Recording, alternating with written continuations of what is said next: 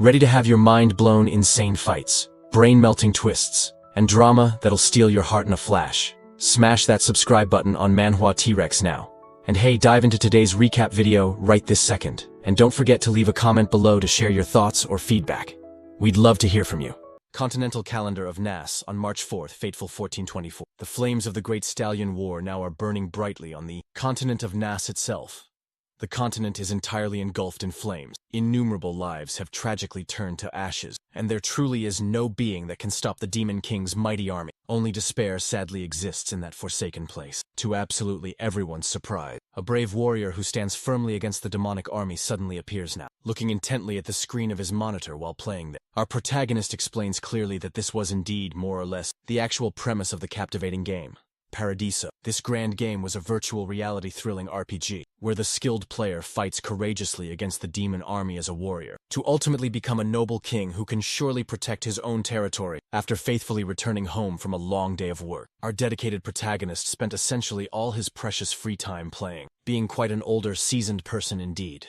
The young man was simply a true expert in skillfully mastering all of the important knowledge about the essential nature of characters, and of course, all things closely related to this intricate game. The man now explains he never truly lost the title of the #1 blog in Paradiso information for a good 10 years straight, but became very ill, so much so that he could no longer continue onward. Even worse still, Yuji's illness did take hold. The young man sadly ended up dying from overwork and too much gaming, while deeply thinking that he died at 30 years old indeed, without even having had the real chance to go on one single date ever. The boy, startled, wakes up right next to a girl with blushing hair now. The girl is looking at her quite chubby lord here, asks gently if he had just a nightmare then. For some strange reason the lord seems quite desperate really, looking now in all possible directions around, trying hard to understand exactly what was even happening now. The man then asks who the strange girl was, and is quickly apologizing, inquires just where he was exactly. However, the girl truly does not understand her lord's rather odd question, and a strange sense of doubt severs throughout all of the house now. Our main protagonist here,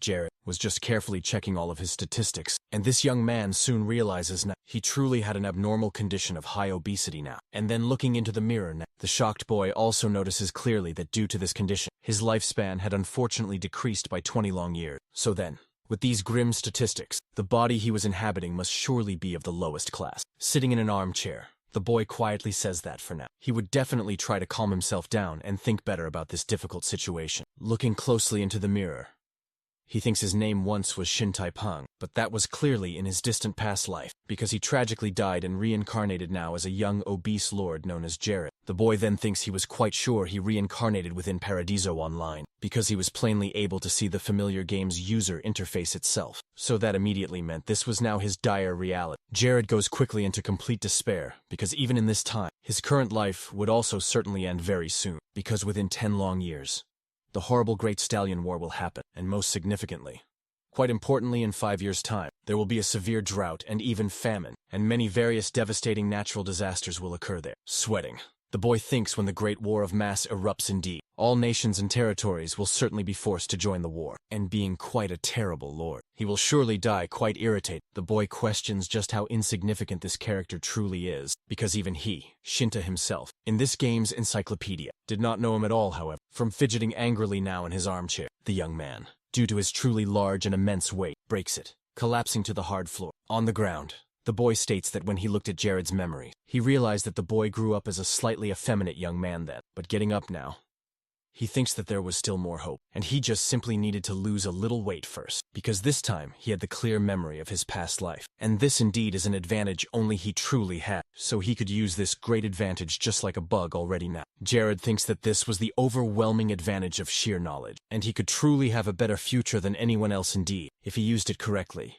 Jared truly thinks that, since it's like this, he would definitely become the strongest warrior here, the one who will then become a great king after unifying this very world, and that right there was his sole goal in this life. After some time passes, we see the same girl as before, with a duster in hand, cleaning away the dust from some ancient books now, saying she would clean well, so her lord could properly use the office soon. Suddenly, a huge noise can indeed be heard from the office itself, and the woman, upon quickly realizing it indeed, sees her lord violently opening the very door and calling out her name aloud. The girl promptly truly wanting to help out now, responds to him immediately. But the man starts intensely searching the entire place for something important, and Hayes asks what exactly he was looking for there. The boy explains it was indeed the memento now. His late father had left him before his passing, and irritated greatly with the former owner of this body. Who put something so incredibly important just anywhere now? Hayes goes directly to the desk, opens up the drawer, and takes out an artifact now, saying that this item was indeed what her lord was looking for specifically. He kindly approaches the young girl now, taking the artifact gently from her hand,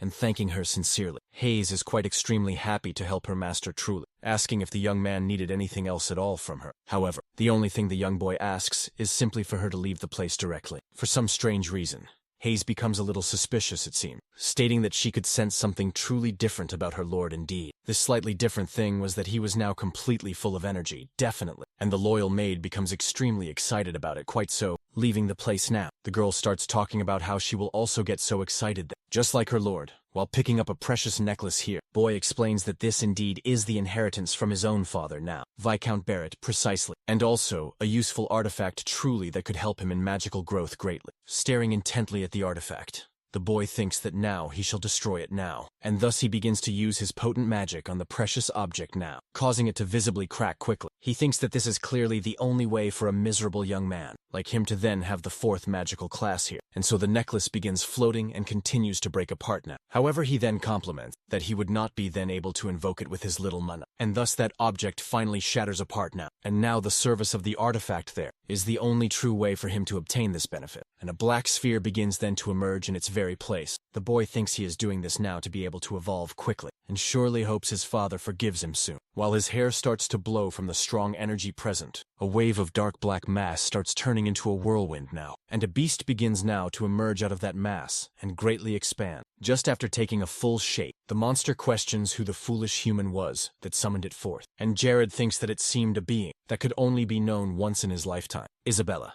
the cheerful spirit, along with the girl here, starts to laugh now in the direction of our main protagonist here, revealing her demonic and truly strange appearance fully now. She then questions the foolish human there. What exactly was the desire that made him summon her now? And Jared thinks that Isabella will become his first step on the road to success. Jared starts to try and calm down now, to avoid panicking fully, because Isabella truly does not like cowards, you see, and that intriguing woman likes true adventurers.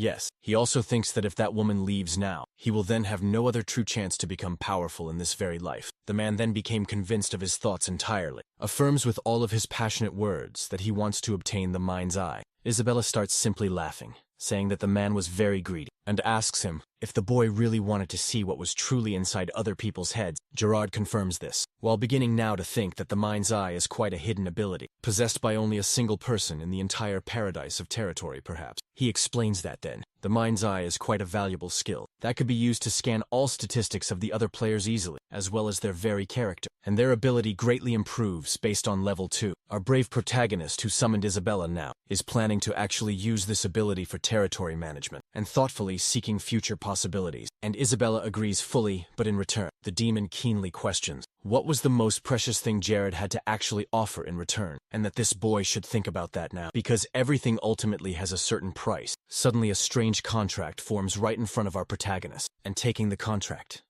Isabella says she would give the mind's eye to this boy, but certainly would take the most precious thing from him. She fully explains that if it happens to be money, she definitely will take it all. If it is honor, he will surely become just a slave, and if it is dear family, she will even eat them. The boy realizes Isabella read his very mind, discovering what his most precious possession truly was, while stating clearly that this was the chilling curse of the evil spirit he had heard so much all about. Suddenly now, for some reason at all, the boy smiles gently, and Isabella panics quickly, questioning herself deeply now about just what was happening with her lips.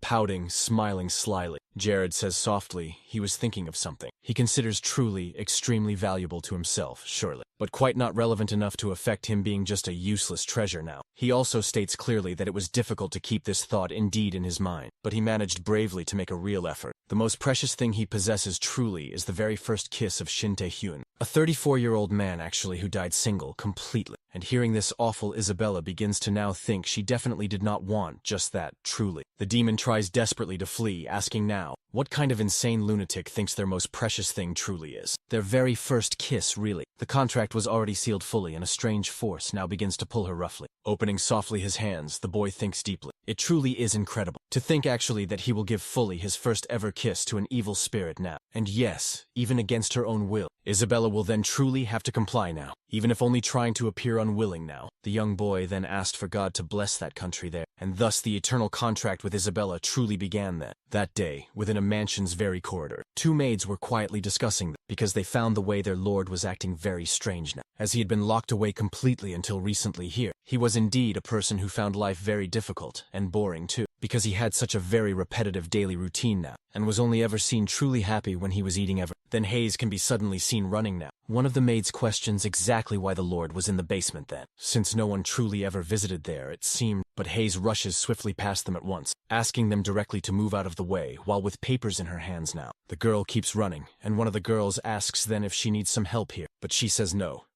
She can handle everything on her own right now. The light-haired maid says truly that Hayes is very delicate, it seems, and she doesn't even mind always being mistreated so much there, and deeply they both feel sorry for the young girl too. Hayes finally arrives in the room itself with the books and papers, telling her lord now that she had brought all the documents about his territory now, and vassals for some unknown reason here. Jared firmly asked the girl to stop right where she currently is, starting to analyze all her statistics himself. He realizes quickly her loyalty is rated as a strong S, and most importantly too, the young girl has many special tendencies. Using his brand new ability, the boy thinks that for just a maid now, she had truly amazing qualities, and would definitely make her a healer later. Jared also clearly sees that the young girl has an unrequited love truly, and has been deeply in love with someone for well over 10 years itself, but laments not being able to fulfill it, as he will be busy still. Our protagonist quietly starts looking at all the papers now, and thoroughly studying the information about the territory overall. Suddenly Hayes then, who truly seemed to be restless about something now, apologizes quickly to the boy now, and the boy simply does not understand why she was saying that. Hayes explains that every single time her lord truly needs her, she should most certainly do her job quite correctly, but if he indeed was analyzing the papers just then,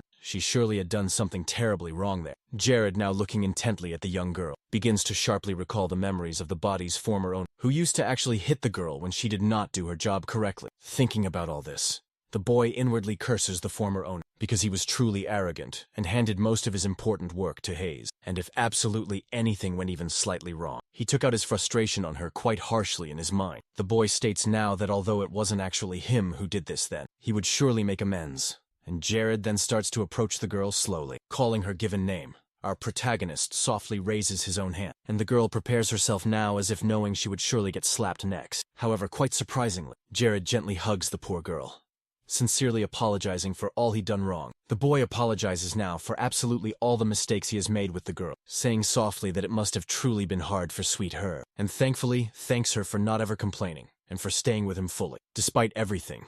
Our protagonist also clearly says that she will never ever have to see his pathetic side again now, because he has indeed had a complete true change of heart here. Smiling quite kindly now, Jared then asks if the girl could trust him once more to become a truly good lord, and so Hayes remains silent there. The girl suddenly says that she actually feels very sorry indeed for Jared, while still continuing there in his embrace. Hayes fully explains that she is apologizing now because she truly felt so moved that she just couldn't stop her crying, continuing still to be shyly desperate. The young girl then says she will stay by the boy's side forevermore, and the boy thanks her now for forgiving him and fully trusting him now. Shinta thinks that now he is truly Jared, so he has to bear all the sins his former old self fully committed. After some time, a huge table with several chairs set up can be soon seen. Hayes is looking closely at Jared, stating clearly that it wasn't quite right. No matter how much she thought about it, the girl says now that the boy will faint indeed if he only eats herbs and just vegetables. Just like that, and the boy continues still to eat only plants. Our main protagonist thinks that for a pig like himself, he really needed to do this if he wanted to lose some weight. The young man explains that in the game, Paradiso now, these strange vegetables had an effect to trick his satiety level. But even so, knowing this vegetable diet tastes so horrible that no one indeed would willingly eat them. And all the food there also seems quite spoiled. The system appears now informing about some benefits the boy was receiving for eating these vegetables and healthy foods, and Jared says that incredibly really, he could actually feel the fat in his belly slowly disappearing. But even with all of this, it was still very difficult, and he truly wanted to vomit, and trying hard to hold his mouth with his own hand, to try and avoid spitting out all the food. Hayes now asks the boy to eat it all, placing a beautiful steak on the table gently, and the girl explains that she prepared this vegan steak as a precaution, The maid explains that she learned to make it, because it truly is good for a healthy, balanced diet. But before, her lord truly never even ate a bite of it, so it was sadly always just thrown away back then. But now, it certainly will be different from now on, crying now with happiness. Jared once again curses his former self deeply, questioning just how the boy could have mistreated an angel like that girl, while savoring the steak. The boy felt now like an angel himself, thinking simply that the food was truly delicious indeed, and this deliciousness was expected from such an A-level cook. Our protagonist then begins to think that he would start soon enough. He then further states that after carefully reading the document fully, he discovered that the entire territory of Cribia at large is actually located in the far northern part of the kingdom now. This northern area is known as quite a poor territory overall, classified specifically with a cold climate that makes cultivation impossible, but pests, monsters, and dangerous bandits are rampant just everywhere. The young boy also clearly states that now, one truly good point is that due to this poor location of the place alone, great exciting events and challenging missions can be found easily there. Jared finishes eating his steak while also commenting now that the core problem was he was too very weak to extract benefits. At this very moment, determined, the boy stands up now, banging hard on the table, and says for now, he definitely needed to rebirth himself anew. However, the fierce demon Isabella suddenly appears there, ordering the boy now to return the mind's eye immediately at once, and the poor boy is startled completely. The piglet questions why exactly the demon was still there too, and Isabella asks how a foolish human dared to deceive her indeed. The demon says plainly she will keep bothering the boy forevermore, until surely she recovers all her power truly, while the young boy just accepts this fate, saying it won't be that easy. 10 long years ago in a memory back, a vague person can be clearly seen knocking loudly on the door, calling his lord loudly and asking him to open up the door immediately. A strong man with black hair and a fresh scar on his sharp eyes says aloud, "It is a real tragedy indeed that the previous lord has sadly passed away." However though, the loyal soldier suggests to the young boy he should overcome the very past, and now start seriously thinking about the long future. The man also firmly says that they would fight together now, in this difficult moment, and keeps knocking insistently at the door still. However, young Jerry continues sitting right there on the floor though, resting both his hands on his young knees while sadly crying. So sad about the entire situation now. The boy simply remains in his place without moving now, just crying now and lamenting his dear father's death today. Back now to our protagonist's grand mansion. The present passing time now. Someone is saying that suddenly the great lord had called them. A man missing one eye and with striking red hair is drinking now, and questioning if the great lord was preparing a New Year's grand party. The man continues to drink his own beverage and looking to the side, he notices two maids standing there. The drunk goes right up to both, saying good morning to Hayes and grabbing both the girls in his arms tight. Hayes clearly says good morning to Grazgus now, but she is uncomfortable with the whole entire situation there, and the drunken man says he likes the girl's rather positive side now. A truly drunk can only think that he couldn't quite understand what such a beauty even wanted with the fat lord, but surely he would truly have her now. That same man we saw in the flashback is strongly arguing with Grazgus, sharply asking just what he was doing there precisely, since he had clearly already told the boy not to hit on these women. Hayes then directly calls the man lackeys here, and he says that a lord's knight truly should not behave inappropriately, and just for some strange reason now. Grazgus is quite surprised to see the man changing his expression to fierce anger. Grazgus pointedly asks if Lycus really truly thinks he has the outright right to lecture the chief of Cribias here, public security right now. He also firmly says that it seemed the man still didn't quite know his place, even after clearly being defeated by this lord, and Lycus sharply gets extremely irritated hearing that statement now, going right up to the boy. The soldier directly faces the drunk indeed, challenging him to dare say that all again, but the mocking boy just mocks calling him an old man. However, then an unknown elderly man suddenly appears there, firmly ordering the two to stop all this because this lord would arrive quite soon. Lackey is fully turning around now, calls the old man Owen soon, while showing respect, but very much unlike him now. Grazda then leaves angrily, loudly saying he couldn't possibly believe a toothless old dog and a retired man could still even step inside the lord's grand mansion, and that they both were real disgraces. Seeing that arrogant man leave now, Lacus questions how such an arrogant brat could become a security chief here, but Owen says quite sadly that the two of them couldn't really do anything about it. So, they head on to the meeting place, and a long table with several people seated can be clearly seen there. Some of the nobles who were calmly talking find it quite strange now, stating firmly that they can't believe that the lord had actually called a meeting. They are also impressed that Jared was attentively reading the reports then. They had just delivered something the man certainly never did at all. Grascius continues loudly drinking, and then he slams the bottle hard on the table, questioning rather rudely why his own lord was carefully reading a report since it didn't suit him. Grascus then tells his lord directly that the young man really should end this meeting now, and just drink with him.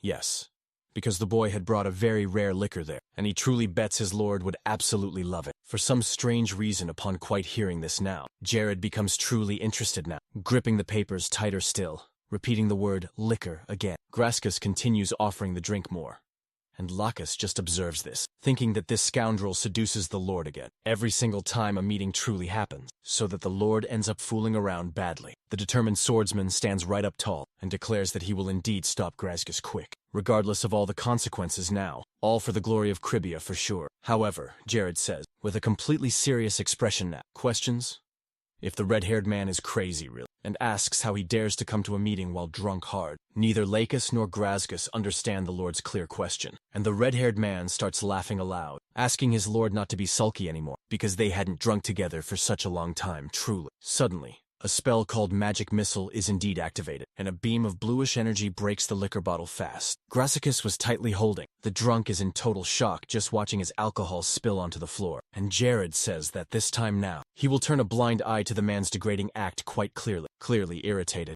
Graskus says firmly that it didn't matter if the lord was his superior. He simply wouldn't forgive someone who actually used magic against him. However, Jared just calmly ignores him then, throwing some papers onto the table and saying they will move on to the next topic right now, calling Graskus by his name. Jared asks intently if the chief of public security is satisfied indeed. The wealth that he has accumulated now by abusing his own authority, now standing. The drunk is indeed completely confused, and Jared pointedly continues, saying that he had harmed many inhabitants of the territory itself because he was thoroughly blinded by greed. The lord pointedly adds that the citizens truly could not trust the government of Cribia because various abuses and crimes were currently being committed against innocents. Finally now, our protagonist thus concludes that he also indeed heard Graskus has been taking the lord's own subordinates without any permission now, and thus Jerry invokes a fiery fire spell indeed, but Lord states that for all the many other sins the drunk has committed, he will still continue attacking the man, even after burning Graskus's entire face. Completely desperate now, the man tries to flee the place quickly by running, but immediately, a searing fireball is launched squarely against his back now, hitting him very squarely. Graskus can only fall to the hard ground unconscious and completely defeated, and Jared says that he really truly wanted to kill the man now, but to fairly uphold the clear law, he will stop justly there. Our protagonist firmly tells everyone there that on this very day, Graskus will surely be removed from his current position as chief of public security, and the lord will be thoroughly and fully investigating too all the deep corruption that has been truly happening in that very territory. All the other people right at the table immediately kneel down low, apologizing sincerely to their master and stating that they have sinned gravely. Lackeys just simply observes this entire tense situation now, thinking that our protagonist simply had defeated. Graskus indeed was very strong and fierce battle, and yet it was defeated with just only one strike now, looking intently at the lord there. He also adds that this dignity now is the same as the previous lord too. Viscount Barrett, our protagonist here, calls his lackeys, then saying aloud, he would announce the man as the absolute new chief of security for Cribia right now, and the man is confused now. But before he could strongly refuse, Jared pointedly asks if he would disobey a direct order from the lord now, and likely as just his meals, saying he would surely comply promptly indeed. The blonde boy indeed also says that this now is an order straight from the lord now, and clearly asked if anyone in this very room has really anything against it then, and everyone simply responds no. Jared keenly thinks that with this decision, he has successfully managed to fully restore the lord's personal dignity, which had definitely fallen right to the absolute bottom previously, after Jared had decisively done all of this quite well. And keenly looking at everyone's given statistics, he bluntly says the real core problem is still, he honestly hasn't found someone just yet he could really use as his right and left hand too. But indeed, looking quickly to the side now, he keenly turns his keen attention right to Mr. Owen.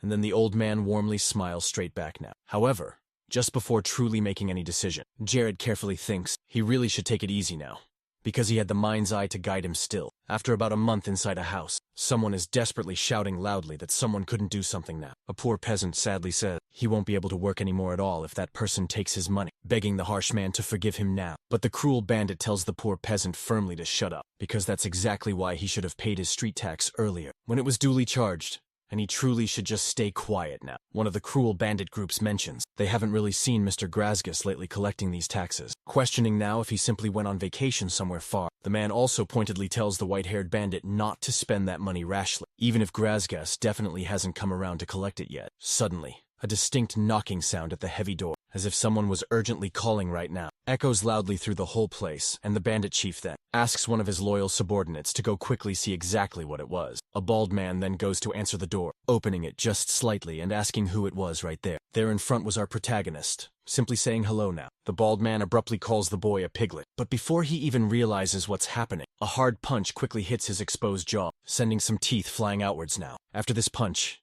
the bandit is thrown right across the house, and all the others in that group are truly shocked by this sudden situation. Lacus is now extremely irritated too, questioning aloud how a mere bandit could insult his great lord, asking now if the boy wanted to actually die right here. Jared then tries to calm the tense situation somewhat, saying that he didn't mind the simple insult and it was okay. However though, these are the very people who are indeed collecting illegal taxes from citizens and merchants. Returning to his serious, cold expression, the Lord now orders Lacus to capture each bandit, and to not let any single one of them escape at all, with an extremely satisfied expression now showing. Now the soldier cracks his knuckles loudly, saying he will surely obey his lord's given orders, with great pleasure. He states this will be swift justice, carried out swiftly by the new chief of security here, and the bandits hearing all that are quite incredulous, realizing fully that Grazgus had indeed been defeated. After thoroughly teaching the bandits a harsh lesson, in the back of the very place where they were kept, the bandit chief is spotted sneaking out with the bag of belongings. However, just behind him now, our main protagonist opens the door suddenly, questioning exactly where the man thought he was going now, and the startled man is startled, throwing the bag high into the air, abandoning all of the stolen money there. The desperate bandit tries to escape quickly by running through the deep snow, but Jared swiftly uses his powerful magic missile ability, striking the fleeing man several times hard. Right after the whole tense situation, a grateful group of citizens thanks the Lord and lackeys for their services here. A unit of soldiers takes the chained bandits swiftly to prison now, and all the citizens are greatly relieved, as they were indeed wondering when these scoundrels would be justly punished. Lacus then starts his very speech, informing all the people of Cribia now that the Lord admitted his previous mistakes openly, and even declared that he would now take true care of his citizens with all his strength from this moment on now. On top of this, he also said that getting rid of these criminals was simply the first step itself. And so the bandit chief thinks, still unable to believe Grasper got caught at all. Lacus continues on with his important speech, and so we now see the peasants receiving food as a heartfelt apology and true mercy from the Lord. Even Bard was singing right at the place, cheering everyone greatly up indeed, and Lacus concludes this speech by asking everyone to be eternally grateful to their Lord for their whole lives from now on.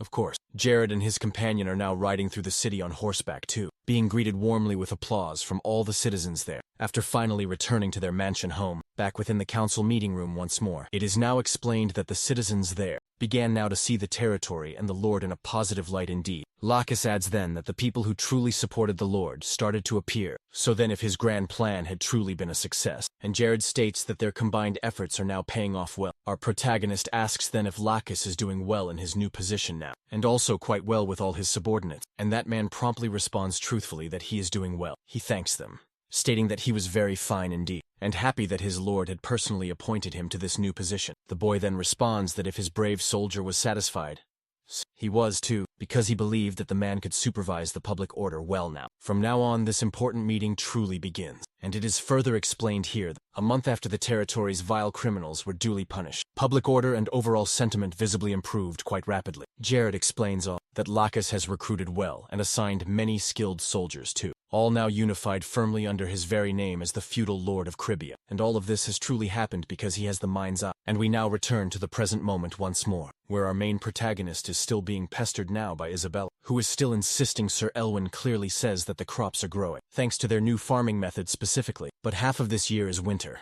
and due to other key factors, the ultimate results are not favorable just yet. Avila, another vassal, keenly says that now, although they are bravely trying to use mana stones as a very special product of this territory itself, it will simply take some time now to achieve the desired result. Jared is deeply thinking, hearing all of this, that the mind's eye truly is not very useful, beyond purely identifying naturally talented people clearly, and he will have to work even harder from this very day onward. The thoughtful boy gently taps his stomach lightly then, while Lacus keenly observes this, and says he's seen it a few times, because this specific method seemed truly very effective indeed. Our main protagonist says that this is a popular method to lose weight now, and that he originally learned it in another territory far away. The chief of security proudly and clearly says that as his lord loses weight, he increasingly looks exactly like a real feudal lord now. However, Our main protagonist is honestly thinking that now, this special method is absolutely not for simple dieting, and this feels like a trick to unfairly increase mana capacity. He explains further after emitting mana from both of his hands. You release the mana back quite near your own body, then reabsorb it all. This technique is the exact trick to increasing one's mana here. Although this isn't quite an official bug of famed Paradiso, it counts as one.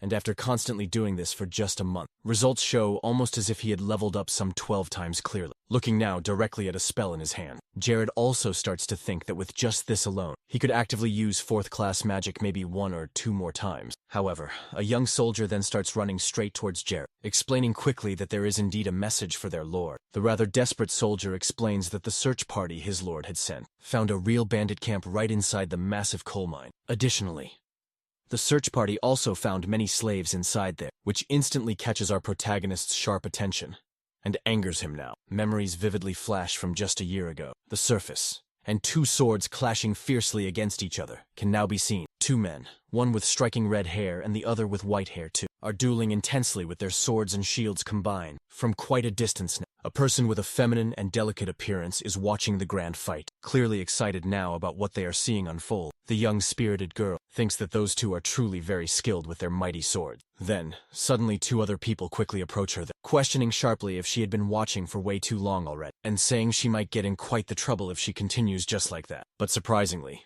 the spirited girl simply smiles then, calling the 2 now her beloved brother and sister indeed, and they firmly say she would surely be reprimanded by the stern director if caught wandering around later, lifting a barrel so easily. Lena says it's truly okay, because she's much faster than her dear friends, and extremely strong really, talking freely with her close sibling, while a beautiful, vibrant butterfly lands gracefully on the barrel near. Lena's sister says she simply can't believe the young girl's already 14 years old now. The concerned woman asks if the young girl will truly work as a maid in the noble's grand mansion, and young Lena responds affirmatively. So, Lena then says she bets it will be such a good place, because the kind director takes special care of dear her. Even though she's just an orphan girl, the girl's own sister says it's such a pity, because she was already thinking of bringing the girl to her troop as mercenary, and the young girl still remains silent yet again. She then calls her own siblings, who find her strange attitude quite peculiar, and just ask what she shyly wanted now. The young girl responds that maybe not right now, but wonders if a girl like her could ever become a truly great swordswoman ever, if she really works hard. The young girl states clearly, she says she would prefer to truly be a swordswoman rather than just a maid, but sadly, that's not possible currently for her. The blue-bearded boy abruptly starts laughing aloud, asking Lena now if she really knew why there aren't so many women in these mercenary troops. Drawing his gleaming sword upon, then drawing the weapon fast, a truly huge gust of wind is forcefully expelled from the object, seriously lifting dust and debris all around there. He explains calmly that the world is too dangerous, too harsh to face, with simply such a naive mindset. Truly. He also informs her firmly that most girls will just give up or else die after facing such a terribly harsh reality. Yes, however, this applies to all men as well. Truly. And the focused boy starts removing his stark gloves. The wise young man explains that gender really doesn't matter here. What you vitally need is true spirit, real will, talent, an unwavering effort indeed. He also adds that she is even more talented than both of them too, and that's precisely why she would ultimately succeed. The girl's sister then tells young Lena that if she has really nowhere to go, she should come to them, because she will gladly hire her, using her full authority as their leader. The hopeful girl is extremely, utterly happy, smiling, slightly embarrassed a bit. Imagine her bright, promising future now. But life sadly is tough, and in another future place. Now, we see the very same smiling girl sitting down in a dark basement, calling her beloved brother and sister's names while chained tightly. The poor girl is truly in complete despair now, and all she really can do is scream very loudly there. Within Lena's fragmented memories, we then see the pastor kindly calling her own name while holding the small hands of 2 children. That kind man says there that the young girl was like an angel sent from God, and that's precisely why he asked her to work so hard for the whole orphanage. And smiling brightly, the girl then says she surely would. Back now in the present where painfully she is being enslaved here, a cruel bandit with a scary face then pointedly asks if she even knew that it was in fact the director himself who sold her away. Irritated young Lena retorts sharply that it's utterly impossible, because he was truly about to make her a maid in a noble's fine house there. All of the crude bandits in the dingy place start laughing loudly while drinking, and then one of them rudely says she wasn't a maid, but just a mere slave, flatly calling the naive girl an outright idiot too. One of the cruel bandits menacingly has a whip in his hand, saying it really doesn't matter if the poor girl is a slave or a mere orphan now. However, she sadly had to be obedient because she was now a slave, and so Cruelly, the man started whipping the girl's poor back, and she only grown terribly in pain now. She continued trying hard to deny the harsh facts, affirming strongly to herself that the director wasn't that awful kind of person. Back now in the cell with the other poor children, the young girl said that it sadly had been a full month since she was cruelly sold to the vile slave traders, and most of the long time was spent locked inside the cold cell. A red-haired girl looked intently at Lena and asked if she was from Mallorca.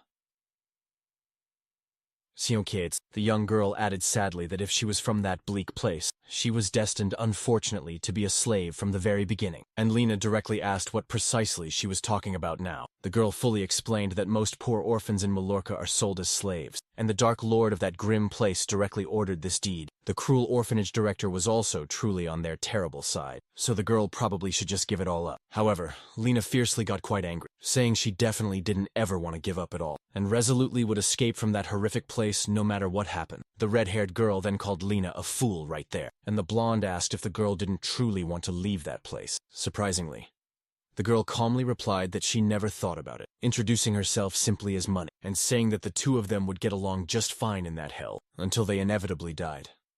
Lena felt a bit uncomfortable hearing that indeed, mentioning that Manny's very way of speaking was quite discouraging though, and the girl then replied that she was just accepting brutal reality. The blonde explained now that another full month had passed, and Money and she became quite close fairly quickly. Seeing one of the grim cells, Lena explained that there weren't many young slaves in that awful place, and the other poor slaves acted just like lifeless dolls truly. The girl thought that no matter what harsh condition these slaves were in, they were, sadly, still sold very easily anyway. She also thought that she didn't know if she was actually lucky or not, but slaves age 14 like her and many others were safe until 15 generally, and she affirmed to herself in her mind that she wouldn't give up now. Half a year had passed then, and Lena was now accustomed fully to the severe manual labor daily. Caribbean quickly became a truly terrible territory, just exactly like Mallorca now. The girl then explained Manny taught her much about this world, and we see the two side by side, talking with Money indeed, informing Lena about what had happened exactly in Caribbean. Lena asked Money how she exactly knew all of this now. The girl always replied that she had heard it exactly from one bandit, all because she simply had good hearing. Stirring a large pot of the food, Manny also explained that there weren't many mercenaries in Caribbean then. Selena's dear siblings simply wouldn't be there, and then the girl thanked her very much for the information. Looking at her heavy chains, the girl continued, with a determined look truly, thinking to herself that she wouldn't give up, no matter what happened now, knowing that the food truly was meant for the bandits there. Manny spat into it right then. Then she told Lena that she was the most stubborn slave she had ever truly met. For some odd reason, the young girl felt embarrassed and averted her gaze softly, said that she indeed liked even that about her. Winter finally arrived, and snow covered up the entrance to the mining place. Here, Monty and Lena were looking intently at their dear friend, who was lying down, appearing extremely and terribly ill. The girls sadly said that a full year had already passed by now, and now they were both 15 years old indeed. The only thing the red-haired girl could really do was cough and sweat profusely, from the truly high fever she was experiencing intensely, and Lena softly called her name out. The blonde thoughtfully knew that her friend was burning up quite badly, and it would truly be a problem if she didn't soon get better. So she desperately needed to do absolutely something now. One of the crude bandits was drinking loudly with his feet right up on the rough table, saying that the arrogant grass has truly always boasted loudly, that the greedy bandits only really needed to trust in him completely, but sadly was caught soundly by a piglet, and because of this mistake,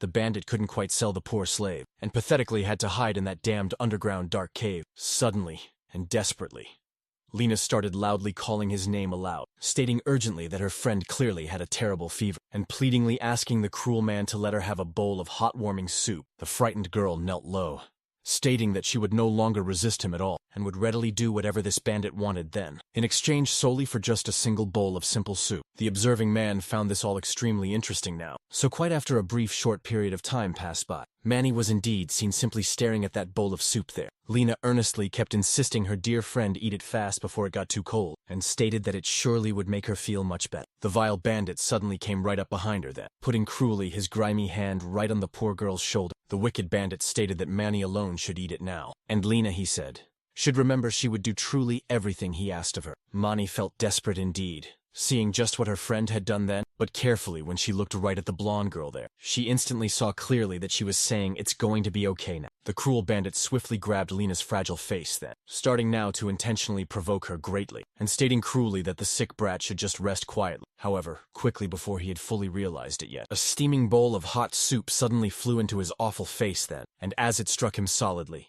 The outraged man revolted back fast, yelling loudly that it was burning fiercely. Taking full advantage of the dire situation, Many quickly then grabbed her close friend's arm indeed, urging them all to hurry and quickly escape from that awful place. The concerned red-haired girl then scolded her dear friend, stating clearly that she couldn't have done all that just to get some soup. Many also sternly insisted that she didn't even care if other lowly slaves did such cruel things. But her closest friend should truly never do it, because she declared she wasn't a slave ever. The upset girl was just about to continue her long speech right then, but before they even fully realized it all then, they were suddenly caught harshly by the vile bandit now. The cruel man pulled Lena, and just as he was about to strike and attack her badly, her brave friend stepped swiftly in, taking the brutal blow instead at once. The only stark thing visible was many people falling hard to the cold ground now, with splattering blood flying. Poor Lena, furious indeed at the terrible sight, she quickly turned and fiercely punched the bandit, forcing cruelly him to finally let go of her tightly. The distraught girl knelt sadly by her friend then, who was worryingly slipping far away from this cruel world now, and started to cry quite incessantly then. Lena then called her friend an absolute idiot, asking just why she had been stabbed in her very place. Annie sadly said that her life was like a deep pit. She simply grew up among the bandits, and was quite used to seeing people being robbed and murdered there. But a mere orphan like her friend had such a truly big dream, and at first, she actually thought it was quite ridiculous. However,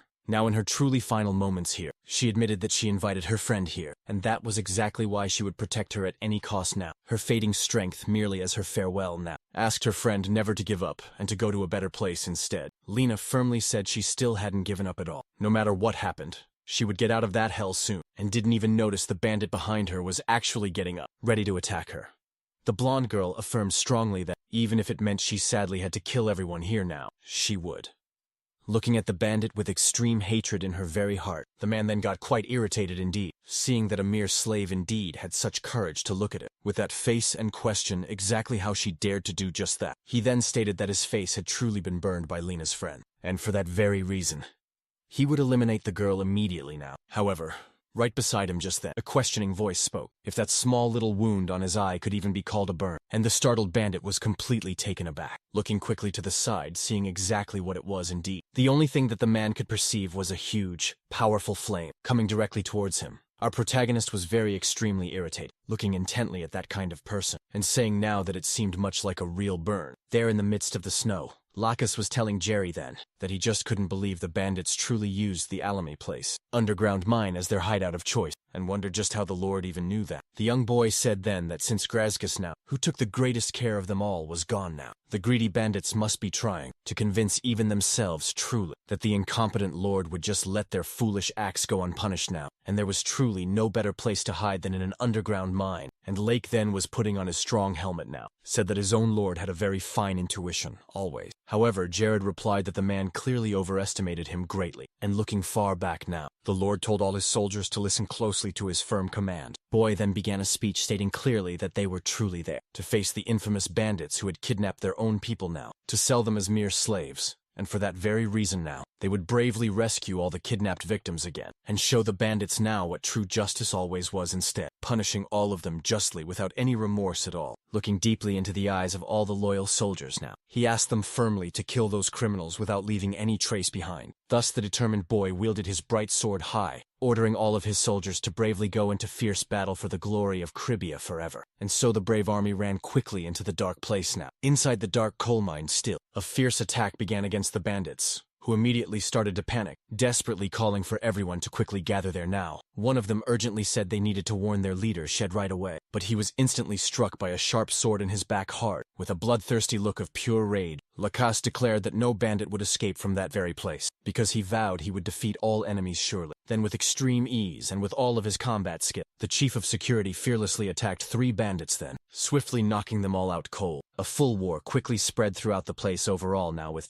various warriors and ruthless bandits clashing even deeper into the dark mine. Our brave protagonist led a whole troop, accompanied closely by Lacus, always, commenting that maybe it was normal indeed for a mine now, but there were just so many bifurcations ahead. Jared then stated aloud that the ability of their enemy was only that of an armed commoner for now, and he then ordered all his soldiers to spread far out and meticulously search every dark tunnel.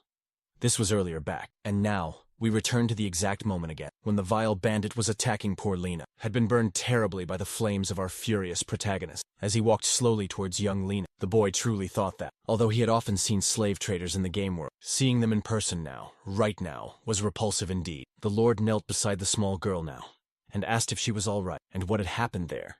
The girl softly said she was, but her dear friend had died while trying to bravely save her, and Lena became now even sadder than before, which further fueled Jared's rising fury and rage. Looking sadly at Manny's body, he thought it quite late, and even if he bravely used his strongest recovery magic there, he truly couldn't save the girl at all. The chubby boy hugged fragile Lena, apologizing sincerely for arriving too late to save both of them now. As Jared looked closely at sweet Lena, he noticed then that she had a very thin body and quite rough hands, like tree-rough bark, indicating sadly that she had suffered greatly from hard labor indeed. Bandit Chief Ched finally arrived at the full scene, and demanded to know precisely what the hell was now going on, openly questioning Jared Ched at the moment. Seeing the Lord, Ched realized he wasn't anyone important at all, just the piggy lord now, and showed definite signs of being quite drunk. The bandit coldly told his lord that he really should have continued fattening up in his mansion as before, also questioning what the boy was even doing in his workplace now. Jared became infuriated quickly, said that it seemed the bandit's life was indeed a mess, because Chad was openly mocking his lord now, and therefore he would kill him personally himself right now. Chad got truly angry, saying he wouldn't die at the hands of a piggy like him, and started to carefully conjure magic to counter his enemies now. The two mages then faced each other off firmly, and the bandit quickly launches very powerful lightning magic now. Our protagonist moved with an extraordinary impressive speed. Jared easily dodged it, using a complex magic called acceleration. The drunken bandit panicked suddenly, questioning how a mage like him could use that magic so very efficiently. But just before he could see,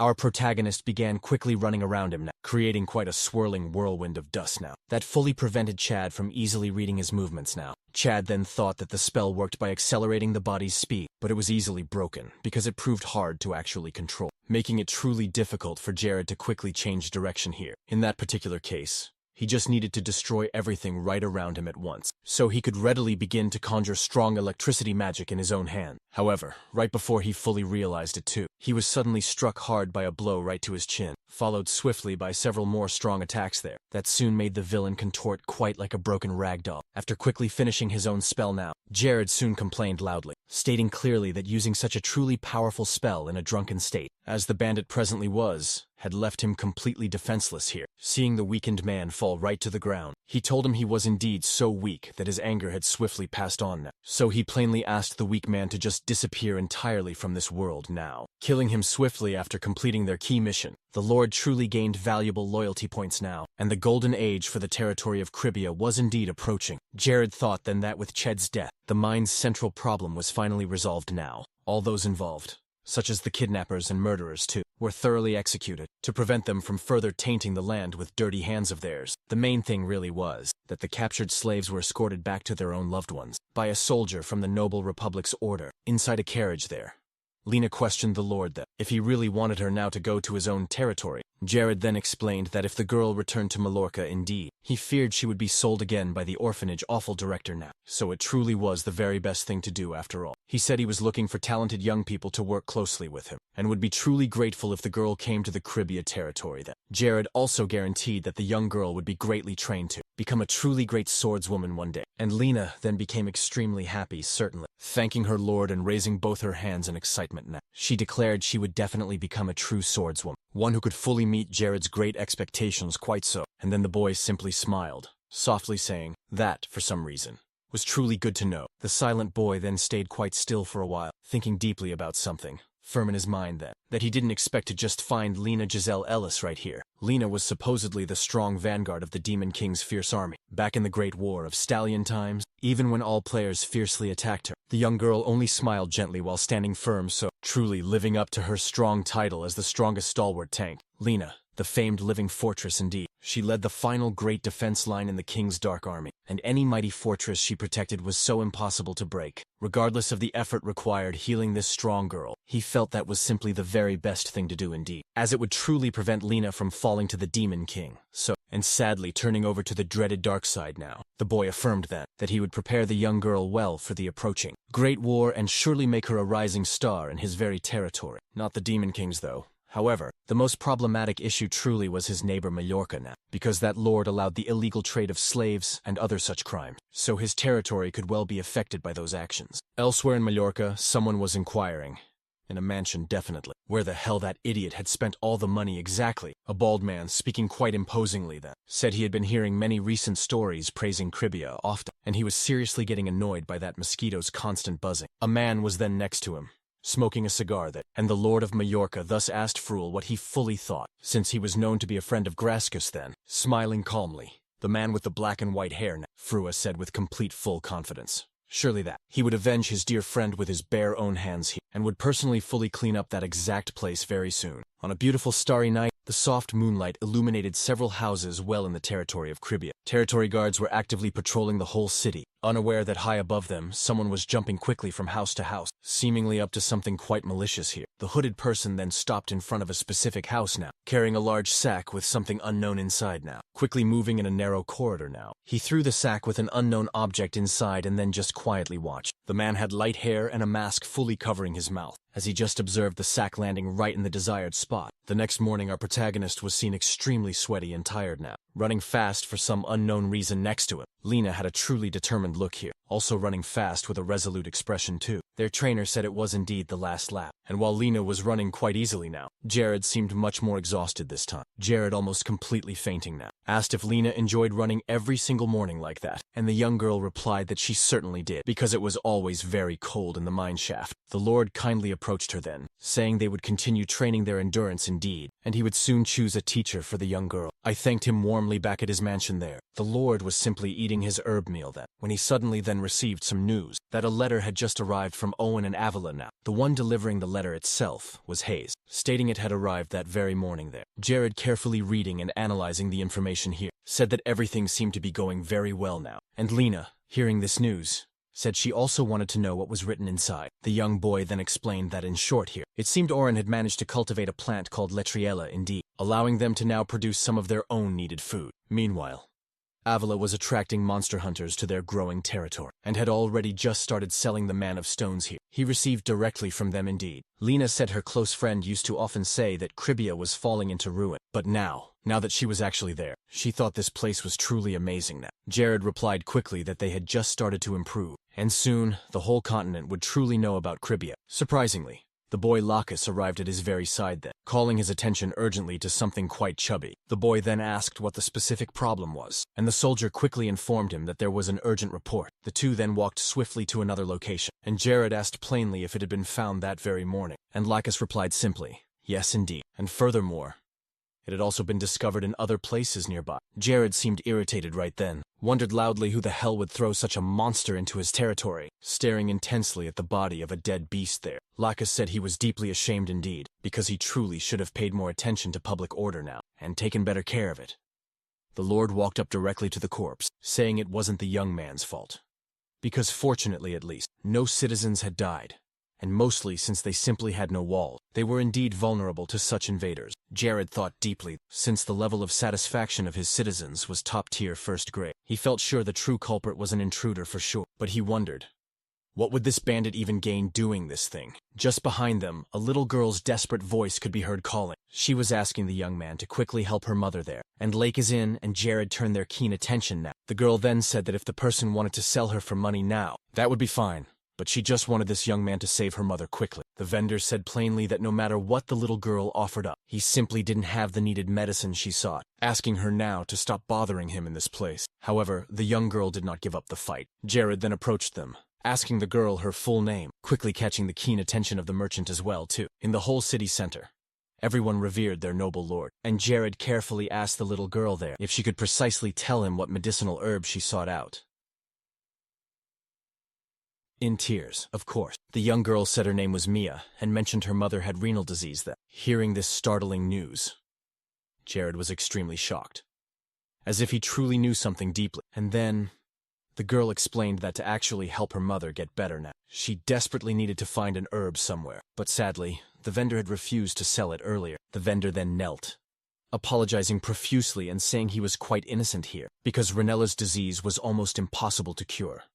Truly a rare thing, and sadly, He couldn't do anything whatsoever about it. Jared simply stated that he knew it well, because this dreaded disease could only be effectively cured by the blessing of a pontiff, or by a very powerful potion from the empire of Athema far away. The keen boy thought that this disease was quite similar to tuberculosis perhaps, and its distinct name came from the specific place where it originated from, the perilous territory of Runella, where there were many dangerous dungeons and monsters. The Lord then knelt down politely to Mia now, asking her very kindly to please show him where her mother was located. Smiling gently, the boy then said aloud, with full confidence truly, that he actually knew how to effectively treat the grave disease Mia's mother had surely. Soon after, they could clearly see a dilapidated and already completely destroyed house there, with little Mia saying that was indeed her residence now. As they carefully climbed the worn stairs, the little girl said her dear mother was on the second floor precisely, and our kind protagonist thought that the old house was aged, and even wondered if the old stairs would hold his weight now. After quickly climbing the stairs up, Maya ran swiftly to the room where her mother stayed, and called loudly for her incessantly there. The girl went directly to the fragile woman, asking if she was all right, and said she brought someone to help her. The poor woman wasn't happy as Mia had done this before now. The sick and quite worn-out woman sadly told the doctor that she sadly couldn't pay for treatment now, and apologized deeply for what her dear daughter had done here.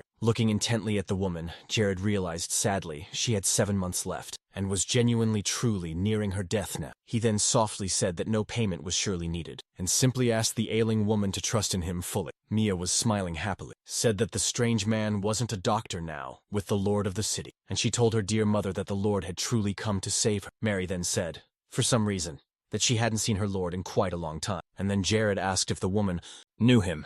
The woman, coughing up blood weakly, said yes indeed, because the Lord truly had invited her to come work as head chef at the mansion directly, 8 years ago.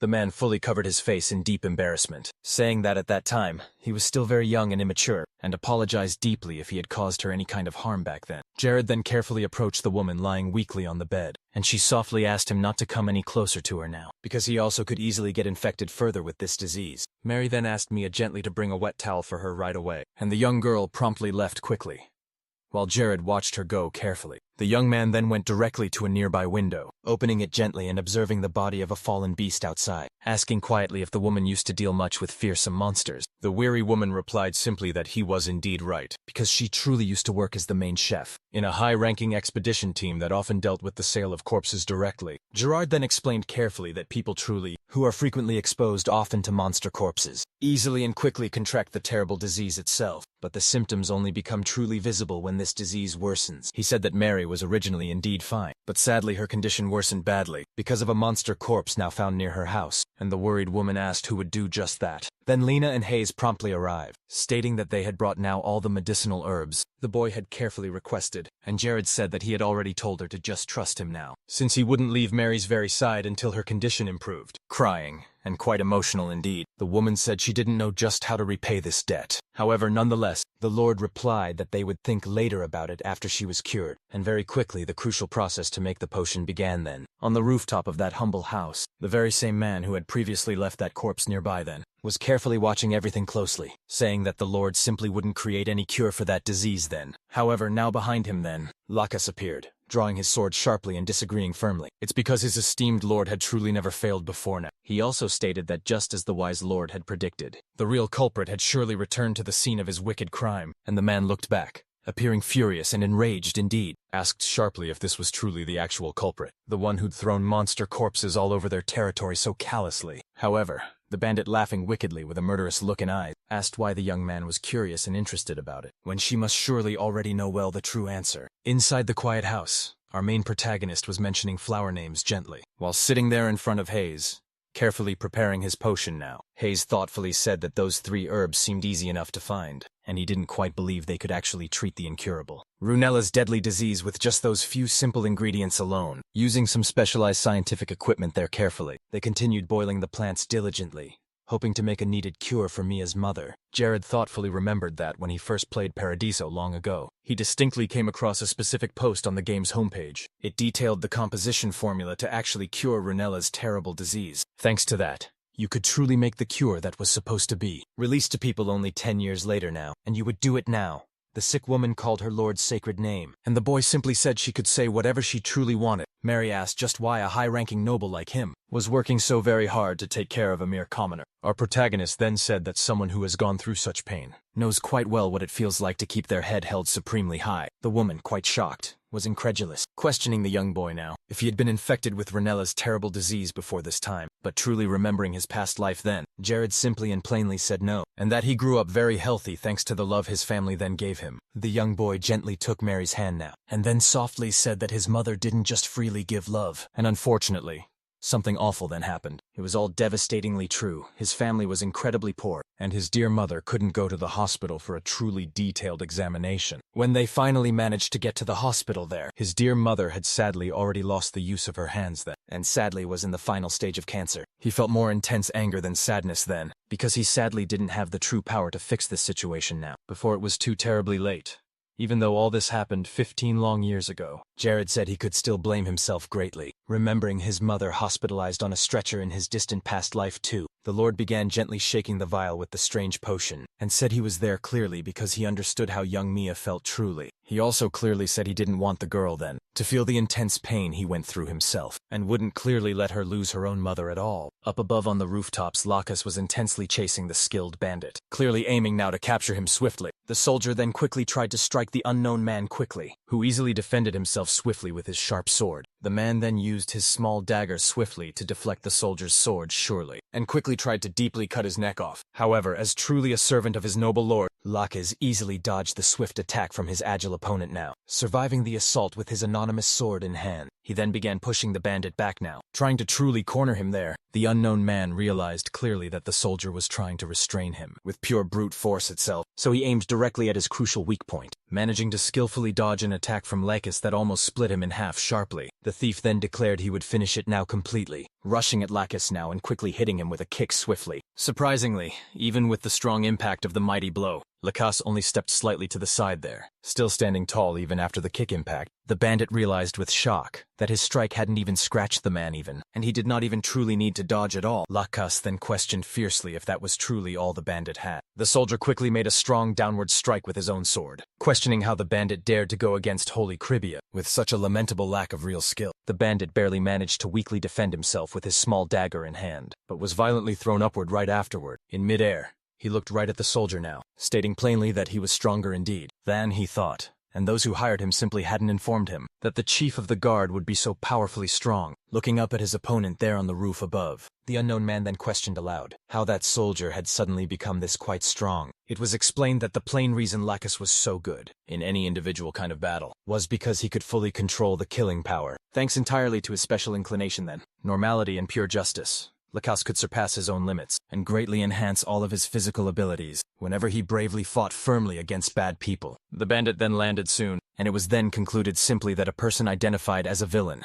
would just never be fully able to win against Lacus now. The brave soldier stepped directly forward, telling the unknown man to surrender nice and quietly, because he would really never be able to win this whole fight. After overhearing that, the unknown man surprised everyone, saying it was a surprise, because he had planned to kill the chief of the guard if discovered at all, but seemingly he had now given up on that deadly plan. He stated then that he would indeed leave for now, but the soldier got truly angry now, asking if the thief thought he'd just escape so easily like that. However, the bandit himself, laughing ominously with a murderous look, asked Lacus not to be so truly impatient right now, as they would assuredly meet again quite soon too. And then he started to lower his daunting mask slowly. He concluded powerfully by saying they could fight to their absolute fullest another time, and then a strange, eerie mist began to emanate from his very mouth then. The chief of security got indeed irritated then, questioning where on earth that strange mist came from now, and now trying to fend himself off with his frantic arms. But as he intensely looked all around quickly, he ultimately realized that the bandit had simply disappeared without him even truly noticing anything. Quite some 2 days later, Mia was clearly seen kneeling and intently observing something closely, and Jared suddenly asked her to just look. Our main protagonist now began to explain that what she was seeing was done by truly gathering mana. Associatively, it was a simpler method surely, as various small energy spheres began to unite now. With his other hand, he performed another impressive spell, explaining clearly that this was done by forcibly gathering mana indeed, using the force condensation method specifically. Mia, quite curious, asked if both could be surely used for magic now. Then wouldn't it be better to practice just one single method itself? Jared, dressed in such strange clothing today, affirmed plainly that everyone thought that exact way. Dressed as a wizard, he said that however truly. Evil magicians often corrupt all the surrounding mana instead, and if that happens now, a magician who uses the associative method truly won't be able to use any of their magic skills. Miel was quite alarmed now, saying that a magician not being able to use their magic was indeed extremely terrible and concerning absolutely. Jared concluded his explanation now saying that therefore, even though it was indeed more difficult, everyone also absolutely needed to train the force condensation method. The young girl said she totally understood, but questioned why her lord was dressed in strange new clothes and had a funny mustache while taking off the costume now. The young boy said he was trying to look like a magic trainer using that. Behind a closed door,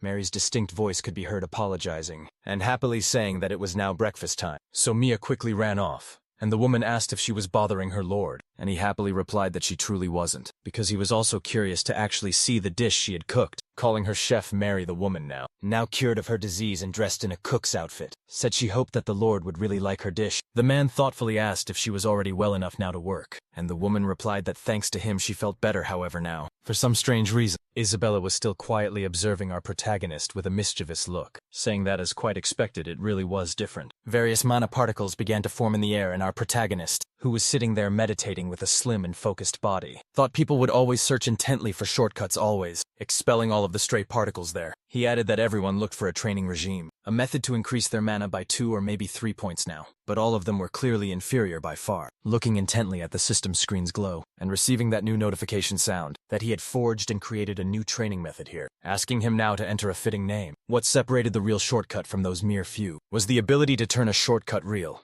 into their very own path true, and his novel training method was utterly superior now. While thinking deeply about what grand name to give this method the boy then said that this mark would be the very first of his in this world so grand, so it would be truly nice to invent a proper fitting name to stand. Bug player indeed, the one who deeply loves all the real shortcuts, often used to facilitate their own journey ahead. Lying there in the air, Isabella, with her tongue sticking out, began to really laugh a bit, saying, indeed, she had been spying intently on secret training methods of many magicians, but this particular boy's method showed a rather interesting, unique difference. Our main protagonist asked the demon then if she could clearly see the flaw within this very method, and the powerful woman said yes, even though normal people just couldn't see it at all. She even said she could also firmly affirm that this boy was cheating somehow, because he was artificially good now at attracting pure mana directly to his own body. Coming up swiftly behind the boy, she placed her hand gently on him now. Isabella then stated clearly that he wasn't exactly a person from this land. Jared immediately got extremely worried upon hearing that statement, questioning aloud just what the woman was even talking about at all, and Isabella simply began to laugh a little bit. The demon then commented quickly that she was just casually asking if the boy came here from another continent, because currently there were rumors circulating that people originally from the eastern continent were particularly skilled at refined mana manipulation. Relieved slightly,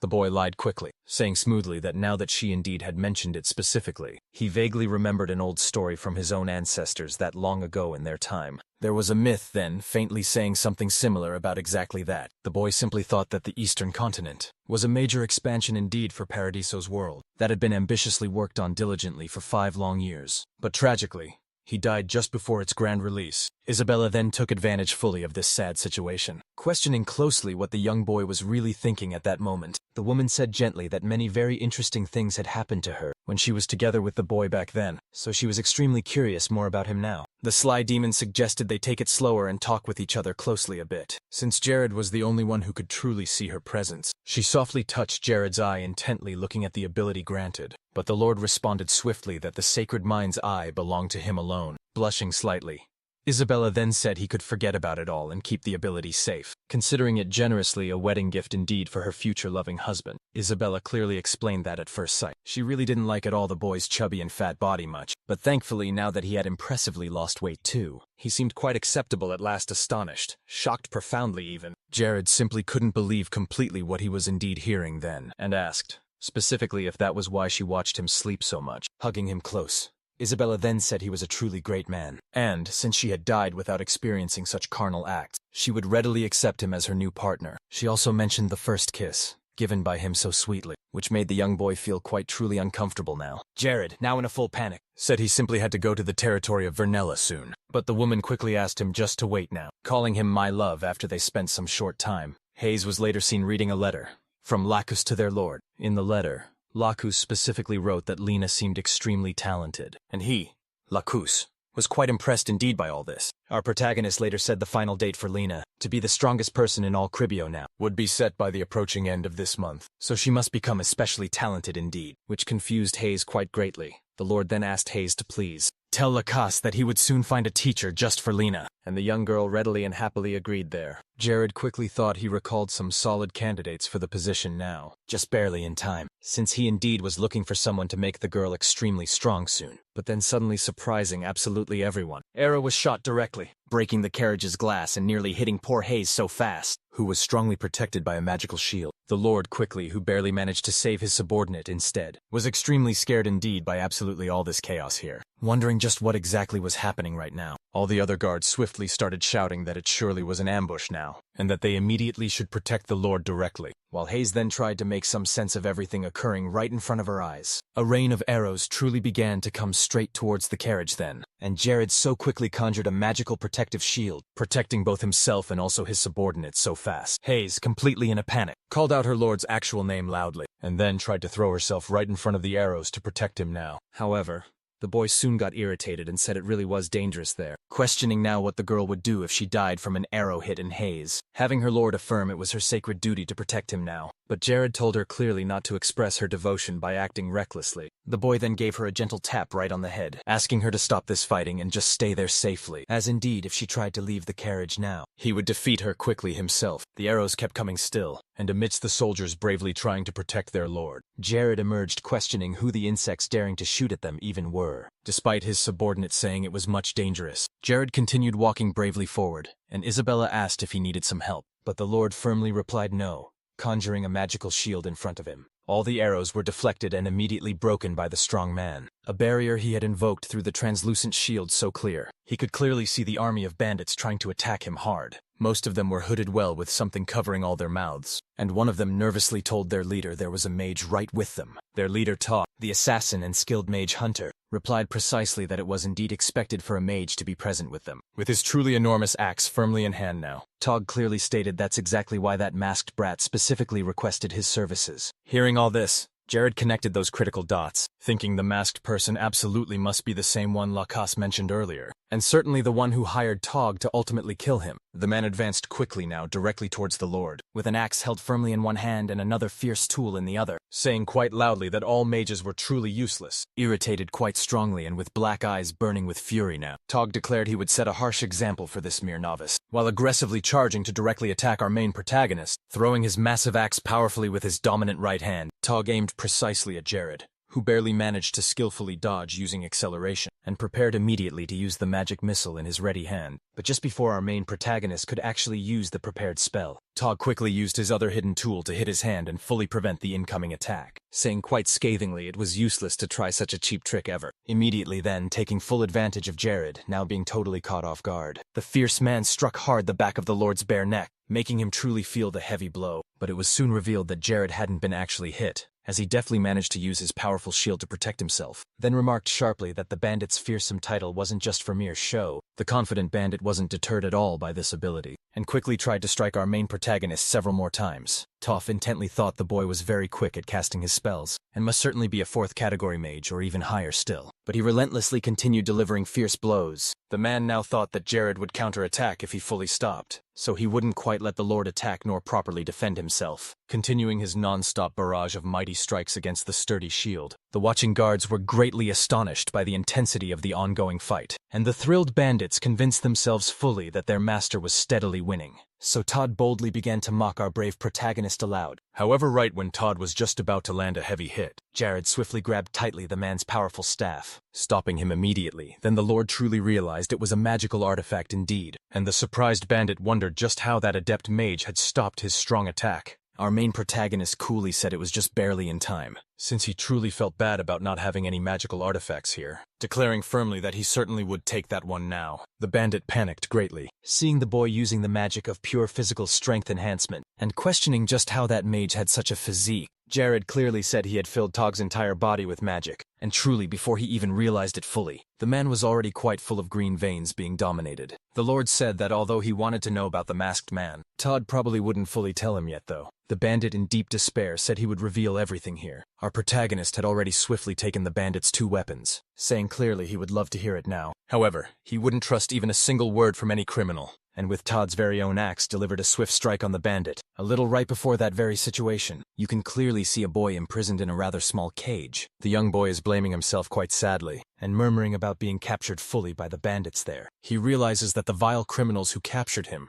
were secretly talking to someone about assassinating a specific merchant. Aki realizes now that Tog was being hired to kill a medicine merchant specifically. Tog promptly goes to his contractor then, and asks clearly for at least half the money up front now, and the mysterious masked man readily agrees now. The masked man, yes, thinks now that all the residents of Cribia's territory were indeed cured effectively by that medicine. This now meant it was easy to find the materials for the special potion. So it was certain that our main protagonist would go to Ranella, certainly, to try now to gain specific favors after a simple walk indeed. Todd carefully reaches the very top of a mountain, and now wonders intently if this is where the merchant would soon appear. And the other mysterious man readily confirms it quickly. Aki, now seeing the grave situation, comments sadly that those assassins had already brutally killed 11 people this week, so someone definitely needed now to stop them all. We are returned now to the moment when Jared was delivering a fierce blow to the bandit harshly, while angrily saying he definitely didn't believe his false word. Aki, keenly seeing that intense scene, gets truly excited now, since the bandit leader has finally been defeated at last. The Lord doesn't stop there and begins to cast more spells now, advancing fiercely against the remaining bandits. The boy, once in prison, becomes really excited to see all that, thinking Jared was the handsome warrior to save him at last. After all of that situation,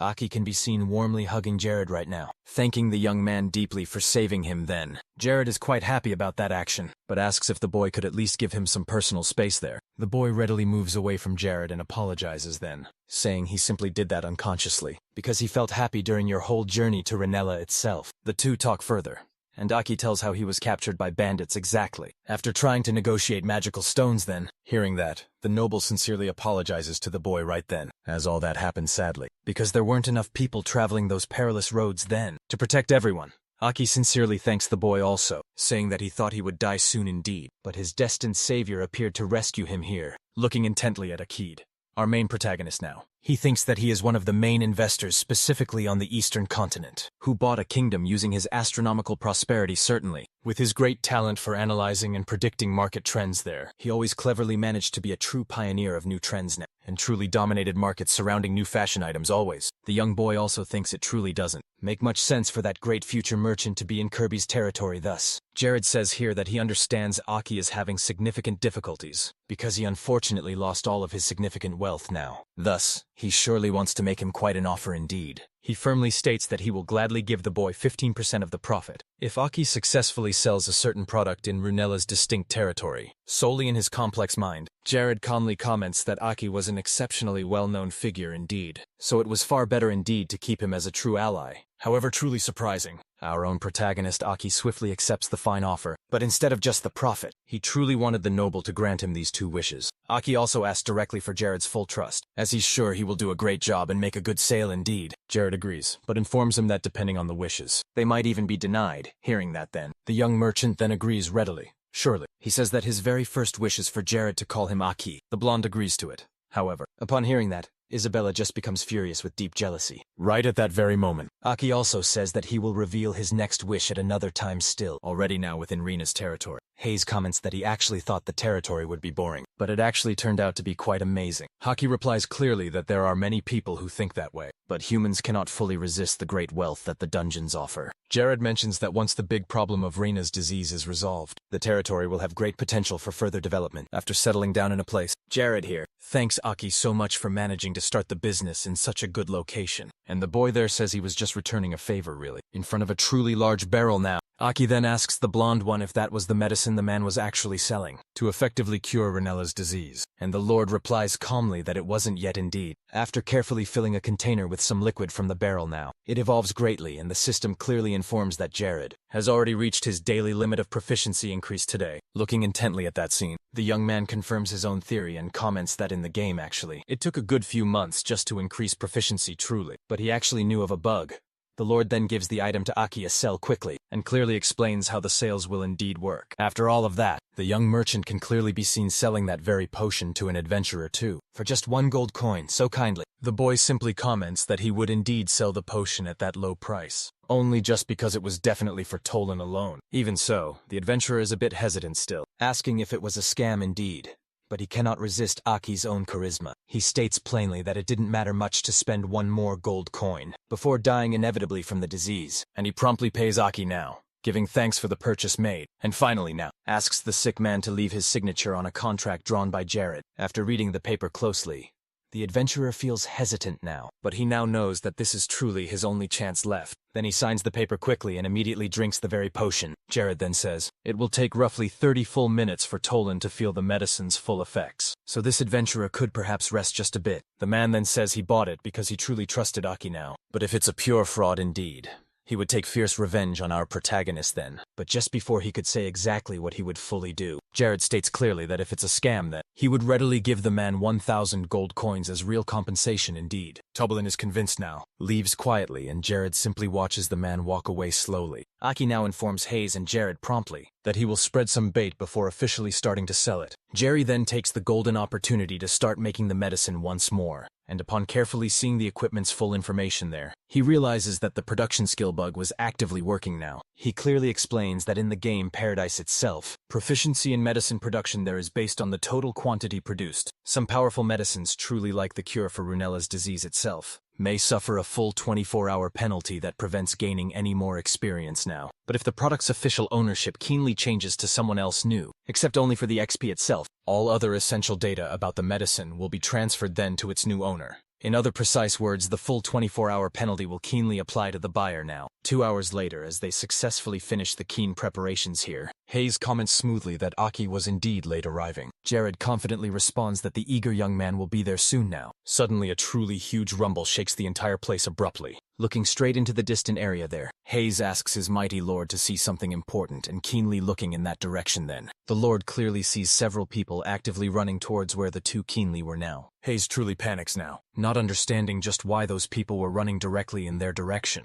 And everyone soon realizes that Aki was accompanied indeed by the first customer, and several other brave adventurers. The whole bustling crowd rushes to buy the medicine sold by Jared here. A commotion erupts over who would be first in the long line ensues, and poor Hayes starts visibly trembling now. Hearing some quite good comments about Kribia itself, young Jared feels somewhat genuinely happy then. But shortly right after hearing some criticisms about his own country, the young boy becomes quite irritated. Aki tells the entire gathering crowd that he surely will start selling the medicine, only for that one day, and warns them that anyone who wants to indeed buy the potion on other days will certainly have to go directly to Kribia. The boy also warns that since the ominous Nightmare Forest has quite few hunters, adventurers who decide to go to Kribia can then have some fun in the dangerous forest, and easily acquire the potent potion at a much lower selling price. Jared and Hayes eagerly begin frantically serving all waiting customers there, while Aki just continues his captivating advertisement. Without hesitation, all seeing the young man's charisma in full. All the adventurers buy the potions now. After a very long day of hard work, it was already late at night, and it was indeed snowing inside a residence where they were staying still. Jared indeed thinks that the profit from medicine sales was 12,200. In gold, of course. If he converted all of that to Brazilian reais, it would then be approximately 53 million reais, yes, proving that monster hunters were truly wealthy indeed. Someone suddenly surprises our lord, and asks if he was entirely satisfied with today's profits now. Jared asks all of this person why they were wandering around late instead of sleeping in, and Aki calmly replies that he just came here to ask for his other wish now. Blonde remembers that this young merchant had only asked for one simple wish, and that there was still surely one more indeed. So he asks what it truly would be then. Aki bows deeply and states he wishes to be Jared's vassal here, and manage a trading company under the Lord's direct supervision now. The young man affirms that he is still just an inexperienced merchant. But what if Jerry gave him a grand chance now? He would boldly build the best trading company up in the north. Hearing this bold claim,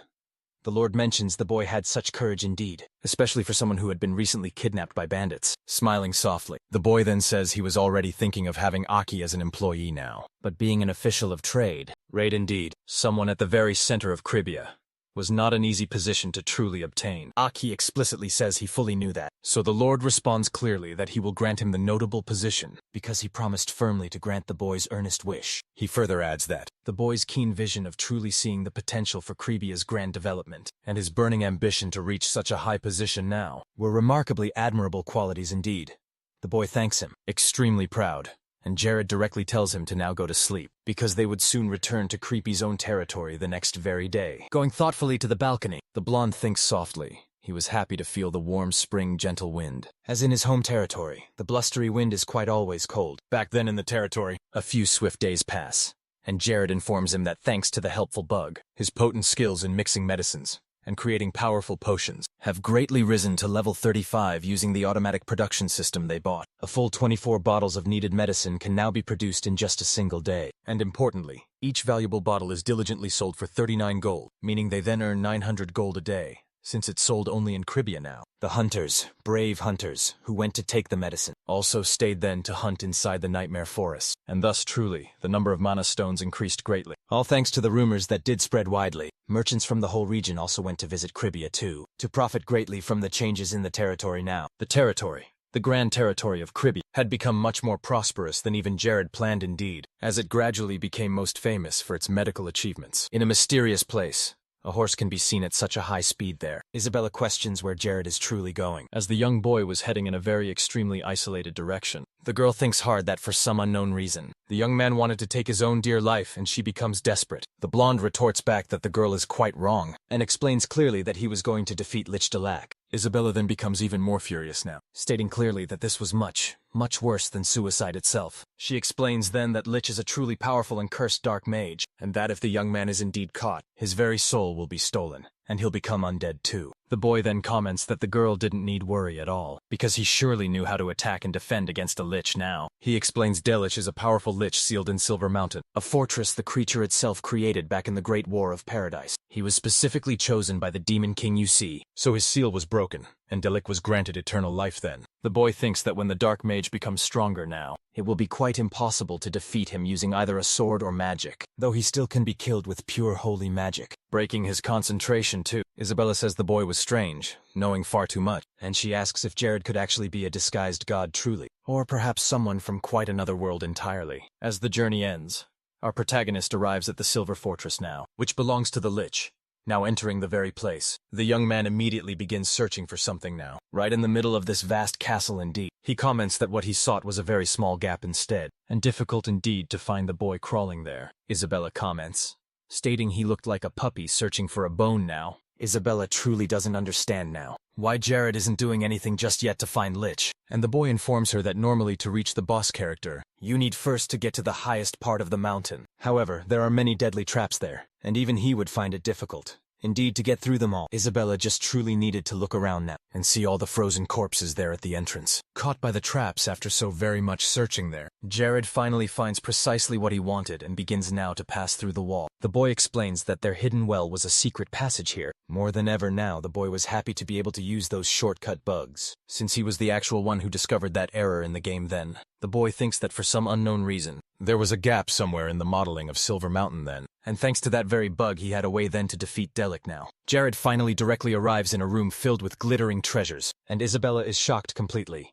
Our protagonist comments then that this precisely was the reward for those who could defeat Deluc, and that is exactly why there was so much treasure and more than 10 artifacts there. After searching carefully for what he truly wanted, the young boy finds the particular artifact he sought after. The Lady of Greed melts down a special gem in the shape now of a ring, placing that new gem delicately on his own finger. He explains calmly to Isabella that this artifact was not just an ordinary ring after all. It was an infinite storage space, which when activated now, begins swiftly to suck in all of the riches that were there in the room. Isabella asks him if it was truly okay to steal now from Deluxe, since even she, an evil spirit, was really no match for a powerful lich at all. The blonde coolly states that they weren't indeed stealing here, because everything in this place belonged rightfully to humans indeed, so they were merely and simply doing some real justice now. But seeing Jared adorned rather lavishly with several jewels, the young girl comments softly that he was really thoroughly enjoying it. Up above, far in the cave's peak, imprisoned firmly on a cold throne, a skeletal figure slowly moves, cursing.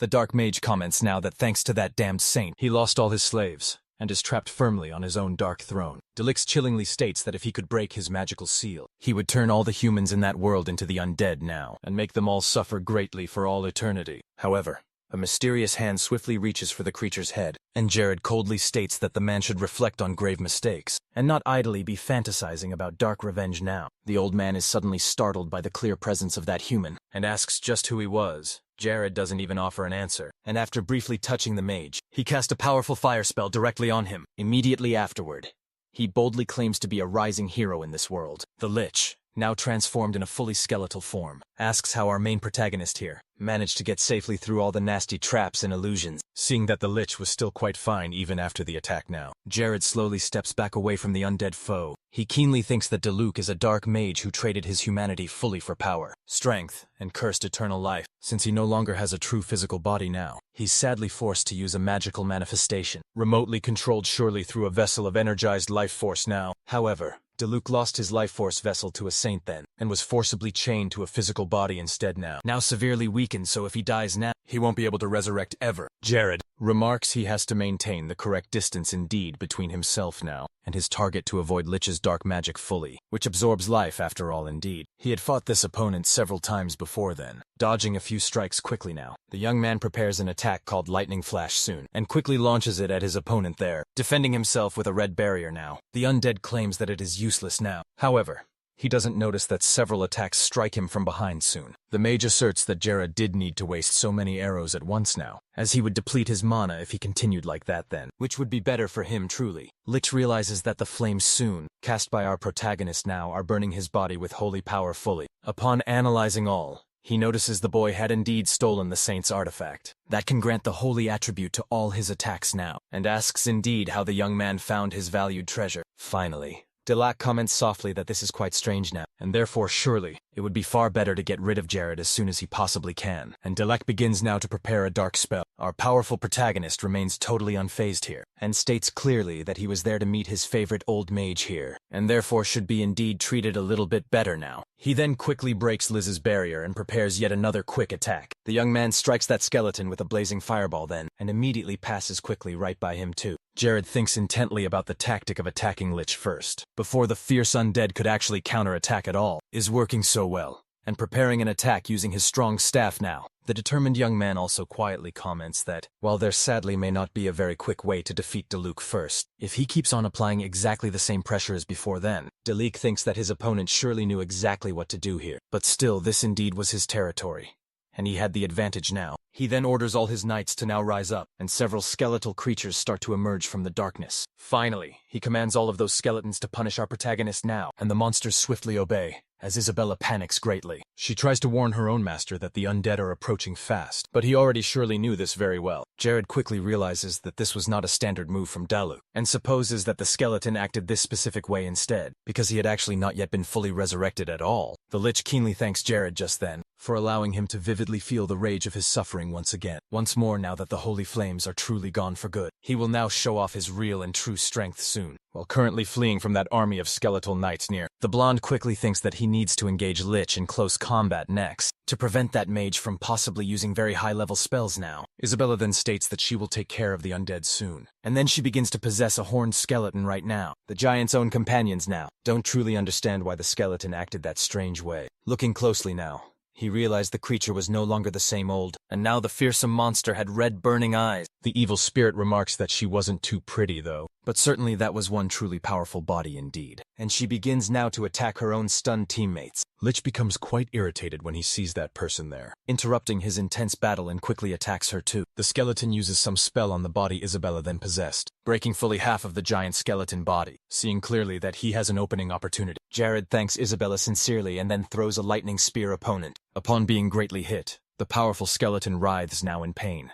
And at that moment, our brave protagonist states that even more lightning attacks are now on their way, and swiftly launches them all directly at his enemy now. The Dark Mage comments firmly he wouldn't fall for that same old trick again soon, and raises a strong bone wall there to shield himself well from the coming attack. However, now for some mysterious reason. The fierce lightning strike begins to pierce straight through the barrier indeed, and goes directly through Lich's very chest now. The skeleton truly can't believe just what he's seeing here, and he asks right away if his opponent had cast 2 spells at once. Confident indeed in his coming victory, the blonde states clearly that this was just his own special style of magic, and that Delac truly had underestimated the young man. Immediately, right afterward that is, he uses his staff quite along with the ring he had freshly taken, and begins charging up a spell with the holy attribute now. After squarely hitting Deluxe right now, the skeleton painfully burns in utter despair here. With the attack done, Lich indeed can be seen unconscious on his throne too. Isabella, now who was presently possessing the skeleton's body too, still truly can't quite believe that the two of them had defeated Diluc.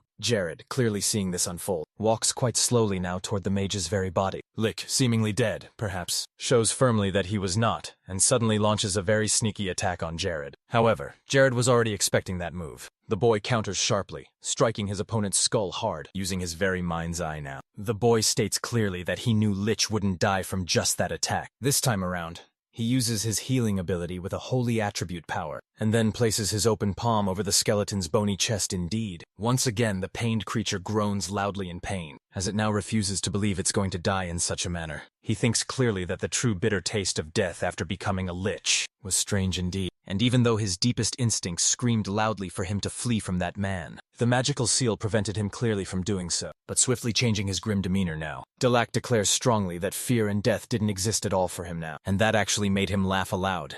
The demon now claims he is a lich, the bearer of deadly plague and the one who fully rules over death now, and now charging all this wild purple energy too. The skeleton then says proudly that he is Lich Delac. After fully invoking his dark true power and taking on quite a new form, the demon menacingly comments that he will now truly play with Jared, with a very massive release of raw purple energy now. A violent explosion occurs, destroying much of the place entirely. Still bound tightly by his chains now, the Lich begins now to emit a dark, ominous aura, and to evade it, Jared bravely defends himself with a blue shield. Our protagonist remarks that the Dark Mage was just casting spells quickly at him, to the point where it could hardly truly be called proper magic now. After so many relentless spells are cast directly against his own barrier, it shatters completely, and the poor boy falls into utter despair now. The Lich then unleashes a terrifying wave of aura at the boy now, and coldly orders him to simply die immediately. Right now, Jerry can only watch helplessly as a very powerful strike comes directly toward him now, frozen completely now in absolute utter shock though. Isabella immediately boldly steps in here to valiantly defend him, preventing the fierce attack fully from reaching her dear husband. Seeing his fierce battle interrupted yet once again here, the Dark Mage instantly grows absolutely furious here, and declares firmly that the demon would simply no longer interfere here. Delilah pierces cleanly through the chest of the skeleton fully, commanding this evil creature to instantly vanish fully, destroying it completely now.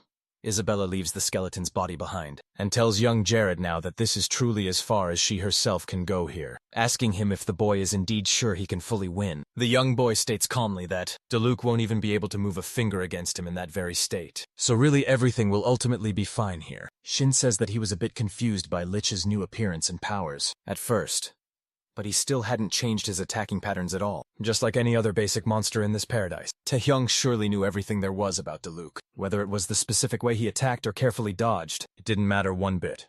He fully knew it all indeed. So our young protagonist advances directly for the fearsome creature. Lich calls the brave young man a little rat now, and then comments ominously that it's time for Jared to be fully crushed. As a direct result, a huge hand instantly appears right above the boy. Jared confidently adds that he even knew all his enemy's tricks too, and therefore easily dodges the incoming powerful attack, surprised truly that his strong opponent managed to fully evade that strike. The Dark Mage suddenly bursts loudly into crazy laughter. The blonde man arrogantly states that the one thing he was utterly certain of now was that he would indeed defeat that very skeleton then. But the creature simply responds that it's quite unlikely so, as the young man was too busy actively dodging blows there. Suddenly, right in front of Lich right now, Jared appears quickly and declares he'll definitely defeat the skeleton. Dilig now realizes his cunning enemy used a 4th-class spell, and from the start, Jared had only been pretending to be weak then. Confident now, the boy begins to invoke a radiant golden aura, while stating that he was always, truthfully, 100% sure of himself. He then uses the powerful spell,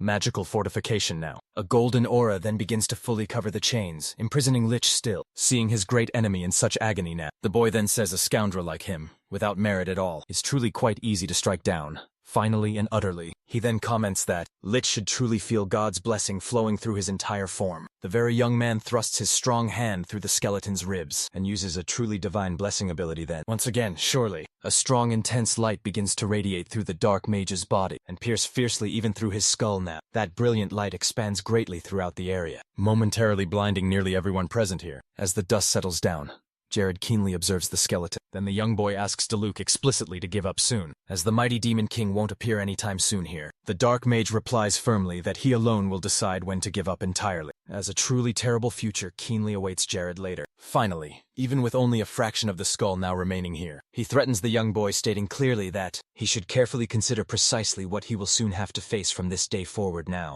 Our brave protagonist seems quite unfazed by the demon's dark words, and boldly continues to mock him much now, treating him callously like simple trash now. Diluc realizes fully that the young blonde had a deep desire in his very soul indeed, and directly questions what the boy truly wanted most. With a very serious, firm expression now, the mighty Lord of Kribia grandly declares that he desired greatly the most powerful symbol of this monarchy now, which belonged before to Delic. Thus the skeleton loudly starts laughing then, saying now that Jared must surely be drunk, as he was attempting to accomplish something that neither the powerful Lord of the Gods, nor even the devil himself could fully achieve. As he was just about to leave then, Delac remarked that it had been truly very entertaining now, and that he would indeed be watching the boy from hell through his very own priceless eyes here. Seeing this very scene, Isabella thought that part of Jared was quite frightening really. Even though there were actually many people stronger than the boy, he didn't really care, as if he just knew he would surpass them all one day. After Lish disappeared suddenly, Jared collected a bracelet that had been attached to the skeleton's lifeless body, and the boy remarked thoughtfully that it was truly incredible, as growth-type artifacts were absolutely by far the very best now. Hugging the special object, he commented happily that there was certainly no better artifact than that one, and was very happy indeed to have obtained it finally. Isabella noticed a strange-looking book on the ground then, and quickly informed the Lord, so fast. She assumed it must be something Lich left behind then, and our protagonist even thought that in the game Paradise then, Lich had never actually dropped a book before. On the book's aged cover it was written clearly that the artifact contained information about Lich's dark resurrection spell. After closely reading the rare artifact itself, Isabella carefully began to summarize now, explaining clearly that whoever is resurrected then would have a binding contract with the Master first, who revived them. Reading more telling details about the complex contract, Isabella then stated clearly that if she accepted it soon, she would practically become Jared's slave, truly. Then she instantly became quite irritated then, declaring loudly that this wasn't the kind of relationship she was seeking for sure, and she asked why the blonde even wanted her revived clearly. The Dark Lord explained that firstly now, he wanted to be pleasantly bound by the girl so nicely. Secondly, she would use powerful curse magic on him then, and the young man would bravely defend himself as best he could then. As she listened intently, Isabella misunderstood his true intention. Finally, Jared confirmed that thirdly, yes, they would repeat this process once more, enhancing his inherent resistance and magical tolerance at same time. Isabella then quickly realized what this was all about now. She looked at our protagonist with such disdain and deep contempt, which irritated him greatly. The young woman then asked if that was all, and Jared requested calmly that she think fondly about other uses too, that could directly benefit both of them also. Sighing deeply, the demonist agreed, as she was certainly growing tired of her old, boring routine and truly wanted to return to being human. He quickly began walking forward, saying that the resurrection chamber was very nearby here, but the young woman somewhat hesitated, not yet feeling fully ready, after some time now. For some hidden reason, the Lord of Kribia seemed extremely out of breath, carrying this beautiful woman right on his strong back. He asked her directly why he had to carry Isabella thus, and the young woman then explained that she wasn't really comfortable at all with that particular body now, and also kindly asked to be called Bella from this moment on. The Lord stated plainly that he thought she had just said she lost her memories fully after becoming quite human, and really wondered how she could remember her very own name. The girl simply then replied that she honestly didn't know. She also further explained that she currently was in that body, because Diluc fully had various fantasies about the human form, but she felt irritated that Lich lacked decent modern clothing. Our main protagonist thought he felt glad Bella hadn't changed much, but somehow all her tendencies stayed exactly the same though, and she even seemed somehow more fully emotional. Walking slowly back toward the exit out of the place now, they then passed by quite various bodies now. Bella noticed all the many corpses lying around them there, and our protagonist commented plainly that the place was full of traps. In a short flashback before the true resurrection of the evil spirit, the body Isabella was actually using was preserved in a capsule, and both she and Jared wondered greatly what had happened to the young woman. The demoness somberly commented then that she hoped the girl wouldn't become just another evil spirit now. Living as such an evil spirit was difficult too, even without senses. one still felt truly lonely. Back there in the present moment, Isabella thoughtfully thought that perhaps the woman who owned that body might be happier then, living a more fulfilling life fully through it. That's surely why, from that day forward, she planned to eat lots more delicious food daily, while trying out all sorts of new dresses and makeup too. The girl sweetly asked if Jared would find that fun, and he agreed wholeheartedly. Finally, the young woman nestled gently against our protagonist's back there, while he voiced he was glad to have a trusted companion nearby. Feeling Jared's gentle touch, she peacefully fell asleep in that position now. Elsewhere now, the Lord of Ranella was extremely very angry indeed, as he had received such dire news that more hunters had been tragically lost in his region. His loyal assistant carefully explained that due to the pressing cure for Ranella's disease, which could unfortunately only be found inside Krevia's territory only, hunters had been steadily heading there lately. The noble, upon hearing all this now, became even more enraged indeed, as that was precisely the true reason they had spent a fortune hiring people just to steal that cure. Even so, the assistant tried hard to explain that, unfortunately. Kribia had very strong controls over the recipe for said potion. Upon hearing this, the region's chief becomes completely enraged now, and he questions how his soldier could even say such a thing indeed, as he was hired specifically to acquire the real cure. Afterward, the man throws several books right at his subordinate, ordering him to just leave now. Irritated quite deeply, he thinks that Jared must be feeling like a complete no-one now, but he doesn't yet know the true, deep evil of this world indeed. Batman is furious and thinking hard about what he's going to do soon. Declares firmly that the two can certainly play that game now. Sitting right upon his throne, the Lord of Mallarka was planning something. He directly asks his subordinate how many men they could send against their enemy if he declared war now. Immediately upon this, an assassin explains directly that currently they have 239 qualified men right at their lord's disposal here. Upon hearing this, the lord thinks it is still too few and they need even more men, as Jared is but a 4th-class mage. Horgos also mentions he would have sent Gragas to deal with Jared long ago if only he'd known this was coming indeed. Revealing he had the silence gravitas, with an assassin sent, a subordinate informs him that Majorca's great guide has arrived. The lord is pleased, his favorite mage is finally now here. A friend was a powerful man, he wielded a high-quality staff. The mage informs him he brought the mages Horgos requested. Horgos then approaches the hired mages and asks a few questions. Afterward, a croon says if they attacked Kribia immediately now, the territory would be wiped clear off the face of the earth soon. Hearing this, the Lord of Mallarka is delighted now, declaring simply that it's perfect here. Meanwhile, young Jared was on an important mission now, heading straight to the lands at the northernmost end soon, with his loyal subordinates along for the journey. Avila then comments directly to her lord that she truly didn't even know that was a known territory, as it was situated right between Majorca and Tenella itself. Jared mentions then that they were not there on any official business, but rather to make a serious deal with the tribe living there currently. The lord, on his course now, finally comments just that. Everyone will soon indeed discover which unique tribe resides in that specific region. At the very top of the mountains now, some strange creatures observe the arrival of the visitors there. Our protagonist's loyal assistant, upon looking upwards, notices something odd, and sees indeed that a tribe of red goblins is about to suddenly attack the carriages. Orin comments that he thought they were certainly the only ones in this land, but now they were suddenly completely surrounded by danger, and the frightening tribe of goblins could be seen clearly, encircling each and every one of Jared's soldiers now. The general of the valiant soldiers declares firmly that they should begin their crucial task of protecting the lord now, and so they do begin. However, Lacus orders all brave soldiers to form a defensive perimeter quickly, and crucially, not attack the monsters themselves, leaving the soldiers utterly confused indeed. Avila doesn't understand the need to create a defensive perimeter here against monsters, but she then quickly realizes something new. Amidst the small goblins right there, a long-limbed creature now appears and welcomes the humans forward. The leader of the red goblins introduces himself as the Ibaniba. Hearing this news now, Orin thinks that this was a goblin speaking the rare Nasu dialect, which was quite impressive.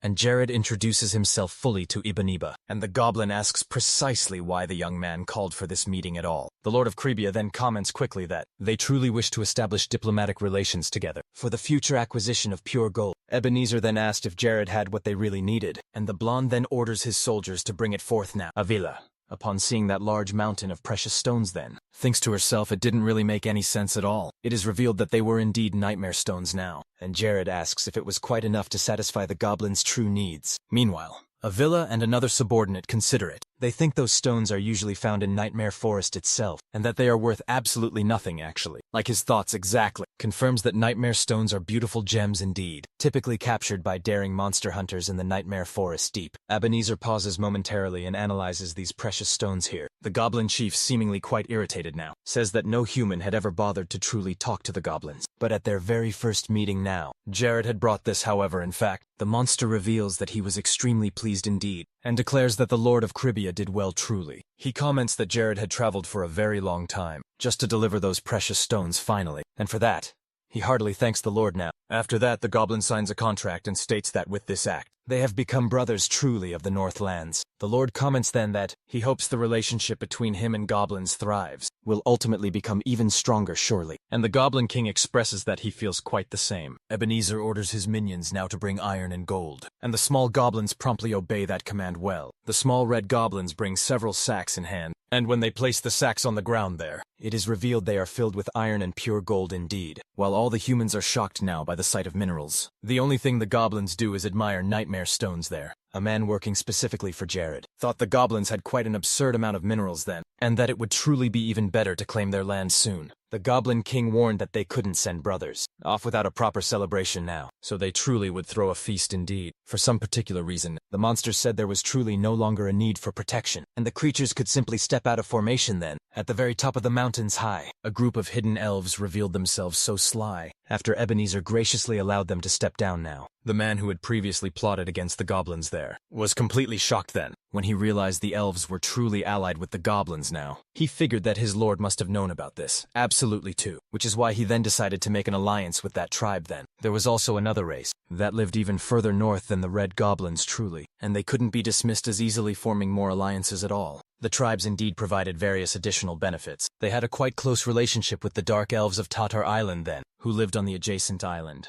Close enough to be part of the treaty too. The man commented then that Ibaniba was known to be intelligent, and truly a wise leader, with many connections to other tribes also. The old man thought that if they blindly attacked the red goblins now, their bodies would simply disappear completely, never ever to be found again during this grand celebration. Several races now could be clearly seen gathered around a bonfire soon. A villager approached Jared and commented on just how amazing it was, really, that goblins treated Nightmare stones seriously, the way humans actually treated gold before. And she then asked how her lord actually knew about that detail now. At that specific moment then, all the mixed races indeed were drinking and having some fun together in peace. The Dark Elves even were arm wrestling with the humans nearby. During the celebration now, Jerry called then for Lacus, and the man approached him closely. The Lord asked specifically what the current state of the army and blacksmiths was then, and Lacus explained carefully that, due to a simple lack of crucial materials to forge new weapons, they were mainly focusing on improving the existing weaponry. Our main protagonist then stated that, now that they have obtained refined iron directly from the Red Goblins, they should decisively focus on mass-producing even more weapons. Lacus acknowledged this order and mentioned he'd inform the blacksmiths soon. The intelligent boy also added that they should surely use part of the gold, obtained from the Red Goblins,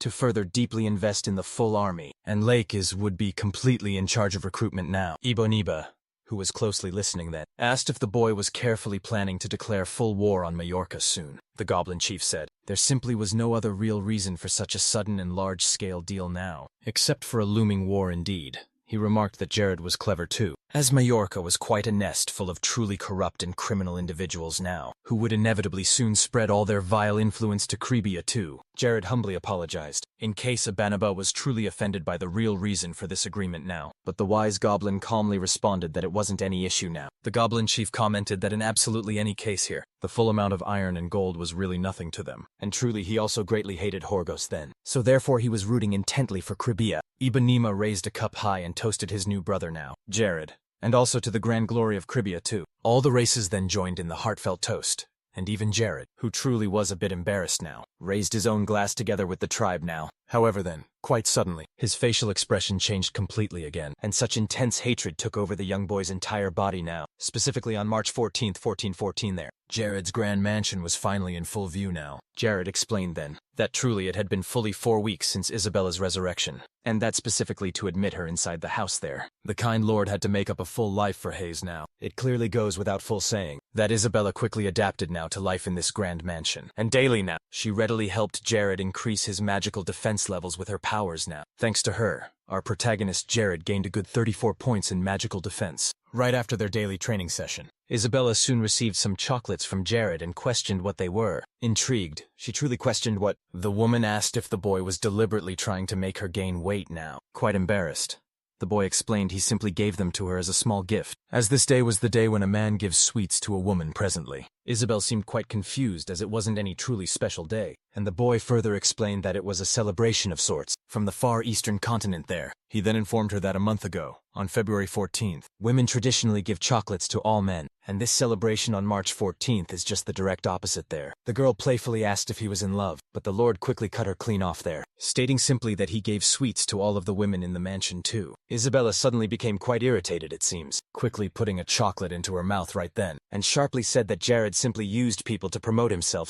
but he still wasn't quite willing to give his true heart to her. The woman even tried to kiss our main protagonist, saying their very lives were intertwined through the powerful mind's eye, as their crucial contract was eternally bound by just a kiss. Immediately after, the boy forced her to swallow that chocolate, and firmly asked her to simply stop playing around now. The Dark Lord states definitively that now that they have indeed significantly increased their magic resistance levels, they will now focus intently on doubling the strength of their curse, as a form indeed of dark revenge itself. Isabella teases lightly that they will start with a potent love spell to enchant young Jared, and the young man attempts to resist strongly, but the playful girl isn't willing to take no for a direct answer, and immediately after being fully enchanted now, Jared manages barely to meet minimum requirements to reach the critical 5th class. The narrator keenly introduces us to the unique stimulation project soon, which sincerely aims to find the brilliant talents of this future, and officially recruit them to Great Kruby aside soon. There are clearly several other key reasons for Jared's growing fast. The investment in this grand project. Aside from acquiring the best talent for intense training, one key reason is indeed to receive the many benefits granted by the priest's disciplinary grand system, which gives great bonus rewards to the dedicated teacher. Based on the steady progress of Jared's own student, by far, the absolute most talented student was Isabella, who always truly excelled.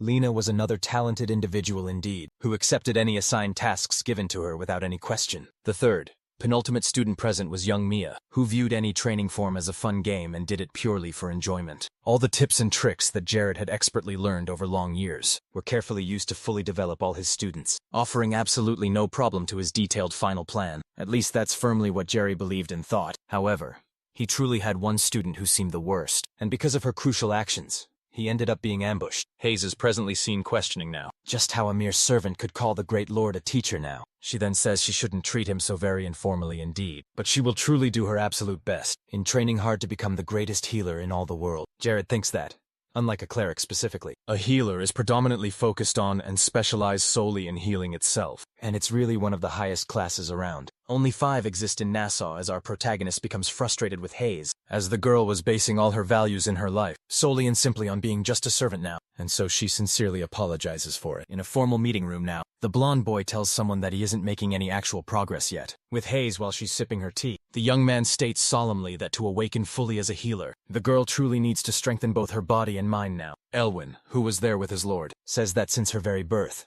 Hayes has just followed the path as a servant, so training her now won't be at all easy. Jared agrees fully, acknowledging something was holding her back, internally deep and unconsciously within her. The young woman truly was pessimistic regarding her situation there. Concerned, the boy deeply thinks he needs to guide her down the right path here, but truly doesn't quite know how still. The very wise man has quite an idea and gently places his teacup on the table there. He says softly that Jared has vividly shown an innovative and versatile mind right now, in the most truly challenging situations certainly, is precisely why everyone in Kribia is quite grateful for all that he has done now. However, indeed, the boy doesn't need to do absolutely everything alone now, and Hayes had bravely sacrificed absolutely everything for him until right now indeed. The young woman would evolve beautifully on her own accord, and that's mostly why Jared should really trust her now. Finally now, Owen concludes that Jared is human and simply needs a bit of rest indeed, however being rather stubborn you see. The blonde boy slightly misunderstands and thinks it's some form of tactic now. He masterfully devises quite an evil plan secretly, and immediately then opens the door to the room there and quickly runs out now, walking swiftly through the long corridors now. The boy urgently declares that he shouldn't have thought of this crucial thing years ago actually, and Hayes clearly wasn't precisely like the others there, and all she certainly needed truly was a more professional approach right now. While thinking all of this, the young man doesn't quite notice the assassin approaching swiftly from behind, ready now to strike for some unknown reason. Hayes is completely desperate indeed and worried greatly about something now. She sees Jared's body collapse suddenly with a massive wound right on his chest. Hayes then asks how exactly this happened, and a soldier stands beside Jared now. Says that their lord was ambushed suddenly by an assassin. The man also says that they really should call a doctor now, but this was truly a dire situation for all. The girl insists urgently that they should take their lord to the doctor quickly. However, looking now at her lord's grave condition, she realizes clearly the doctors wouldn't arrive in time at all. Hayes declares loudly that she's truly a healer, and absolutely must take action with her own hands here. The girl kneels gently and asks her lord to please be patient, and to hold on just a little bit longer now,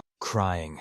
She attempts urgently to use her healing power on Jared to save him. Hayes couldn't take it anymore now and begins to beg desperately for it to work. Memories now flood her fragile mind, and she boldly declares she couldn't just let Jared die like that, as she solemnly promised to always stay by her lord's very side. Then, a strong energy vividly emerges from her own hands, and a potent healing power now begins to flow throughout our protagonist's body. 30 long minutes later, upon discovering this was all part of the grand plan, the young girl firmly tells her dear lord, the soldier and the assassin too, that the three of them were utterly terrible. Crying, the young woman fervently declares now that even though it truly was meant to deeply help her, it was, indeed, a very cruel plan. The lord now tries to kindly explain, saying it was simply just a rather small cut, and that they merely used a bit of animal blood to greatly exaggerate it. He then gently asks Hayes how she truly feels now that she's become a healer. Hayes completely loses it indeed, saying that feeling was just terrible. She also fiercely scolds the other two who greatly assisted Jared, stating that, even though it was a very direct order from her lord, it was a ridiculous plan. Finally, she says, the maid sadly comments that she deeply hated seeing Jared hurt at all, and runs straight out of the room almost immediately. Owen quietly remarks that this certainly wasn't what he truly meant, when he told Jared explicitly to trust Hayes fully, and then he scolds the lord indeed for his past actions within the territory, specifically of Malarca too. A man can then be seen smoking as he declares boldly that, if they simply declare war outright on Kribia now, it should ultimately prove to be an easy victory indeed. The man now with black and white hair states factually that in reality, all they surely need to do is kill Jared fast to avoid bloodshed, as a full war is ultimately quite expensive truly. He orders his trusted subordinate to infiltrate their mansion, and thoroughly spy on the famed lord of Kribia too. But of course, if the perfect opportunity arises too, he is to silently kill him. Now the assassin infiltrates the mansion, and we see clearly the exact moment he witnesses Jared running fast, after he had then come up with his cunning, devious plan perfectly. However, sadly, not even knowing it was actually a setup all along, the spy is utterly incredulous when he then sees a green-haired boy attacking Jared out now. Utterly outraged, this spy surely can't believe what he's seeing unfold now. He simply doesn't understand just why other groups precisely, besides Majorca alone, are truly after Jared so urgently, and so decides to retreat, choosing not to attack Jared today. On another day perhaps, a heavy snowstorm can clearly be seen falling over Nightmare Forest. Near Kribia, Lacus bravely braves the fierce storm. As he ventures deep into the forest, searching for something lost, he sees a light ahead, and a person asks him outright who he is. An old man carrying a lantern now recognizes Lacus, calling him by his name. Later now, inside the old man's warm cabin, the elder serves hot tea to Kribia's chief of security himself. He comments that the boy has grown tall since the last time he saw him, and politely asks him to sit down comfortably and drink some. As he lights a crackling fire now, the elder asks why this boy is there, so deep in Nightmare Forest. Lacus explains there have been significant new developments in Kribia, recently indeed, and he wanted to directly share them with this old man. He then deliberately places a potion upon the wooden table, and carefully explains that it's the famous cure for Ranella's disease, commenting that the old man himself might well need it out here. The elder certainly is impressed now, recognizing it as the talked-about cure everyone has been discussing, but he simply says nothing more about the issue. The old man then expresses deep his doubts indeed, remarking that such a cure was only created by a leader, as truly conniving as Jared was back then. Lacus explains Jared has changed and learned much from his past now, and he was even the one who allowed the boy to come here to the cabin. The elder laughs, saying the Lord was willing to throw away his men, just simply to save a precious few others though. However, truly knowing that his lord had really changed now, the chief of security insists that veterans truly, like the wise old man, are deeply needed in times like these. He adds that he guarantees the old man would change his own mind, if he could but see how much Kribia has evolved truly. The narrator then simply tells us that, never in all the history of the Nasu continent had there truly been a war so very destructive. Lives return to dust. Heads of countless nobles rolled away. Morality and ethics then become meaningless truly, when one is simply trying to survive such harsh times. And indeed, there was strong reason to fear. After all, stark death rode on horseback then, from one end precisely of the Nassau continent to the other. Inside a tavern indeed, our protagonist is drinking some beer, commenting softly that the refreshing drink is truly quite refreshing. The thoughtful young man also eats some fresh seafood, praising the seafood since this place is quite near the ocean. Isabella, carefully disguised along with her esteemed lord, comments plainly that the young man relies greatly on seafood, because the biting cold makes it quite impossible to grow much in Cribia. Rather reluctantly, Jared quietly agrees then with her words, admitting gently that she was indeed right surely, as his very only hope honestly is that the fertilizers he made here will have ultimately some real effect on the crops. This time, Hayes gently tries to cheer her beloved lord up indeed, saying warmly she's sure these fertilizers will work truly well, since it was none other than Jared who brilliantly created them. Quietly behind them, a boisterous group of adventurers begins thoughtfully talking about how the roads are so clean and safe lately. Enthusiastically they start highly praising the very Lord of Cribia, as everyone surely sees a genuinely wonderful future ahead now, under his leadership.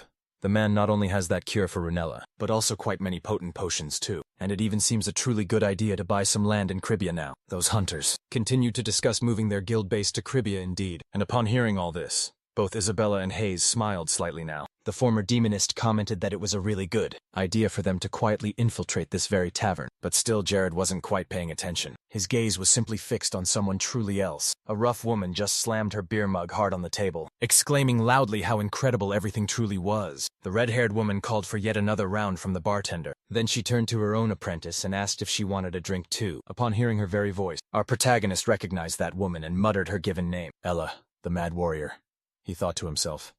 She was a warrior NPC, famous truly for helping players during the first major crisis throughout Paradiso's history truly, but the only real problem was that she would be willing now to join the Demon King's mighty army, if indeed the pay was quite right. The young man also deeply felt as though he knew the woman next to Ella, and activated his sharp mind's eye to truly be sure. He realized clearly that the woman was Chloe herself, the Queen of Silence, and wondered just what she was doing there then. Jared then explained that 5 years before the Great Stallion War began, an NPC Chloe emerged brightly as the Queen of the Great Elves then at age 38. She had secretly been raised in total secret. The boy also thought Ella shouldn't be in the north at all, and Chloe shouldn't be wandering freely around either for sure. Finally he realized he had just encountered some truly of the most important key figures within Paradiso's vast history now, all in one place, and he knew he had to quickly act now. With a look now of extreme satisfaction showing, he whispered that he couldn't wait now to try and bring them to his side soon. Jared then approached Ella's small table, telling Hayes and Isabella they really could continue their chatting now. He excused himself politely and kindly asked to speak with Ella soon. However, sadly the woman misunderstood him, and saying clearly she wasn't interested in much younger men, so he could just leave already.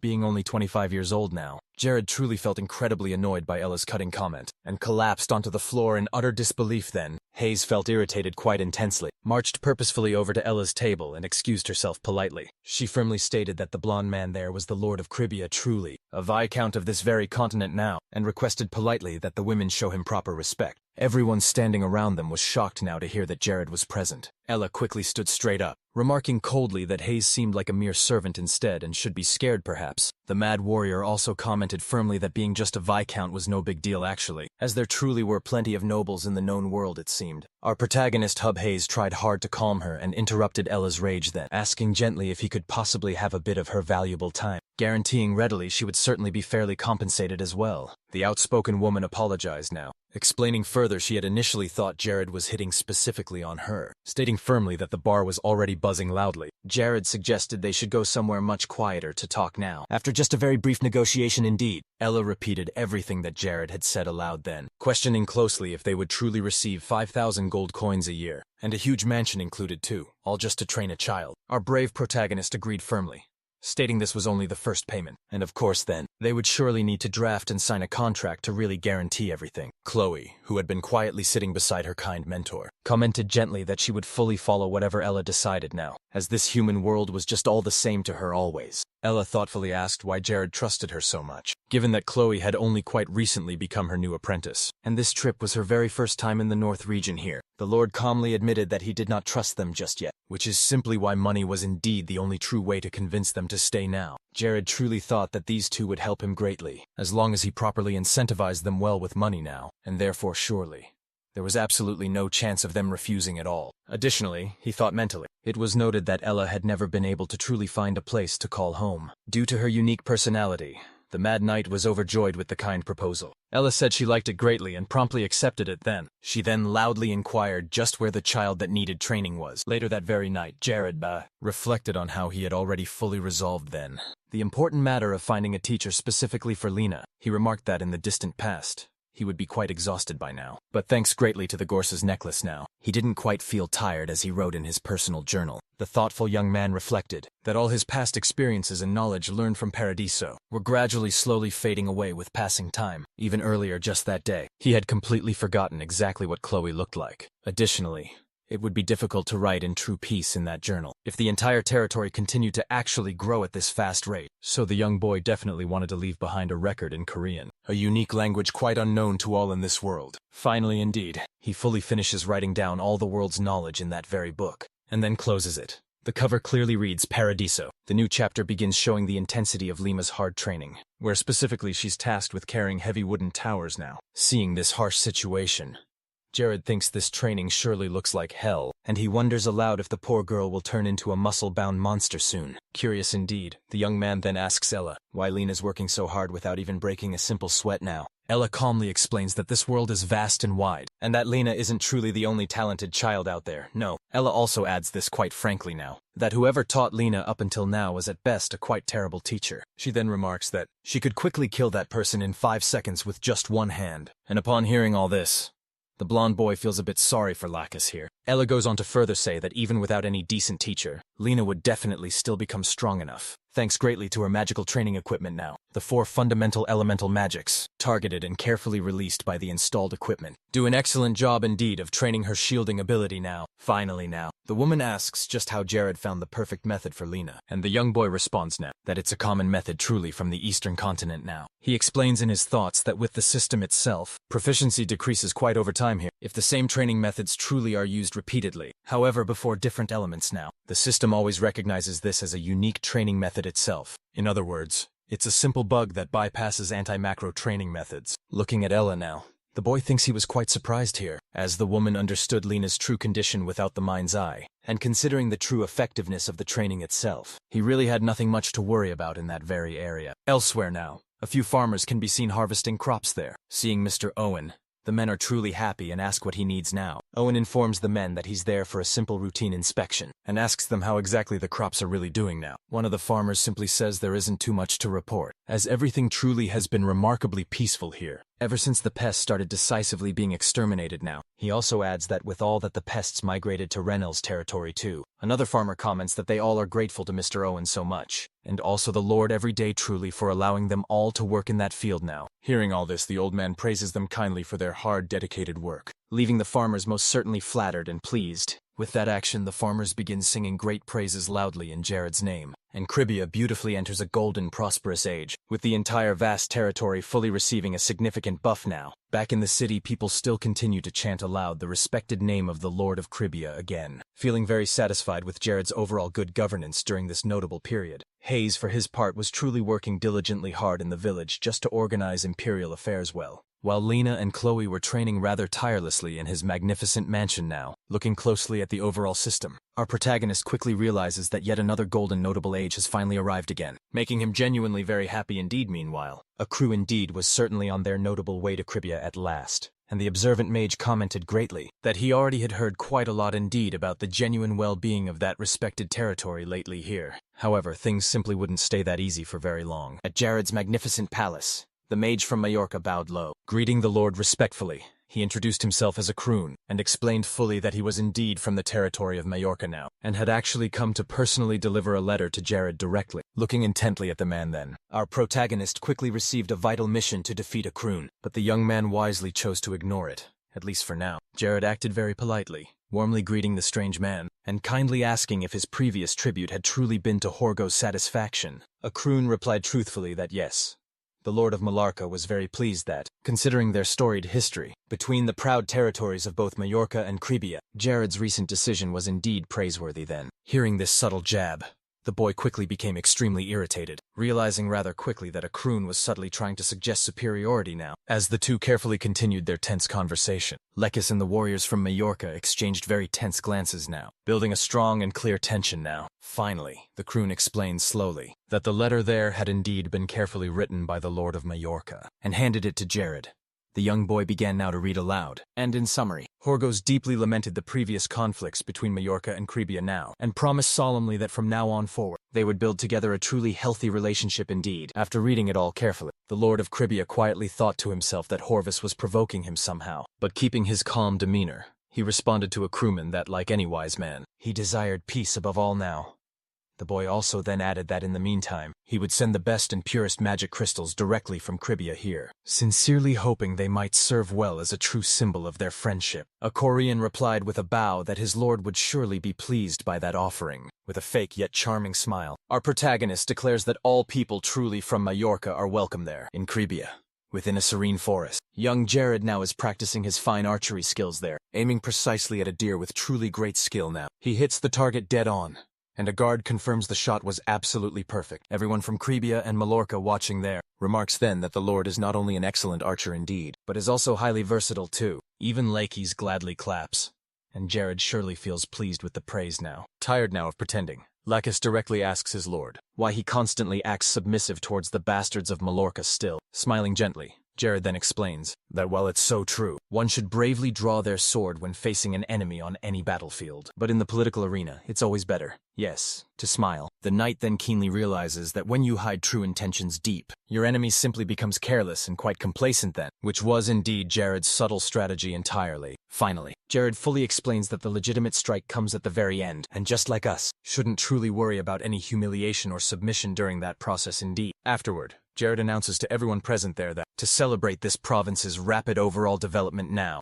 they would all have a grand banquet soon with the people of Majorca surely. That night then, everyone was enjoying themselves greatly there, drinking and feasting, quite forgetting about the looming war outside. As they ate and drank heartily here, one had commented this: now that Lacus understood the true relationship with Majorca more fully, he needn't worry so much about the ongoing war in the meantime here. Laughing heartily, the knight agreed then, and remarked wisely that perhaps Cribia's golden age was truly and surely on the near horizon, at that very moment, quite hidden in the shadows nearby. The white-haired assassin coldly thought Jared was being far too careless now, holding a few simple pieces of wood in his bare hands. The assassin darkly thought the boy should enjoy his brief time while he could still, as the certain next cup of fine wine Jared deeply drank would soon be filled with his very own lifeblood. Our stalwart protagonist keenly noticed this all, and fully understood what his cunning enemy was now planning indeed. In his sharp mind, Jared stated firmly that of course there would certainly be spies in his territory, and that top spy was surely excellent at camouflage overall. Without the mind's keen eye, he wouldn't have been able to spot him then. Laughing lightly, internally, Jared darkly thought about the coming day the sly spy reported his critical findings. That fateful day would be the very same day Majorca would march toward Cribia, and that day would indeed be the last day for that vulnerable territory. Shortly thereafter, most certainly due to the poisoned wine, Jared then began to vomit, and Lekis apologized quickly, saying that Jared should surely have been more vigilant. And with that grim event, another month duly passed, and then on the morning of April 29th precisely, in 1414 the ominous sound of horses marching could be clearly heard. The fierce warriors of Majorca were now indeed on their destined way to Cribia, specifically to attack the strategic territory of Horgos. Leading his vast army, he declared Cribia would soon be all his. All around the imposing lord's mansion there in Cribia, a heavy silence dramatically settled. Didn't it, Lena? Noticing all of this rather during her regular training, Lena remarked that the mansion seemed far too strangely quiet that day. She then asked young Chloe if she knew just where everyone was now. At that precise moment, however, Ella quietly appeared right behind young Lena, and asked the focused girl if she had even time to chat now. While Lena was indeed in the middle of her training, after the young girl misbehaved badly, Ella ordered her to immediately run 20 grueling laps around the field, and Lena quickly obeyed at once. Ella commented that Jared should certainly have informed her that they faced a war, and as she stretched out, she mentioned she simply couldn't relax under these tense circumstances. On the battlefield itself, a fireball struck a mighty wooden tower, quickly destroying it. The leader of the warriors defending the tower there ordered his own soldiers to retreat from there immediately now. One of Horgos' brave soldiers reported then that the wooden tower had indeed been destroyed, and the cavalry forces were now retreating backwards. He asked if they should pursue those fleeing soldiers, but Horgo told him to let them go. let them flee freely, as they were just mere fools, and he did not truly believe that everyone had retreated so easily, due to the mere military strength displayed in the forest alone. The man added then, that if he had known it would be this easy now, he would have invaded Cribia quite long ago indeed. Shortly after this, his soldiers began looting all around the area, and after they had callously stolen everything there, Horgos finally then decided to return promptly to the battle now. Raising his mighty sword high, the leader of Malarca urgently called for all his soldiers there to listen, and ordered them swiftly to advance directly toward Cribia soon. Meanwhile now, some of Cribia's own residents were being sadly forced to flee the territory, due to this terrible war now. An old man and his grandson lamented that everything had been so peaceful then, just only the day before now. And now the dire situation was disastrous fully for the kingdom now. On the bloody battlefield, Jared received grave word that the 4th defensive line had just been totally broken. The retreating soldiers sadly reported that the Mallorca forces now, they were approaching, and Jared instructed them to move very quickly. The boy told his lackeys plainly that if Mallorca destroyed that vital defensive position there, the entire territory would truly be finished, and he urged the brave soldier to do his absolute best to defend the area. Right at that very moment, Hayes arrived on the battlefield itself, having been summoned directly by her lord. Surely, she then questioned exactly why she wasn't allowed to participate in such a very important war, expressing her own strong desire to be thoroughly involved. The blonde boy responded rather sadly that he couldn't bring her along, and despite her strong insistence, Jared explained gravely that the brutal battlefield was a fearsome place where even just a small mistake alone could cost someone their very life. Holding Hayes' hand, so the young boy remarked softly that indeed, her exceptional abilities were extremely useful out on the battlefield. However, he simply couldn't place her in any dangerous situation now, simply just because of her special talent. Tearing up quickly, Hayes expressed that she really wanted to go, because she simply didn't want to lose her dear companion, and Jared gently reassured her, stating that he understood quite well. Our protagonist then explained that he comprehended her deep fear now, as they had been together all of their young lives thus far. However, indeed, to protect those who were so important, Jared said he truly had to be prepared for the fight. With a gentle smile, he asked Hayes to trust him fully, and she reluctantly agreed then and there. Watching all this, Isabella grew extremely irritated and intensely jealous. She then grabbed Hayes firmly by the collar and began dragging her away fast, commenting matter-of-factly that as a healer, Hayes really shouldn't be on any battlefield now, but rather stay behind closely to heal those genuinely in need. Hayes and Jared exchanged heartfelt farewells then, and the young man gave her such a kind smile indeed. He then informed all of his brave soldiers that the preparations were indeed complete, and with that, Jared solemnly donned his strong war helmet now. Meanwhile, far away on the vast battlefield, Lacus thought hard about Cribia's well-fortified position, and its geographically advantageous strategic location indeed, but lamented sadly that they had only a mere 300 soldiers now. The military flag itself had been placed in a quite visible position for most everyone to see, and nearly everything was all ready. The only true issue left now was that 100 untrained peasants had indeed volunteered to fight. A brave soldier thanked the peasants truly for their solidarity shown. In light now of the unfortunate shortage of troops today, the man expressed aloud his shame and real regret that they all unfortunately had to face such a dire situation here, due to sadly the lack of an adequate military force overall. Bravely, Lacus continued on with his powerful speech now, reminding now everyone that Lord Jared had only sought some peace with Malarca, even bowing deeply to them in desperate hopes of achieving peace. Yet sadly, Malarca still greatly coveted Cribia entirely. The number now of soldiers with some basic training had reached 200, so the untrained peasants were quite free to leave if they wished it. After all, the fact truly that they were standing with soldiers was indeed already a great help indeed, as he spoke openly. Lacus now had a flashback suddenly of someone calling him to leave soon. A few odd days after the tragic death of Viscount Bury now, a companion of Lacus had once said that Cribia was truly doomed, ever since the old lord died a while back, as the new Lord Jared was deemed too naive now, but simply due to his stubborn nature that Lacus had decided to stay despite everything then. His close friend questioned how he could truly say that, especially given Lacus had been demoted to the lowest rank even. He also remarked that Cribia wouldn't survive the harsh winter ahead now. Lacus responded that as a true citizen of Cribia that he too would surely know his very end quite soon, so it did not matter. His friend gave up and fully turned away, telling Lacus not to become a vengeful spirit later. After his death, Lacus was pulled out of his flashback by the peasants then, asking him directly not to ever say such things then. The peasants all unanimously agreed to protect their very land with their hand, stating that simply thanks to Lord Jared soon, it had fully become possible to truly live on now, the once barren land of theirs. The peasants also proclaimed they couldn't sit idly by anymore, and let the drug-addicted pigs of Mallorca outright steal their land. Rather than simply fleeing now, they would prefer to bravely fight and die on the battlefield here. Hearing all this, Lacus keenly felt a surge of excitement now. He thought perhaps his friend had been quite wrong in the past, as this coming winter wouldn't be difficult at all. On the clear contrary, he acutely felt an intense warmth instead. Lacus then quickly ordered his soldiers to distribute their swords out, and shields too, to the eager peasants around. Right at that moment, one of his loyal subordinates reported that the enemy was approaching fast, and lackeys now could see them in the distant space. However, the soldier quickly mentioned an unexpected issue arose now, and immediately upon keenly seeing the dire situation, lackeys became quite desperate.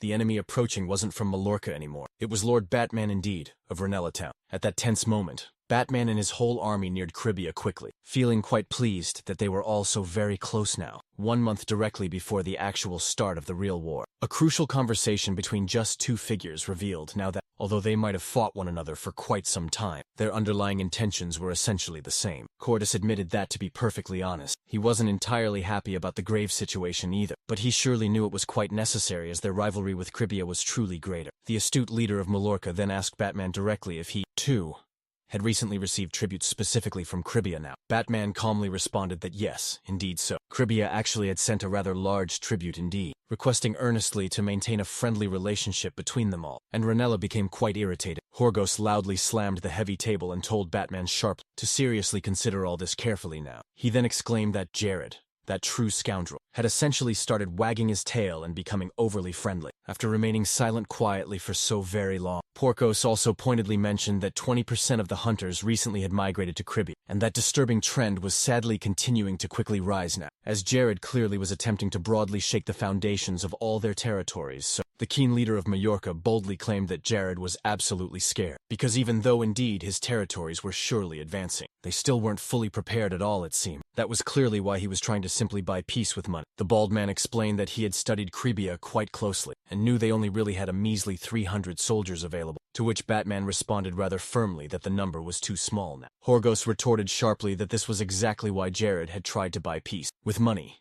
as he truly believed that by offering a rather large sum, both Mallorca and Ranella would be quite satisfied, and then decide not to attack him. At least that's exactly what the boy honestly thought. Therefore, Horgos then declared that he definitely wanted to form an alliance with Ranella, and had already in fact sent one of his mages to spy on Cribia carefully. Batman was quite impressed indeed. Horgos explained clearly that they would become firm allies, to actively wage war now against Cribia quite soon. He firmly said that a month of preparation would be sufficient enough, and after precisely that time period, they would then launch a very sudden surprise attack on the territory itself. Horgos explained further that they would indeed establish a united front between Mallorca and Ranella now, with both invading Cribia's flanks and utterly crushing Jared and his forces. Hearing all this, Batman, driven purely by greed, agreed then to the alliance. The two firmly shook hands, and the narrator clearly explained that Batman and Horgos had formed such an alliance, with over 3,000 soldiers strong between them. On the surface now, it appeared to be a partnership of mutual understanding,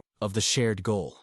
But each truly had their own hidden agenda. Both were secretly aiming to dominate the other's own territory. Back in the present, after defeating Cribia then, Batman boldly addressed the Cribian forces, boasting about how surprised and angry Jared must surely be to see their quite unexpected arrival there. However, he then added that Jared couldn't say anything, because this boy's insolent and barbaric actions have only shortened his own life too. Even if Jared desperately tried to resist, it would all indeed be in vain, as Horgos' powerful army was already surrounding his territory now. Batman also boldly mocked to Jared indeed, saying that the boy was foolish to send his army straight to the front line, without even realizing there was a hidden path so near his own land indeed. Laughing loudly, Batman declared that ignorance was indeed a sin, and Jared's territory was utterly finished now. He added ominously that if Jared crawled on the rough ground and begged for his pathetic life right now, they just might show him some mercy then. But as Batman carefully watched closely, the supposed Lord of Cribia began slowly removing his helmet piece by piece, and when he finally saw just who was underneath all along, Batman panicked then.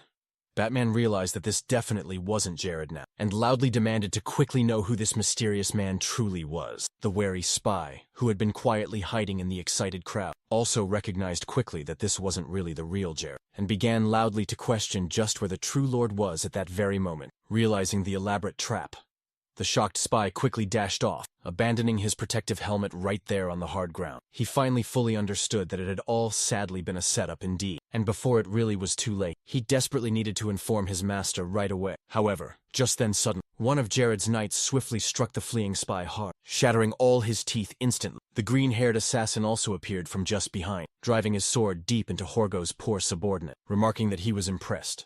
There truly was a spy among them all. After seeing the traitor fall to the cold ground there, a knight asked his companion what they should now do next then. The spy, now realizing the grave situation he was in fully, understood that they even knew his very true identity, and that all the false information he'd gathered was likely untrue. At that tense moment, the knight stepped forward to finish him off now, declaring that the pathetic spy would redeem himself here, and apologize to everyone now with his swift death instead. A few days earlier now, under a beautiful starry night sky, Lacus had asked Jared what exactly would happen ultimately if two territories sent their combined forces to attack Cribia all together then. Jared responded, looking somewhat unsure himself, that they would probably use the main road here. Black then explained that there were two plausible options for the invaders. The entire area around the main road was easy to ambush really, while the lower terrain had a higher concentration of soldiers there. Jared agreed, simply saying that was true indeed, as anyone could clearly see that they had a geographical advantage, which is just why Batman and Horgos likely thought the same thing. That truly was why Horgos had sent his spy to carefully inspect and even discover a hidden path to attack Cribia directly. Jared tells Lacus that if the spy is truly skilled indeed, he has likely already discovered the hidden path already. The Lord then reveals that this is why he planned to set traps all along that path, and the boy pulls out a mysterious object now. Curious, the knight closely examines the strange device, and says he's honestly never seen such a trap before now, asking if he could take a closer look at what exactly it does. Jared steps right in front of him and asks him to stay behind for safety. After positioning the trap carefully and connecting it to a mana thread now, Jared prepares to quickly activate it with a swift pull of the cord. In the blink of an instant, a truly massive explosion occurs suddenly, sending truly numerous projectiles flying swiftly through the air now. The bullets from that trap even pierced straight through the trees now, and Jared deftly shielded himself with a mana barrier then, amazed. The chief of the guard comments that it was quite unbelievable, realizing just how powerful this bomb was indeed. He remarks then that this very weapon was truly extraordinary. Jared states simply that by using it now, he will wipe out absolutely all of the enemies at once here, and thus, the land simply will not become any battlefield. In other words, that hidden path will swiftly become Horgos, a passage to fiery hell. And at that precise moment now, the man was marching swiftly with his mighty army exactly where Jared desired. Horgos, excited now, and unaware of what was indeed about to happen, continued marching directly toward Cribia then. The ruthless general called for his loyal soldiers to listen closely. He coldly ordered his subordinates then to cut the limbs off any who resisted. As for all those who surrendered now, they were absolutely to be bound tightly in chains and imprisoned then. The bad man declared further that at the start of this fierce war, an eternal era indeed of wealth and honor would descend fully upon Malacca. Therefore, he told everyone now to raise their weapons and begin indeed. However, someone interrupted Horgos at that moment, remarking then that this was indeed just the beginning now. The captain recognized at once the voice then, and tried then to locate precisely where it was coming from now, hidden well in the bushes. Jared taunted Horgos coldly, telling him indeed he was quite wrong about just one thing there. What they needed now to raise wasn't their weapons, of course, but rather their shields. Jared continued on then, saying that the general himself should taste a bit of his medicine. As our protagonist Jared had prepared something now with great care, at that very moment,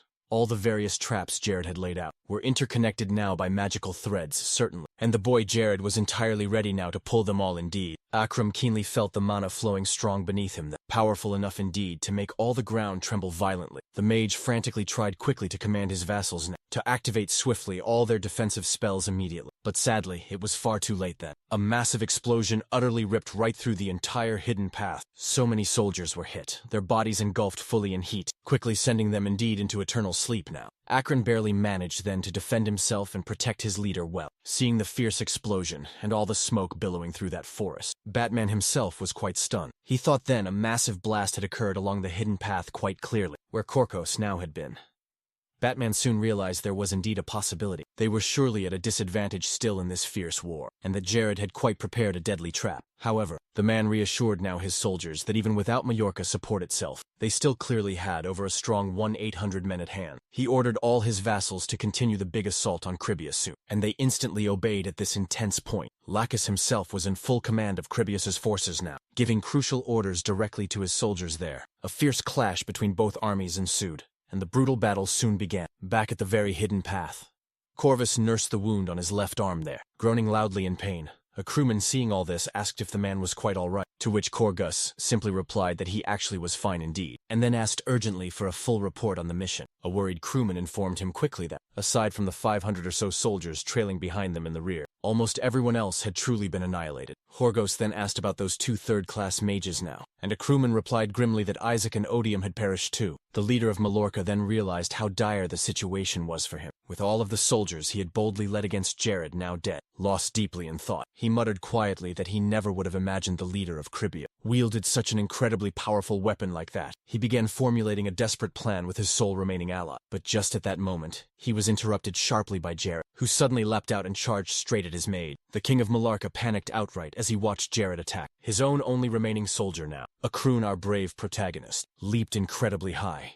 taking his stunned enemy into the sky with him, holding Akron tightly by the neck. Jared then questioned why the desperate mage was so desperate now. Akron retorted sharply, calling the boy a scoundrel, and even asking if he had truly been pretending to be innocent all along. Jared just smiled, calmly saying that Akron had realized the truth far too late. As they continued to quickly ascend higher, Akrun then asked just how high Jared planned to go, but the boy calmly then replied that this current height should be sufficient. Without even a warning, he released Akrun now. As the mage plummeted quickly toward the solid ground, he began to deeply panic, his entire body spinning uncontrollably down. High up above him, Jared coolly watched his enemy's descent and then flew down after him swiftly. While quickly heading toward his opponent now, Jared activated a potent magic circle and announced then that he was giving Akrun just 2 swift choices. He could either use a flight spell to arrest, to stop his fall, or summon a shield strong to protect himself from the incoming ice storm. Jared swiftly then cast the full spell, urging Akrun to just make his crucial decision quickly. Akrun, growing more frantic now, cursed Jared viciously,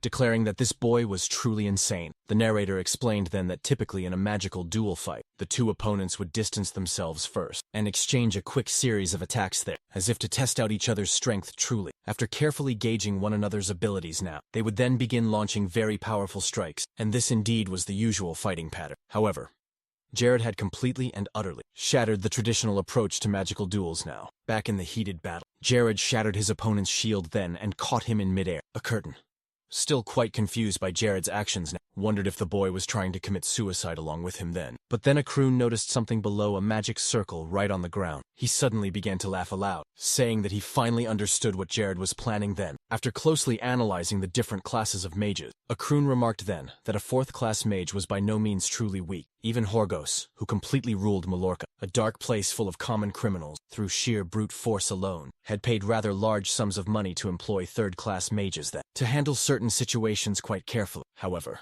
there were 2 clear reasons why Jared screamed in utter frustration when he first reincarnated fully in that very world. Back in the past, he had been quite strong enough to defeat the reincarnated Lich Diluc indeed. Multiple times now compared to that indeed. Jared's current fragile form seemed simply inadequate now. He was someone who surely could only use 4th-class magic once now. Now regarding Akra, his magical skills were very well balanced and distributed quite perfectly, making him truly an ideal 4th-class mage at best, though his close-quarter combat abilities were quite lacking. In raw magical terms, he was evenly matched now with Jared. As the detailed explanation concluded then, Akron cast a strong fortification spell and taunted the Lord of Cruvia greatly, asking directly if he truly even believed he could win this bout. Midair, the skilled mage attacked swiftly. Our own protagonist could now barely even manage to defend himself with his mana shield up. Akron clearly explained that in very close combat now, shields are quite easily broken still, which is why Jared was smartly maintaining a certain safe distance from him. With that said, Akron struck Jared's shield so hard, breaking straight through it,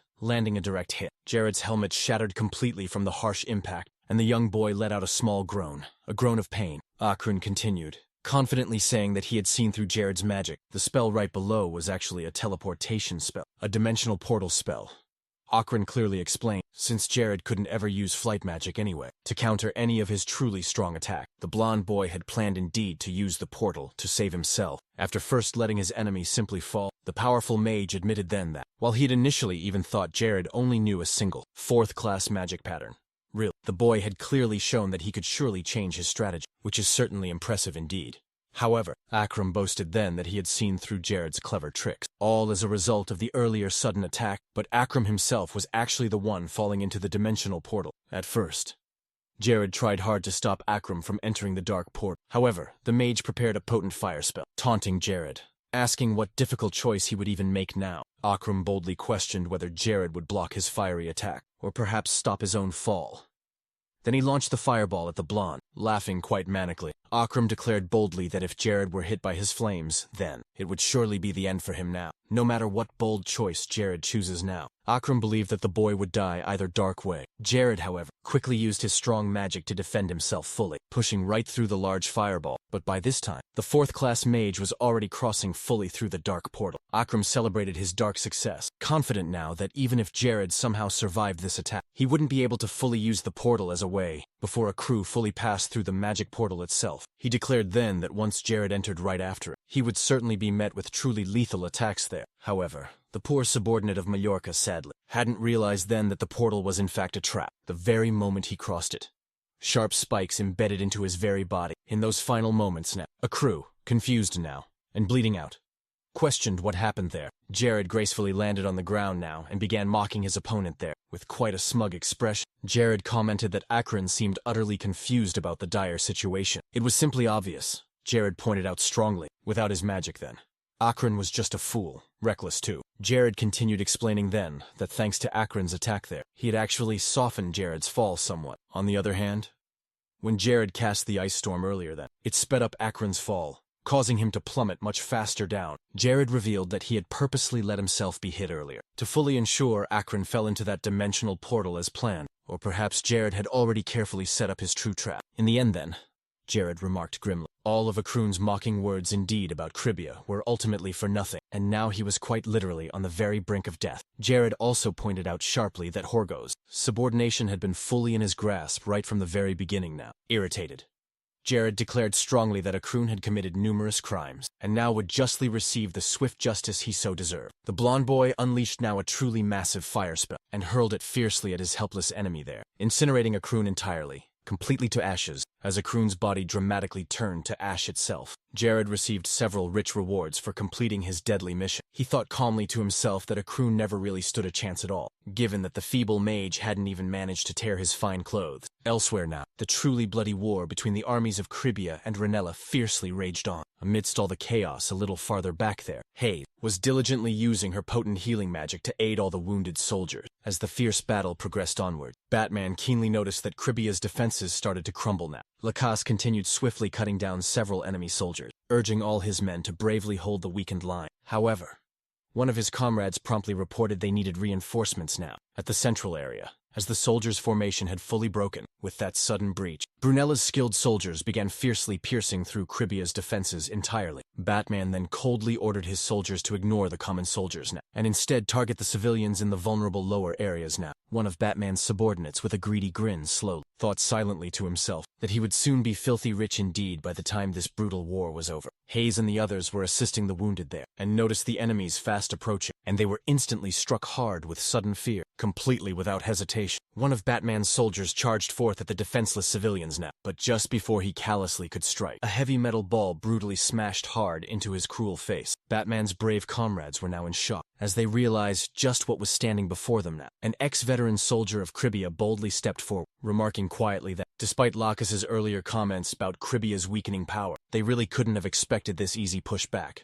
Truly, a strong woman wielding a massive iron mace further added that, since they'd left, Cribia's mighty army had sadly grown rather weak. Another imposing man wearing a wolfskin cloak so fine speculated sharply that this weakness was why Jared sought them out here, even bravely after their hard retirement. Lacaus, seeing his old comrade so bold, asked them sharply why they had all taken so very long. The man simply responded that they'd calmly dealt with the remaining Malruka warriors first, before finally arriving here now. Several soldiers, accompanied fully by Cribia's veterans, bravely took battle position. The old veteran then began a rousing, strong speech, boldly declaring that they stood there in the strong name of Barrett, Cribia's great, true leader, and brave Jared now, Barrett's successor, indeed the current lord himself. He ended all this by proclaiming that the 100 elite soldiers now of Barrett's army and the 900 soldiers now of Jared's would now truly fight together as close allies in this war. In a flashback, we see young Lord Jared speaking to Orson now, telling him clearly that he had done well until just then. The chubby young boy said Orson had served Cribia long enough now, but it clearly was now time for his quiet retirement. Orson tried to protest indeed, stating that he'd been part of the royal guard here, of the whole territory, serving under Barrett, but Jared coldly just replied that his father was quite dead. Jared then also said that just like all The soldiers who'd served his father were no longer truly needed. The narrator calmly explained that Jared had suddenly dismissed most of his soldiers now, and the clear reason was Kribia's total lack of funds. More specifically indeed, it was simply because the young lord was spending money on his personal desires there, to quietly live a very luxurious life indeed. Corrupt individuals indeed had taken advantage fully of the dire situation and seized control of Kribia. All guards who had been directly associated with Barrett then were forced out promptly of their valued positions, and soldiers who received high wages faced really continuous pay cuts. Orson and the many veterans quite like him could not just stand by idly and watch the very nation they had worked so very hard to truly build slowly completely collapse instead now. They pledged faithfully to live out their long days in total silence, retreating quickly to the deep forest to disappear quietly then, on just a snowy day. Orson, dressed warmly in his coat, was currently out hunting. The man truly noticed that the snow was falling particularly heavily that day, and at this quick rate, he might fully have to give up on his long hunt. Far in the distance, he suddenly saw a tribe of goblins quickly approaching, carrying valuable iron minerals. Orson then prepared himself quickly for battle, wondering to himself how those monsters had even made it so deep into the vast forest. The poor goblins, noticing the grave misunderstanding, tried urgently to show plainly that they truly meant no harm at all. The strange creatures simply ignored the veteran soldier and continued directly on their way. He was just watching them leave. Orson truly couldn't understand just why the goblins had disregarded him so. Later on, he then went to a blacksmith and questioned him all about the full situation. The friendly dwarf explained that the goblins were indeed likely delivering the iron now. They had ordered, as they had certainly been selling tons of weapons to the military so recently. Excited, the blacksmith added that thanks to orders from their lord then, they had been working 24 long hours a day now, and Orson then remarked that it all sounded quite exhausting indeed. The short dwarf agreed, but said that thanks to simply this, all the happy blacksmiths were now living as they had always dreamed before. Thanks to Jared, the dedicated blacksmith had been reignited with such a passion for his old craft. Then he quickly asked Orson to just keep it all a secret, as the important weapons they were crafting were currently being delivered in total secrecy now. Orson reflected that at the very first. He thought the strange changes happening in Kribia were indeed just luck only. However,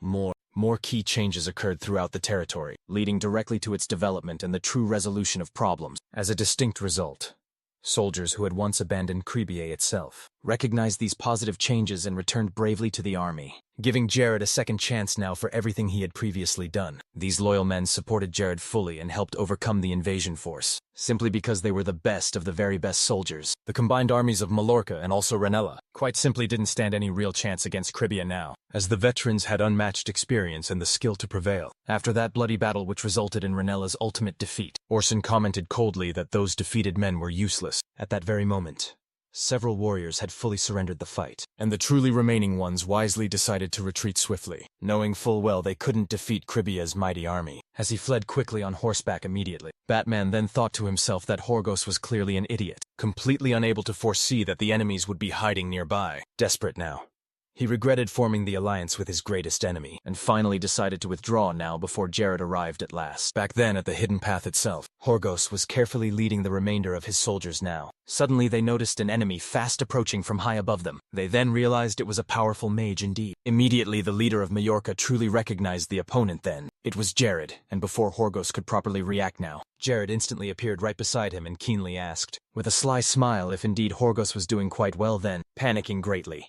the Lord of Majorca quickly tried to strike at Jared then, but the boy quickly appeared high above his very head now. Jared boldly mocked Horgos, plainly saying that he was too weak, perhaps really only slightly stronger even than Lakis truly. Offended severely, the bald man angrily demanded that Jared come down now and fight like a true man. The blond boy readily agreed then, and then conjured a fierce fire spell right above Horgos' head there. He launched that fiery attack directly at the leader of Majorca then, striking him squarely and setting him fiercely ablaze right now. The shocked soldiers rushed quickly to protect their leader now, but were immediately countered with fierce and fiery attacks now. After defeating several soldiers who tried hard to stop him, Jared swiftly forced the remaining army to fully retreat now. Horgos, now trying to fully recover, was severely weakened and clearly covered in terrible burns. As Jared descended slowly downwards, he coldly remarked that he had known this from the very beginning, that true peace was actually impossible, as Horgos had been silently planning this vile war all along indeed. The brave boy quickly charged directly at the bald man there, striking him hard in the face and shattering his strong helmet. Jared relentlessly continued to pummel the weak lord now, and then declared firmly that Horgos had secretly planned to take everything from Kribia. For that clear reason,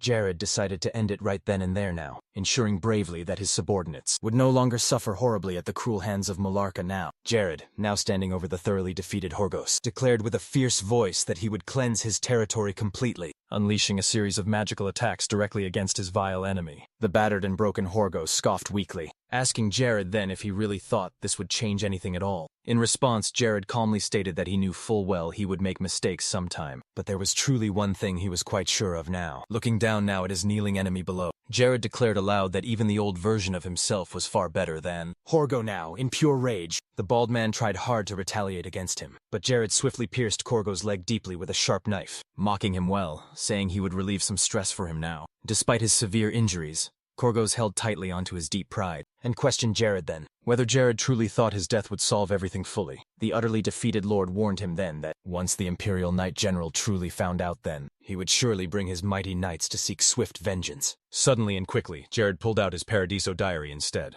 and asked Horgos plainly if he knew at all what it truly was. Flipping smoothly through all the pages within, Jared calmly informed Horgos slowly that if he was clearly talking about Byrox soon, he simply wouldn't be coming at all to avenge him now for sure. Shocked, Horgos demanded to truly know how Jared knew that name. Jared simply explained that the diary contained countless nights of such meticulous writing indeed, detailing people and many events in this known world, just a mere collection of personal notes now. With a smile, Jared then revealed that he'd remembered Horgos and Barax were related too. He laughed eerily, asking if Horgos really and truly thought that Barax, the Imperial Knight General of distant Etima, would travel over 5,000 long kilometers, crossing 4 grand kingdoms and dozens of territories, for a futile, small cause quite like this one. Jared emphasized that while Byrox might not take Horgos' death lightly perhaps, for someone as power-hungry as him truly, Horgos was a mere disgrace rather than a valuable family member it seemed. In fact, Jared continued onwards, no one would mourn the sad death of the leader of Mallorca now. Instead,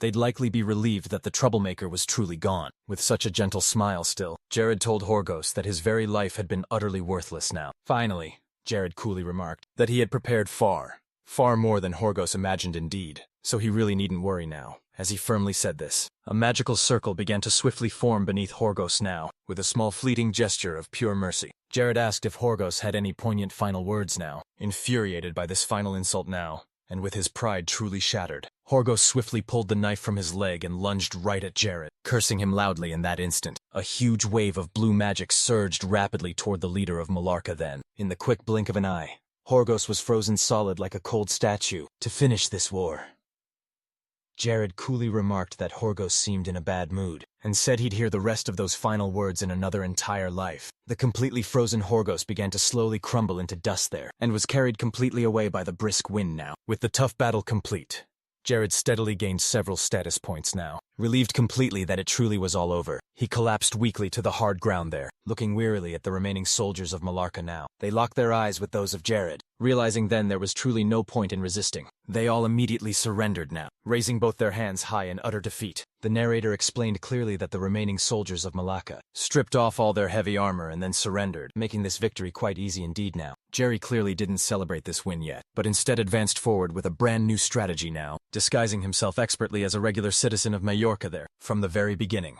Shannon truly had only one clear goal: to bring both Majorca and also Roneola under his total control then. In the true end, Majorca clearly fell to the Caribbean Empire. In just one single day, the ruler of that territory had definitively changed hands. Afterward, Jared reflected quietly on just how Caribia had truly become self-sufficient, even though the nation was still quite weak there. Suddenly now, Lacus then appeared, asking directly what exactly their next crucial move would be. Lacus quickly pointed out clearly that, like Caribia itself, Ranella greatly lacked a strong central stronghold, and with its depleted military force now destroyed, it was extremely highly unlikely they would even be truly able to properly defend themselves much. Now Jared fully agreed, noting that in overall warfare, the side with the truly superior numbers usually won confidently. Jared told his soldiers now that they would march onwards to Ranella. However, Jared's ambitious plan was disrupted by the arrival of an unexpected individual. We now see Jared sitting in meeting with Lord Batman. A man named Caper was explaining presently that, as the leader now responsible directly for this war,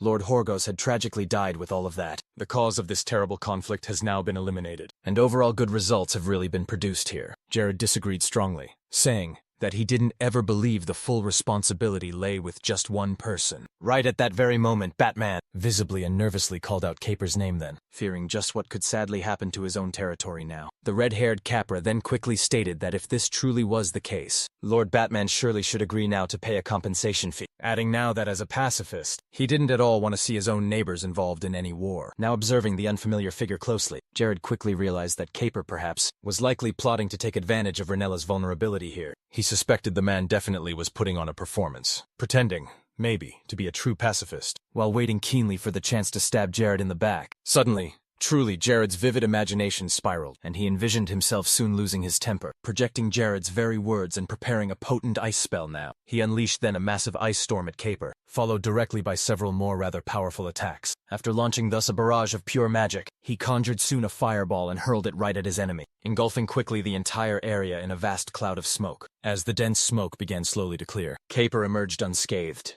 completely unharmed indeed. Drawing his sword, with swift and precise movements so fast, Caper sliced Jared cleanly in half before he even had any chance to retaliate. But all of it was purely in Jared's troubled mind. Just a fleeting fantasy of how things actually could go terribly wrong. Truly realizing this, Jared then calmed himself now, quickly recognizing that Caper was indeed a B-ranked tank, not someone he could afford to fight recklessly. No. Caper, yes, the leader of a territory twice Cribia's very size. Someone Jared would have to deal with oh so carefully indeed. As Jared considered this, Caper politely asked if he agreed to peace, knowing it would be quite futile to start any fight with Caper now. Jared simply nodded in agreement with him, much to Caper's great delight, who commended Jared for such a good heart. Jared, however, had other plans indeed. He thought to himself that eventually he would absolutely find a way to eliminate Caper soon, but now was just not the time.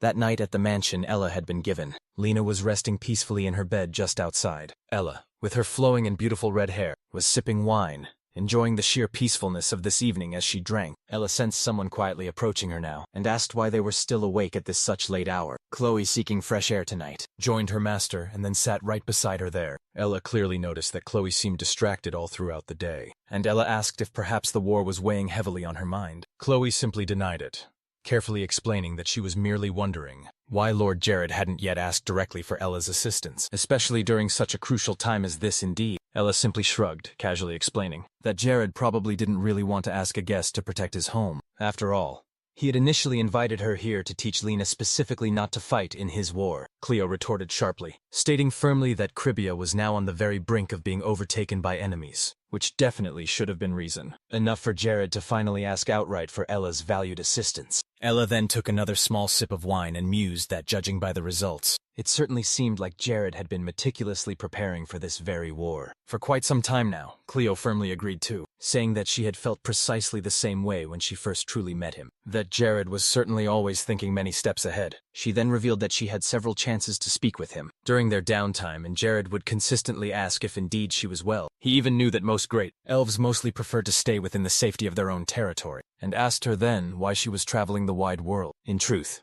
Jared was quite aware of the cruel fate Chloe's father met at the hands of the Black Orcs themselves. Ella, quite surprised by this, then noted that the great elves were surely the only ones who knew that information, and she only knew this because Chloe had confided in her truly. Cleo continued explaining that Jaren also advised her quite strongly not to seek vengeance on the Black Orcs really, but instead to look ahead to something far greater in the distant future now. Ella then, smiling gently, remarked that such words were typical of dear Jared, and wondered aloud how the boy indeed knew so very much. Chloe confessed that she too also was curious indeed to understand how Jared knew all these things now. Ella then stood up, suggesting Chloe should keep a close eye on Jared, as they still had plenty of time left there in Cribia, before ultimately leaving Cribia itself. Ella then playfully added that Chloe should really let her know if she started feeling anything else. As well, Chloe was now there, realizing now what Ella was truly about to do indeed. Saw her master grabbing a bottle of fine wine here, clearly intending now to offer it to Jared openly. Embarrassed Chloe quietly thought to herself thus, that this was exactly why there were so many rumors always about her master at all. Meanwhile, in a dark alley in Majorca precisely that same very night, a man violently threw a glass bottle hard against the wall loudly, cursing Horgos harshly for being such an utter idiot completely. The man with distinct white and black hair clearly was absolutely furious that the former Lord of Majorca truly had not only led so many loyal soldiers to their untimely deaths outright, but had also fully lost the war itself and died himself right after too. as he meticulously packed up the chemical compounds he was trafficking illegally. The man grumbled roughly about the money he had sadly lost then, because of that very fool completely after securing all of the goods quickly. He boldly ordered his vassals now to take all of the money and absolutely anything valuable quickly, before carefully following him rapidly out of Majorca at once right then. During his hasty departure directly from the hideout immediately, the young man also keenly thinks that his trade routes are currently very safe then, so they simply needed to prepare wisely for the future. Once they got right out of there, however, one of the loyal subordinates warns him that he should glance to the left, and then the man sighs deeply while saying, "That person certainly was quite fast." Upon quickly looking to the side, the young man sees right there that Jared was accompanied by his entire army. And then the blonde youth says hello to Prua with a truly menacing expression now. He directly asks where Prua was currently going in such a big hurry, and then the young man casually says he was moving because of his brand new job. He slowly begins to activate an intricate amulet shaped like a clock now, and then says he really didn't have time now for our main protagonist at all. The boy quickly retorts sharply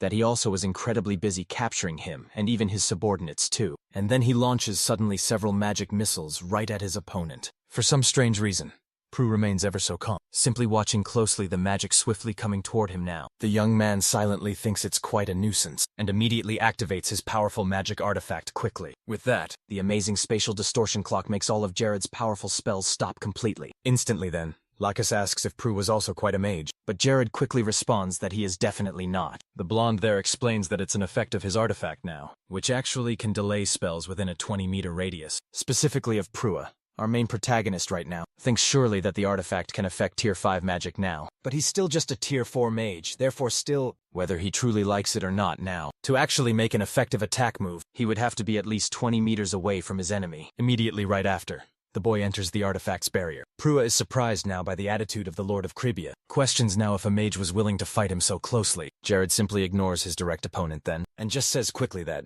since Prue was actually the ruler of the Detroit hair drug cartel, the man would soon meet his true end that very night. Seeing now that he might be eliminated, the man assumes his enemy must be quite tired, since he was present right after the intense war had ended. Then he is trying to bargain now. He asked the blonde to forget about it, and suggested they strike a deal. Smiling slightly, the young man states he will pay double the amount he gave Korgos earlier, and perhaps even 3 times more in total. He suggests Jared simply turn a blind eye to his actions. Prue also says he didn't want to start any war with a new lord yet, of the territory his organization currently occupied now. Lacus gets truly irritated by that attitude shown, and Jared thinks if he lets Prue go this particular time, the entire northern region of the Nas continent will fall under Detrahair's direct influence. In the future, Lena would be known as the Living Fortress only, and Prua would be known as the tyrant's right hand himself. The Demon King's advisor, finally revealed, the blonde declares that it's all right here, and that they would have to eliminate people like Pruo now, to maintain Majorca's true dignity as a new territory. Feeling quite offended, the young man draws his sharp sword and says it would be quite impossible to negotiate then, and he asks then if defeating a croon had gone to our protagonist's head now. Jared immediately lowers his sleeve indeed, and reveals a golden artifact prominently on his wrist here. The young man keenly thinks that, according to option 5 of that certain artifact, if his level is lower now than his opponent's, his strength and overall intelligence will be doubled now. Prue simply watches intently a purple aura emanating from Jared's form, and is frightened indeed by it.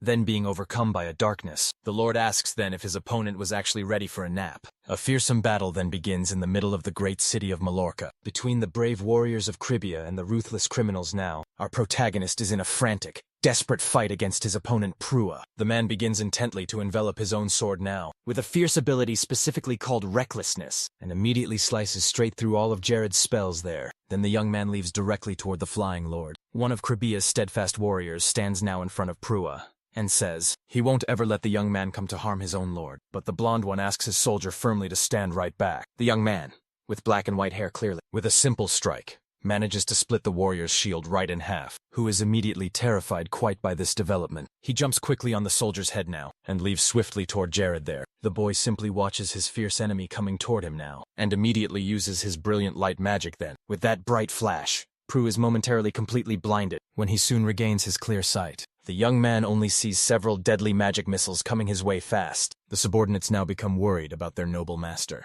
seeing there that the young man was ultimately hit. However, the man manages to return safely now to the ground, only slightly hurt, while noting Jared was indeed very strong. The young man also thinks that even though he's but a mage, Jared was truly skilled in close combat, and on top of everything, had cast that magic missile very far too quickly indeed. Finally, Prue questions if the blonde was really just tier 4 now, as fighting the Lord felt like battling 4 crew all at the same time. Clapping simply his skilled hands, our protagonist expresses his great admiration for his enemy's skill now, and also managing to cut a tough shield right in half. He even emphasizes that the way the drug dealer wields his very sword is truly and utterly incredible. However now, Jared then comments that he couldn't stop thinking that Prue was relying on an artifact deeply, since the strong sword he possesses here is a unique sword designed as a great anti-magic tool ever. The Lord then begins to descend to the very ground and says that, without that weapon, Prue would be extremely weaker certainly. Prue becomes completely infuriated and then says that the former Lord, Horgos, was exactly the same and just like him too. The boy seemed to have indeed a very loose tongue now. The blonde simply doesn't let himself be affected at all and says he was truthfully just telling the actual truth, and adding that the spatial distortion clock also seemed like nothing more than a mere toy. Unable to listen to it any longer now, Jared's fierce enemy evolves his great ability to stage 2 swiftly, and becomes significantly much stronger indeed now. Curious now, he charges ahead toward the Lord, who immediately starts to fly backward quickly, distancing himself further. The young man deftly uses his flight magic to flee from his foe, and he immediately activates his fiery attack right after. After swiftly sending a fireball forth, Prue skillfully manages to cut through the magic with a single strike, and continues relentlessly pursuing Jared further still. The boy turns quickly into an alley to try and shake off his opponent now, but the swordsman proves too fast and swiftly catches up. He then smartly uses his potent magic to break the 2 walls surrounding him there, and the debris then begins to fall down toward Prue presently. However, the young man, now filled with pure rage, uses those concrete shards to leap and jump on them then, and further advance ahead quickly toward Jared now. Prue charges aggressively at his enemy there, ready to slice him apart sharply at that exact moment then. The boy quickly turns around and sharply notices his opponent fast approaching, when Prue attempts forcefully to strike Jared straight away. He only manages to cut part of his opponent's very own coat only, seeing as his enemy dodged the attack at the very last moment. The stunned bandit asks aloud if it was teleportation now. Jared continues mocking him mercilessly, saying he was just scared since with only one blow in truth, he could have been neatly sliced right in 2 instantly. But now decidedly it was his turn indeed, and the young man begins to summon very dark magic into his waiting hands. Then he fiercely uses his lightning magic along with his dark potent powers, sending it swiftly toward the criminal figure. After being struck so hard, the young man writhes in such intense pain on the ground. Jared firmly asks his desperate opponent to simply give up now, since even if he were just a normal swordsman, Prue would truly be a tricky opponent to deal with now, given that the man was actually faster than any other ordinary swordsman now, and each of his brutal sword strikes was absurdly powerful. However, quite unlike a normal swordsman figure, Jared surely had no intention of stepping into his opponent's crucial attack range now, as he valiantly gets up quickly. The white-haired man clearly says now, Jared's insightful analysis was actually frightening and that it could indeed even be applauded. Suddenly, he recklessly uses his ability once again presently, advancing quickly to stage 3 and becoming extremely muscular now, smiling like a maniac. He says Jared is such a clever boy indeed. He should probably figure out just who's going to win this intense fight. However, brimming with confidence, the young man boldly declares now he's already 100% certain that the victory is truly his own, unable to bear the harsh insults any longer now. Proa recklessly uses his power once more for sure, advancing swiftly now to the formidable 4th stage, thinking he will finish Jared off quickly with just one powerful strike. With his heavily muscular legs, he furiously charges at his opponent now, causing even the very ground beneath them to visibly crack. Jared, seeing such incredible speed, becomes extremely worried indeed and noticeably scared now. Bethis Blade, the fierce lord of Krebias' enemy, attacks swiftly and pierces someone deeply. However, it is shockingly revealed that Prua was the one pierced by the sharp sword. Jared, who had previously seemed quite frightened, changes his serious expression and finally says he truly didn't think the man would be fooled so very easily. So the chapter begins with the narrator clearly explaining that, despite Diluc and Prua being rather strong enemies now, the two themselves are completely quite different indeed. Diluc weakened significantly over a period of time, was partially sealed by potent magic and had such a frail body. Prue, on the other hand, was right in the midst of his evolution, with full access to all his abilities, also territorial advantages and powerful artifacts too, even though Jared could easily dodge Diluc's attack patterns now, and slowly drain his valuable life by wisely using all his magic. Either of them could actually kill him with just a single blow, if he let his own guard down for even just one brief second. However, that specific type of strategy wasn't Prue or Caper's overall style. Faced with this huge dilemma, Jared made a bet on Prue's special ability, specifically recklessness. This special ability works as if you were stepping hard on an accelerator pedal. Thus, the user can strongly increase their physical capacity in various stages, and it's certainly very effective directly against the Lord himself. However, Jared directly provoked Prue then, to make him further advance through these stages of utter recklessness. Being a very proud man with quite a notorious criminal reputation, Prue simply couldn't fully endure so many raw insults here. Then after his own mind was completely overtaken by sheer recklessness, Jared then used spatial magic to pierce Prue with his very own sword. Prue made a dire mistake he wouldn't normally have made at cost in life. Jared then explains to his enemy that to win that bitter battle, he should have kept a cooler head and a truly warm heart instead. As people often say next in line now, the young man quickly takes some powder in his strong hand and explains that countless people died due to the drugs Prue sold widely. People who sadly went into heavy debt because of it too. And this indeed would be revenge just for them all along. Thus our protagonist puts the lethal drug into his opponent's mouth directly. The Lord also adds that since the criminal proudly sold these drugs always, he should first feel firsthand the terrible sensation of using that harsh drug, and upon ingesting it, the very criminal begins to writhe and heavily convulse now. Finally, the brave young man says he will surely be decapitated, since now threatening the nation's future itself and its valued citizens is an absolutely unforgivable crime now. Right at that moment then, Jared's soldiers had already fully subdued the criminals of Majorca now. Seeing his lord truly arrive after the grand victory here, Lacasse explains now that they were already suppressing the last rebels still. The great lord of Cribia then clearly states that even the Prue turned Majorca into the largest drug cartel hub itself. Some other criminal nations were still operating right there now, and with an extremely menacing expression truly now. He fiercely declares that before the sunrise tomorrow, they would fully wipe them all right out here. He orders his brave soldiers that if any criminals resist tonight, they are absolutely not to be allowed to live at all. Furthermore, all criminals should be silenced before much else here, as that sacred land will really no longer be governed by dirty crime. So they begin the important work. After a long day of cleansing in Majorca, by the early morning, the glorious sun finally begins to beautifully rise. The very tired Lacasse looks directly at someone now, while deeply thinking that his lord always overcame countless difficulties then, with his amazing mysterious wisdom and knowledge. But this particular time, instead of clearly showing everyone that crucial wisdom, he truly showed his sharp, decisive, and swift nature then. And the very image his lord conveyed was indeed that of an emperor on the rise. With a gleam in his eyes now, watching the lord intently, the young man just truly feels proud now. And thus, just like his very experiences now, his first true awakening, after all of these events indeed, a massive pile of paperwork left behind by Horgos can now be seen, covered completely with all those papers piled up. Jared keenly thinks that the place was such a mess, truly, and that he didn't quite have the time to deal with all that paperwork there. Just looking at it all piled up, the young boy mentions that there were just two things he really needed to do now. One was clearly to enter the ancestral tombs around Majorca now, to ultimately gain more power indeed, and the other was to find a very skilled expert who could mine Chaldea well. Gerard firmly explains that Chaldea is a particularly difficult ore to truly extract, discovered just 13 years ago in Paradiso,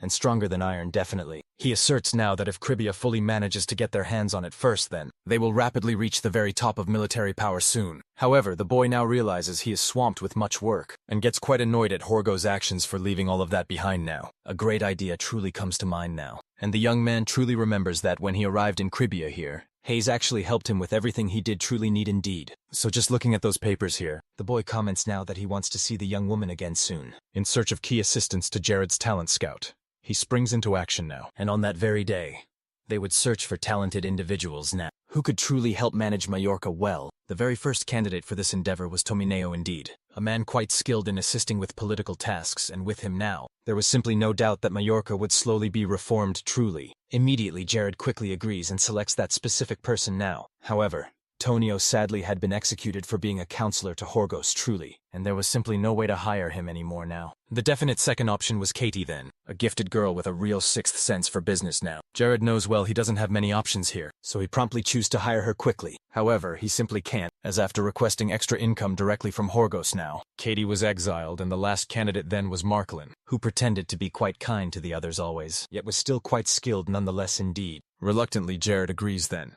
as he'd work with what he had exactly, but he fails again, as after court goes directly to death. Mark Allen resigned swiftly and fled that same very night. Seeing that there was truly no one useful in that city to help, the despairing boy falls right to the ground sadly, wondering just what kind of place that indeed was the young man, and states clearly that there wasn't a single talented person there in Malarca, and this truly was the very first time his profound wisdom and great mind had failed him. Depressed greatly, He wonders then if he should bring Owen or Avila there urgently, but he immediately dismisses outright the very idea of that, knowing full well they are so busy indeed with Cribia. The system then notifies Jared of several urgent complaints, as so many problems were actively spreading throughout their territory because of Horvos. Quite suddenly now, Lacasse arrives swiftly like a savior and calls out for his lord urgently. Jared asks what happened exactly, and his guard explains carefully that there was a serious problem indeed in the village of Divani. Lacasse explains further that a leader was assigned just not long ago, specifically to take proper care of the whole village. But sadly the soldiers receive bad reports that this assigned leader hasn't been diligently doing his crucial job. The guard also solemnly states that the distressed villagers came to him crying, desperately asking for critical help to restore the village fully to normal again. And truly, not only that, everyone sadly had heard widespread news that this leader has been drinking heavily every day, and also occupying his crucial time by drawing utterly obscene pictures there. Jared then comments that it seems this person hasn't learned anything at all, despite the current state that the whole territory is truly in now, and activating his very own recklessness ability which he remarkably stole from Prua. The young man boldly declares he himself will have to go there and discipline him personally soon. After a little while, the Lord finally arrives at the humble village known as Divani there. They promptly head to the specific place where Divani's leader was at, and a furious Jared kicks the main door wide open forcefully. The young man urgently bursts in along with his subordinates now, and Lacasse fiercely calls for the whole village there. Chief Julian is ordered now to come out of his hiding spot immediately then. Lacasse just continues calling out loudly for Julian again, and remarkably one of Cribia's soldiers now notices something upon the wall, and promptly becomes quite embarrassed by it. A young man sees several obscene drawings there, and essentially all the soldiers seem utterly astonished there, while truly the chief of the guard actually becomes angry with them all there. Amidst those drawings and bottles of alcohol right there, a young man dressed purely in white interestingly questions who is actually there. Lacasse intently asks this certain person if he himself is Julian really. Jared keenly uses his very own mind's eye ability to analyze this mysterious person, thinking that he's definitely seen many talents before now, all of them possessing their unique gifts truly, and he ensured that all those talents were deeply developed as quickly as humanly possible, even just a little indeed. However, the young man here is impressed as this guy is quite unlike that. Of all the diverse people he's seen so far now, he is arguably the closest to true perfection. Julian's distinct appearance is revealed now. A simple man indeed with very long white hair. Julian formally introduces himself now, stating clearly that he is the leader of this village, and politely asks if there is really something wrong here. The chief of the guard becomes greatly irritated, but Jared asks his soldier to please wait and says he himself will speak. Before uttering anything, Jared thinks to himself about Julian, even being so highly skilled, was actually hiding it for some reason. So then, the Lord asks outright why the young man has essentially never done anything for that village, as he wasn't being paid handsomely to slack off clearly. Boldly now, the young man explains that it's mainly because everything there seems normal. He simply comments that he doesn't quite think there is anything that needs to be taken care of, and indeed, he shouldn't even be in such an insignificant village. Lacasse sees that as a grave insult and immediately draws out his sharp sword, angered greatly by such blasphemy. However, Jared asks the young man gently to stop, and then sits down on the floor, calling out Julian's very name. The Lord asks plainly if Julian doesn't think that the job is suitable for him, and the young man fully agrees at once. With a definite plan in his mind, the blonde asks the village leader there to tell only the honest truth, and accuses Julian of not doing it now because he didn't actually want to, but rather precisely because he didn't truly have the skill indeed for it. Feeling clearly insulted now, the white-haired young man responds plainly that he simply didn't want to do it, and really, if he wanted to, he could easily do it at once. Jared then asks him gently if he could clearly prove it now, and Julian confidently says that if the Lord really wanted it done, he could closely supervise him. Seeing this rather heated exchange between the two lackeys here, he becomes truly extremely confused now. Julian then starts his important work, calling promptly for his assistant now. Right afterwards, the young man asks his loyal servant to retrieve all past documents, as he would carefully assess all the village's cases and problems now, while simply waiting for the paperwork soon. Julian politely asks Jared now, and his soldiers to help fully remove the obscene drawings from the wall here. Jared readily agrees now, and then he and his subordinates fully begin cleaning up the entire place. Julian immediately starts solving the village's numerous problems too, even such small ones like a woman who was having some trouble with her calf again, or some minor disputes that were actively occurring between merchants still. Even the very people producing sweet honey asked Julian for his kind help here,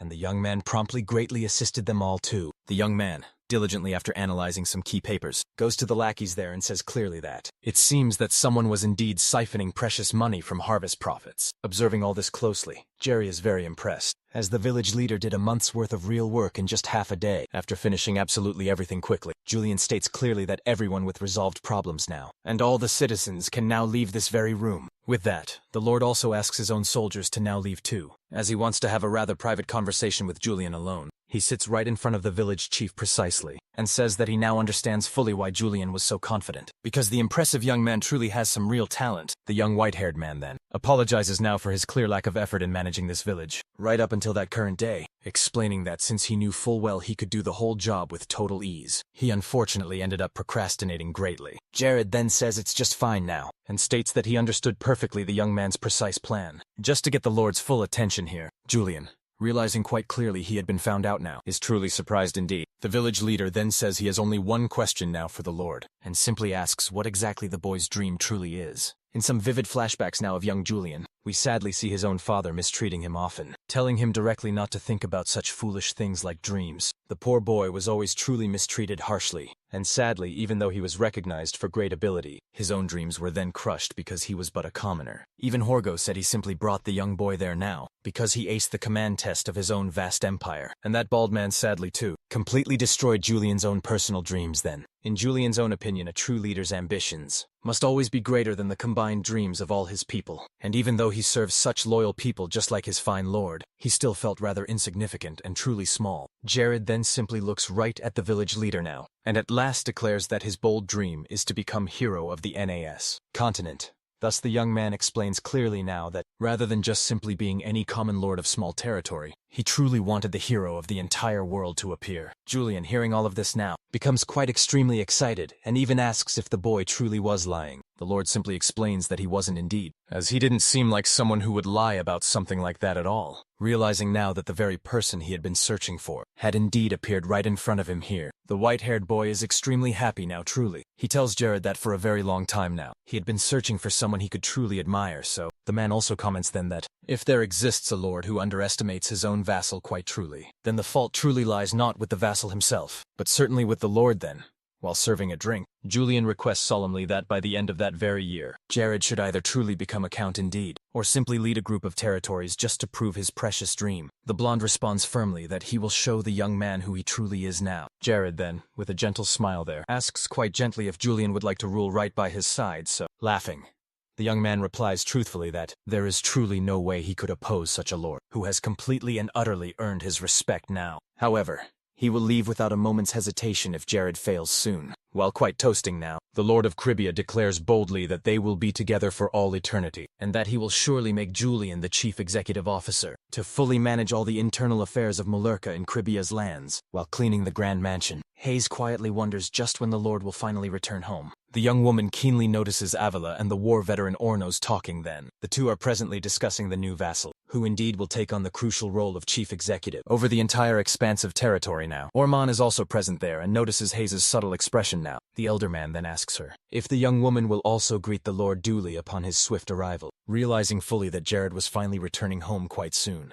the young woman becomes extremely happy indeed and answers affirmatively soon. In Majorca now, after Julian was officially appointed as chief executive then, the territory quickly stabilized indeed. Jared worked even harder, truly seeing his subordinates' dedication, and in this last week, he practically lived there in the office. Hayes knocks softly on the door where our protagonist was now, and upon entering gently, she offers the young man some fine tea made from the Carlicus flower. She mentions that she heard it's good indeed for weight loss, so she bought just a little, but Jared thinks that his strenuous diet had already ended then. Nevertheless, he politely accepts now. The woman continues to pamper the young boy while Julian observes silently. The white-haired young man asks his lord there to take a much-needed rest, but the boy simply responds that he's currently fine. Julian insists once again for his overworked lord to just rest, and reluctantly Jared considers it somewhat. The white-haired man then states that he's off to meet with the other valued vassals, and he will return shortly. Jared simply acknowledges this silently in his mind. Jared reflects that his Cribia vassals overall, upon hearing those rumors, came to see indeed with their own eyes if Julian was truly up to this task. However,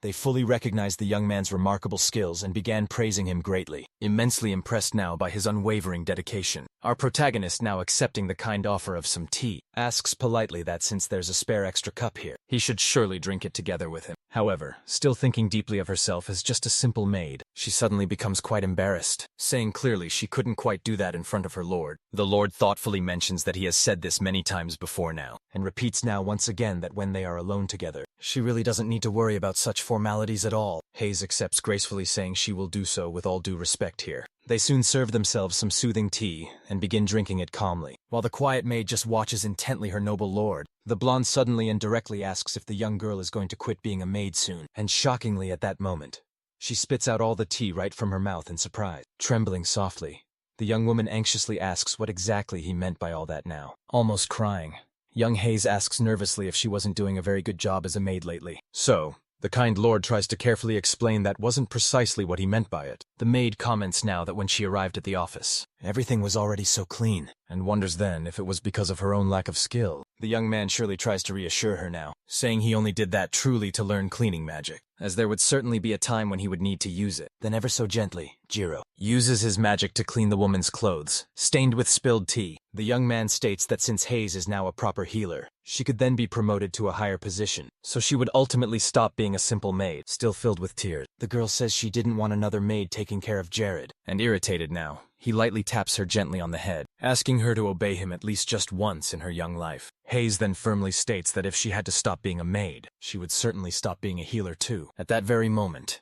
a necklace begins to glow intensely behind Jared. A strong, blinding light spreads rapidly throughout the entire room, and then a voice speaks profoundly about death and deep despair, starts coming directly from that mysterious amulet itself. Looking at it closely, Hayes and Jared are quite confused now, just listening carefully to the words from that strange object there. That object then starts to float upwards after all that. Suddenly, the pendant's soft glow quickly fades away, and the accessory falls softly onto the table where it was resting. Hayes curiously asks what that strange event was, and Jared then explains it was an artifact possessed by a criminal before, looking intently at that mysterious object. The boy thoughtfully thinks it might be the tears of Mahar Ali perhaps, and normally really, it's just a simple artifact that increases your base stats by 25 points precisely. But the actual true purpose of that object there is to actually be a key to an ancient catacomb structure. That catacomb lies hidden beneath Malarka's surface. Jared then asks nicely if Hayes wanted to maybe go outside for a bit now, since there was a place he's always wanted to go and explore. Since he first arrived in Malarka City, even while quite confused by his strange attitude overall, the young woman simply agrees. Now in another place entirely, in the small town called Morales, within the kingdom of Lentus indeed, a person named Belton is currently being called a mailman then, was knocking rather persistently on the young man's very door now, stating quite clearly that he had a letter just for him now. Belton readily answers the door and receives that very letter then, and the mailman also mentions there were some pretty big boxes too, arriving there promptly right after he bids farewell to the civilian now, and the young man thanks the mailman warmly for delivering the letters, reading that paper carefully and with a bag of money right beside him. The man thinks this particular person was really quite impressive now. In the letter itself, Jared introduces himself and offers greetings there, stating precisely that he wanted some tips since the young man was a veteran indeed. The civilian here supposes rather thoughtfully that's why Jared gave him so many gold coins now, as he truly wants him to accept that readily as payment and go meet him directly, while keenly thinking to himself that this whole thing was strange. What previously looked just like a young man begins rather dramatically to change shape. Then indeed, the youth visibly takes on a different distinct appearance too, transforming subtly now into a man well known as Belhard now, a great elderly tier 9 mage ultimately indeed. Right after his transformation itself, he clearly states that even Jared's very words felt strange. As he mentioned, he found a true clue to evolve to tier 5 now. The mage thinks clearly that even geniuses have really no idea to advance in tier, and that felt really quite odd now, with that very name in mind. He starts to question who that person was, to speak with real such confidence like that, and after a short while, a sharp realization dawns upon him. Belhard remembers clearly that Jared is Barry's useless son, but he just doesn't know how a chubby boy like him could be acting that specific way. Burning the letter with his magic, Belhard clearly states that he will truly have to go there to confirm. After all that now, a really great mage also surely needs talent to evolve surely. Back in Malarka at precisely this moment in time, Jared was then walking with his dear companion, Hayes, through a dense forest. The young woman clearly comments that it felt kind of scary there then, and the blonde responds smoothly that there were simply no villains in this forest. So they really were fine in his own keen mind then. The young man comments that the overall atmosphere felt spooky there indeed, but notably, there didn't seem to be anything immediately wrong. It also clearly states that during the game's primary development, no one could quite find any real clues about where these catacombs would be. When everyone was seemingly about to give up then, the location of the fabled catacombs was revealed in one photo. Specifically, It came from one of the developers there. It was later discovered by a subtle reflection on the monitor's screen, which itself appeared in a mirror somewhere. Thus, our main protagonist was standing still, right where the catacombs were very possibly discovered now. He then asked Hayes what she fully thought of this place now, and the young woman comments that aside from just the tree being green, it looked pretty normal, truly, and suddenly. The sand in the forest starts to take a very strange form then, and something clearly appears right before them all. Jared, quickly realizing precisely what it was,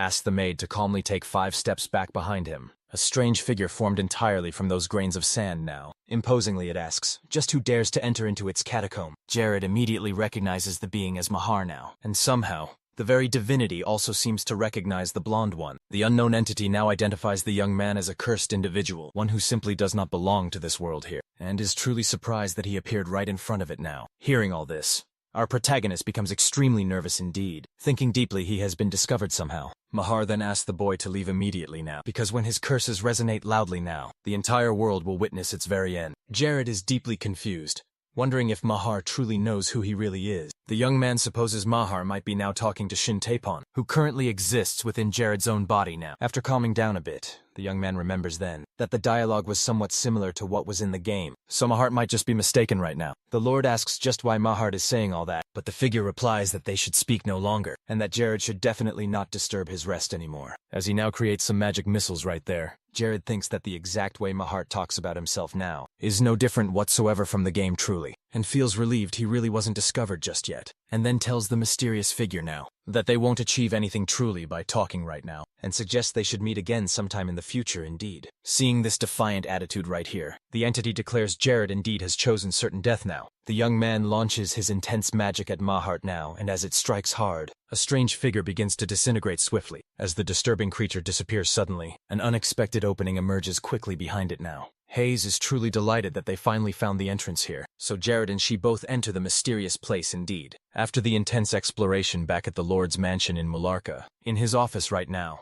the maid and her lord are analyzing some intricate maps. The young woman now asks if she missed something, and before he even answers now, Gerard thinks that they have finally drawn all the interesting places they've seen so far. He then replies to the young girl quickly that she undoubtedly drew everything quite perfectly indeed. The young man also comments then that he didn't know the girl actually had a talent for drawing detailed maps, and she sweetly explains that when she was much younger, she followed her dear father everywhere indeed and learned from him closely. Finally, the Lord remarks now that this skill is extremely useful in his own eyes, and the girl smiles, quite excited by the genuine compliment given. He also asks her now when Mary mentioned she would arrive in Majorca soon, and Hayes helpfully explains that Mary mentioned she had some remaining work to finish up, so she would arrive in roughly about 2 full days. With that, Jared then asks if Hayes would kindly cook for him that very day, and the very young woman eagerly and happily agrees right away. Excitedly, she runs quickly to the kitchen now and asks the young man to just wait a moment more, a bit shyly. The boy thinks then that her exaggerated excitement sometimes actually worried him a bit. He thoughtfully turns his attention quickly back to the catacomb now, and our main protagonist mentions that he explored around about half of the place, with Hayes going through truly safe areas without any enemies around at all to map the dungeon fully. Shin thoughtfully recalls that Mahar's ancient tomb was quite known in Paradiso itself, as the mirror dungeon most prominently and in the game still. Anyone truly who wanted to defeat Prua, the Demon King's trusted advisor, needed first to gain access to the mirror dungeon quest then. Kroa, a mirror drug dealer sometime in the future, would certainly become an extremely powerful magnate then. All thanks now to the rare artifacts he stole from the dungeon. In the game timeline, the large-scale dungeon was barely ever found, and it was finally discovered much later, due to a grave mistake made by one of the developers later, as a direct result of the tomb's notoriety for being impossible now to locate. Many guilds gathered quickly now to complete the dungeon quest indeed. Thanks wholeheartedly to everyone helping each other during that raid, the dungeon there would be cleared quite easily at last. However,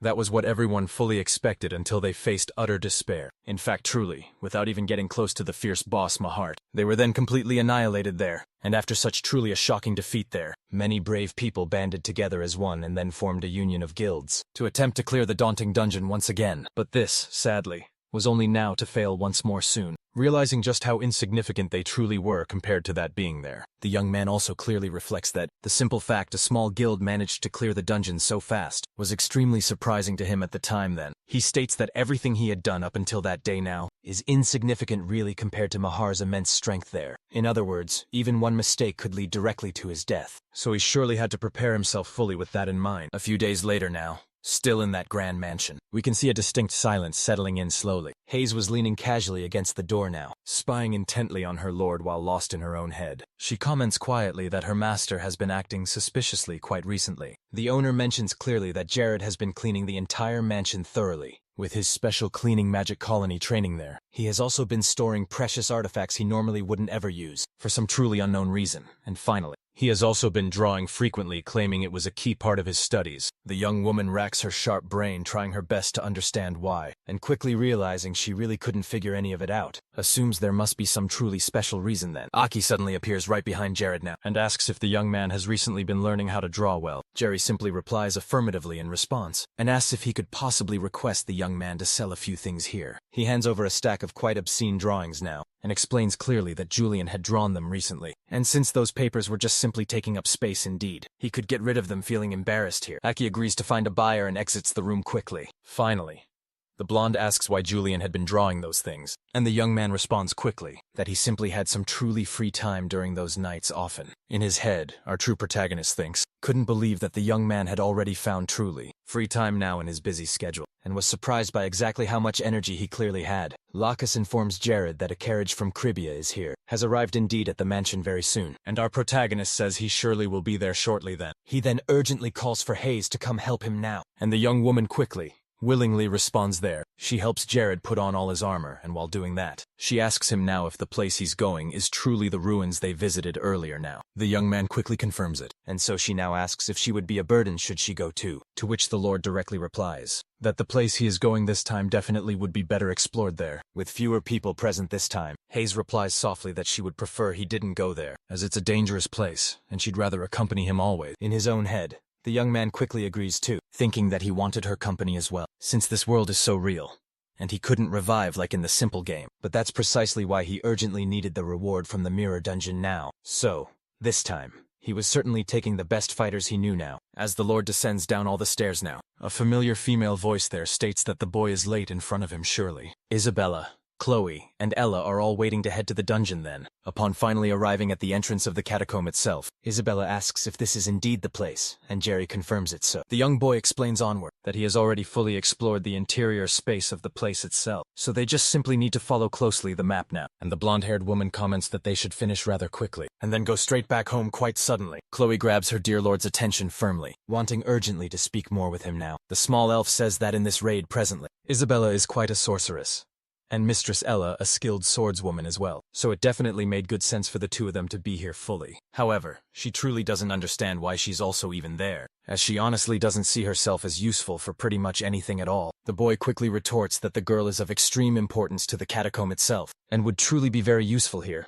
Clover then remains quite silent for a moment, not fully understanding just what he meant, but she lets it go quietly after some long time walking through the dim dungeon. Ella keenly expresses her deep disdain for the demon kingdom itself, and also the dark blood of the dark church presently. And even though she truly didn't think it was fully the actual case, Ella asks then if Jared was truly there to gain power from darkness. The young man responds simply that he certainly wasn't, and his only real goal in that very place was just to acquire an artifact. The redhead is relieved now, saying that if that wasn't indeed the case, they might have ultimately ended up fighting here. Nervous, the young man then lets out a small, soft laugh, saying that it's quite a relief that won't happen then. Looking intently at her now, the boy realizes then that the woman is quite devoted to light itself, and tends to exaggerate quite a lot too. Suddenly, Isabel keenly points out that the path is becoming clearer now, and Jared quickly responds that it truly means they are almost at the labyrinth's end. He further explains that after the labyrinth itself, there's only a single path now left to take, and they will have to pass through just a few more chambers, until finally they reach the dungeon's true end. Finally, the raid truly begins now, and the three brave adventurers arrive in front of a very large gate, guarded intensely by soldiers. The clay soldiers stand perfectly in position, holding their spears ready still to defend whatever lies behind that door there. Jared then, yes, tells Isabella they will now use the strategy they discussed earlier on, and the young woman fully agrees now. The girl kneels low, and from her very hand, a dark shadow begins then to spread across the ground swiftly. The pure darkness reaches two of the clay soldiers nearby, agitating them greatly for some clear reason. They completely ignored Jared there and charged straight toward Isabella at once. Quickly with it, the Lord indeed takes advantage of this opportunity here, and strikes fiercely all those creatures hard from behind there. As a direct result, the soldiers begin, unable to react quickly, and start to crumble, closing steps right in, finishing off quickly the remaining ones right now. from two of those vile creatures there. Two purple crystals simply fall to the hard ground below. Isabella feels impressed that the clay soldiers only went after her then, and wonders aloud why they ignored young Jared there. While picking up one of the dark stones carefully now, the young man fully admits he isn't entirely sure why, but he surely knows those creatures always go after dark mages first here. With those stones now in hand, the boy states now that since they defeated the Guardians first, they should properly disguise themselves quite well, and then he hands the two magical stones to both of the girls. They then approach the gigantic gate, with an engraved symbol upon it, and proceeded forward now to open it, to disguise themselves fully. All four warriors in the group donned the heads of those clay soldiers. Once they're inside the gate, Isabella is startled now to see an army of those warriors in the room. Ella is truly equally astonished now, commenting aloud that it's incredible to see, and estimating there are at least 2,000 soldiers truly present here. Right at that moment then, the former demon questions her lord if their disguise truly will work here, and the young man calmly explains that, as long as their faces truly match those of the soldiers, they should be quite fine. The four begin now to walk toward the end of the room, and Isabella remains nervous still about the tense situation. The only one now who stays completely calm is Jared, who silently notes now that there are at least 2,500 clay soldiers there still. Jared then recalls that, when the big raid of 500 people in Paradiso reached this very place, there were 3,000 such clay soldiers overall, resulting in a rather difficult and protracted battle now. The young man then believes that, since the number of people in his own small group is rather small now, they don't really look suspicious now, and there is truly something even more important as well. Thanks to the disguise effect Clo place on their masks here, they could then easily pass without any fighting still. Finally, as they reach their final destination, the young man turns to Isabella and states that nothing has happened, just exactly as he said too. Chloe mentions clearly that it's good to know her masks were useful then, and also that the skill was indeed of great importance now. Jared comments now that even though the clay monsters had quite poor vision, if they hadn't camouflaged themselves fully, it would have been spotted immediately behind her nice mask. Chloe feels quite extremely excited and very happy to have been truly useful, exclaiming loudly that raids are truly a lot of fun now. However, Isabella isn't as entirely pleased at all, silently watching now as her lord praises yet another girl. She approaches Jared, then touches his shoulder gently, and she declares that she helped out too. Sighing softly now, the young man admits he can't avoid it now, and begins clapping his hands slowly, congratulating her aloud.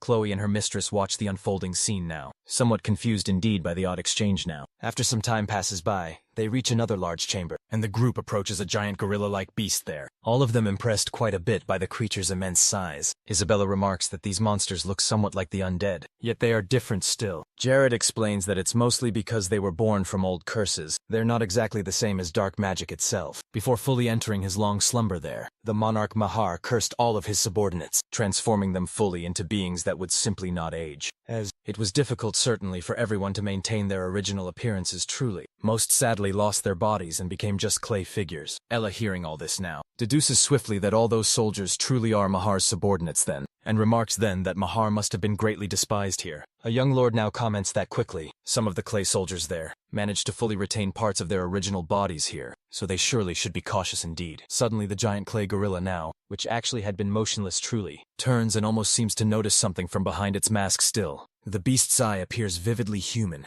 and it senses what's really happening now. Immediately it abruptly charges toward the entire group there, catching them off guard with this sudden battle fully. The fierce creature slams the ground hard, creating a strong gust of wind and sending debris flying in every direction now. After the incredibly loud crash, it's very clear that Jared managed to escape still, holding Isabella safely in his arms as he leaps into the air quickly. Chloe and her mistress also swiftly avoid being hit by the gorilla's big attack, and luckily remain unharmed for now. Isabella honestly doesn't understand just why the monster attacked them there, and Jared quietly remarks that it simply shouldn't have ever happened though. He intently thinks to himself then that the dungeon has surely changed, likely all due to his being transported to this world now. The clay monster does not relent at all, and quickly charges again now, this time truly aiming to grab both Jared and also Isabella too. However, our protagonist manages to just escape and returns to ground safely then, once again skillfully taking advantage of the gorilla being in air now. Ella urges quickly everyone to move far away from that soldier. Right after clearly saying this now, the young woman begins to prepare some wind spell around her sword then. The redhead then quickly launches her fierce attack at opponent, which is clearly hit squarely indeed by all the magic. The monster is thrown far back. A massive dust cloud fills the area. However,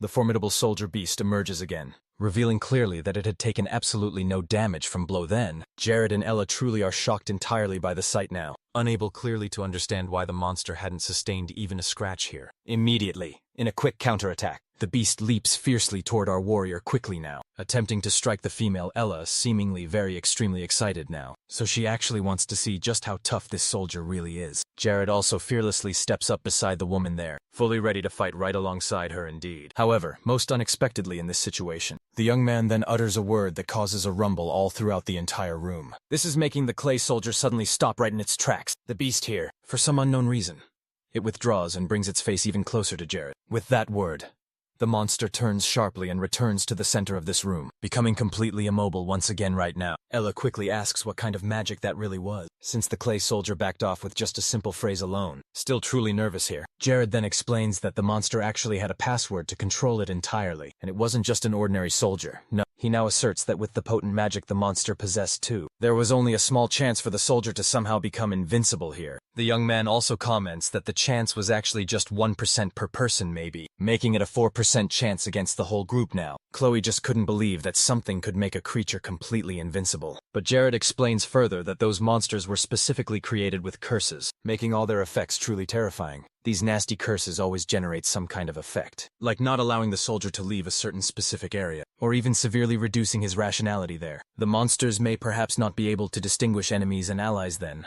attacking simply anything they happen to see now. Finally, Jared concludes that in such terrible cases, the creator actually establishes a unique password, and the specific password here now was Ave Mahart. Right at that very moment, everyone began to remove their masks. The girl was certainly about to question the young man on just how he knew that, but she remembers it was actually a secret and Jared wouldn't tell at all. After a lengthy walk through all the chambers, they arrive into one now filled with numerous white pillars. There, a being speaking with two distinct voices greets them and calls the group intruders now. This fearsome being is sustained by several grotesque bodies, and introduces the place right now as the sanctuary of Lord Mahar here. The strange creature reveals itself indeed, showing quite clearly that it had precisely two heads, one represented fully by the sun, the other by the pale moon. Upon truly seeing the creature now, Jared urgently asks Ella and Chloe to proceed as was planned, and firmly draw the priest's full attention. The sun side of the monster quickly empowers some servants, and orders them all to hold off the intruders here. Meanwhile, the moon side strengthens its slaves too, but then commands its soldiers to finish off all enemies. For truly some reason, the monsters seem to ignore Ella and charge right for Isabella. The poor young woman then panics, not understanding precisely why those creatures are after her again, and Jared urgently rushes to attack them now. Chloe ignores all of this and charges directly at the priest, who then summons grotesque magic in the form of bodies, united into a raven.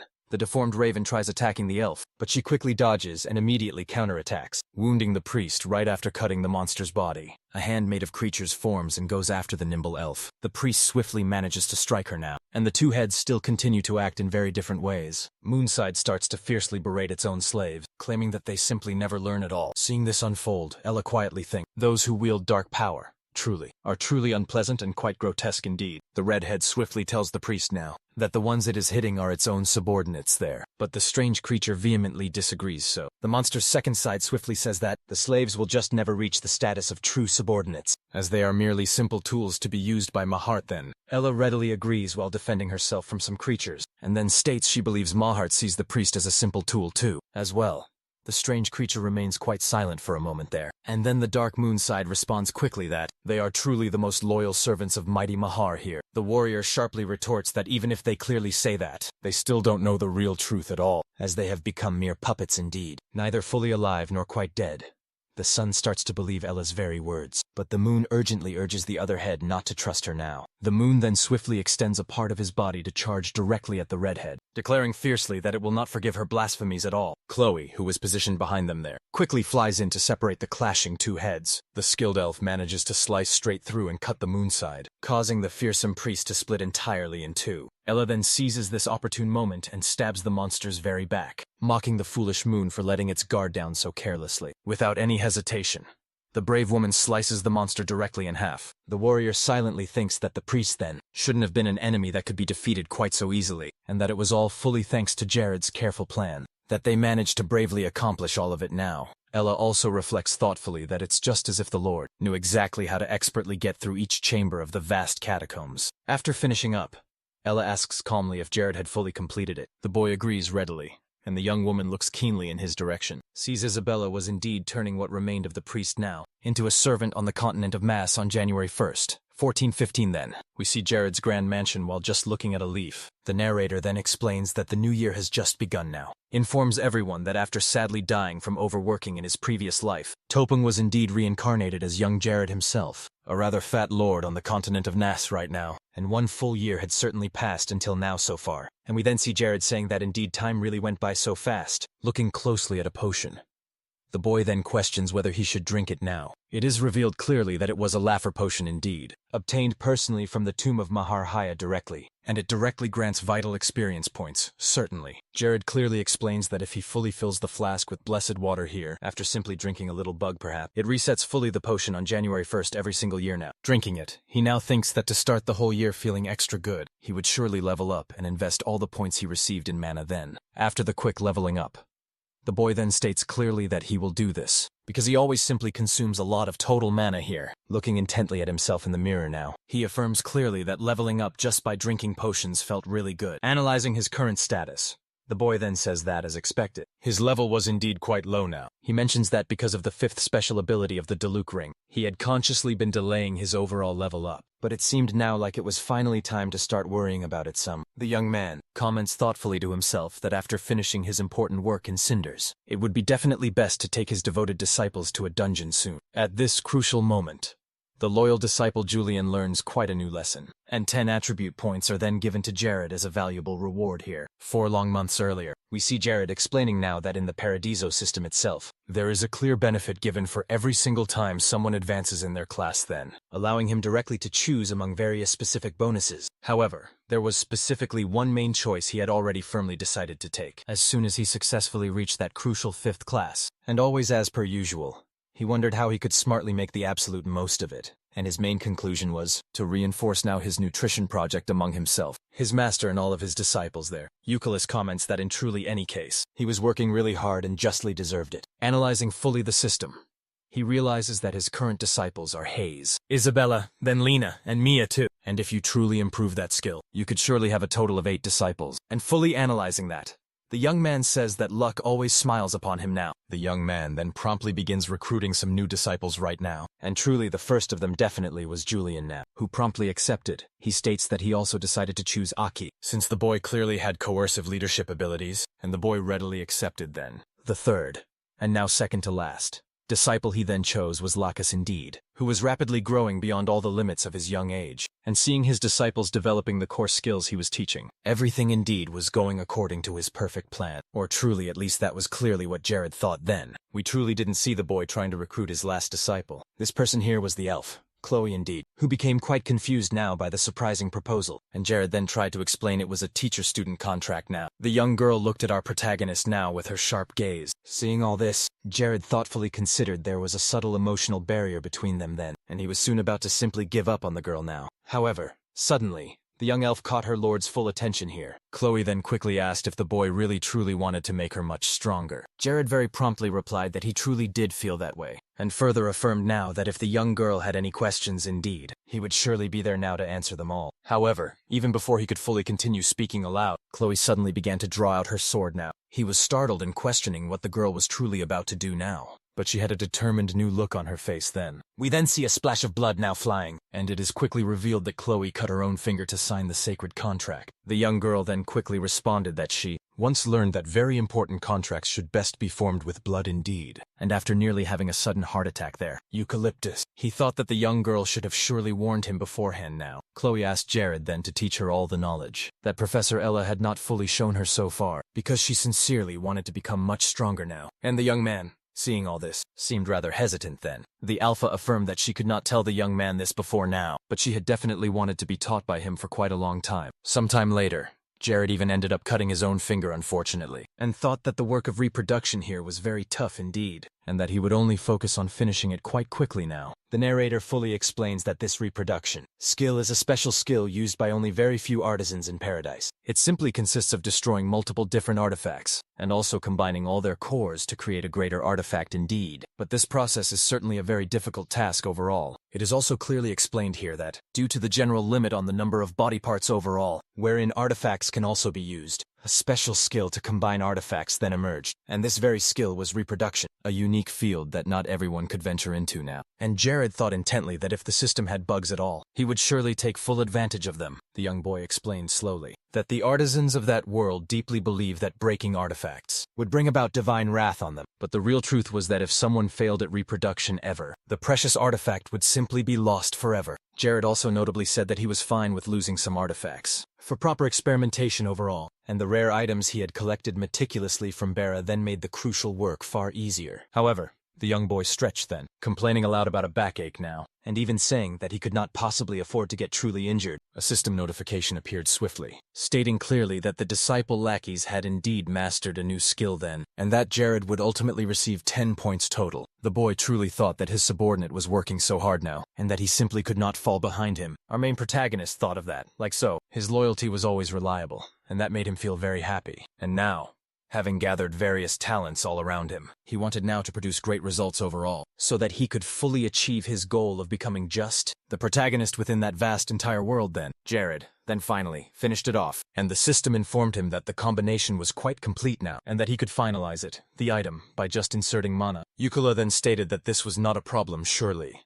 And after using his mana, he thus created the artifact bar ring with various key abilities now. He then celebrated, having gained 2 abilities truly related to craftsmanship now, and those 2 months of hard investment had really paid off so well. The Lord then thoughtfully considered that this way now, the artifact from Mahar's tomb could be perfectly reconstructed later. Suddenly, Hayes knocked promptly on the door there, informing her lord that it was time already for training now. She opened the door, surprising Jared quite, who greeted his maid respectfully. The boy clearly stated that he was already heading outside now, and then asked her to wait just for him at the training grounds. Jared told himself he got distracted with reconstructing the artifact, and thus was now quite late indeed for training. So he should hurry now up. Looking through the window here, he noticed Chloe looking right at him and was a little startled. The boy stated he was already on his way. However, of course, the elf actually had a rather sweetly cute expression though, while patiently waiting now for her lord, of course. We then move quickly to the Kingdom of Cinders, seeing a massive castle. Inside, it seems the 4th prince received a letter from Jared himself, and after swiftly reading it, he set it directly on fire, all while stating he already fully understood exactly what it meant. Back at the very training grounds once more, Jared told his young disciple they were truly about to begin soon. The boy prepared himself well and launched a fierce fireball at Chloe. The girl barely even managed to dodge that dangerous explosion by quickly throwing herself hard to the side here. Our protagonist warned that the girl had better dodge fast, because he certainly would not then go easy at all on her. The keen elf retorted quickly that when she has the opportunity, she would attack him fiercely with everything she had as well then, and while continuing to fire multiple spells rapidly, the young boy provoked his talented disciple even more, urging her to truly attack him now. Intently looking at Chloe, the boy commented quietly to himself that she was very smart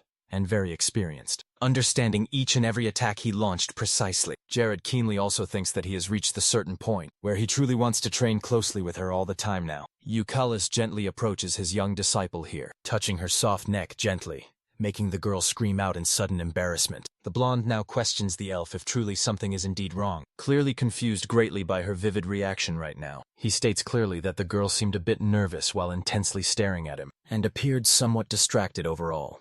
Even with quite red cheeks indeed, she simply quietly responds that it was truly nothing at all. Then Jared wisely suggests calmly that they should take a break soon, since the girl was clearly not focused fully, and so she quickly apologizes softly then. The boy states gently that he does not mind truly because they were only training after all, but if it truly were a real battle out there, she would be showing definite weakness here. In other words, the girl's head would have already gone flying then, and she totally agrees with this too. Jared notices that Chloe's hair ended up getting burned badly, because she greatly wanted to train hard, simulating a truly real battle in combat, and she keenly responds that she does not care about such mere things. The Lord replies that if she makes another mistake like exactly that, she might unfortunately end up going bald. Suddenly now, Lacus quickly approaches the main gate, calling aloud for his own lord now. Eucalyptus tells his own disciple that he will go talk to Lacus directly, and politely asks her to rest quietly for a while too. Sitting still on a bench, the young girl sighs deeply now. Looking keenly off to the one side, she keenly notices the bottle that Jared had drunk water from directly. Looking intently at the plain object now, she becomes very embarrassed oddly for some unknown reason now. We now go into an earlier flashback, where Ella carefully tells her disciple that if the young girl wanted, she could indeed keep an eye on Jared closely. And then this brave warrior asks Chloe now to let her know if her own heart ever felt something new or different. Chloe is now trying to regain her composure quickly. The young girl quietly questions why this was happening to her. Back to Lacus now, He apologizes for disturbing Jared quite so early, and asks if he perhaps interrupted an important meeting. The noble lord simply responds that he certainly did not, as it was not truly a meeting, and they were only training together. But then he keenly asked his loyal subordinate to get straight to the key point. Even though he is clearly uncomfortable at this moment, the cautious soldier begins to speak about just what he wanted. He explains that the civil division in the very kingdom of Cinders has alarmingly grown since it was just a mere dispute within the royal family. But it sadly seems that a full-scale terrible war between the ambitious second and third princes is surely coming now, just exactly as his own master Jared precisely predicted. Thus, the worried lord asks if the army's training itself is going well indeed. Lacus confidently responds that it truly is, and also that after the intense training of these last few months here, even new recruits have truly become quite strong indeed. He does also inform them that Orson now, and the brave partisans are also participating in all the training, since they all are surely the elite of their army now. Additionally, brave Lacus prepares now to say something else, while powerfully unsheathing his own weapon. A soldier there mentions the very sword his own lord had forged then, specifically just for him, saying it was quite good. Brave Jared then realizes that it's the legendary Chaldean sword, and then he asks if his own vassal liked his fine new weapon. Lacus quickly responds clearly that he surely did like it, and that he had indeed many past problems with older swords now, but certainly none with this fine one. And Jerry is clearly pleased all is fine. Lucas then says that he surely will be very happy if Lacus well understands the sword as reward for all his efforts. The soldier there replies he is so very grateful to his generous lord, and he will surely use Chaldean to help his lord with all his foes. But then changing the subject there, the man indeed remembers there is really one more thing he should report. Our protagonist uses sound isolation magic now and like his states directly that it is about the case indeed, that the Aggressio Knights were investigating closely. The blonde replies quickly that he can speak freely now. Thus Lacus informs them that after their meticulous observations, they truly made a significant discovery there. He reports now that with the recording devices properly installed around the entire territory, they managed to capture enemies performing dark magic nearby surely, and after invading their hidden base and capturing them all, they thoroughly interrogated them indeed, and confirmed clearly that they belonged to the Church of Shadows only. In his mind, Eucalus thinks silently that this is excellent news. Clenching his strong fist, the boy affirms he has caught his enemies quite well. Our protagonist strongly wishes to eradicate the dark faiths wholly, since they will become a very strong cause, to the inevitable point of starting a war in the future perhaps. He explains clearly that the national religion of Cinders is the Latios Church, and the Church of Shadows completely rejects it now. In simpler words, if any territory believed much in the Church of Shadows, it would surely not be protected by Cinders now. That is, if a neutral territory near Cribio was practicing dark faith itself, it could be easily subdued, and Jared would expand his influence indeed. Lacus calls quickly for his chief then, who apologizes since he was seemingly lost in deep thought. He asks which territories were exactly behind all this now, and the soldier states firmly that, if he were to speak only about what he was absolutely certain of now, they would specifically be the territories of Acra, namely Moodlin and also Letica. The blonde thinks quickly that they are progressing very fast now, and indeed, if things were truly as they were in the story now, the Church of Shadows would be much weaker still. Nicholas concludes sharply that he will have to consider being 3 steps ahead then. Like is indeed confused. Asks what his master is going to precisely do. The man states simply that his subordinate should leave the recording devices active now, to fully reveal the real truth sometime in the future. And after all that, they will launch an imminent attack on these 3 territories, since that was indeed the true reason the army had been training so hard. Finally, the Lord concludes now that for this coming war, they will mobilize the full royal guard of proud Aggressio, and the soldier fully agrees right now. The blonde now thinks that this was truly the perfect moment, and that it was indeed time to make his bold move. The rebirth now of Cribia, as he confidently walks. He comments softly to Lacus now, that he will leave the crucial recording devices in his capable hands, and the man agrees fully.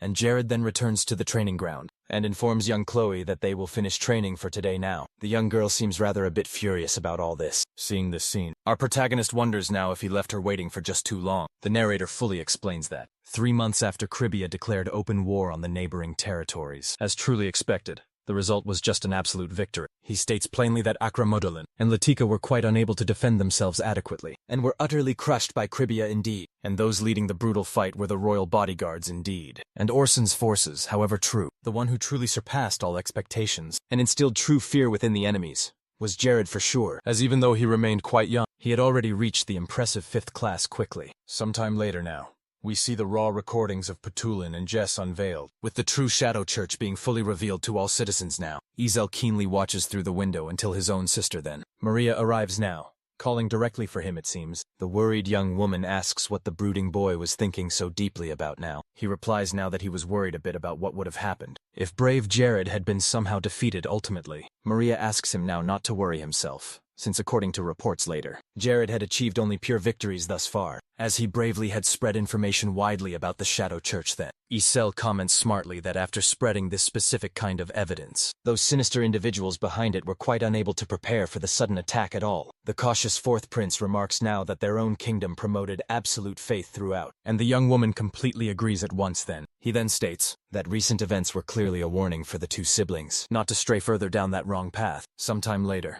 within the castle, we see Isel alone now, carefully reading a letter. The letter itself was indeed from Jared, informing him that they were attacking those around the kingdom who practiced the dark faith, and that the prince was doing an excellent job for them. After carefully burning the letter, Isel thinks that if only he succeeded his own father, his grand plan could work. However, he's quite irritated. The young man states humanity was already completely corrupted, really. In the fourth nation, we see someone calling Jared a true bastard, a soldier fighting for the evil forces. Questions now whether the Lord really thought he could kill him without any retaliation. He states that even if he dies soon, the countless followers of his faith will surely take their revenge. However, the Lord doesn't give him a chance to truly react, finishing him now with Lack as his sword, praising the weapon greatly. Suddenly, someone arrives just then, calling now for the Lord, while bringing news from the very palace. The man informs quickly that all the bodyguards have raised white flags high, denying any involvement with the shadowy Shadow Church. Jared asks the man now to capture all the enemies, as they will justly decide their full guilt through a fair trial. Lakas becomes very excited since his lord had taken full control of a fortress now, truly proving that he was indeed unbeatable overall. However, seeing the soldier now trembling slightly there, the boy becomes quite apprehensive right then. He states firmly that his soldier had truly done a good job indeed. However,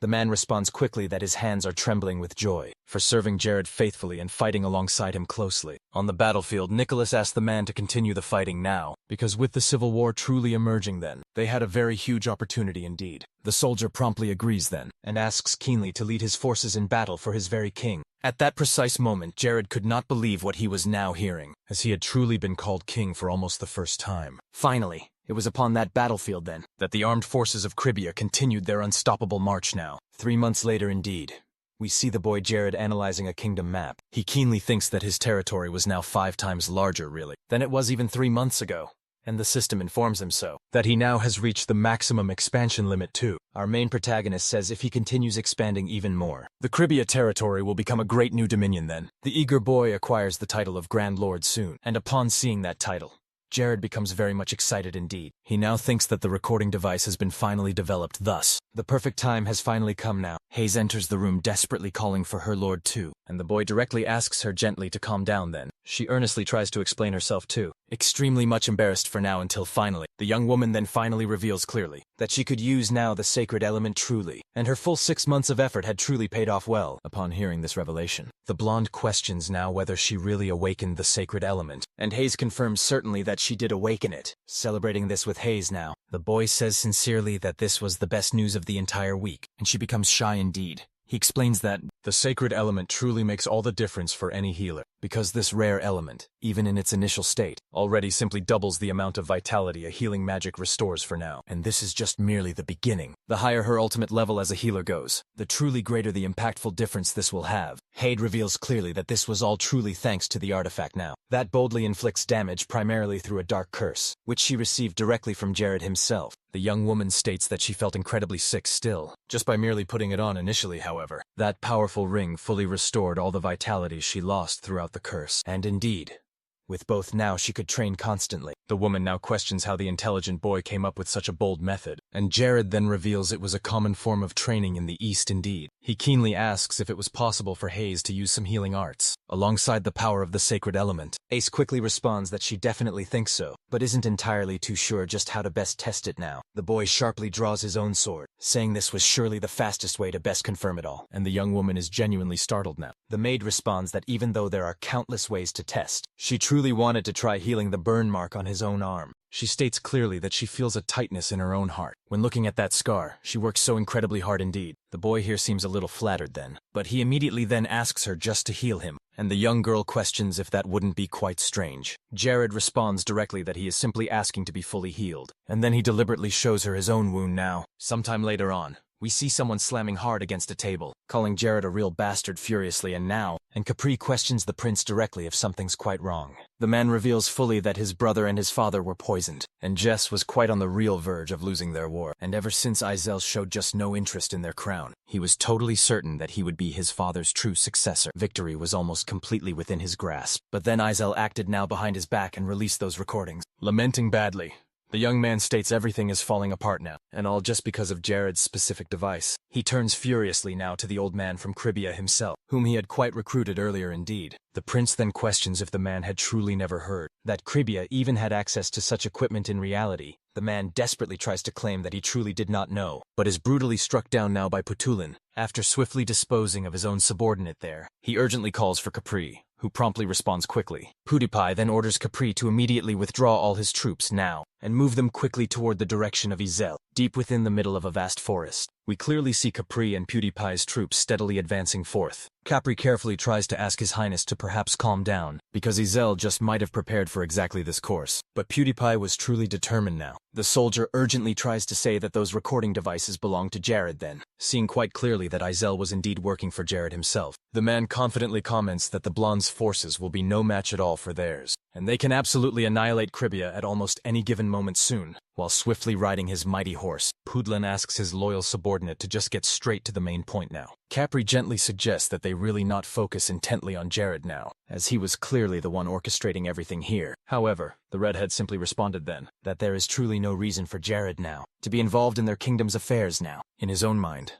Capri thinks His Highness is losing himself to hatred now, that this all is futile. He comments aloud that this was nothing like the report he received from the spy he sent him to Monarch Izel long ago. The soldier realizes that all of this was indeed a farce, and in desperation now, he states gravely that at this rate now, he will end up doomed, and Kigalin hastens forward, declaring boldly that they will go to the capital soon, to annihilate their enemies, without even giving them a single chance to defend themselves fully. And then he orders his loyal soldiers to defeat the traitor Izel now. However, one of the horses approaches a mysterious object lying there. The prince is realizing this fact, tries desperately to prevent what he is now thinking from happening, but sadly, it was already far too late now. And after stepping right on the hidden mine, a massive explosion tragically occurs right on the recording device shown, placed right in the very city center. We see a sizable crowd gathered, watching scenes unfold now. The city's worried residents realize that Prince Jess and Prince Putulin were indeed using dark magic. They conclude that clearly. With Jess and Putulin being followers of the dark faith truly, only Izel alone could succeed the king now. Suddenly then, a mighty voice rises calling out to citizens of the Kingdom of Cinders here, upon his valiant horse. Izel boldly declares they were taking control of the entire kingdom, and their vital goal was to eliminate Jess and Putulin totally. The deep disgrace of the family. Finally, Izel asks his worried citizens not to fear as he will bravely save their lives, and Maria agrees with the excited citizens. Upon hearing all of this, they become extremely joyful indeed, cheering loudly for the majestic Kingdom of Cinders together. After the large explosion, a curtain of lingering smoke, and in its smoky middle, Capri emerges slowly. The worried man tries to quickly look for Prince Peterlin, but suddenly, someone approaches him fast. The young man then draws his mighty sword, questioning just who the mysterious figure truly is, and the unknown soldier states clearly that Capri will duel him now. We see now that it is merely lackeys, and the boy states firmly that if Capri does not defeat him now, you will never ever see Putulin again at all. Jared also arrives swiftly at the scene, commenting grimly that it seems Putulin walked straight into his landmines. While using his potent magic, he remarks that the redhead made a grave mistake now. At a truly crucial moment, right after the huge explosion, Putulin starts slowly to emerge from the thick mist, extremely wounded.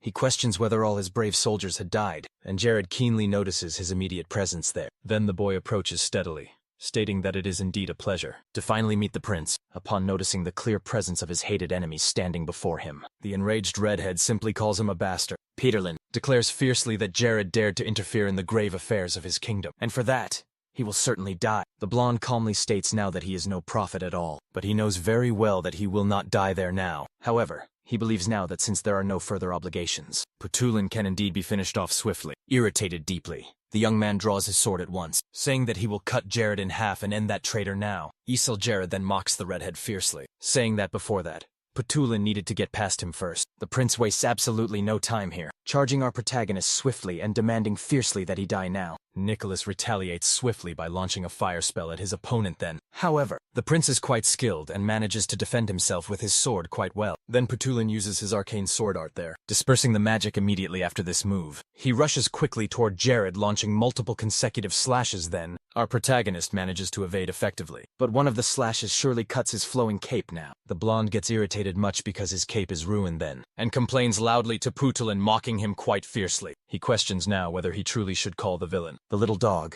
perhaps, of the Shadow Church itself. Hearing all this, the redhead indeed is quite enraged, demanding his enemy shut up, launching another fierce attack now. Jared easily defends himself, stating it is now indeed his turn. Once again, he invokes a fire spell, launching a flaming arrow. The young boy attacks his strong opponent. Perlin valiantly defends himself just now, stating Jared's magic has no real effect against his arcane sword art. Eugene thinks the prince probably refers to his potent armor and anti-magic abilities, and if he lacked the Deloop bracelet, this certainly would be very problematic. The prince sees an opening, a chance, and charges at Jared, claiming plainly that his guard was totally down. Even so, Jared effortlessly dodges to the side swiftly. The proud prince becomes quite furious indeed, as he has only managed to defend himself so far in this fight, and he truly was supposed to be superior, since Jared was simply just a 4th-class mage at best. Conjuring yet another spell now, Jared asks now if the prince has a problem or truly if he's exhausted. Still, the redhead defends himself quickly, and repeats again that his sword art specializes in countering magic well. However now, this time he sees the flaming explosion ability coming straight at him surely, questioning now whether that truly was a fire demon. The young man tries to use his arcane sword art once again swiftly. He manages then to cut through some of the fireballs now, but they quickly regenerate with such ease now. Completely frantic, he tries to deflect quickly and put an immediate end to the ability that continues to consume him completely. Taking full advantage of this key opening here, Jared uses his incredible force missile ability indeed. Multiple energy spheres fly swiftly toward the redhead directly. Putulin realizes then the attack too late, and as he turns quickly, he has simply no real chance to react now. Our brave protagonist capitalizes on this chance and combos the force missile with his flaming arrow spell. Thus the only thing Putulin can do is simply watch closely, as those attacks rush forcefully toward him directly. Unfazed,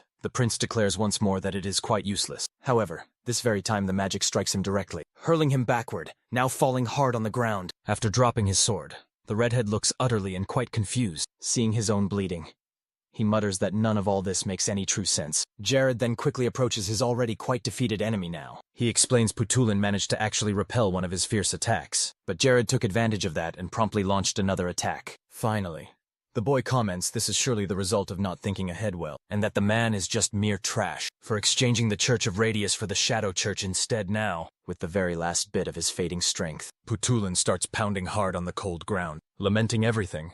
The young man asks aloud where Count Capri truly is, and Jared coldly informs him that the man will simply not be coming at all. Putulin sadly wonders if everything you truly work for will end just like this sadly, and Jared coldly states simply that these are just the dire consequences of trying to take the easy, quick path. He explains clearly that he intended fully to build a great kingdom someday, and saw that the dark doctrine of the Shadow Church was more quite efficient. However, Jared suddenly interrupts him now, saying directly that he does not want to hear his story at all. Already fully defeated, the prince collapses right on the ground, dropping a necklace right beside him there. Jared then questions whether it is some artifact indeed, and quickly realizes that it's the red light necklace of Cluse. The narrator then explains that in Paradiso, Cluse was indeed the leader of the Shadow Church, and also a madman, obsessed with reaching magic's true limits. Caird thinks now that he cannot scan the artifact, but if it truly was created by Cluse here, then surely it was used to control Putulin back then. Back during Capri's fierce battle then, the young man then orders Lacus not to stand in his way further. The loyal soldier then responds now that he surely will not allow Capri to take another step toward his lord. Two brave knights' swords clash fiercely against each other then. Capri then questions exactly who that guy really is, as he was still managing to evade a strike from his red moon sword here. Suddenly the man is struck hard by a spell right on his back, seeing Capri bleeding right there in front of him now. Lacus wonders aloud if the young man is truly dead now. Carrying Putulin,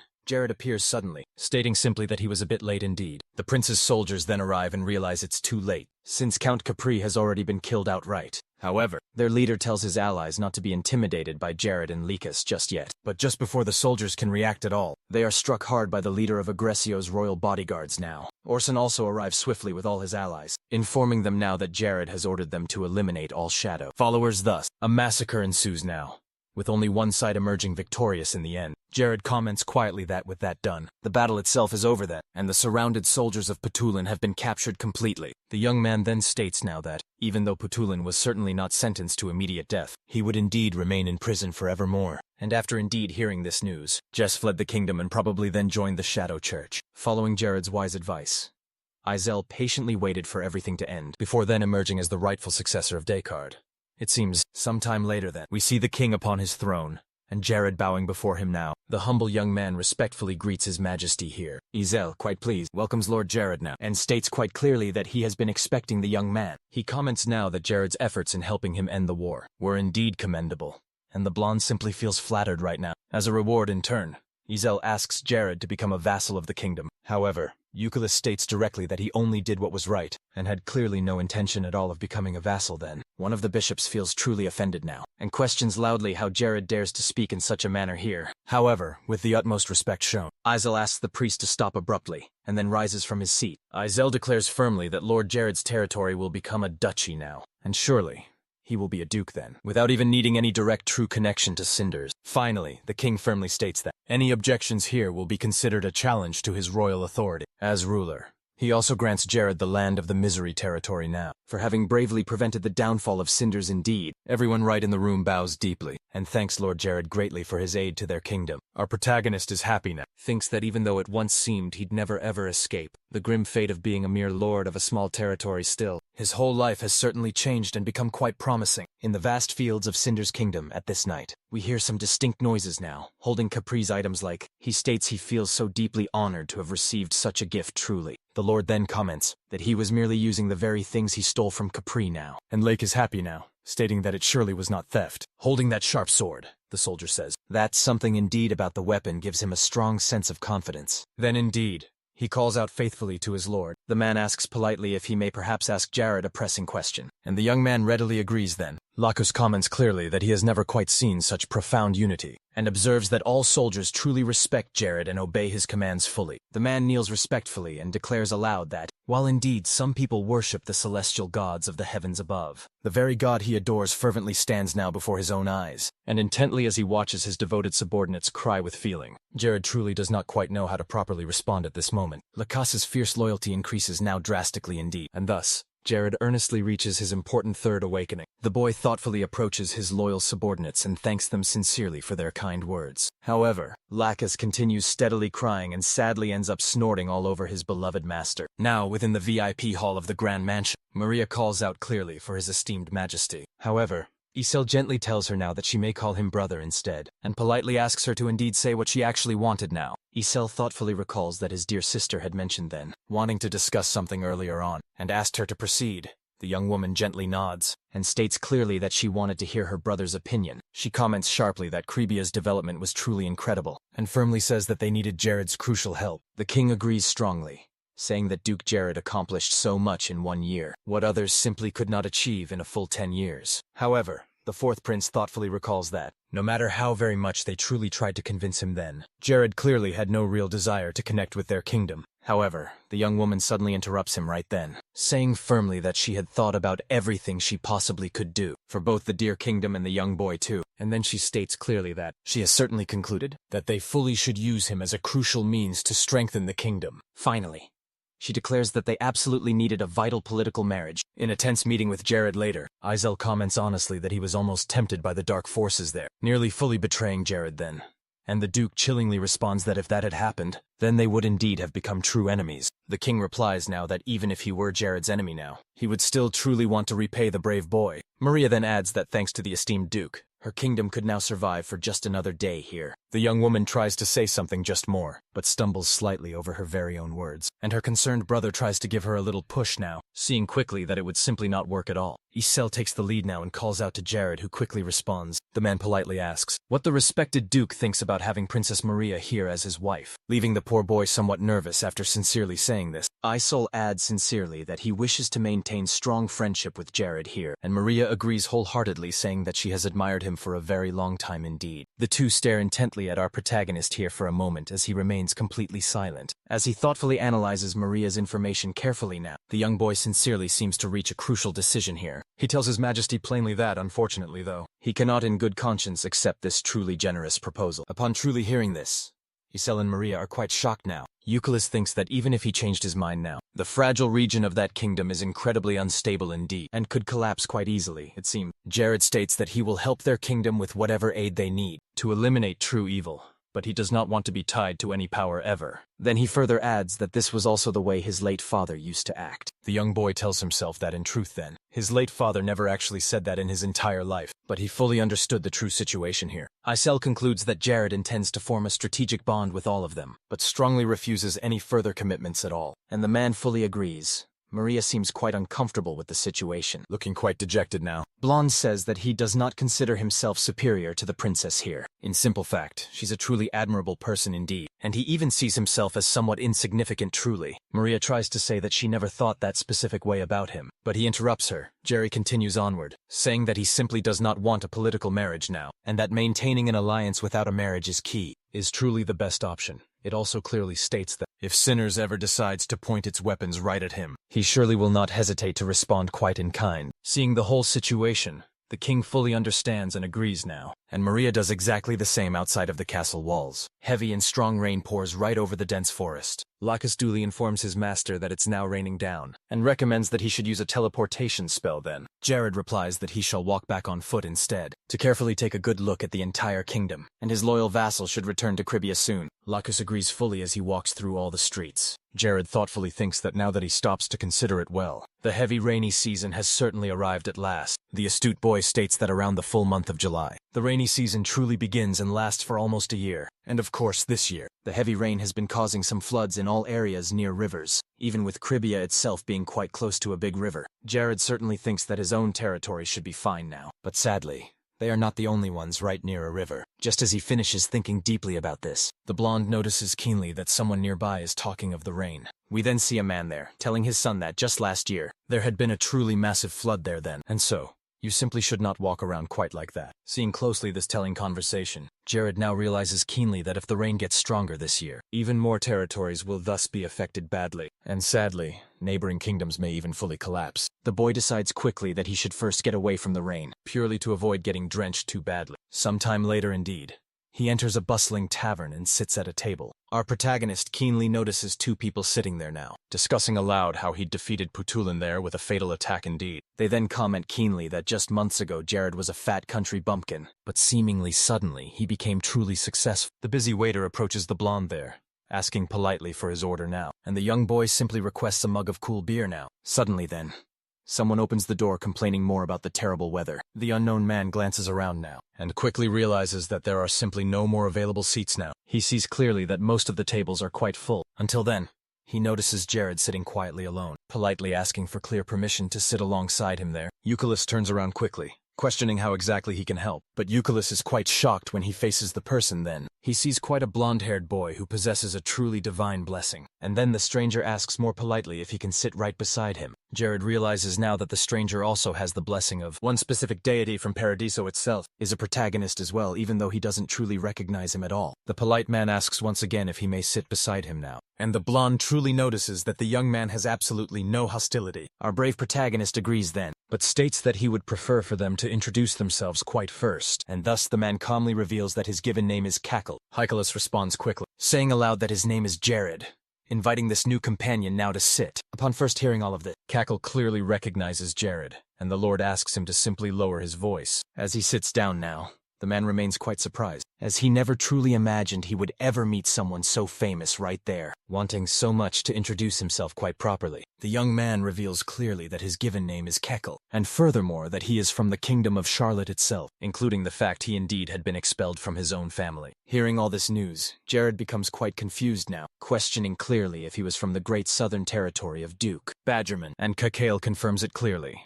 Jared thinks that Badgerman has so many children, so it is no real surprise that he actually knows nothing about Kaiko then. And truly the Duchy of Charlotte is known to be a very wealthy area. The man then directly asks his new acquaintance why exactly he left the south and came all this way to the far north then. However, right before answering that, Kaiko immediately pays for both his own and also Jared's beer. Almost immediately afterward, indeed. He tells the young waitress there that she clearly can keep all the change, making the woman quite excited. Our protagonist says that was unnecessary, really. But since Keiko had indeed already paid now, he decided to simply drink in gratitude. Truly. Keiko comments that Jared seems quite young perhaps, and states that he's just about to turn 26 soon, to which the blonde remarks that they are exactly the same age. Hearing this, Keiko is even more utterly surprised, saying that it seems truly like he was actually blind. He states that he is truly quite embarrassed because, unlike Jared, he has been wandering around just making a living however he could. And he is quite envious since the boy is already a duke indeed. While Euclid thinks that, for someone so blessed then, Kekel is surprisingly insecure too. Jared realizes that Kekel might actually be the real protagonist now, and wants to see the very path someone with a divine blessing might take. He then asks where the young man is currently headed, and Kekel replies that he's going to the Erican mercenary group now. The young man explains that this group is preparing to raid a dungeon, and that is genuinely the best way to get truly rich quickly. Jared recognizes the name Kekel now, adds that people widely say if you get injured, then in a dungeon. Raid with their group, you'll definitely be left behind there, which explains perfectly why they are famously known as the Brave Ones. Our main protagonist realizes now that the dungeon itself, the young bold man is planning to invade, is a vast underground cavern, located far away in the cold northern region now, a dungeon notoriously and widely hated throughout the game Paradise. He then also keenly notices that those particular names sound awfully familiar. Jared then states quite clearly that the underground cavern, and also the refuge of the demonic roots, are the specific two dungeons that he would certainly like to attack soon. A warm toast for brave Jared then, saying he will earnestly pray for the young man's truly safe return home. And brave Keiko, stating clearly that he will pray for the future prosperity of the Duke's territory, standing up confidently. Keiko says he is personally happy to have had this insightful conversation, and the kind waitress gently asks if he is already leaving promptly. He says that he has a lot to urgently prepare, and will soon be traveling in the rain. But actually, Jared politely asks him to please wait. The blonde gentleman asked pointedly that if Keiko ever has the time, he should visit Cribia so you can repay him for that drink there. The soldier fully agrees, stating that, you will be traveling quite a lot and surely pass through there someday soon. Before bidding his farewell, he tells Keiko to really take care now. Jared simply watches as the young man leaves him. He states now that he will meet the boy again sometime in the future. But then, as if sensing someone staring directly at him, he suddenly acutely feels a sharp headache there. After acutely feeling that headache, the boy intently tries to pinpoint where it is really coming from. After keenly looking closely now, he sees a black-haired woman there and realizes it indeed came from her. Analyzing the young woman's full information then, he acutely notices that she also has a divine protection herself. Confused somewhat, he questions keenly whether he had just seen another hero in that place then. Jared states now that the headache did not seem normal at all here, and that the woman was probably trying to employ some kind of mental trick directly on him. He remarks now that most people certainly would have fallen under her influence now, but thanks to his special ring, he was quite immune to it, noticing quite quickly that her attack truly failed. The black-haired woman there is quite impressed indeed. She appears somewhat intrigued. Yes, by Jared then, watching him closely now for a while. While pretending not to see her and drinking his beer still, the young man thinks that the woman should come over to him at least, after pulling a daring stunt just like that now. However, one of the woman's subordinates there calls her Red Queen, and urgently says they now need to leave. Frustrating Eucalyptus, the bald man there explains their time is up soon, and the powerful Red Queen agrees to leave then. Analyzing her subordinates rather carefully, the boy judges that they must indeed be her guards now. They are really not particularly special there, but have significant, vast experience with swords really. The Red Queen then begins to leave the location, accompanied closely by her group. Confused Jiren says that besides also Kakele, he also indeed saw the Red Queen herself, and then questions why so many truly special people were there then. Before leaving then, the young woman simply says that he is interesting now, as she quickly passes him by indeed. The girl states clearly that she will meet Jared again someday soon, and time indeed moves on while cleaning up another monster attack on Cribia now. He notices quickly that this year has been relatively peaceful so far, and at this particular time, the armies were reduced precisely by half, too. He keenly thinks that the dimensional gate bug from last year repeated itself again, and it truly was good to take full advantage of it then. However, Jared mentions now that he is quite bothered by the sheer fact that the size of the horde now was cut precisely in half, which feels very strange. Still though, he decides not to worry too much at all about it, and turns to the ground quickly, sitting down gently. He states that he will check his achievements shortly, to celebrate nicely reaching level 70 now. The young man realizes keenly that his mana has drastically increased so much, due to his bug training then, and he can easily also add the defensive magic here. He gained earlier while training closely with Isabella then. The system gently informs him that he has acquired a skill indeed called Magic Defense, and then upon seeing this clearly, suddenly, a young man shouts in pure excitement there. Eucalis quickly explains that if magic defense reaches a value of 200, it grants the user level 1 magic immunity immediately. Further, if it reaches a value of 400, it grants level 2 immunity too. At 800 it's level 3 and simply so on from there. Jared now concludes that his own body has enough magic defense to indeed easily ignore third-class magic spells specifically. However, he is rather frustrated specifically with his physical defense now. Quite suddenly, a monster right beside him starts growling and he asks just what it wants now. In its final moments, surely.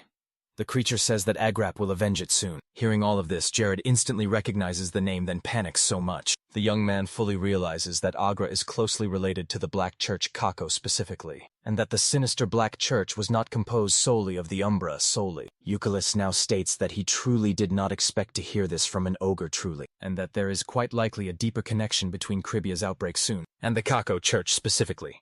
He recalls that just like precisely with the Umbra Church now, it is absolutely necessary surely to investigate the Kako Church as well indeed. Back at his mansion then, we see Jared questioning to himself whether this is what Isabella truly wanted to see truly. The young woman then looks at various inventions made by our protagonist here. She's visibly impressed, truly seeing all of it now. She comments aloud that it is quite incredible. Isabel also keenly notes that the boy always creates far more than she could imagine really. However, Jared responds coolly that it's nothing particularly special, and further asks how her own magic training is precisely going. She retorts swiftly that she has mastered up to 3-star magic so far, but 4-star magic truly is different and quite difficult to master now. Jared then replies calmly that there's simply no need to rush at all, since 3-star magic is indeed enough for her to comfortably live. For the true rest of her life, however, the former demon strongly states that she is definitely not practicing merely just to live comfortably now. She earnestly responds that she holds a deep desire, a fate that is closely tied to her past life indeed. The blonde questions closely why she never told him about her past life before. Upon hearing all this, Isabella seems quite hesitant to share now. 375 years ago, we see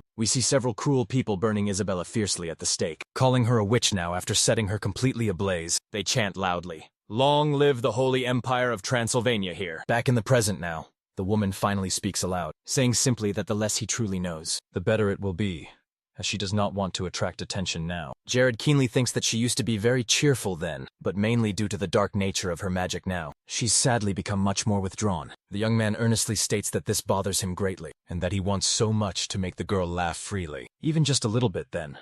He asked if she has any problems with her mana flow. Isabella slowly responds that is a lot indeed to handle right now, but if she focuses intently more, she won't have true issues in the future. She pointedly asks why he suddenly brought this issue up, and the young man replies that sooner or very later, he will certainly be heading into a dangerous dungeon. He also explains softly that it is a place he deeply needs to prepare for too, as it is easily comparable to the legendary tomb of Mahart then. Embarrassed slightly, the blonde now asks where it exactly is located. Jared responds, stating that it is indeed in the refuge of the demon. This information surprises Isabella fine a bit now, saying softly that she has actually heard of it before now. She then states firmly that she will study hard, indeed, and that she is quite tired of hearing about that very place there, which Eucalis retorts now that he is definitely going this time surely. She bids farewell to return to her training, and thanks him truly, as she was feeling down a little, but thanks to him there, her mood improved quite a lot now. Smiling slightly, our protagonist thinks then that at least he managed to cheer her up a bit. Then, in turn, he turns right around, saying to himself that he's going to check something while looking at an object now. The young man seems quite thoughtful and a little hesitant perhaps. He then is seen picking up one of the recording devices closely. He states plainly that a clever idea has come to his keen mind, firmly holding the object securely in his hands. The boy thinks intently that cultural content surely is absolutely what is missing for his kingdom's further progress now. He states clearly that to compensate fully for this, he bravely plans to use recording devices to beautifully exhibit films now. However,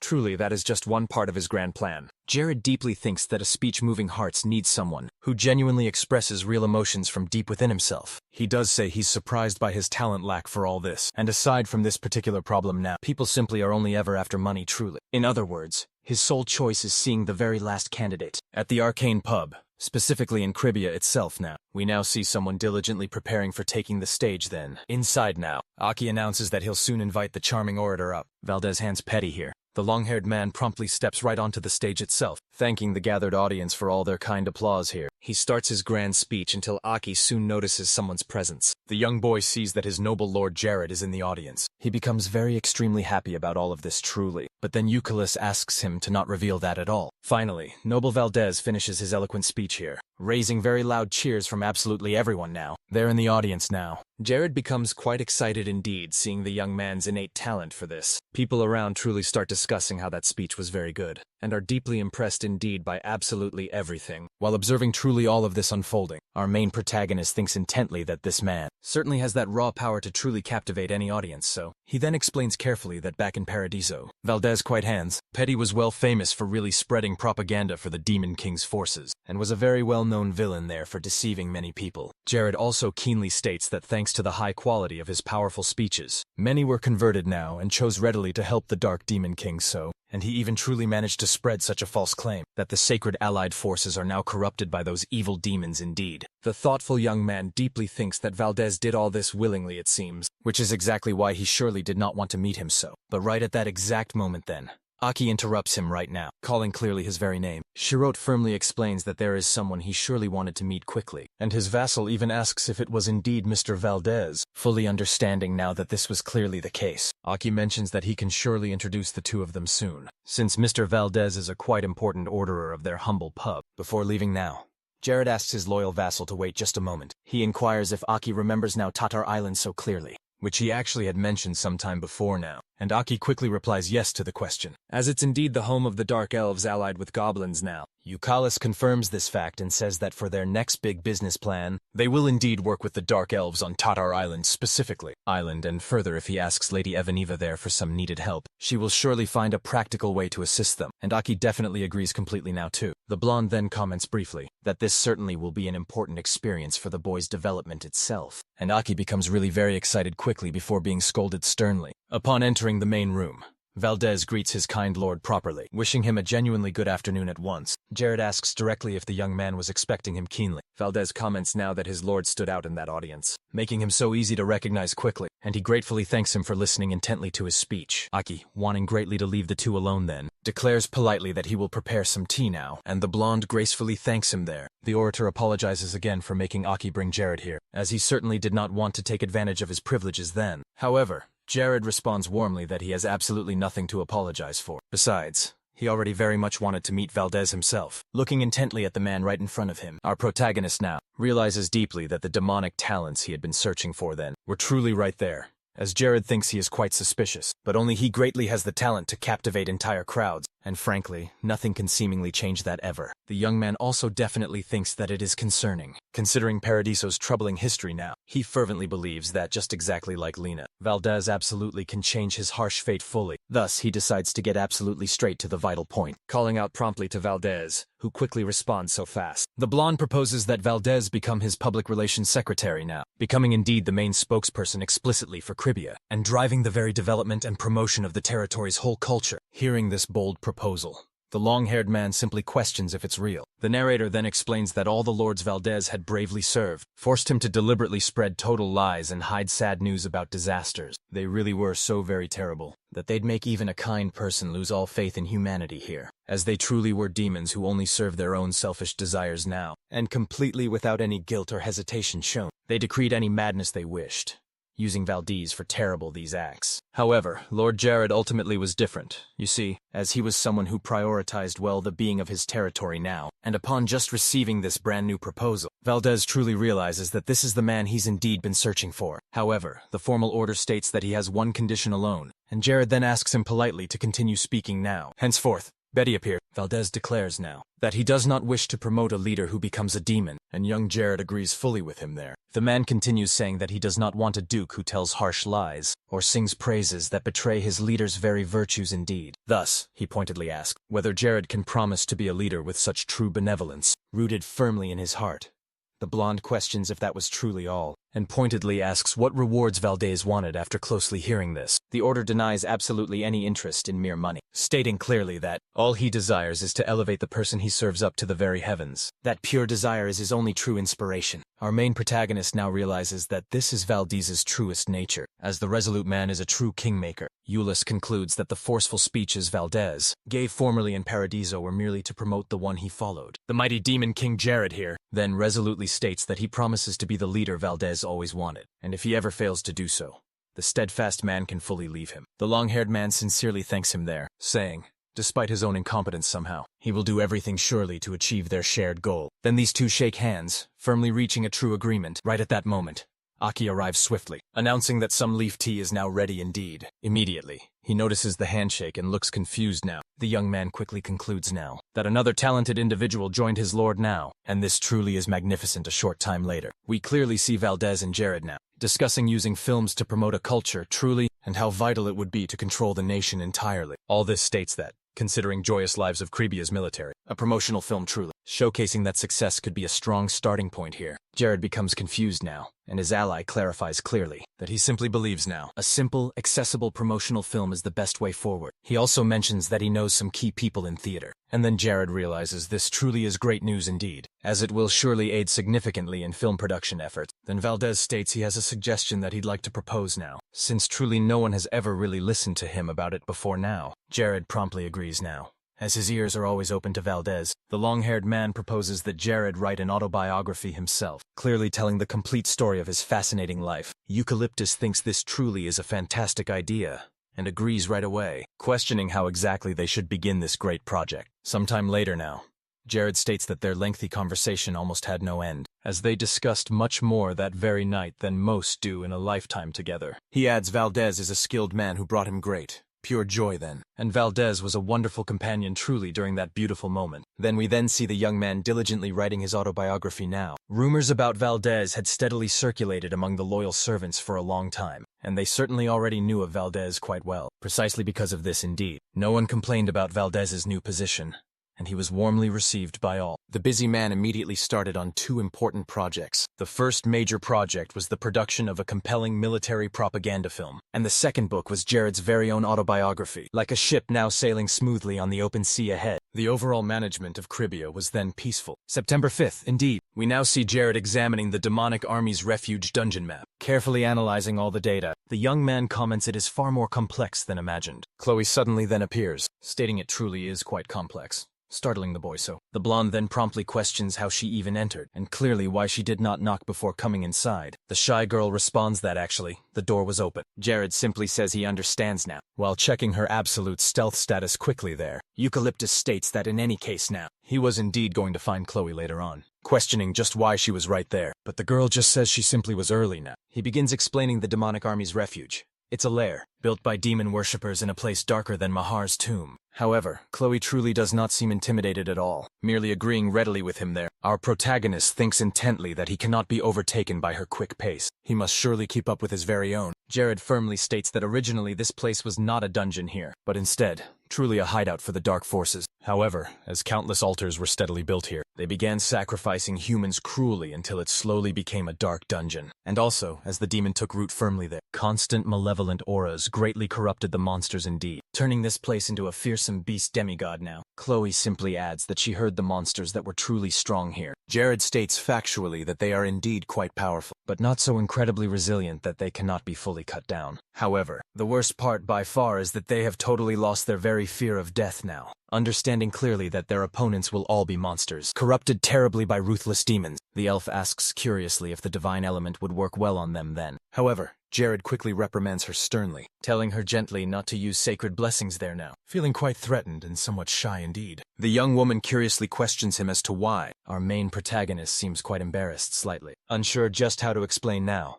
But he then states he has a great attack plan, so she simply does not need to worry too much. She should just give absolutely 100% of all her ability here. Kola asks him if that is all, and Jared makes a private joke in his head. He comments inwardly that it seemed like Chloe's feeling somewhat embarrassed really, analyzing carefully her current status now. He questions gently why the girl was displaying a slightly confused tendency. He notices quickly that according to her status sheet, her deep affection for someone was disturbing her mental health quite badly, and he had actually already thought about all this before now. The young man acknowledges that there truly are many attractive men present, in the distinguished order of Aggressio too, and it surely could be one of them causing all this to Chloe right now. And furthermore, she had also just received a brand new artifact. He quietly continues his own intense thoughts, but Chloe bids farewell sadly, saying it was time now for her dedicated training, and Jared tells her clearly she can go ahead now. At the East Wing Palace of Great Cribria, our brave protagonist finishes delivering his full report now. We see that several of his loyal vassals were gathered there, listening carefully to the plan for the dungeon attack ahead, including Hayes, Isabella, Lacus, indeed, Mia, Chloe, and also Lena too. Derek also. Derek concludes that none of them should face problems, surely,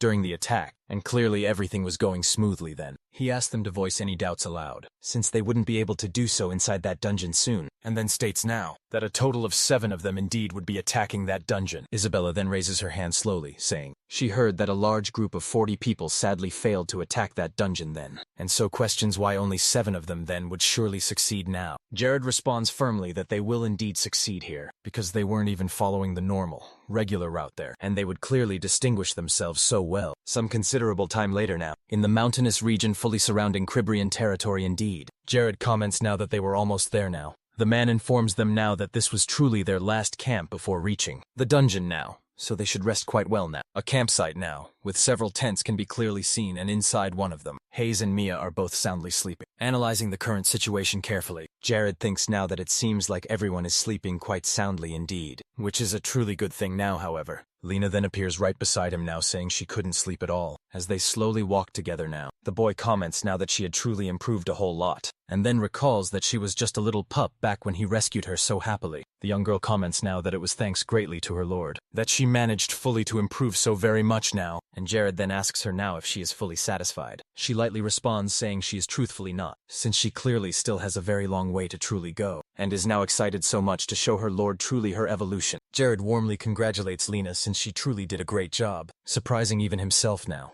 He gently pats the girl's head softly. Lena comments that not only she believes, but also many people believe strongly in him too, as Cribria's territory has evolved greatly indeed due to his great improvements. Chicken says that everyone praises Jared for all his achievements, and Jared warmly thanks her indeed. The blonde-haired young man then confidently responds that he will make very sure the dungeon attack goes smoothly, since it would be really great if they all made it out together safely. Lena wholeheartedly agrees now, saying she will do her best both for her lord and for the others too. With that stated, the system notifies him that Lena's loyalty has drastically increased greatly, and as he thoughtfully looks at the girl now, the young man carefully analyzes her current status then. He thoughtfully thinks that after only pushing her loyalty to its limit, Lena has then activated her very first awakening indeed, and it truly seems like Cribria's future will be much brighter by the next day now. Right at the cave entrance, all of Jared's vassals openly comment on the truly terrible smell. Lacus states plainly that the stench of the rotting bodies is really quite strong. Even right there at the very entrance itself, they then see before them a gruesome pile of mixed bones from various people. The Lord calmly remarks that the awful smell isn't really that bad if one simply uses a proper cleaning spell, and then he promptly proceeds to do exactly so. Hayes then questions whether the holy element would be much useful there, but the young man quickly responds that it would certainly not. He helpfully explains that,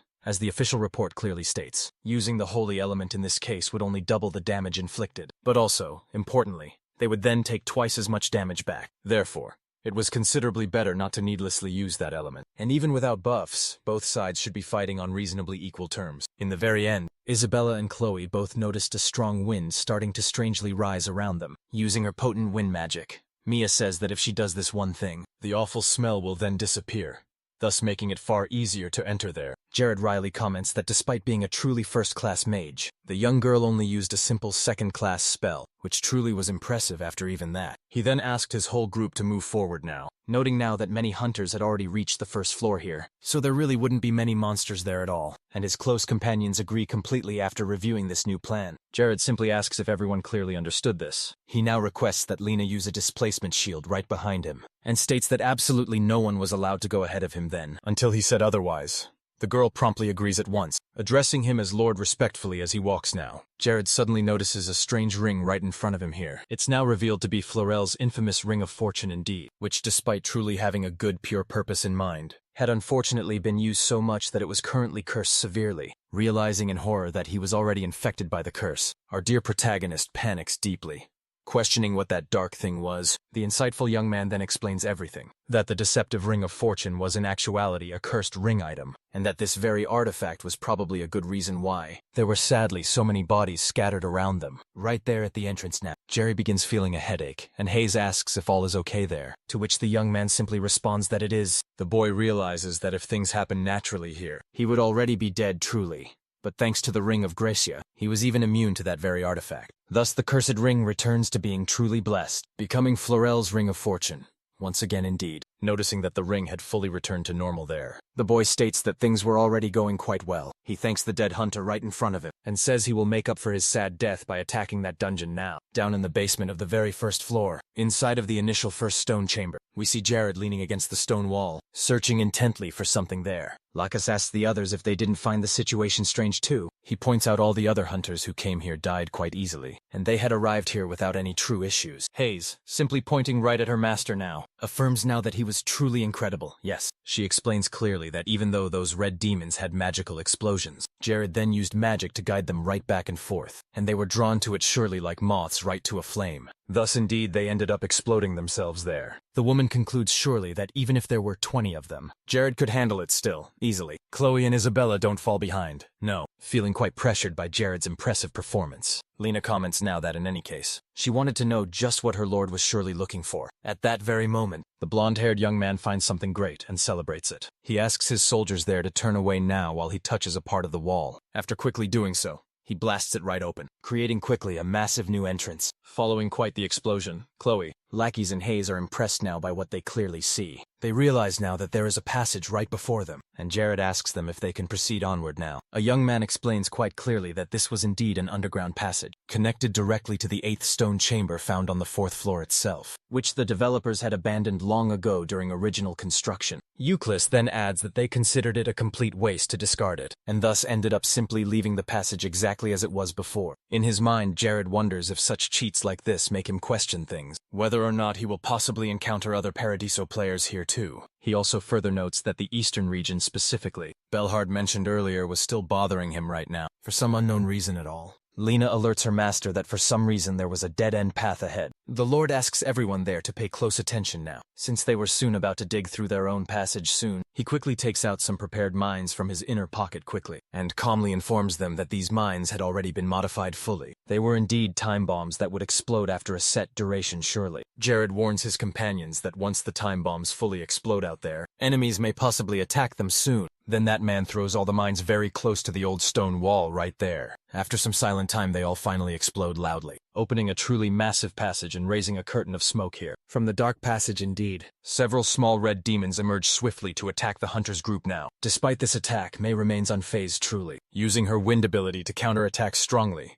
and quite enjoying herself now. The creatures also fiercely charge at Lena. Bravely defends herself with her trusty shield. Without any hesitation, the young girl counterattacks swiftly, easily slicing them cleanly in half now. Isabella certainly doesn't fall behind now, using her dark potent magic to defeat them all. She collides 2 red demons together fiercely, causing them to explode thus instantly. Hayes and Chloe join forces bravely to defeat the remaining demons here. Observing everything closely, Jared thinks that this was truly impressive now. The young man notices that the team was extremely well organized surely, and cooperating effectively here to utilize all their abilities. On the 4th underground floor now, inside the 8th large stone chamber, we see the gathered group now. Lacus asks then if this was an entrance leading to one of the bosses that his master had specifically mentioned, and the man simply confirms that it was indeed. Jared then explains that many hunters had tragically died trying to defeat Florel, and also that because of the many nasty traps, it was quite difficult to truly get through without some sacrifice now. He argues that people usually commonly joke about sacrificing someone beforehand, before even getting close and approaching the fearsome boss room.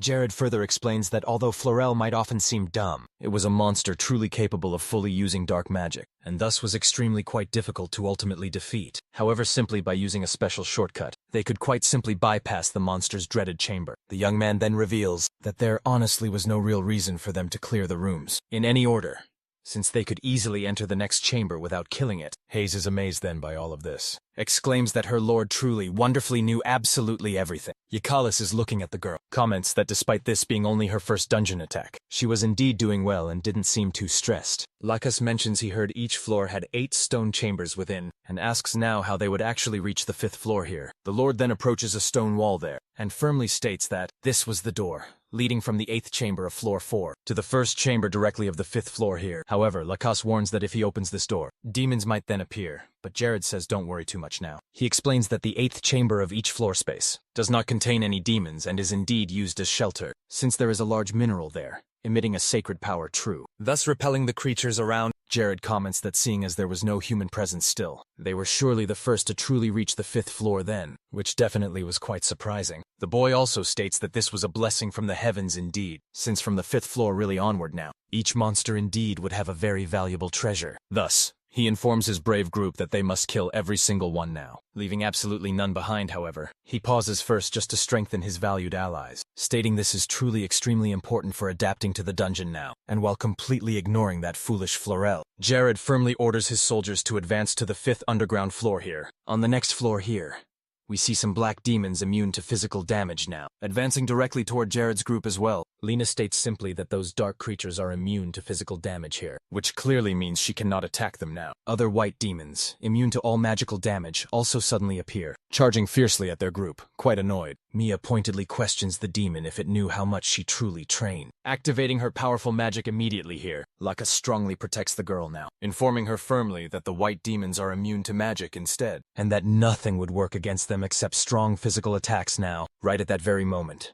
Jared announces he will handle the red demons instead, drawing all the creatures directly toward himself now. The soldier orders Lena quickly to cover the left side only, and skillfully lead the black demons directly toward her lord swiftly, so that the others could fully focus on dealing with the white demons now, in peace and tranquility. Additionally, the man then instructs Chloe precisely on how she should kill the demons, and the young girl follows his orders most precisely. Finally, he orders Mia to keenly keep the demons at a safe distance, and the girl promptly and quickly agrees now. Hayes eagerly begins using her sacred healing magic on the black demons close by, to eliminate each one of them. Lakas informs his lord that he is indeed the last one who needs to act boldly, and that he will calmly take care of that side, while also leaving all the red demons to Jared presently. While quickly evading all of the creatures, Jared thinks that this soldier was surely putting in 110% effort here. As the vice leader currently, however, he soon realizes sharply that the demons were almost catching right up to him, and now wonders if they had some kind of speed buff suddenly. The brave young man uses his strong magic, causing the evil demons to fully explode far, far away now, ensuring correctly that no one was now in any danger.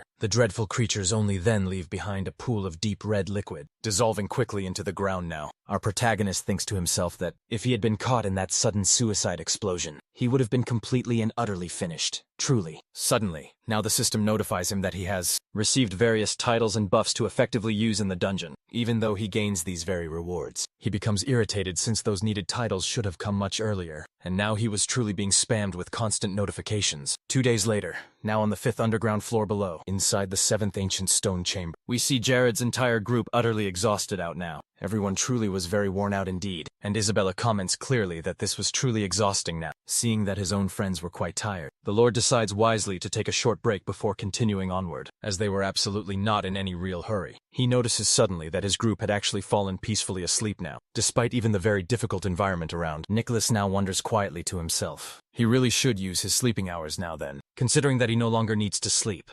Thanks to Gorses's necklace there, our protagonist now uses his ring to retrieve a bag full of many items. Inside, Jared states quite clearly that they had collected a good amount of magic stones here, and thus, that you should surely start preparing for the final battle now. He explains that each high-quality magic stone is worth 1,000 gold coins certainly, which in the Korean system now is about 1 billion won now, and with a master craftsman's magical tool also. The young man remarks wisely that nothing truly beats money after all. Jared then begins carving the magic stone carefully, while thinking deep now that even though he was working with such a valuable object still, he felt remarkably calm inside now. The young man reflects deeply that, although he may have died as an ordinary company employee previously, in this brand new life, he wants to truly live to the fullest and still has a long journey ahead indeed. Confidently he declares now that he will definitely, assuredly become the true protagonist of this entire world. Sometime later soon, he finishes meticulously carving all of the stones and carefully places them down on the ground there. He stands up tall and informs his now fully awake group right there that he has personally created buff auras now, right in front of each of the 3 paths ahead. The man then asks Chloe gently if she would like to bravely go first, and the young girl agrees now. He instructs her calmly to step right into a magic circle from one of the stones appears, and she does so indeed. Eucalyptus explains clearly that this magic circle will grant healing powers, plus speed, and strength buffs too, to the young girl until the stone's magic runs dry. She confirms now that she can distinctly feel it. Hey Mia and start desperately asking to test it out as well now. All of them manage to fully experience the buff power, realizing quite clearly that the magic circle was truly incredible, and Jared carefully instructs everyone to stay within one magic circle. The Lord states solemnly that when they begin the intense battle, demons will start fiercely coming from outside the stone chamber, and they will cover all of the 3 dangerous paths. Lena and Mia will skillfully take care of the perilous left path, and the girls promptly and eagerly agree to this task. Chloe will bravely be in the middle while Lake will handle the right path, covering every 3 directions this careful way, and both fully agree. Finally, the man asks Isabel to please cover everyone there with her magic, and the former demon affirms surely that she will do so fully. Feeling very left out, Hayes curiously asks what she really should do, since sadly she hasn't received any specific instructions yet. However, the blonde-haired young man now approaches, and tells Hayes that she will certainly be part of the boss attack. The maid then asks if they were diligently practicing synchronization. Because of this very fact, Gary confirms it, stating that this very element will be key in defeating the boss. At that pivotal moment, the 2 step through the final boss's door, seeing some creature seated high upon its dark throne. The fearsome boss of the demon's refuge lies there. Gapages ominously begins making a rumbling noise through its nose. Hayes clings to Jared more tightly to stay fully protected by her lord, and the brave boy returns the tender embrace warmly now. He firmly states that she doesn't need to remain completely silent, since Gapages is in a very deep sleep and will not awaken easily. But there is a catch involved, and he uses his second-class magic skillfully. Glittering dust appears. Suddenly, several dangerous lasers become visible. He carefully explains that if they touch absolutely any of those, the piercing alarm will go off, and Gapages will instantly wake up. The man then orders Hayes to move swiftly toward the throne itself, using all of her natural flexibility there, and soon afterward, he teleports directly to Gapage's side nearby indeed. Jared reflects that if he were a 6th-class mage, he surely would have used multi-teleport to bring her swiftly with him. He then pointedly asks if Hayes is indeed ready. The young girl simply asks her lord to just wait a moment, because she calmly wants to tie her flowing hair up now. She swiftly then tosses her cape dramatically aside, declaring boldly that she will go wherever her true lord desires so. Outside now, Lena and Isabella are truly quite impressed by Hayes' skill. The flexible maid is skilled enough to pass through most of the lasers now, for just a fleeting moment. She momentarily thinks she is about to perhaps touch one laser with her planets there. Lena, amusingly making a joke, asks if the young woman had secretly put something inside her fancy clothes, and Hayes calmly replies that she certainly had not done that. However, she sighs lightly and begins firmly pushing forward, confronting her building fears. Lena observes. Chloe and Mia are quite extremely impressed by the current tense scene. They eagerly begin encouraging Hayes onward, who is almost now reaching Jared finally. For some unknown reason, the young girl starts strangely hearing a peculiar sound. Suddenly, she now realizes her hairband is about to snap badly. Geared quickly tries to now prevent it, warning Hayes to be very careful there. The group outside starts to become worried now, seeing that hairband is dangerously close now to the lasers. However, Hayes manages to stop it just in time indeed. Feeling relieved now, Kellis tells his maid not to scare him like that. Also feeling quite relieved shortly after all this, the young woman finally reaches his side quickly, and Jared tells her she really did a great job here, and says that they would now begin the actual attack soon. The Lord then recites a truly famous saying, explaining that it simply means that over much time, even drops of water now can carve a hole in a stone, and this saying will indeed be the key to their attack on Gapages. So, he directly asks how long Hayes' healing magic lasts. She carefully explains that if she uses it continuously now, it would possibly last around just about 30 seconds total. Immediately upon hearing all this here, Jared comments that she had made significant real progress, as just a few short months ago, she could barely sustain it for 10 seconds flat. Feeling very happy and elated now, she shouts loudly that it was all thanks to her lord's amazing training techniques, and Jared swiftly casts silence magic right on her now. As a precaution immediately, he takes the girl's hand gently, asking her clearly to follow him closely, because he intends to climb right up to where Gapage's head is resting. The two move together quietly behind the throne there, climbing quickly onto a ledge there. and Hayes is amazed greatly by it all. Yahello now explains calmly that this is where his magic will, and this young girl's healing magic will soon come fully into play. And Hayes remarks instantly that if they proceed like this, it surely will wake up the mighty Gapages now. The young man confirms calmly that his maid was indeed correct about it, and that the powerful combination of swift attack and efficient healing will be truly crucial for this difficult raid. The young woman appears confused now hearing all of this, without yet fully understanding his true intent quite yet. In the distant background, we see clearly that Jared's group is handling well the seemingly endless incoming waves of fearsome demons now, but they are managing well, thanks to the buffs from the stones. At that intense moment, Lena then successfully uses her shield now to protect her companions from a fierce attack. Chloe also utilizes her impressive mobility skill now, cutting down several more demons quickly. Lacus is also right in the middle of the intense battle, fighting bravely while sustaining some injuries here. However, all of his wounds are easily healed by the buff given, and he proudly states that this battle has indeed become much easier now. Isabella was also quite happy, since she keenly felt that her own battle skills had truly improved now. However, Lacus then urged his allies not to let their guard down at all. The soldier urgently explained that if any of the demons got past them, the alarm would be triggered, and Gapages would wake up suddenly now. Chloe, alarmed, warned that they had unfortunately let a black demon slip through, and it was heading straight now for the main alarm indeed. The dark creature remained firmly determined, moving quickly toward the lasers to activate them and ruin Jared's very crucial plan. Chloe exclaimed, worried that her normal attacks would be totally useless now, and Lena calmly countered that they would certainly need strong magical attacks now. If that demon got through now, they would indeed lose everything. Suddenly, a massive fireball emerged now through the dimensional portal, hitting and swiftly eliminating the demon. Then Jared's group celebrated there, relieved that their lord had saved them now. Eucalyptus felt truly relieved that he had prevented any disaster, giving a grateful thumbs up right afterward, all while using her potent healing magic still. Hayes commented then that it was quite difficult indeed. Jared quickly asked if it was so very difficult for her, that it made her deeply wish she could fight directly against Gapages now. Hayes responded simply that it truly was so, but she noted too that her lord had clearly told her then that Gapages was definitely not an easy monster at all to deal with. Hearing all this now, the young man agreed that it was very true. He thoughtfully thought that in harsh reality, they lacked significant raw brute force to fully conquer this dungeon, the very same way it had been done back in Paradiso.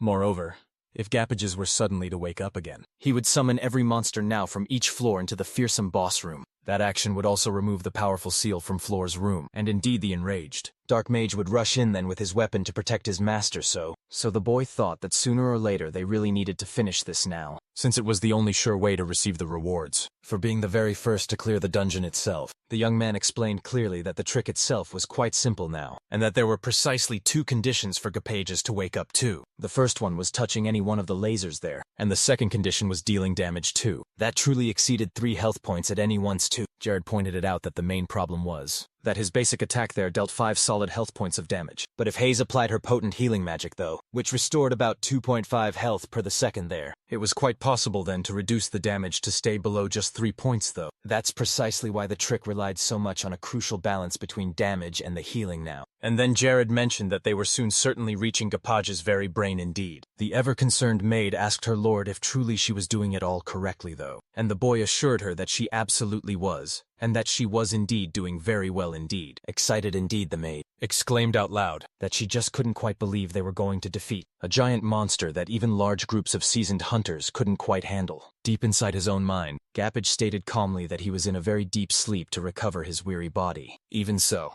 he wondered just what this strange feeling actually was, almost as if heavy stones were falling hard on his very head. He calmly remarked that it was indeed slightly distracting now, but that it must simply have been a part of this strange dream. However, he soon truly noticed that he was feeling strong, acute pain in his head, and he questioned just exactly where it was truly coming from. The massive creature insisted firmly that it had to be part of the dream itself, yet soon he realized that there was actually a real intruder present. However, before Gapage could fully wake up from his slumber, Jared declared firmly that it was time to finish this now, and used his powerful wind cutter. Before the creature could even fully react at all, it suddenly felt quite lifeless after they defeated the huge monster. Jared and Hayes both felt immensely relieved at that moment. The two brave fighters burst into joyful laughter at their grand achievement together. Just before finally disappearing, Gapages muttered then that it was a rather pathetic ending truly, to be remembered indeed as the last sad moments of a king. With the creature's sudden disappearance here, the other monsters that had been fiercely fighting against Jared's group also vanished too.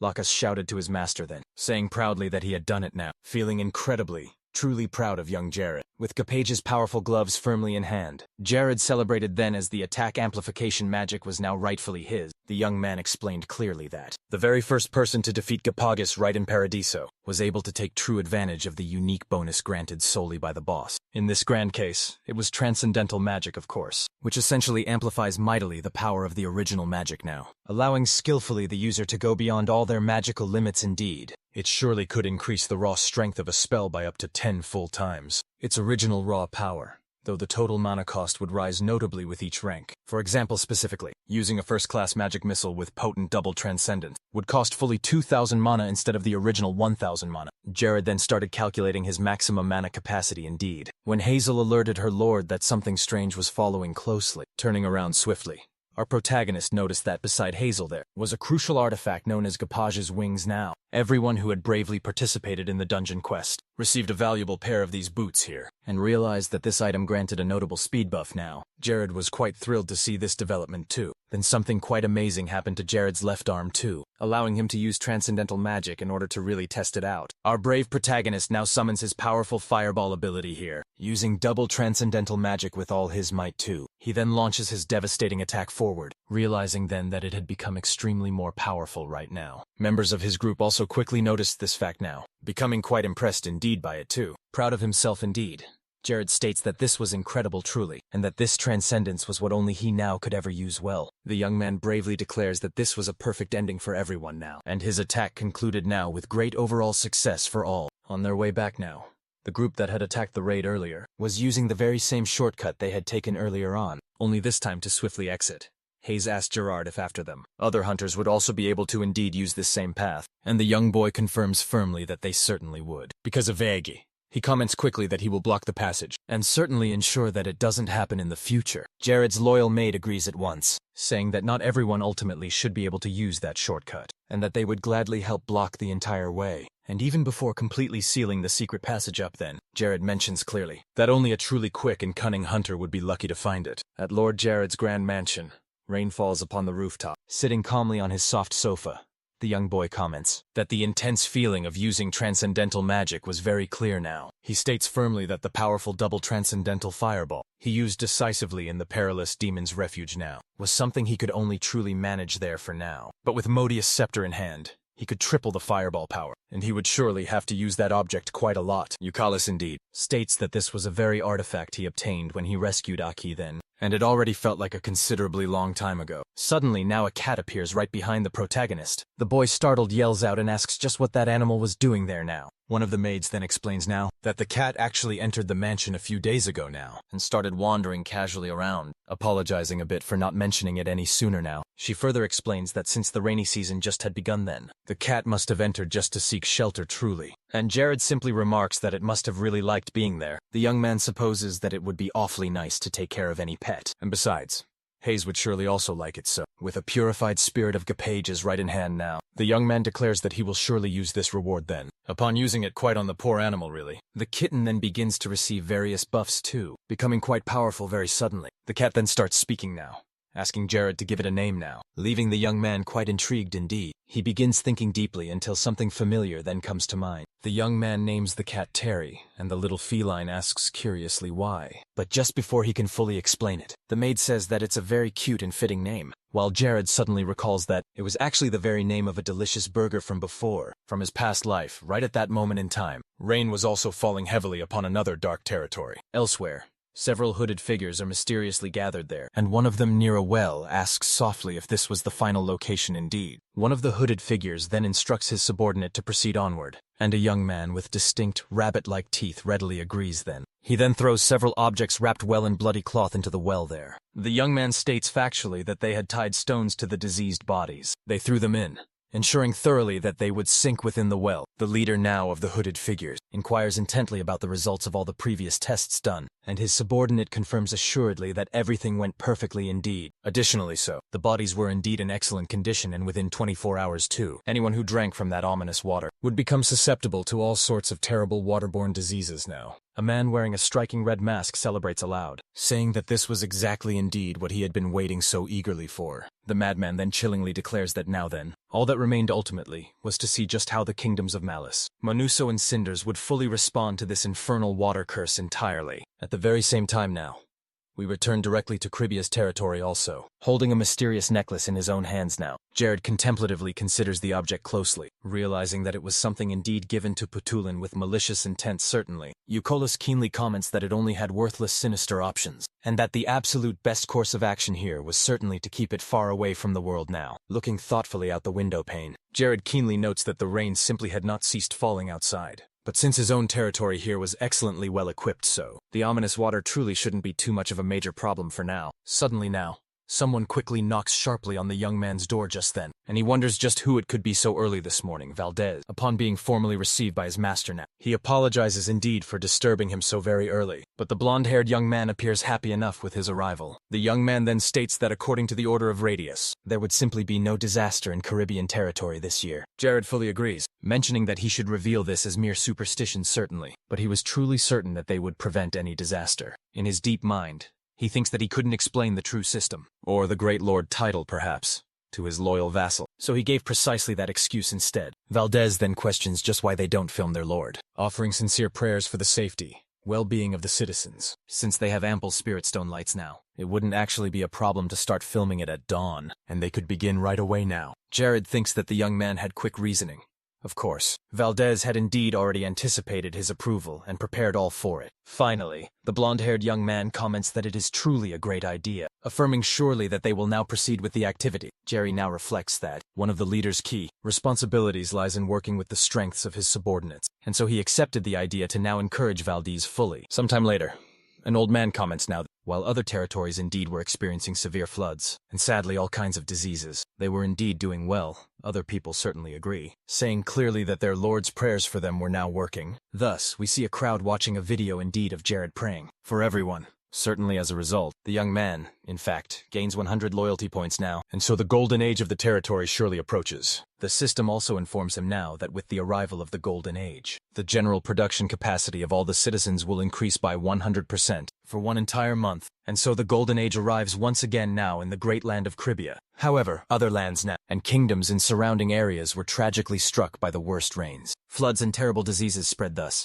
It was truly the perfect opportunity to blame all the leaders. Therefore, it was only natural then for Cribia, a peaceful territory that suffered no such disasters, to truly feel that its peace came solely from Jared's prayers. A week later precisely, in the underground processing room, several distinct blue potions are certainly visible now. Isabella quickly asks her master what exactly they were, since she had not seen any of them there the previous week yet. Our protagonist explains simply that they were master potions indeed, created specifically to prepare carefully for the rainy season. He further clearly explains that according to the special formula, 10 different types of special herbs were carefully mixed into them, making it a truly general-purpose remedy thus, that only ever needed to be quickly added to water. Isabella praises this young man now, saying he is quite incredible, and that she was surprised by Ronald's cure too, directly asking how he actually knew about the master potion ever. The young boy hesitates a bit to thoroughly explain, but then readily says that the reason he called her here today precisely was for something quite else. However, she interrupts him, saying she already truly knew why she was there, but didn't quite understand why he wanted then to place a dark curse on a cure that he created. Jared quickly explains that it was because the potion's effects felt too strong, potentially overloading the body itself, so they needed to gently weaken it to ensure it was safe enough. Isabella then asks if that means someone could fall ill after using the potion now, and the young man confirms that it truly was possible. He then asks her how the effect of the ring he had gifted her, which suppressed those negative emotions, was working. The girl truly responds that it was working perfectly, since many of her negative emotions had disappeared now, and it felt just as if her irritation had completely vanished. The Lord is quite pleased. The young woman begins to blush while admitting that in the past, whenever she saw the boy, she truly would get irritated. However,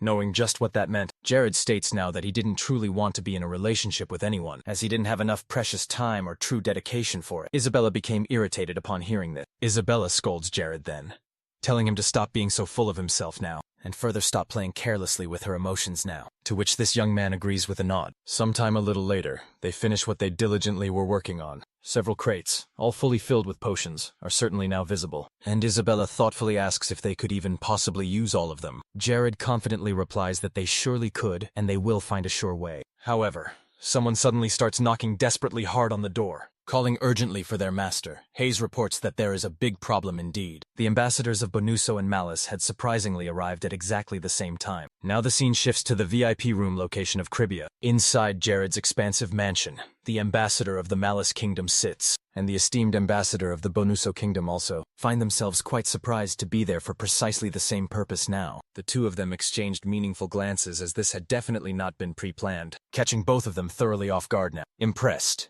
the ambassador of Malice thoughtfully looks all around, and he comments that the interior was far too grand really, to simply be called just a mere room. The ambassador of Bonuso also thinks himself exactly that. If someone told him that this very place was connected to imperial royalty, he would suddenly believe it without question. Someone enters the room now, welcoming the two ambassadors grandly. Jared states he has never had true relations with either of their kingdoms, and asks what exactly was going on now. Both men shout simultaneously indeed as they try to speak to Jared then. They end up talking right over each other in sheer confusion. Eucalyptus remarks they certainly have plenty of time now, and that he will first listen closely to what the Bonuso Kingdom has to say first. The ambassador thus begins explaining fully that heavy rains had caused Optasio River to flood all the lands then, during the worst rainy season itself. He states the storms truly were twice as intense as the previous year fully, and that massive floods occurred now throughout the entire kingdom greatly. Upon hearing all this, Jared responds keenly that it clearly seems like they were not nearly prepared enough for such flooding then. The man fully accepts the criticism given, and simply adds this resulted in a tragedy. A significant number of victims and terrible casualties here. Furthermore,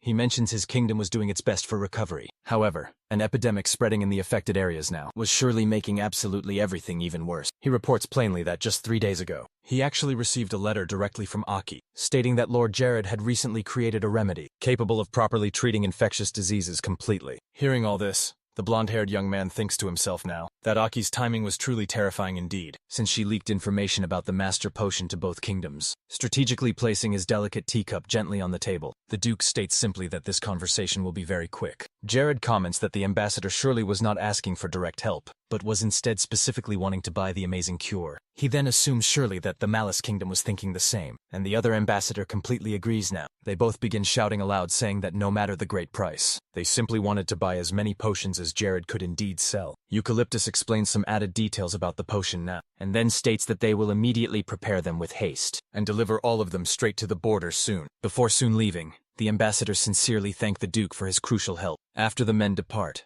Jared stares intensely at the door, sensing something keenly. The thoughtful young man continues gazing intently at it too, as if he somehow knew that someone else was surely about to quickly arrive. Hayes suddenly calls directly out to her dear lord now, prompting the young man now to directly ask what was truly happening now. The young woman explains clearly that the Kingdom of Cinders had also arrived today, and truly not only that, but Princess Maria herself was presently there. Upon hearing this important news, the blonde-haired young man realizes fully that Maria's very presence truly indicates just exactly how very urgent the overall situation in Cinders truly is. Truly and definitely was sometime later indeed. We then see the beautiful red-haired girl drinking from a cup of lovely tea now. She clearly states that she truly doesn't quite feel right drinking it now, as so many people are greatly suffering in the flooded region there. At that exact and very moment then, Jared simply asks her then to drink the tea and feel much better, so that she can spread good positive energy to all the people. The young man thinks this to himself now, that she was completely so different from the last time he saw her. Additionally now, he also keenly notes that she must have left in a real hurry due to the situation. And then Maria comments now that she thought Cinders had been prepared well. However,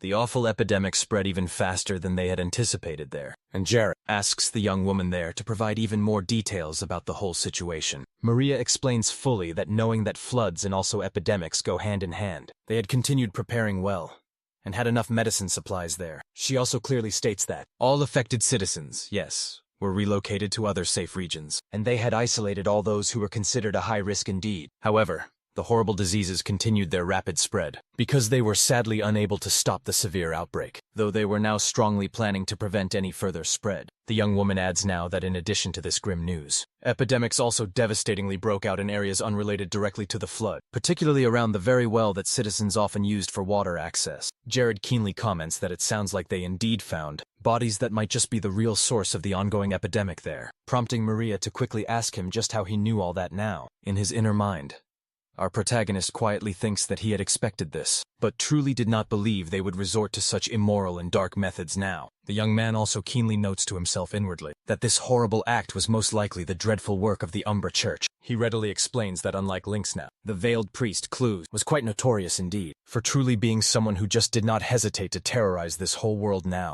and keenly since he had intervened in the civil war of the Cinder's kingdom and completely ruined the Umbra's twisted plans there. It was quite obvious that they were actively seeking some fierce revenge indeed. Based upon his deep knowledge, the Duke boldly reveals to Maria that this was the foul work of the Umbra Church indeed. The young woman quietly agrees, stating firmly that they must surely have gathered information about the kingdom and Jared calmly replies that he will reveal the needed solution to her now. He informs her directly that he possesses the cure for the epidemic. It's called the Master Potion, and it could totally eliminate all waterborne diseases. Upon hearing this crucial news, Maria is deeply impressed indeed. She questions how this young man was truly capable of such things now. He simply responds calmly that he has studied herbal medicine since childhood, and now that knowledge was proving to be quite useful surely. The princess states clearly that if that was indeed the case, she deeply wanted to buy the cure for the Kingdom of Cinders directly, and she was totally willing to pay any price at all, since people in her kingdom were sadly dying now. Jared declares openly that he will give her 70% of the potions produced, since they were still currently being manufactured still. Confused completely,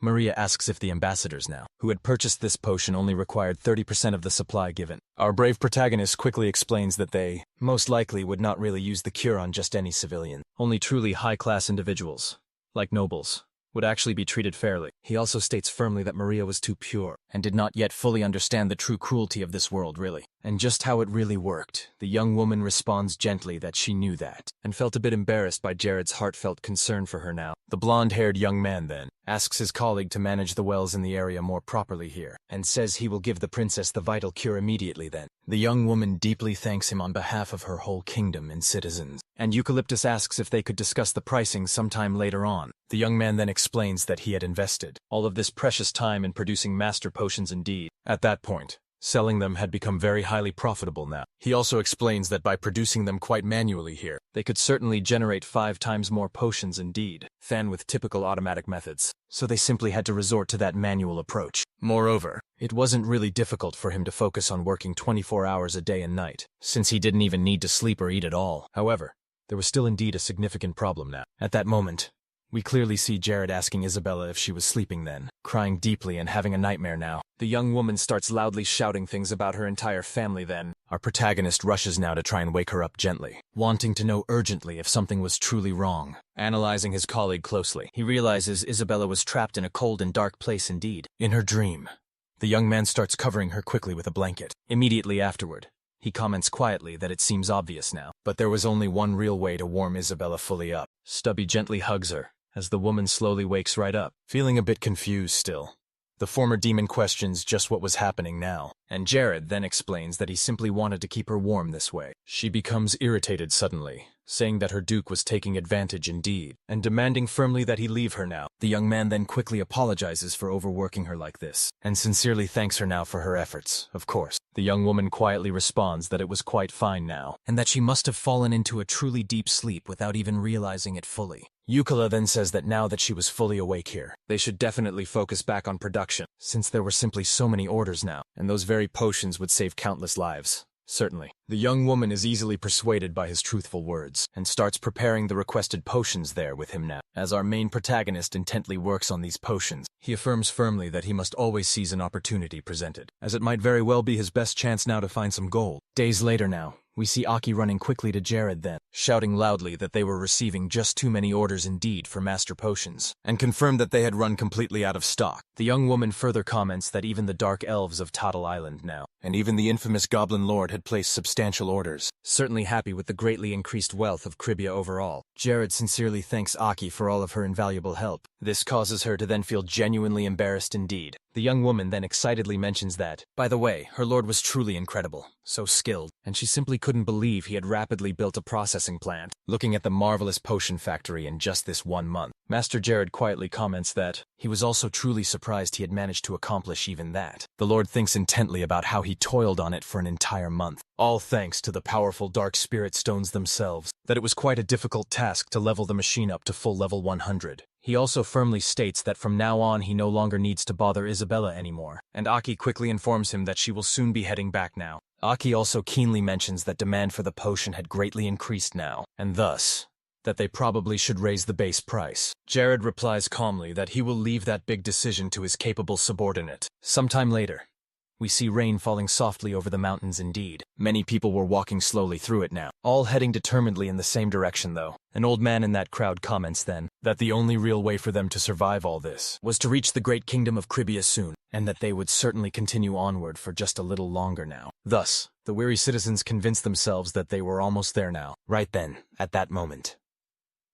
Isabella knocks gently on a protagonist's door, and the young man politely asks her to come right in. She explains softly that she was there to make a special request, and the young man curiously asks her just what it was then. The young woman then calmly recalls that her lord had promised her fully 9% of the profits from potion sales now, but she truly didn't want it however now. The young man firmly insists that he had fully promised to give her that share, to fairly compensate for her dedicated efforts then, as she shouldn't truly work completely for free. Isabella states clearly that she understood fully that now, and that was precisely indeed why she was there now to make such a request. But still, she did not want any profit. The lawyer suggests then that they discuss it even further. The former demon reveals now that she wanted to create a sorcerer's guild, where all sorcerers from across this entire continent could gather together soon. Eulis approves the very idea of it, stating clearly that sorcerers have quite different mechanics. Compared to dark mages, he considers that sorcerers really specialize in buffs, and are truly useful in many diverse ways. However, still, there was a certain risk that they could indeed rebel. For that very reason, he accepts this proposal, but firmly states, clearly to Isabella here, that he will just not allow any sorcerers with bad conduct to join. The young woman agrees quickly, saying that those sorcerers who cannot control themselves will surely be prevented from entering this guild at all. She then reveals further that her whole plan was to gather all the sorcerers who had been scattered after that massacre of Transylvania itself, and she intended to create a strong force that would help both her fully and the entire kingdom of Cribia. The young woman then states that she was surely not joking. This indeed was the key idea she had nurtured fully ever since she received her powerful new body. Euclid tells Isabella that what she declared today was completely unexpected at all. A determined young woman responds she bets her honor and past that this very plan will succeed, and that she will also ensure firm control over all the sorcerers, so they do not trouble her master at all. Fully understanding his vassal's difficult situation, the young man accepts, and Isabella then comments that she was only really trying to help her master's kingdom out. He then decides clearly that he will give full support to the establishment of the sorcerer's own guild, but she must take clear responsibility and manage it properly now. He then affirms that if sorcerers come into contact now with dark magic, they will very likely switch to dark sides, and so he asked Isabella just what she would do if her guild's allies became evil. The young woman then declares that she will then take full control and destroy them all with her own raw power. There will be absolutely no cooperation whatsoever with the Dark Church. Additionally, now with a smile, Isabella states firmly that she truly hated the Dark Church even more than her own duke. Convinced now, the Lord shouts for Isabella quickly to hurry up now, leaving the startled young woman quite surprised. Thus, the breaking news of the official establishment of Isabella's Sorcerer's Guild quickly did spread all around. The narrator explains clearly that other countries on the Nas continent do not rightly recognize the incredible potential of all sorcerers, especially now since their overall numbers declined after the tragic massacre. However, only Jared, who deeply understood the unique powers that sorcerers in Paradis so possessed, knew firmly that if he simply trained them all well, he would swiftly gain a truly significant advantage in many of the upcoming wars, specifically on the 19th day of the 8th month in 1415. Lacus confirms clearly that the serious situation the Lord had mentioned is actually happening now. However, just seeing the countless desperate refugees now arriving, he comments grimly that their overwhelming numbers were nearly an entire country's worth now. Shocked now, Jared then replies that he also found it quite suspicious too, as even though he had indeed expected some refugees there, this mass was truly 3 times more than he had predicted now. The young man states that, judging by their clothes now, it was evident now that they were all refugees from the kingdoms of Bonuso and Malice indeed, and he then questions why they abandoned their own people like this. Euclid states firmly that those 2 kings had lost their very minds, and that he absolutely had to do something about it all. He simply asks his cat Terry now to detect any hidden dark energy among the vast crowd. Furthermore, the young man clarifies he doesn't need specifics at all, just an account now of how many there were in their categories, in exchange surely for a tasty snack. The little animal then begins walking toward the edge of a cliff, to analyze closely the assembled crowd indeed. Lacas asks his lord now if they should continue with the original plan. Jared calmly explains that they will claim that entire region, name it Senaire, and announce it surely as the refugee district. Lacas then questions whether the young man truly intended to reclaim those devastated lands now. The lord truly responds that although they had acquired this territory, it had not developed, and that is exactly why they would fully invest all resources now into carefully developing the senior district too. Lacasse then asks directly if that was why his master quickly sold the potions. Was he thinking about all of this all along then? However, he is now ignoring his loyal soldier here. Jared states aloud that the rapidly increasing population was worrying him indeed, and he comments further that people always say population is power itself. However, this area had no dungeon or anyone truly specialized in mining here, making it sadly unsuitable for commercial and resource development altogether. That was likely the main reason the previous lords who once governed this place simply left it untouched. Right there, there was truly only one thing he could think of now, and it was his detailed plan. Finally, Jared boldly declares that he will turn this very place into a sacred land, as any true believer nearby would be utterly unable to resist coming here. Visiting this location as he confidently walks right through the crowd now, Terry carefully analyzes the bustling people now. The cat suddenly and quickly spots a group of hooded figures and immediately recognizes them now. Indeed, the masked man from the other day shouts loudly at Jared now, calling him much too much of a bastard, in truth. And so, Terry begins using his special abilities to analyze those beings closely. In the center district, it was now quite visible that several tents had already been firmly set up specifically for refugees. Inside one of them, a critical meeting was being urgently held, with Jared seated firmly at a table alongside his loyal vassals. The young man gratefully thanks everyone for their needed help, and informs them that they were there now to stabilize internal affairs here, since many refugees were already living in this place there. He then directly turns his gaze to Lacasse now, telling him specifically that his job will be the most important one, and he will emphasize, in detail, two very key principles for sure. These important principles were simply the carrot and also the stick. The carrot meant directly helping the refugees now, who were really doing their very best to settle into this very land indeed. And truly the stick really meant this, punishing severely those who committed awful crimes during these uncertain times. Upon really receiving these clear orders then, Lackey simply states to him that he fully understands it all. Jared then firmly declares that if it's necessary, Lackey may use indeed his own methods later, as it was wholly unacceptable now to commit senseless violence and disturb others in this new land. In response, the soldier affirms that he will surely keep that in mind, and Jared then prepares to give the next crucial orders. He instructs now his other loyal vassals to guide all the refugees through official aid policies provided, and all the men fully agree now. Euclid explains that the very first step was to provide the loans to refugees, so they could actively build their own homes there, with a rather long-term payment plan of 20 years exactly. The second key point was that cultivations and all exports from this land would be completely 100% tax-free for the next full 4 years. Lastly, if a refugee eagerly participated in the grand construction of a large-scale project for the Scenaire district, they would be treated as duly paid workers. Finally, he states clearly that this is all as these would soon be the 3 vital key points of the Scenaire project measures. Sometime later on, we readily see some refugees standing before soldiers. One of them boldly tries to steal a coin pouch from a woman nearby, but is immediately stopped right then and there. The soldier declares boldly that theft is indeed a serious crime, and that his lord had ordered him to severely then punish harshly those who attempted such shameful acts. He then asked the man directly if he was prepared now to face the consequences, but the young man readily apologizes. Observing the situation unfold, Jared thinks that then, it seems as though the refugees from the kingdoms of Malice and Bonuso now are truly endless, and the population of that territory had more than doubled in size. The young man also notes carefully that if the refugees stabilize now and fully become a vital part of his territory then, they would likely gain the raw power to threaten the surrounding kingdoms. However, he quietly wonders what would truly happen if he failed here, as indeed from this moment right on, there was a great looming possibility that hell itself would descend upon him. Ultimately then, the young man fiercely declares that he will surely make the kingdoms of Bonuso now, and Malice pay dearly indeed.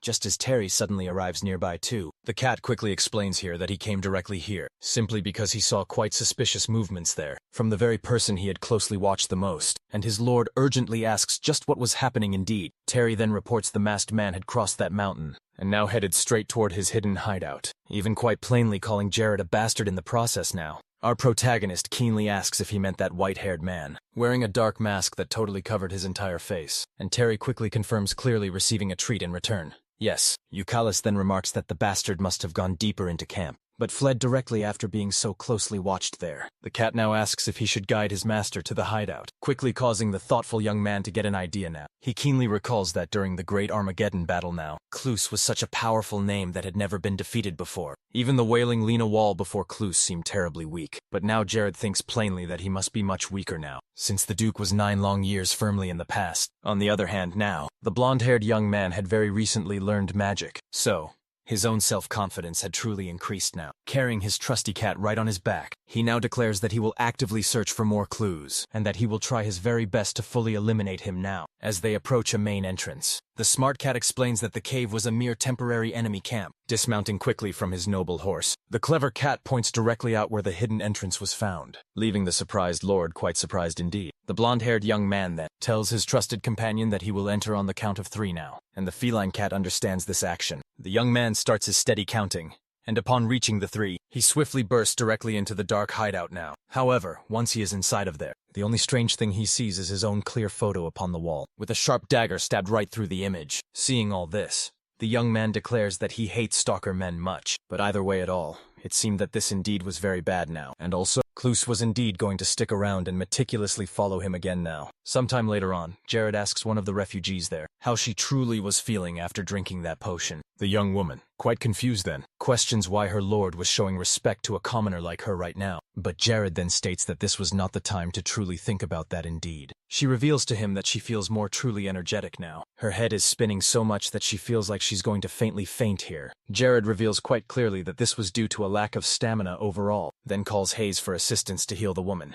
And the young maid quickly agrees now. Maiden asks sincerely if her master was fine in terms of mana now, and the young man simply replies then that he surely could use his magic for an entire year here, and still be fine. Sometime later then, we then hear someone shouting loudly for their lord here. The ones calling him were indeed 2 refugees there, who were begging him now to help their lord for everything he had done for them already. The Duke states honestly that he had just treated them right now, and that they still clearly needed to rest now. However, upon carefully analyzing their statistics then, the young man fully realizes that Maru indeed was skilled in medicine, while Mary was especially good at psychotherapy. The young man also keenly notes that they still lack certain qualities to become his direct subordinates just yet, but they could effectively act as a control tower for now. Thus, the young man readily accepts their kind help, but then tells them that there's no real need to rush things, as this was, in fact, the quarantine zone itself. He explains that whenever they enter or leave these wards here, they absolutely must sterilize themselves in one of the magical circles, stating clearly that they could indeed help. Maru and Mary gratefully thank him sincerely, saying they will do their very best to help the patients all recover. Finally, Euclid states that the 2 were truly full of energy, and that he really was counting on them completely. As he walks along with his loyal maid, Jared tells her specifically that her great abilities have greatly aided in treating the patients. She happily responds that she is happy to have been useful at last, and was also quite surprised too, since it was actually her first time using divine power to truly help people. The Lord tells her directly that from now on, he wants so much to see her grow even more fully as a healer now, since he truly has such high hopes for her skills. Feeling deeply flattered,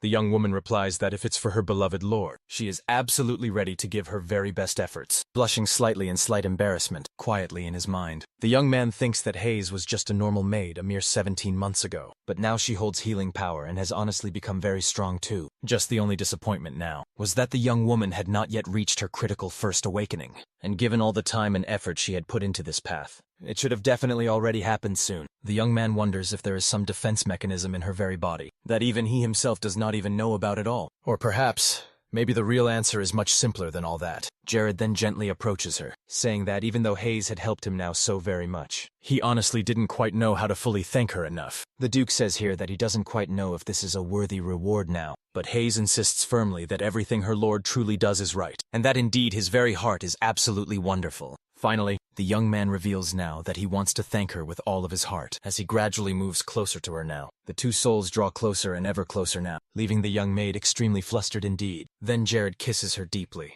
taking the sweet girl by total surprise. Both of them swiftly become extremely red-faced, not really knowing how to properly react after pulling away slowly from the kiss. Jared stares intently at Hayes, quite unsure of what to really say. With that sweet kiss, Hayes happily receives several upgrades, skipping directly from first awakening to a third awakening all at once now. The Lord himself completely confused, questions loudly, what the hell is even happening here? He intently wonders what kind of powerful title his sweet maid just received, and exactly why she got so many quick buffs. Our main protagonist thinks hard that he was single even in his own reality, so he never imagined he would truly have to kiss someone here in Paradiso. Quite suddenly, Hayes informs her master that she truly feels sleepy and begins to faint. Eucalyptus is confused now, questions how something quite so good could happen just from only a kiss, and how she even managed to reach third awakening itself. Sometime later now, we see the blue-haired girl sleeping peacefully. Jared lays the girl gently down inside a tent, asking Mary to take very good care of her indeed, since the young woman clearly needs to rest now, and Mary completely agrees so. Our protagonist thinks that he truly wants to stay by Hayes' side right now, but he still needs to find something now to turn Senai District to a truly sacred place now for the Church of Radius. The young man further explains that the Platinum Holy Grail of Radius is one now of the 5 sacred relics of the Church of Radius itself, and it's hidden quite far to the north on Tidal Island it seems, the territory of the mysterious Dark Elves indeed. Leaving the tent quickly, the young man declares to himself that he surely has a long journey ahead. He curiously wonders if this will be his true first sea voyage ever, as the only true way to reach Tidal Island is by crossing the vast sea. Determined, Jared boldly states that now Center District is in full order. It is time now to complete his grand project indeed, using the sacred artifact that will surely grant the district a blessing, and so he bravely flies swiftly through the rain now, solemnly declaring that he is now heading to the territory of the mysterious Dark Elves far north. On yet another day, we see the grand church of Kribia illuminated by the beautiful night sky. The esteemed high priest of the church appears quite confused, until the wise saint calls clearly for his immediate attention now. Luna gently asks if all is alright now, as he seems truly worried. But Neode calmly responds that he feels quite fine. The concerned young woman then asks if something is deeply bothering the priest. He simply replies that it's not exactly that at all. It's just that what he heard directly from Lord Jared felt quite strange,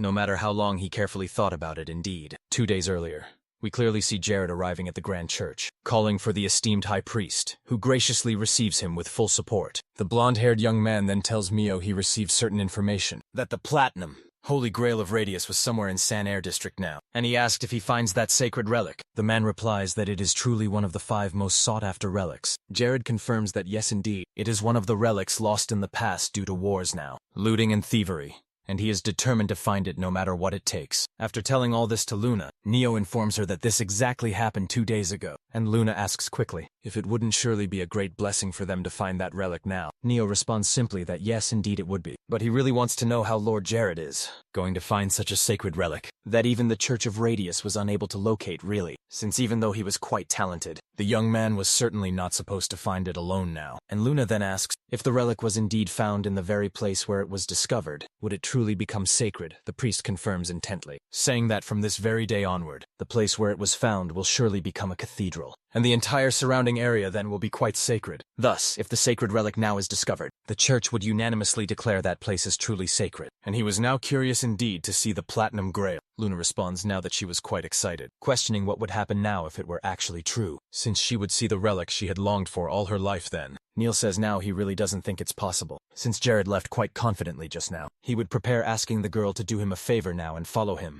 We return now to Jared, who was flying over the ocean at night here, commenting to himself that it was indeed scary, since there weren't many light sources nearby right now. Our protagonist now thinks that, if the Holy Grail is indeed found in the Senair district right now, they will agree that it definitely will be a sacred place now, as Radius truly was desperate for relics there. The boy explains quite simply that the church has no sacred relics to rely on now, and that was the crucial main reason it was attacked by the Dark Church actually. The Umber Church possesses a dark shroud indeed, and the Kiko Church possesses an extraordinary, powerful artifact truly, called the Skull of Kiko now. The boy thinks that he didn't want to do this anymore, since he deeply wanted to make Center a truly sacred land there. He knew the relic surely would be the very best option around. He also says deeply in his mind that if Radius was watching him then, he hoped he might forgive him for these future plans maybe, to move the sacred land elsewhere for now. Thus we instantly jump to Tidal Island soon, which was completely covered by dense, thick forests really. Stepping right there indeed, the blonde clearly comments that it was truly his first time visiting the island now. Walking slowly among the trees, he states that this strange place was a drag perhaps, and that right after the Battle of Armageddon then, Dark Elves joined the full demon army straight against humans indeed. He thinks that naturally, Dark Elves are considered a strong race actually, so it's simply inevitable that they clearly have a bad reputation right now. But ever since he fully researched the history of Dark Elves clearly, he thought quite differently.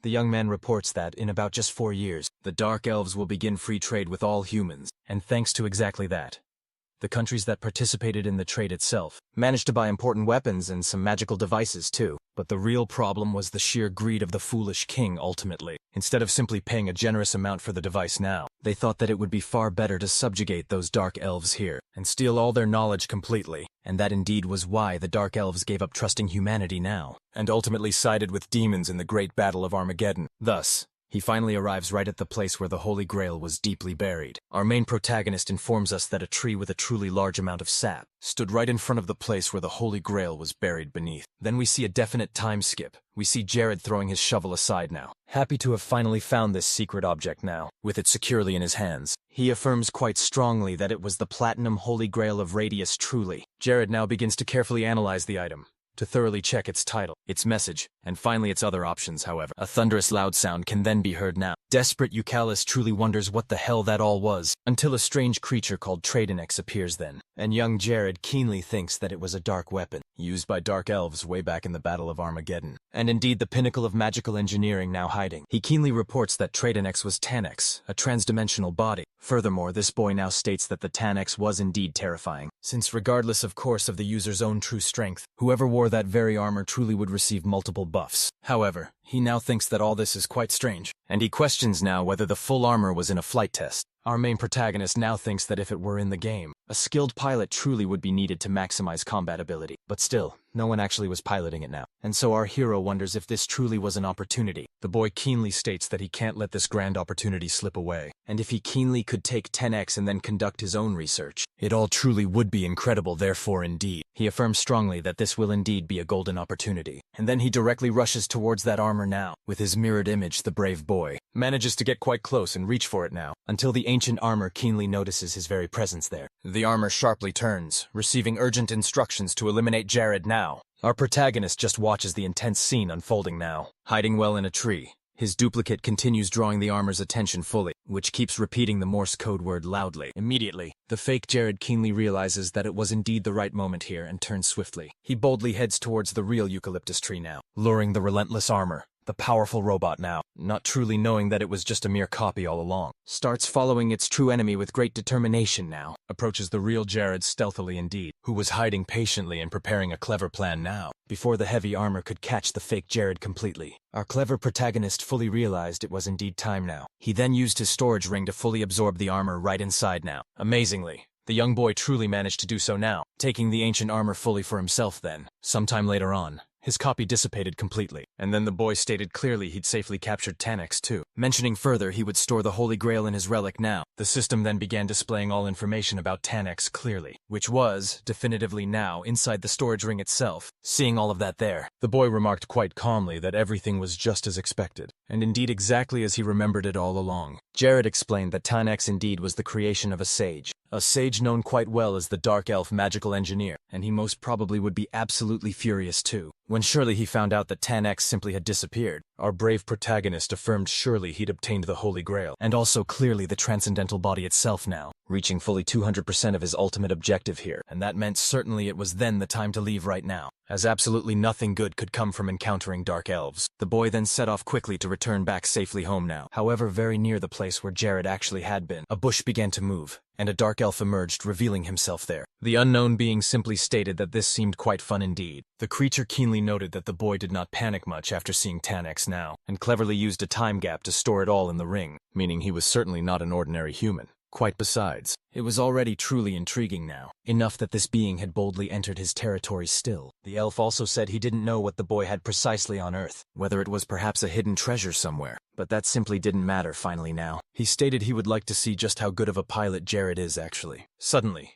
the strange creature pulled out some kind of magical device there. The mysterious object started projecting a vivid hologram out, and the elf then declared that from now onwards, all of Tanex's vital information would be fully analyzed in real time, analyzing all of Jared's crucial data closely. He said that it was truly enough since none of the dark elves qualified there, and maybe, possibly a human could actually do it now. The elf also sharply noticed that Jared was at least a Class 5 pilot, and remarked it had been quite a while indeed since an interesting new research subject had fully appeared recently. Flying over the vast sea, Eucalyptus thought now that he was finally there, he would just relax and quietly check the message he received. He then summoned his system, carefully displaying some key information. Our main protagonist, here, divine power increased substantially due to acquiring the legendary Holy Grail, and the astute boy thought he would definitely need it now to face monsters, and even those dark churches in the uncertain future. He carefully explained that using divine power was quite easy actually. You just have to easily apply it directly to a spell or trusted weapon, and it would deal some additional substantial damage to enemies or powerful curses. In other simplified words,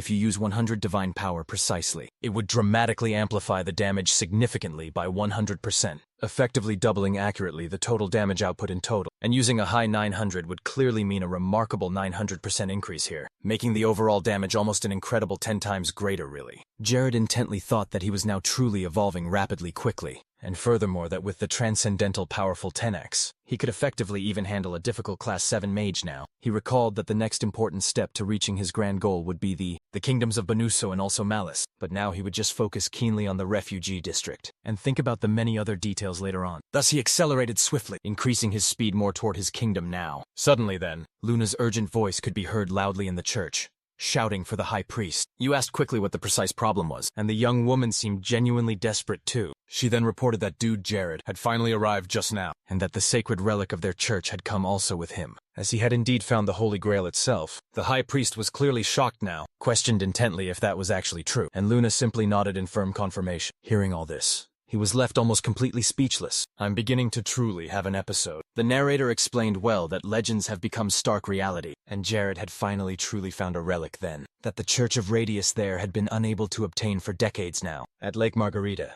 precisely in the center district location, Neod and all his followers were right there, unable to quite believe Jared actually found the Holy Grail itself. One of the followers even said that Duke Jared there must surely be a representative of Radius thus, as he would surely not have been able to find it alone at all. And indeed, the light he emitted was utterly incredible then. Everyone there in the church was simply in awe of their lord's abilities. Embarrassed, Eucalis responded he was just a simple discoverer only, certainly not a direct representative of God himself. Neo deeply questioned whether the Holy Grail truly had been found there. At Lake Margarita, Jared confirmed the finding then. The high priest responded that it certainly would be best to, return the original artifact to its rightful true owners. He also clearly stated that Jared should keep that precise location a secret now, since no one absolutely must know where the Holy Grail truly was located. The Duke then asked if the High Priest could at least thoroughly explain the true reason for that secrecy. Neo then boldly reveals that at the coming dawn, the Translia Empire will then be officially approved by Radiosism. Precisely at that moment then, Lake Margarita and its lovely surroundings will soon become a sacred place now. Holding the sacred object close, the priest then comments that this indeed is the greatest relic ever, that Radios left for his child of light above. All the faithful witnessing that wondrous scene are deeply moved now, shedding tears freely thus. They all now begin to wish for Radius then, to bless the Lord of Cribia territory greatly. The priest finally clearly says that Radius will truly be very grateful for Jared's great help thus. Ikala quite simply responds. Just really hearing those words said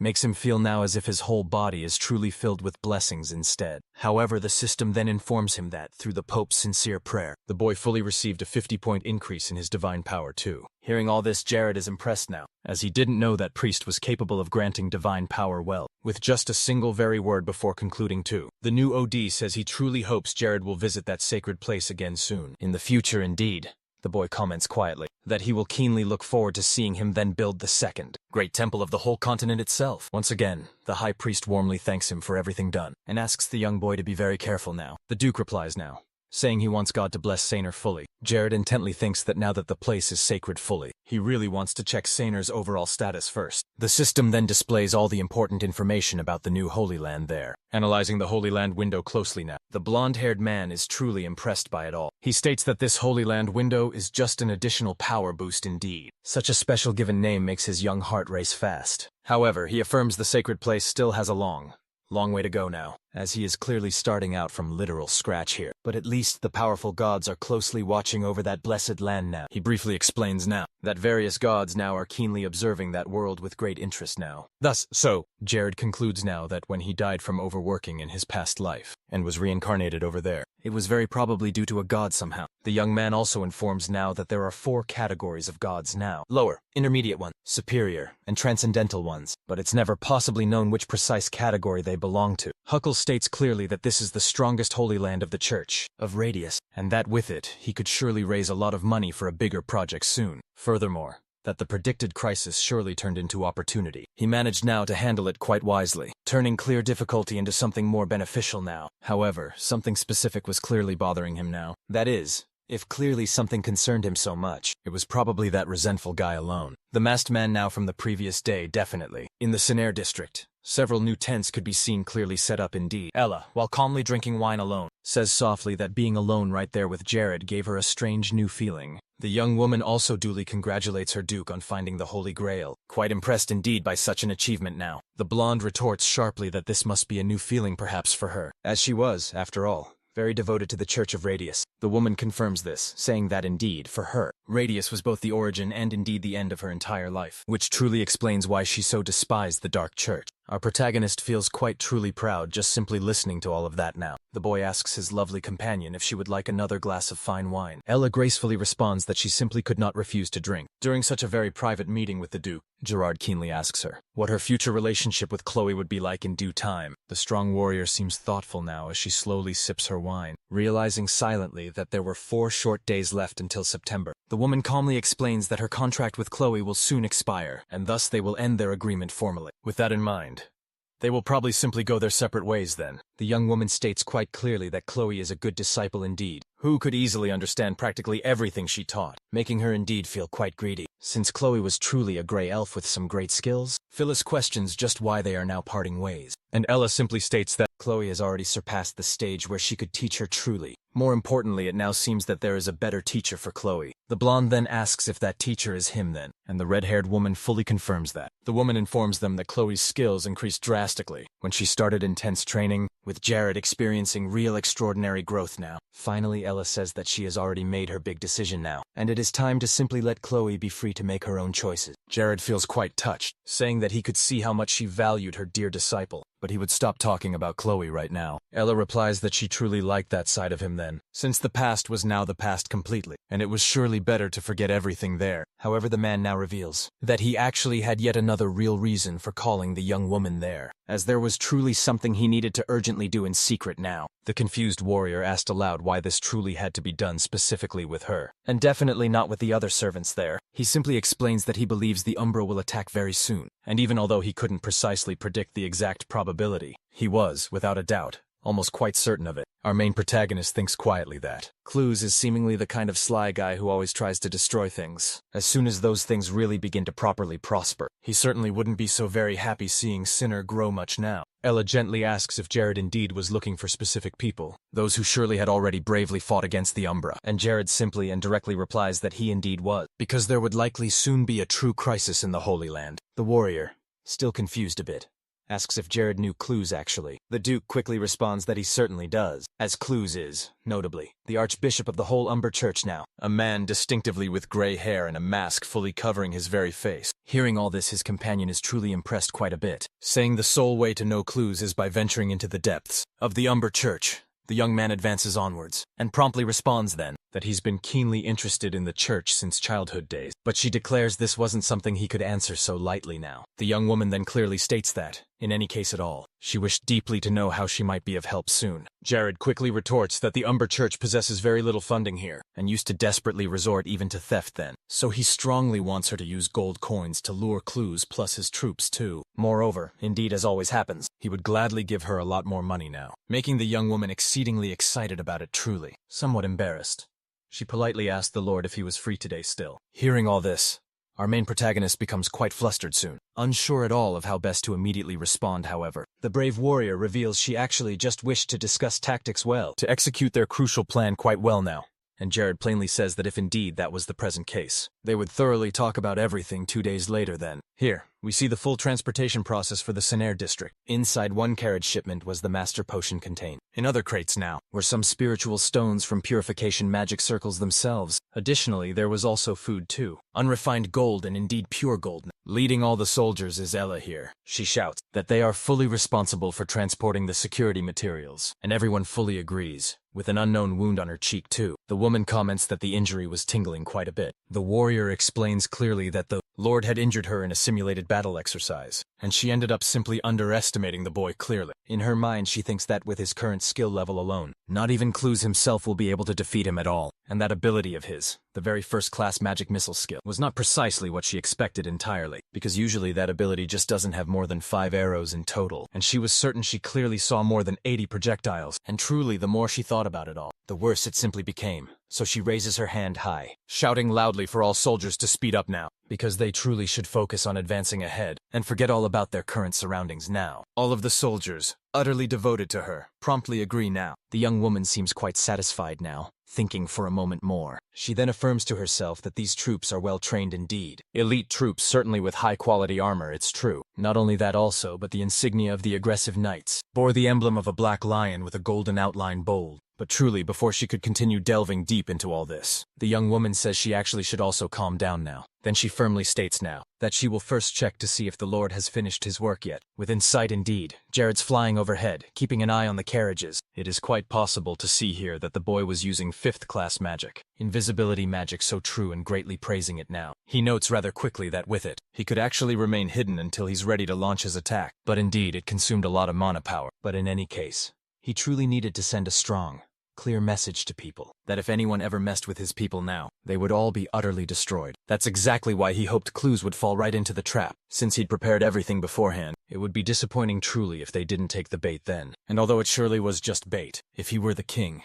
he'd expect a fierce rematch later. Jared then begins to talk about the Dark Death Demon too, a member of the Umber Church whom he didn't know much at all about. The boy now states that it is said too. He boasts often of being an undefeated assassin indeed, and that after Cluse was killed by a player in Paradiso soon, he was declared truly the next boss monster soon. However, the young man affirms that he became overwhelmed after that, so his information basically ends there too. One of the soldiers guarding the carriages reports that on the right now, a large number of dark shadows were rapidly approaching now. He warns us that members of the Umber Church were indeed on the right side of the mountain now, and were quickly closing in fast now. At that intense moment there is also an explosion now, causing several large rocks to fall onto the carriage's path now, thus blocking their desperate escape route completely. Cursing those evil beings, Jared thinks the time has finally come now. Our protagonist grimly says that it really seems like there is truly no future here for the cursed followers of the Dark Church itself, who have indeed given their souls to the wicked demon. Furthermore, right now, the young man declares he will surely not let a single one of them live here. Sometime later, upon seeing something there, Clue states grimly that is fully expected here. This was a clever trap indeed.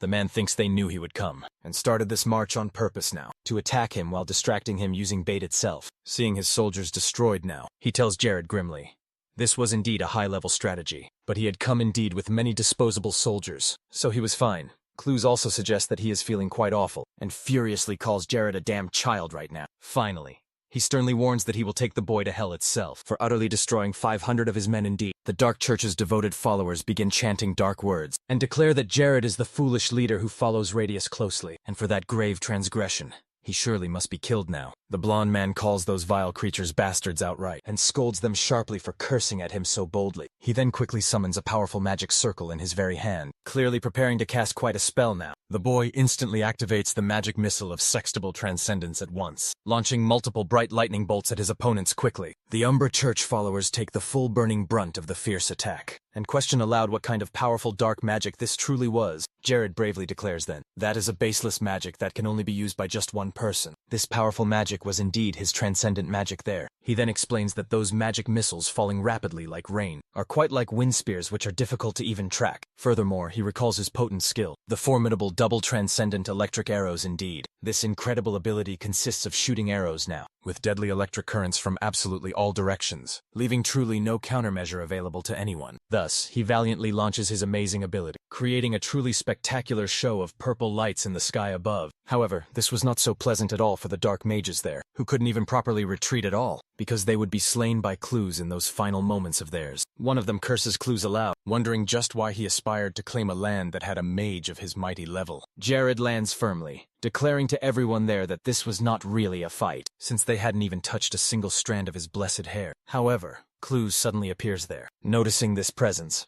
Our protagonist turns to speak with his fierce enemy. The two glare intensely at each other for a brief moment now. Before a truly epic battle begins there, Yahello keenly uses his unique ability to analyze his opponent's current status. He quickly realizes that Cluze was wielding a sharp dagger. That maximized the raw power of critical attacks there, and also a ring that interrupted buffs and reduced mana without exceptions. The young man then also notes that this was a truly terrifying combination. Cluze then taunts him now, questioning whether Jared had any real time to stand there staring at him so. Our protagonist then appears a bit confused now, standing quite still and beginning to lower himself slowly. The white-haired man then says this: "It's quite pathetic that Jared is already intimidated too, and even if he kneels, he will just not be forgiven ever." However, the Duke then reveals that he was actually doing something else entirely. He throws a good handful of sand into Cluze's shocked face now. The Dark Mage questions what kind of childish joke this really is, and states now that he will have to teach him a most harsh lesson. He then uses his powerful passive ability, Shadow Clone, multiplying himself greatly. Seeing all this now, the Lord thinks that this guy's shadow clones are a most unique ability indeed, and also that the clones cannot ever be dissipated ever. Thus the true ideal would be to quickly kill the user himself. But if he couldn't win,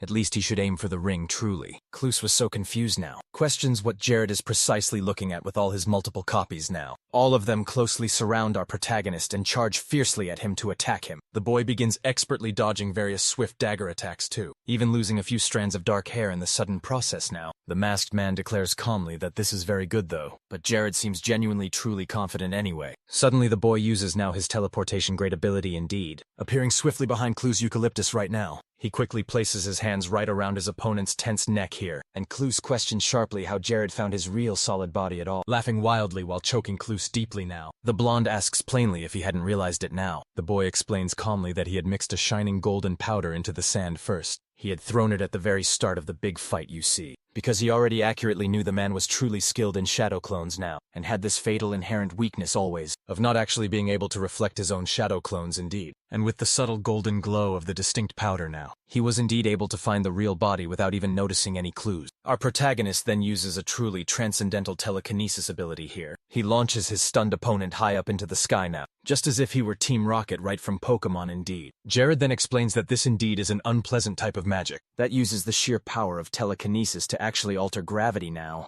and in this case of a transcendence level ability here, the sensation of sheer acceleration is far, much greater indeed. Thus, the young man declares that he took the ring of absolute weakness now, before sending the Cluze flying high up now, and declares that he will truly make good use of it too. Now with another ring that is upon his fingers, the boy remarks aloud that there's surely never a real mistake in having a true absolute debuff. However, his opponent simply did not give up and appears behind our protagonist. The Duke then asks Cluze if he truly has something to say at all, and simply remarks that he came back quite fast right here. The Dark Churches. The man states now that he has experienced telekinesis's power many times indeed, but has never quite seen one as strong as Jared's. Then he demands to truly know where the hell the boy's power comes from. The masked man also pointedly asks if the Church of Radius had an entity making contracts with them, or granted them such power. However, Yahello retorts quickly that just because they are cowards, doesn't mean others gain strength through similarly cowardly means. As well, Devil Cluze does not give up, saying this fight is far from over. He warns them now that if Jared kills him, all the sacrifices he bravely made for that plan will end too quickly. Then Cluze immediately begins to do something. With his sharp dagger in hand now, the man comments that he didn't truly want to use this secret power, but felt deeply forced to. Finally, he warns those that in the recent past decade, no one has survived after fully witnessing his physical transformation. After bravely saying all of this, the Dark Mage begins intensely to undergo transformation, and his entire body becomes even more muscular. Jared, upon witnessing this, he seems to become quite wary now, with his own hand completely red at that very moment. A truly terrifying aura instantly emerges outward. From the clear Cluze, it's apparent the man now had a demonic appearance, with almost absolutely no remaining humanity left in him. He swiftly rushes directly toward his opponent indeed, firmly declaring that he will surely kill Jared now. However, the Duke calmly uses his transcendent dimensional portal ability after all. Multiple magic circles then appear around himself and the demon, completely and utterly astonished now. Cluze asks if his enemy truly summoned 10-dimensional portals at all. However, Jared simply ignores him completely though, saying that you will most definitely kill him right there now, to put a swift end to the Dark Church's investments plus enthusiasm. Then the protagonist uses his renowned double flaming arrow ability. 2 strong blasts of fire intensely head toward Cluze, firmly aiming to bring an ultimate end to this battle indeed. Confused, the masked man curiously remarks that a flaming arrow was usually a large, massive sphere after all. That meant this was a magical variant he'd never quite seen before now, and furthermore, it was extremely dangerous indeed. Moreover now, with multiple dimensional portals surrounding him closely. He simply couldn't predict which one the deadly ability would come from. Frustrated completely, he declares that Jared should only be a 5th-class mage, but he simply won't think about all that anymore now. Thus, Clues decides to leave absolutely everything to his altered body instead and die, all while taking young Jared right down with him too. Eucalis keenly notices his formidable opponent's fast approach and fully prepares for it. He launches multiple arrows swiftly from the 10-dimensional portals now, surrounding his primary enemy. The devastating abilities immediately fly toward Jared's foe. However now, while expertly dodging them rapidly, Clues only screams madly that he will kill the boy soon. He violently slashes swiftly with his razor-sharp dagger, releasing several deadly purple cuts fiercely now. However, young Jaren remains unfazed entirely, and easily dodges them now, losing only a very few strands of his dark hair. The quick boy uses his instant teleportation ability now, appearing swiftly behind Clues before he can be freshly caught. Once again now, multiple flaming arrows then shoot out swiftly from the dimensional portals. But this time they all brutally hit Clues directly, wounding him deeply in the back as he sharply turns around. He furiously declares that he must somehow retaliate quickly. However, sadly, it was truly too late now, and the man now begins to feel something strange on his foot. He quickly realizes that he cannot move, and questions what's happening here. Our protagonist, casually walking slowly toward him now, calmly replies that this indeed was a powerful telekinetic spell. He further explains that, to be precise here, Clues' movement was currently being completely inhibited due to telekinesis now, and grimly confirms he would remain trapped there too. Then, once more powerfully, he uses the flaming arrow spell again, striking his defenseless enemy with that fiercely. The demon Clues begins immediately to bleed out now. The creature angrily declares that this is utterly ridiculous, and really simply doesn't make any sense now. He angrily asserts that even if Jared truly were a mage now, on the very verge of swiftly reaching the 6th class then, he realistically couldn't be currently this strong here. The observing dark mage comments then, that the boy's raw magical power was on a completely different level now, and that it seemed like his magic was continuously growing stronger.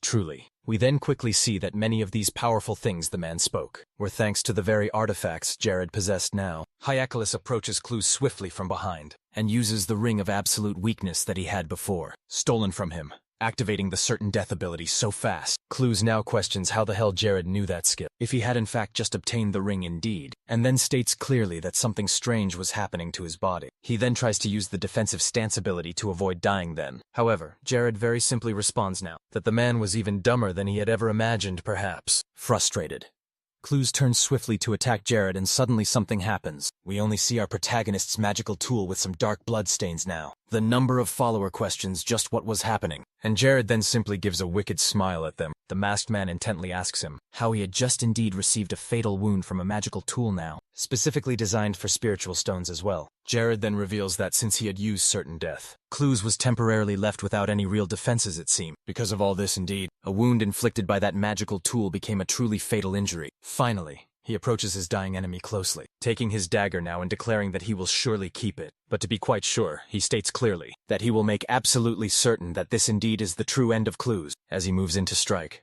the Duke states that many innocent people die because of the masked man's quite evil desires, clearly. But he fully knows Clues wouldn't feel guilty about such things. With his body returning to normal and right on the brink of death even, Clues then questions him how someone like Jared remains just the lord of a small territory anyway. He also remarks briefly that if he had known even a mere fraction of the boy's total strength, he wouldn't have even considered fighting him in the very first place. However, our brave protagonist responds that he wouldn't have set up this ambush if he wasn't sure he truly could defeat Clues outright. Clues remains utterly astonished by Jared's abilities now, and the boy declares that his head shall be destroyed too, and his broken body will be paraded through the territory, to then receive the people's collective wrath now. The mage asks just what Jared gains from taking his anger out on his corpse, since it's not as if the truly dead will return at all. Not only that, but the lunatic also claims innocents died indeed, because simply they weren't good enough it seems, and there was truly no way to bring them back then. Eucolius chillingly confirms that he is right now. However, he brings his staff quite close to Clues now, and the terrified man questions exactly what he is doing. The boy begins then to use transcendent healing now, and Clues asks if he has suddenly changed his cruel mind. However, Jared declares that Clues will die only when he allows it, and not until he truly takes his very last breath. He will endure immensely unbearable pain. Upon hearing all this, the Dark Church follower is utterly terrified, and Jared asks if he should now harm him as much as he has healed him. Thus, a truly brutal session of torture continues for quite a while now. Jared states coldly that even if Clues wants so much to die, he simply cannot, because he won't actually allow it to happen. This dark moment was the true beginning of hell on earth here, After a long and grueling session of horrific torture, Clues pitifully begins to truly beg for some real mercy. He desperately pleads for Jared to finally end all of it now, admitting fully that he was truly wrong and only desperately wanted to leave. Our protagonist comments darkly that anyone will become weak when facing torture, and he coldly demands that Clues confess all his dark sins. In front of a fully working recording device, of course, having truly suffered for such a terribly long time. The broken man complies and does everything the boy harshly asks. Sometime later now, holding Clues roughly by the hair, Jared coldly asks him what his very last words truly are. Even here in his very final moments of life, the true monster declares that even if he now dies, the Umber Church will surely avenge him quite soon. However, with a sinister smile right on his cold face, the Duke simply replies to him that this is truly good news, because he utterly despises the Umber Church truly, and so he immediately begins to record the entire execution. Clues starts laughing quite maniacally then, and simply states that very soon now, he will be waiting for Jared in the afterlife for sure, but the Duke sharply responds that he has no intention at all of going to hell. That's exactly where Clues is headed soon. Yahello swiftly places Clues' dagger right against his neck, and the masked man declares grimly that he will curse Jared now. Then only the stark sound of a sharp slash is heard aloud, and a dark flock of crows quickly takes flight now. At the event, he's receiving multiple notifications quickly. The blonde remarks calmly that he is curious about these messages, but will indeed check them a bit later on. First, he decides firmly to store Clues' corpse in his spatial ring completely, and he quickly does so then too. The young man suddenly remembers something important and becomes apprehensive too. He urgently tells himself that he must return quickly to the battlefield now, and so truly, in the blink of an eye now, he utterly vanishes from the entire scene itself, leaving behind only the stark marks of fierce battle. Sometime later indeed, Ella is present, watching Jared fight. She is utterly astonished indeed. The warrior thinks that at some definite point, she and the knights became mere spectators only. Jared, in truth, didn't need any help at all now. The boy continues using his great fire abilities still, massacring all the followers of the Umber Church now. The soldiers begin to praise Jared for his amazing feats, and one of them wonders aloud if Clues is truly dead, even while fighting hard. Jared responds to his loyal vassal that yes, Clues is no longer here indeed. Immediately after that, he tosses Clues' lifeless body into the midst of the battlefield now, right in front of the Dark Church's followers there. Upon seeing this, the followers are utterly horrified now. Ella is also shocked, questioning if Jared had really eliminated Clues himself. However, Jared flatly states that the Umbra Church members shouldn't even think about surrendering yet, because he has absolutely no intention of sparing them either way now. He comments that the vile, evil acts they committed against innocent people are truly sins that can only be repaid with death and much suffering, and even now with their weapons in hand. The Dark followers know quite exactly what that really means. Jared then returns to his euphoric battle state, invoking powerful magic once again now. He continues burning every single Dark follower right before him. The narrator explains now that no one could match Jared's quick movements, neither his magic nor the extravagant dance of his shining dagger. Thus, the embers of life were quite quickly extinguished in all directions now, and now with truly no place left to run, every single follower of the dreaded Umbra Church eradicated utterly. Thus, Jared receives many more system notifications then, regarding some potent powers he had freshly acquired. Our main protagonist realizes then that he received the Demon's Toy artifact, which was quite an artifact,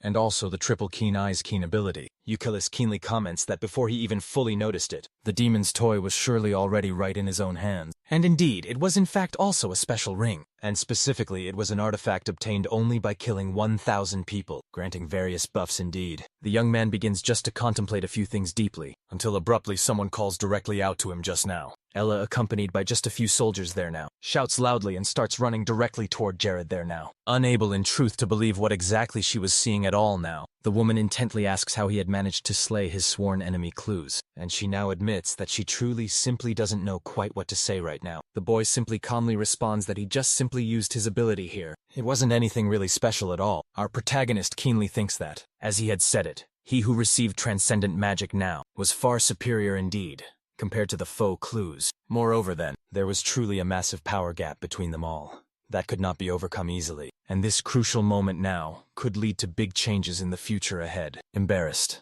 the warrior greatly praises Lord Jared's superb work. After all now, he had killed the very biggest nuisance they had faced. The blonde then thanks her indeed for the kind words spoken, pleased greatly indeed by the recognition she received. Additionally also, our brave protagonist states that he's honored to have now killed Clues, an ancient nasty enemy of the Holy Church of Radius itself. Time now passes quickly, and we move ahead to an antique shop now. Inside that shop, the Dark Death Demon now arrives, calling aloud for their leader, the Supreme Leader, who sat calmly with her legs crossed, there on a chair nearby, asks her loyal vassal to speak normally, since this place was quite private. The Dark Death Demon agrees now, and calls the woman in front of him now. Linksna herself, the red-haired woman indeed, tells the Dark Demon he always calls her by her given name, but questions her why she couldn't call him by his real name. However, the mysterious figure simply states that Dark Demon really is his true name. The woman starts softly laughing, saying that was just a simple nickname, and questions then why he couldn't say a proper name instead, while they were exactly on this specific topic. However, the demon sternly responds that he would comply if it was an order, but clearly if it was just a mere request, he would refuse. Linksta then remarks he is quite stubborn, definitely. A brief moment of heavy silence follows closely, and soon, the hooded figure reveals grimly that Kloos is indeed dead now. Linksta remains silent just for a moment before finally then speaking now. She reveals softly that she already knew this, having heard the terrible news, and asks if it was that damn Jared once more. The demon confirms that it was Jared, and further states now that not only did they lose precious artifacts, but also Kloos' body was thoroughly punished, and furthermore, there was a video of him repenting deeply for his sins. The red-haired woman recalls clearly that she told Kloos to warn them all, specifically when Jared started making his moves then, and since he didn't even warn, this was indeed the karma of such a rushed decision. The hooded figure now asks what happened to Kloos' soldiers precisely. Linksna then reveals calmly that they surrendered waving a pure white flag high. She further explains that they never truly liked Kloos from the start actually, and were simply following orders alone. She also mentions thoughtfully that in the end, the church was simply just a place where people gathered often, and besides all that, the vice president position was completely vacant now. However now, the Dark Demon quickly declines it. He states clearly that he prefers working silently in the shadows just as he does currently. And Linksna then asks softly if he is really truly unwilling to take the open position now. Removing his dark hood, the mysterious Dark Demon reveals plainly that he does not like the Citadel, and adds that he is already somewhat overwhelmed now by leading the Dark Division indeed, so consequently he will firmly refuse that particular offer. Linksna then immediately asks what his detailed plans for Jared truly are. With this key reveal, we see that the imposing Dark Demon was actually a woman indeed, and she states firmly that she won't do anything like Kloos did previously. Instead, they will fully suspend their activities now, and thoroughly investigate everything about Jared's life, from his deep past right to his present day, leaving nothing truly out. Linksna notes the Church of Radius, declared Cinera as its own sacred land instead, so the Dark Demon shouldn't disturb them at least for a while. The woman agrees fully, also stating they didn't need Kloos, but her subordinate was important and shouldn't overdo things here. She ponders and says that she wants to know if God even exists, since they have sadly lost many people now, just directly because of the very name of the Dark Church. The Dark Demon then responds that she simply doesn't know where the gods people actually believe in truly are, but the god Linksna believes in is standing right here before her. Hearing this bold statement, Linksna becomes quite flustered now, and then asks if the Dark Demon is flirting intently with her. However, the woman coolly replies that she gives no empty compliments, and now states she will occupy herself investigating Jared now. Linksna then informs her subordinate that she soon will be fighting in a dungeon. Tomorrow, the Dark Demon keenly asks if the leader was perhaps referring to the dungeon of the Queen, Spider Morgiana, and Linksna firmly confirms it so. She then explains that she will soon meet the Red Queen there, since they together plan to directly attack that place. However, the Dark Demon warns carefully Linksna to be especially cautious of that woman's subordinate, since they hide secrets. But the leader was already aware now of this. That black-haired woman then also states that Linksna was truly the leader of the Dark Church, which plainly meant she was a pillar and should not act carelessly at all. Seeing now that her own subordinate was worried for her, the redhead becomes somewhat embarrassed and asks the Dark Demon to hurry now. Thus, the woman departs.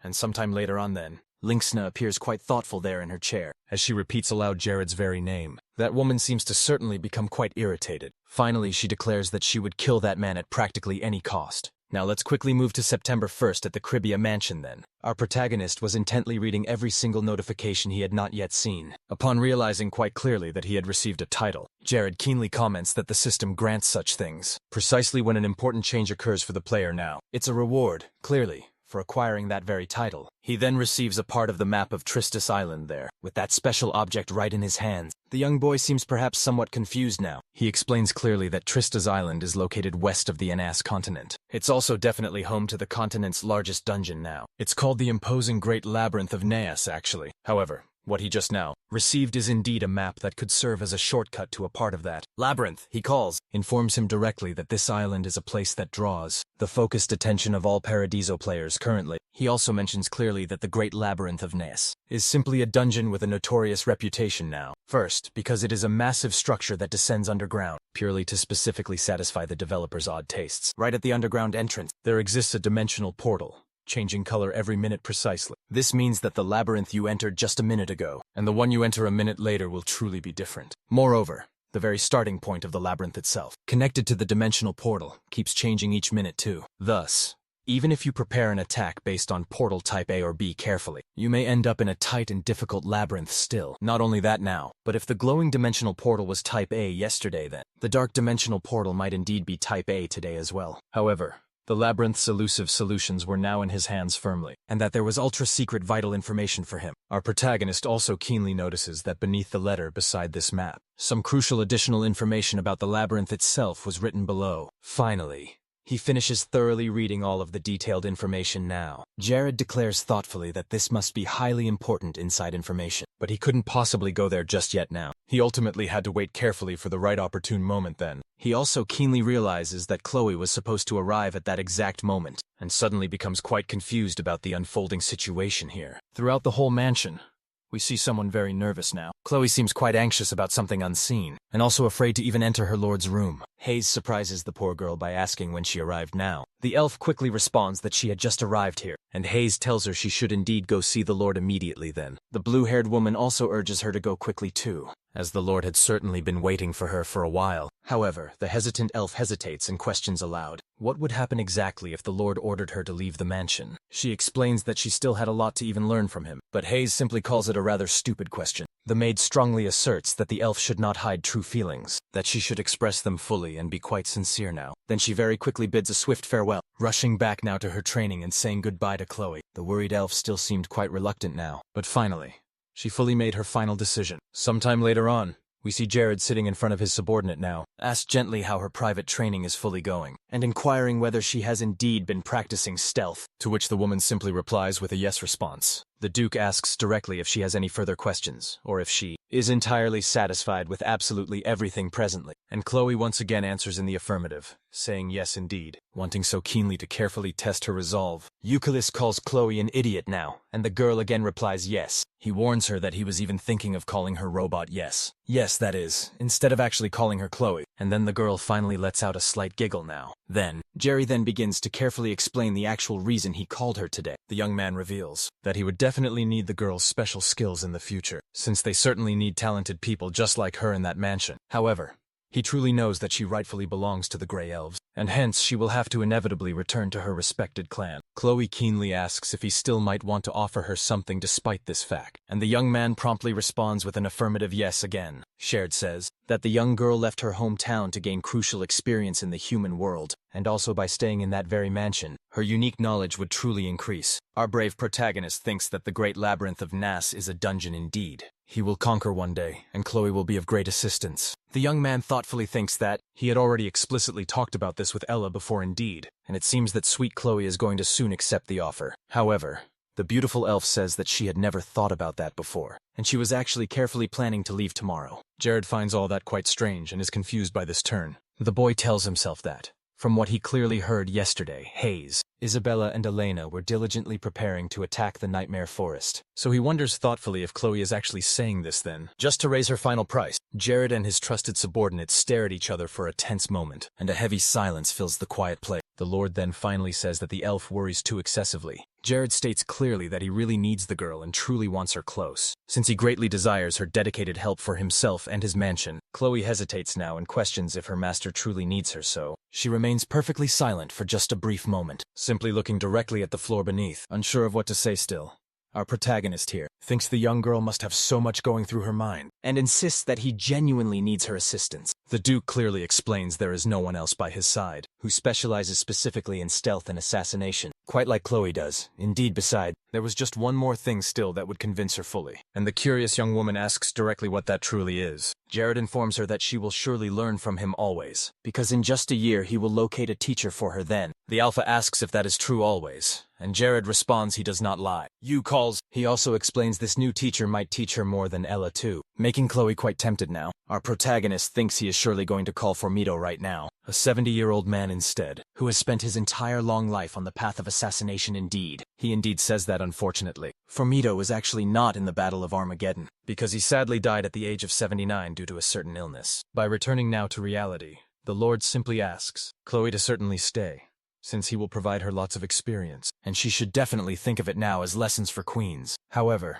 Chloe quietly responds that she has 2 older brothers already, and is quite sure that one of them surely will be crowned. Not her. Jared, however, replies calmly that this is not quite the case, as those people will eventually die. The elf panics a bit, standing up and asking the true reason why. However, we see that this was just actually a deep thought in Jared's mind, and the thoughtful boy tells himself he definitely cannot reveal that. He then thoughtfully suggests that Chloe stay for just a year, and after a year, she can then decide whatever she truly prefers, and the shy young elf simply responds that if that is what her lord truly wants, she will indeed stay. Upon honestly hearing this, Jared excitedly shouts, celebrating his great achievement. Jared proudly declares that he will truly do his best with Chloe right now, and the young thoughtful woman quietly agrees. Later, sometime in his office there, the Duke thinks now it's time for them to really start mining in Keldia. The young man states that this metal is stronger than even steel now. They need to mine this. Moreover, and indeed, he mentions that he really needs to calculate all this properly now, if he wants to properly compete against Bonuso and even Malice, since free ports truly will be essential in the near future. The young man then explains that now, since the Sea of Port Maid is connected right to the Magna, straight into the heart of the territory of Cribia, it surely will freeze right in the middle of winter there. This indeed will be a secret surprise, and offer greater gains. Can only be achieved if when they use exclusive knowledge only. Jared also thinks quite that at this very moment. He is re-establishing his own determination really, and deeply remembering the main characters here, who evolve under the protection and assistance of God above, to create their own splendid futures out there ahead. Right at this moment indeed, he begins to say that difficult times can be a great opportunity for some. But indeed, he does not think that way now, since what most people truly want are not heroes in troubled times, but rather a single saint in peaceful times now. And for that, true order in the continent must be truly stabilized now. And as Jared keenly says this now, someone quickly begins writing down his words,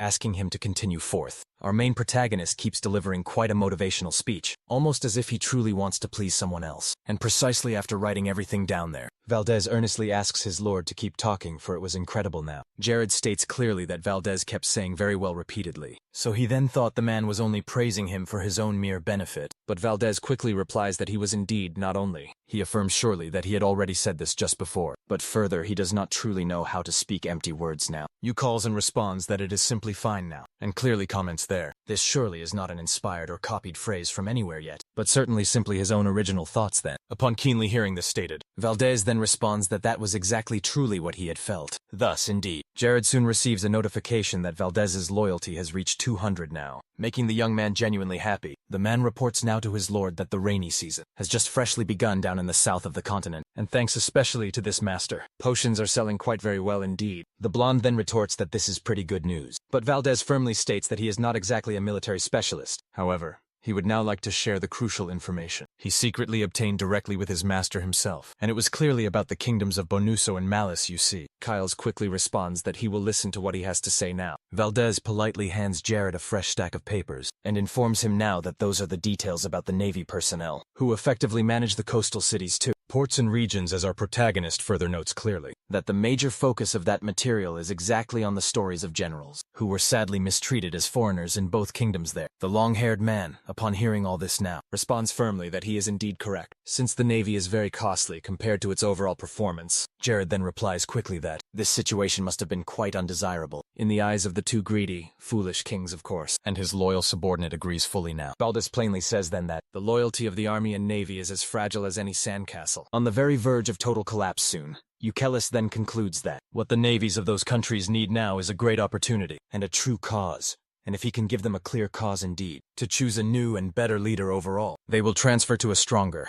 more resilient ship soon, without regrets. Balda starts to maybe say something now, but he is interrupted suddenly by Aki, who bursts excitedly into the room, yelling that he found someone important. Aki loudly shouts that he found Asura now, the blacksmith, and that he is currently in the plenum's very mind. The Duke asks desperately now if Aki is very sure about that person. The irritated boy questions now whether his lord does not fully trust him, saying he came all this long way because he just knew it was true. Euclid agrees, and states that this young boy must surely be right. Our main protagonist celebrates now, as he's found one blacksmith who can truly handle Keldia well, as if it were mere water. Sometime later now, we then see Jared dressed in Tranex, flying whilst holding Aki close. The young man comments, saying that the object is indeed very cool, and eagerly asks how his master actually got his hands on such it. Hearing this, the lord quickly responds that it just simply happened, and Aki replies that he oddly feels something strange deep inside, since his lord is flying far above him now, looking directly at the very same place as the Lord himself. However, Jared quickly responds that Aki shouldn't even start saying that stuff. He doesn't like any men, and clarifies that this was just the sole option. Jared now asks if the guys at Plyn's mine were actually just asking for more money, and the boy simply replies that they certainly were indeed. He clearly explains that from gatekeepers to the inspectors all around, everyone there was quite corrupt and just needed money to be easily bought now. Thus, the Duke fully realizes that they could use money to simply gain positions. Our main protagonist also realizes these countries are not too far from his own territory. Aki adds that both Arcadia and Fofer's kingdoms in particular clearly have quite high corruption rates now. However, the Lord changes the subject then and accelerates towards Plina's mine. During this journey, Jared tells his subordinate there that he snored, and the boy complains the trip is simply too very long indeed. Our main protagonist then decides to use this free time to check Tranix. The young man keenly notices that something quite strange is on the armor's headpiece here, and immediately realizes someone now is collecting data from inside it. At that moment, we see that same white elf from that very day is observing and watching everything Jared carefully does. Yukos keenly thinks if he makes true good use of the armor, the person who actually created it will probably seek him now out. At this moment, the blonde notices poor Aki is about to fall now, and states quite clearly that he will pull the young boy back soon. However, he touches a high, elevated area there, and realizes his loyal subordinate has indeed gained some weight. Then the young man softly comments that he truly will include an exercise period for him in the future. Now we immediately jump straight to Plinius Mine indeed. Eric explains clearly that among many people, there is one talented individual who has yet to flourish now. That very person is Asura, father of metallurgy indeed. And he further continues with his clear explanation. 3 long years after the outbreak of the Armageddon War, Asura accidentally discovered Keldia while closely examining minerals there, and from that important day on, weapons fully made of Keldia began to be supplied now to secret forces, giving them quite an advantage over the Demon King's vast army. Finally, the Duke comments he is now notably 12 years ahead of when this was definitely supposed to happen soon. At last he lands and tells Aki they have indeed arrived now, startling the young boy. Jared asks the young man to make less loud noise, and then remembers he really wanted to clearly say something to him. Tells the rather young boy to certainly lose some excess weight, because he accidentally touched his fat and was indeed surprised now. Hearing this blunt comment, Aki loudly yells out, extremely embarrassed now, but Jared quickly tells him to be quiet there. The Lord states firmly that now is truly the time to start distributing money, beginning swiftly with the very gatekeepers. Deep inside of the dark mine, we observe Asaro hammering something down until someone urgently calls for him. The young man realizes then that it is Inspector Buku, a chubby man who cruelly calls the Sero an utter idiot. Dooku sharply questions why Asaro is foolishly using iron, and asks if he intends to waste the kingdom's wealth carelessly like that now. Hearing this accusation, the poor blacksmith feels utterly cornered, unsure now of how to respond, and all we hear are indeed Asaro's desperate screams, likely clearly from being beaten as Buku assaults the poor blacksmith brutally. He begins viciously insulting him for not following his strict orders. He cruelly claims that because Asaro didn't listen to his direct supervisor, several wicked people are trying now to take his high position in the hierarchy. Buku pulls sharply out a cruel whip, while chillingly explaining that he will use this sorrow as a harsh example. The fat man prepares himself darkly with a truly malicious expression. We then grimly hear multiple lashings cruelly against the sorrow, who tragically can only scream loudly in intense pain, severely injured badly and spitting blood violently onto the rough ground. The poor blacksmith just struggles to remain standing now. He explains gently that he did not use any iron without permission, and was actually using scraps he got from other blacksmiths indeed, to simply conduct some research during his break then. Luku questions if besides answering him so directly, Asara even dares to question him immediately thus, declaring angrily that he will kill this boy here. After all, even if a mere blacksmith like him dies then, it truly won't make any real difference at all. He could simply write any excuse to justify the boy's death clearly. Right after, he grabs a hatchet and starts walking toward Asiro now. Buku charges forward at the poor blacksmith suddenly, demanding loudly that he just die immediately indeed. However, Jared quickly interrupts him by grabbing his strong arm. The fat man looks surprised by this action, turns back sharply to see who is doing this now. He asks Euclid who this boy is to dare grab his arm tight. Then he asks also if the young man truly is crazy for doing such a thing now. Our protagonist responds calmly that he is a relative of Asiro actually, and just simply wants to talk to him for a bit now. Hearing this bold statement, Muku seems to truly feel challenged now. The inspector firmly states that Asaro is the official blacksmith here, under his direct supervision. In other words, indeed, no matter what relative ultimately shows up here, they simply cannot do exactly as they please at all. But completely ignoring him, Jared swiftly tosses a bag of gold coins, saying that it's a generous gift for you, Muku. In sheer disbelief, Muku approaches the heavy bag to carefully check. He quickly realizes that inside, there are indeed a great many coins. The staggering amount is equivalent to his salary for almost 3 years total. Jared informs him that there are also other bags to consider, and Muku seems convinced. so the inspector apologizes sincerely, and in a sweet, gentle tone, asks who exactly the blonde is here. However, Haki answers boldly for his esteemed master, saying clearly that it is none of his concern right now, and if Muku truly wants to receive even more now, he should simply listen to what Jared has to plainly say. The fat man fully accepts, only asking what he immediately needs to do. Ukelis approaches calmly and asks the man to draft a formal document now, stating officially Asero's immediate dismissal from Plinus Mine for good, and this permission really should be stamped with the general manager's official seal. If so, then Buku will certainly receive a lot more gold. The truly greedy man accepts this quite without hesitation, and then rushes off now to fully complete his important task. Our protagonist then begins healing his brand new subordinate now, and then the blacksmith asks him directly if he is truly a sorcerer. He then comments that he has no real relatives who are sorcerers, and Jared then replies that he just now made that all up on the spot. The Lord notices here that the supervisor had been beating Asura quite badly, for a long time now. But that was really not uncommon in Plena's mind. Jared then uses his skill now to check all of Asero's statuses and abilities. The young man immediately realizes that, as expected, of course, Asero's future greatness is so clearly different from these beginnings. Thus, he now calls Asura sir respectfully, and then the man asks the blonde one not to address him quite like that, since he was really being treated with just too much respect now. Our main protagonist realizes then that Asura clearly does not recognize him, simply because he is really not yet famous, which is actually a very good thing. The man then tells his new subordinate that everything is truly fine, and that he will always remain courteous now, even with the skilled craftsman indeed. Jared also states firmly that he will get straight to the main point here, and directly asks if the blacksmith would even leave that old mine now to live in a new place, with his whole family. Asura looks confused, even stating that thinking deeply about it, Jared did indeed say something to the Inspector Buku as well. The Duke then reveals that he firmly ordered Buku to draft a dismissal letter for the blacksmith directly, and that he truly is the lord of the vast territory of Kribia here. Not only that, of course, but Ukeles then sincerely states clearly that he truly wants to invite the blacksmith to his estate soon. At this very moment, Aki shows off the gold coins that he has here, in an active attempt to further entice the blacksmith now, who does remain quite hesitant indeed in his own mind. Asura wonders deeply why the feudal lord of such a vast territory came to him instead. The young man thinks that he is truly just another simple blacksmith after all, who could easily be found in practically any mine. However, Jared abruptly interrupts him now, saying directly that he will make 3 promises just for him there. The first one is that he will build the very best forge in all the north, complete with the best equipment just for him alone. That alone truly leaves the blacksmith quite extremely impressed. But Jared, however, is definitely not finished yet. He then clearly states that secondly, if needed truly,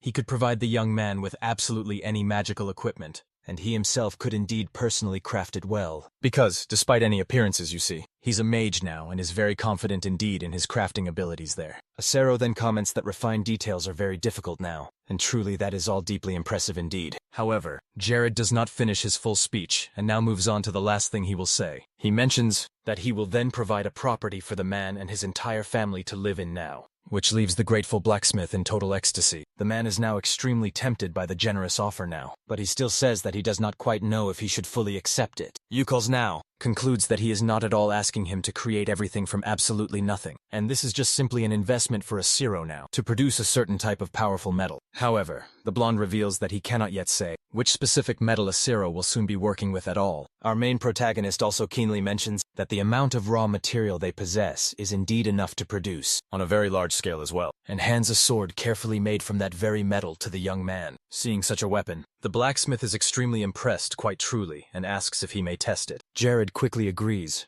and his subordinate then walks away to test the blade well. Asura comments that sometime long ago, his close friends gave him a good sharp blade as a fine gift for his 10 years of dedicated work. There he then takes the exact sword he received from his own friends now, and bravely tries to cut it with a weapon given to him by the Duke of Kribia today. He does so successfully, easily slicing cleanly through that weapon for sure. Seeing this astonishing act, he is utterly astonished. While Jared looks quite confident right now, he is extremely confused by this. The blacksmith intently asks how Jared got his hands on this metal. He comments too that if they could produce it on a large scale, it truly could be revolutionary for sure. The Duke then responds that for now indeed, they have roughly the same quantity of this metal as they do iron now, but its inherent strength is on an entirely different level altogether. Analyzing closely the sword in his hands then, Asura comments intently that this is truly revolutionary now. Once again here, the Lord asked the blacksmith then to join him, since he is someone the young man quite needs. Hearing these words yet again, Asura seems convinced here as he bows low, saying plainly that he will indeed accept.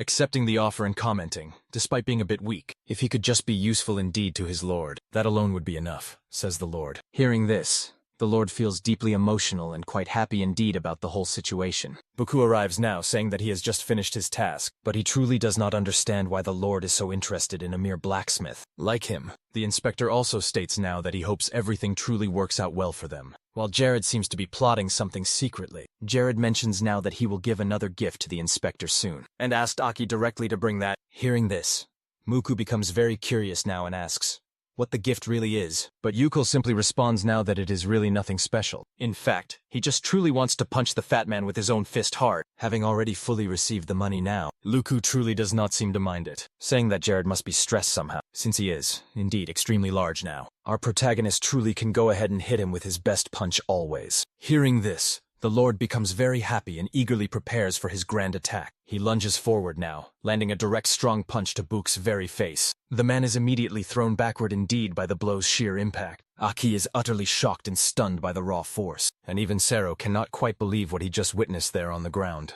Book comments right now that violence is truly not the solution to everything, but Jared retorts strongly that he is simply reaping what he sowed before. A young man now tosses a heavy bag of gold coins into the inspector's angry face, and states firmly that he should think quite twice before attacking an innocent person. Again then, Yukales tells his subordinates quickly that they are indeed leaving, and both agree there. Jared asks if Aki did what he duly requested then, and the boy now informs him that he collected information on Buch clearly, and swiftly sent that information to the proper authorities there. He truly will be judged quite soon at Spa Plenis later. Jared comments now that he came there mainly to wait for Asura after all, but it seemed almost like no one was around though, since it was quite an expensive place simply to enter into. As he now takes right off his casual clothes, Jared tells young Aki that he really needs to wash before proper entering, and sincerely that he cannot ever be deemed rude at all. Embarrassed, the boy asks his gracious lord to go first now, since he'd never imagined he would come to a refined place like this.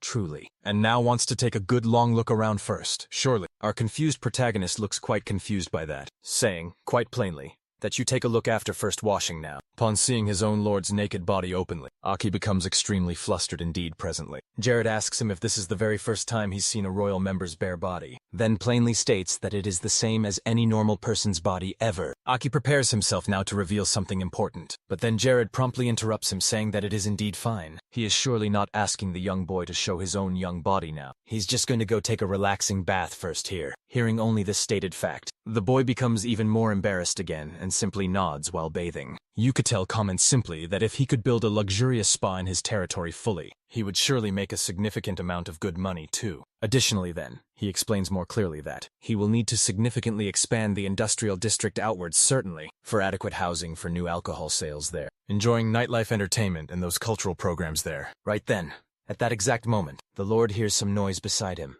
Turning to see just what it is now, he sees young Aki still dressed, covered with multiple towels indeed, and questions whether the boy perhaps isn't going to enter yet. The Duke asks just why the boy is covered in towels like that, and Aki claims that he has quite a lot of body hair. See? And really does not want to reveal it all to his lord presently. Jared then responds that he does not truly care about that fact, and that Aki simply should not worry so much. Please. But the young boy still hesitates greatly then. The lord gives up now, saying that Aki can do as he pleases actually, and stating that he will keep his own eyes closed while he's there now. Aki agrees then, and says that it feels like he is about to fall asleep soon, since his whole body has been really quite exhausted for a while now. Sometime later now, we move to the Plinis Hotel together. Aki is lying right on a bed, already fast asleep right now. Looking at him there, Jerry feels that something just is off here. He tells himself that whenever they attend any official events later, Aki always somehow manages to act so informally with him. Though, but only when they are truly alone, or when the topic is regarding the body. The boy's reactions start to strangely change, and for some true reason, this is making Jared increasingly suspicious. Jared even states aloud that this whole situation is very confusing him greatly. Then, now we see the majestic kingdom of Fawfort, which boasts a giant and imposing castle, with his dear family by his side. Asura tells his noble lord that everything is absolutely ready, and that he hardly knows how to express his deep gratitude for all of his help now. Our protagonist looks intently at his loyal subordinate, and notices that they are carrying surprisingly few belongings with them. The young man remarks quietly that it seems they do not actually have much. Feeling genuinely saddened now by their harsh situation, the blacksmith kindly replies that they move very often, and have easily reduced greatly what they currently own, so Jared does not truly need to worry himself over it. However, now hearing this, the Duke of Cribia feels even more deeply moved by his dire situation now. Karen quietly asks Aki if he readily knows the village of Zoomer well, intending now to formally request a significant favor. Aki simply responds that he surely does, and thus his lord asks him now to make all the necessary preparations to properly receive Asero's entire family right there. The Duke also pointedly asks him now to ensure Asero and family receive the very best household items, utensils plus everything they might need now to survive well. Hearing thus his master's detailed order, Aki simply agrees quickly, then asks if his lord himself will not go, explaining carefully that he shall cast a teleportation grand spell, which truly will not take long. The blonde calmly replies that he won't, as indeed he has crucial matters to quickly attend to there, and firmly will return as soon as all is quickly done soon. Thus Jared's loyal subordinate looks quite confused then, and curiously he asks just where he actually is going soon. Sometime after later, we can see a guard charging an entrance fee now, knowing truly how things really work.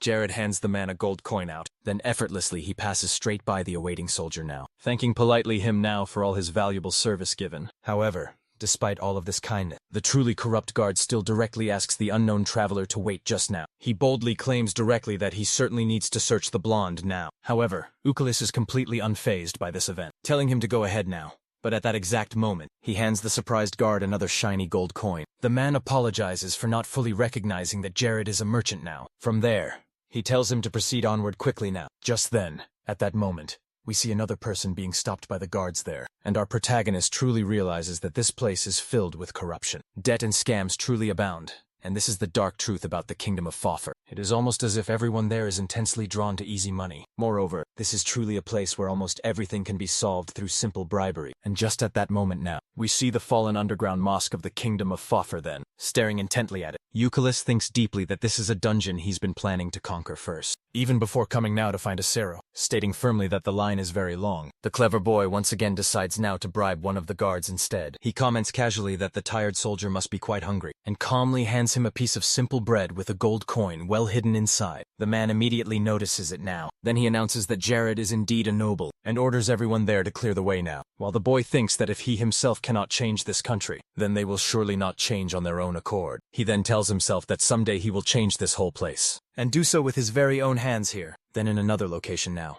we see a dark room with a few entrances. One of the adventurers tries to warn Jared here that he really should not take Rob B now, as the survival rates there are drastically different indeed. The blonde simply responds calmly that he knows well, and that is precisely exactly why he is going there soon. Ignoring all of the man's sound advice given, he also thanks him very much for his concern here, but comments that he will be fine now and is not worried at all. The bald man, seeing all this, becomes rather irritated, realizing grimly that this is how they will lose yet another young hunter again. And Jared then begins explaining that the fallen underground mosque now is a place indeed with two distinct paths. Course A and B, yes, that lead to different locations entirely. He also states clearly that course A is the most often chosen indeed, because it is, quite simply, less dangerous after all. And since people readily share information, naturally about it, this path is well known by all. On the other hand, for sure, course B is known widely for being very dangerous at least. A group of 15 people at least is required to conquer it now. However, he went there completely alone, due to his confidence surely. Our main protagonist tells himself then that one reason for coming is dealing with the boss himself, and to take all of the drops for only himself alone. Additionally, he also needed urgently to upgrade Delrook's bracelet, a valuable item he had carefully acquired too. The young man thinks he'll have to fully increase his stats, precisely while he is there exploring, since he never really knows when to face someone stronger truly. Furthermore now, he comments the continent is vast and simply full of monsters now. Finally,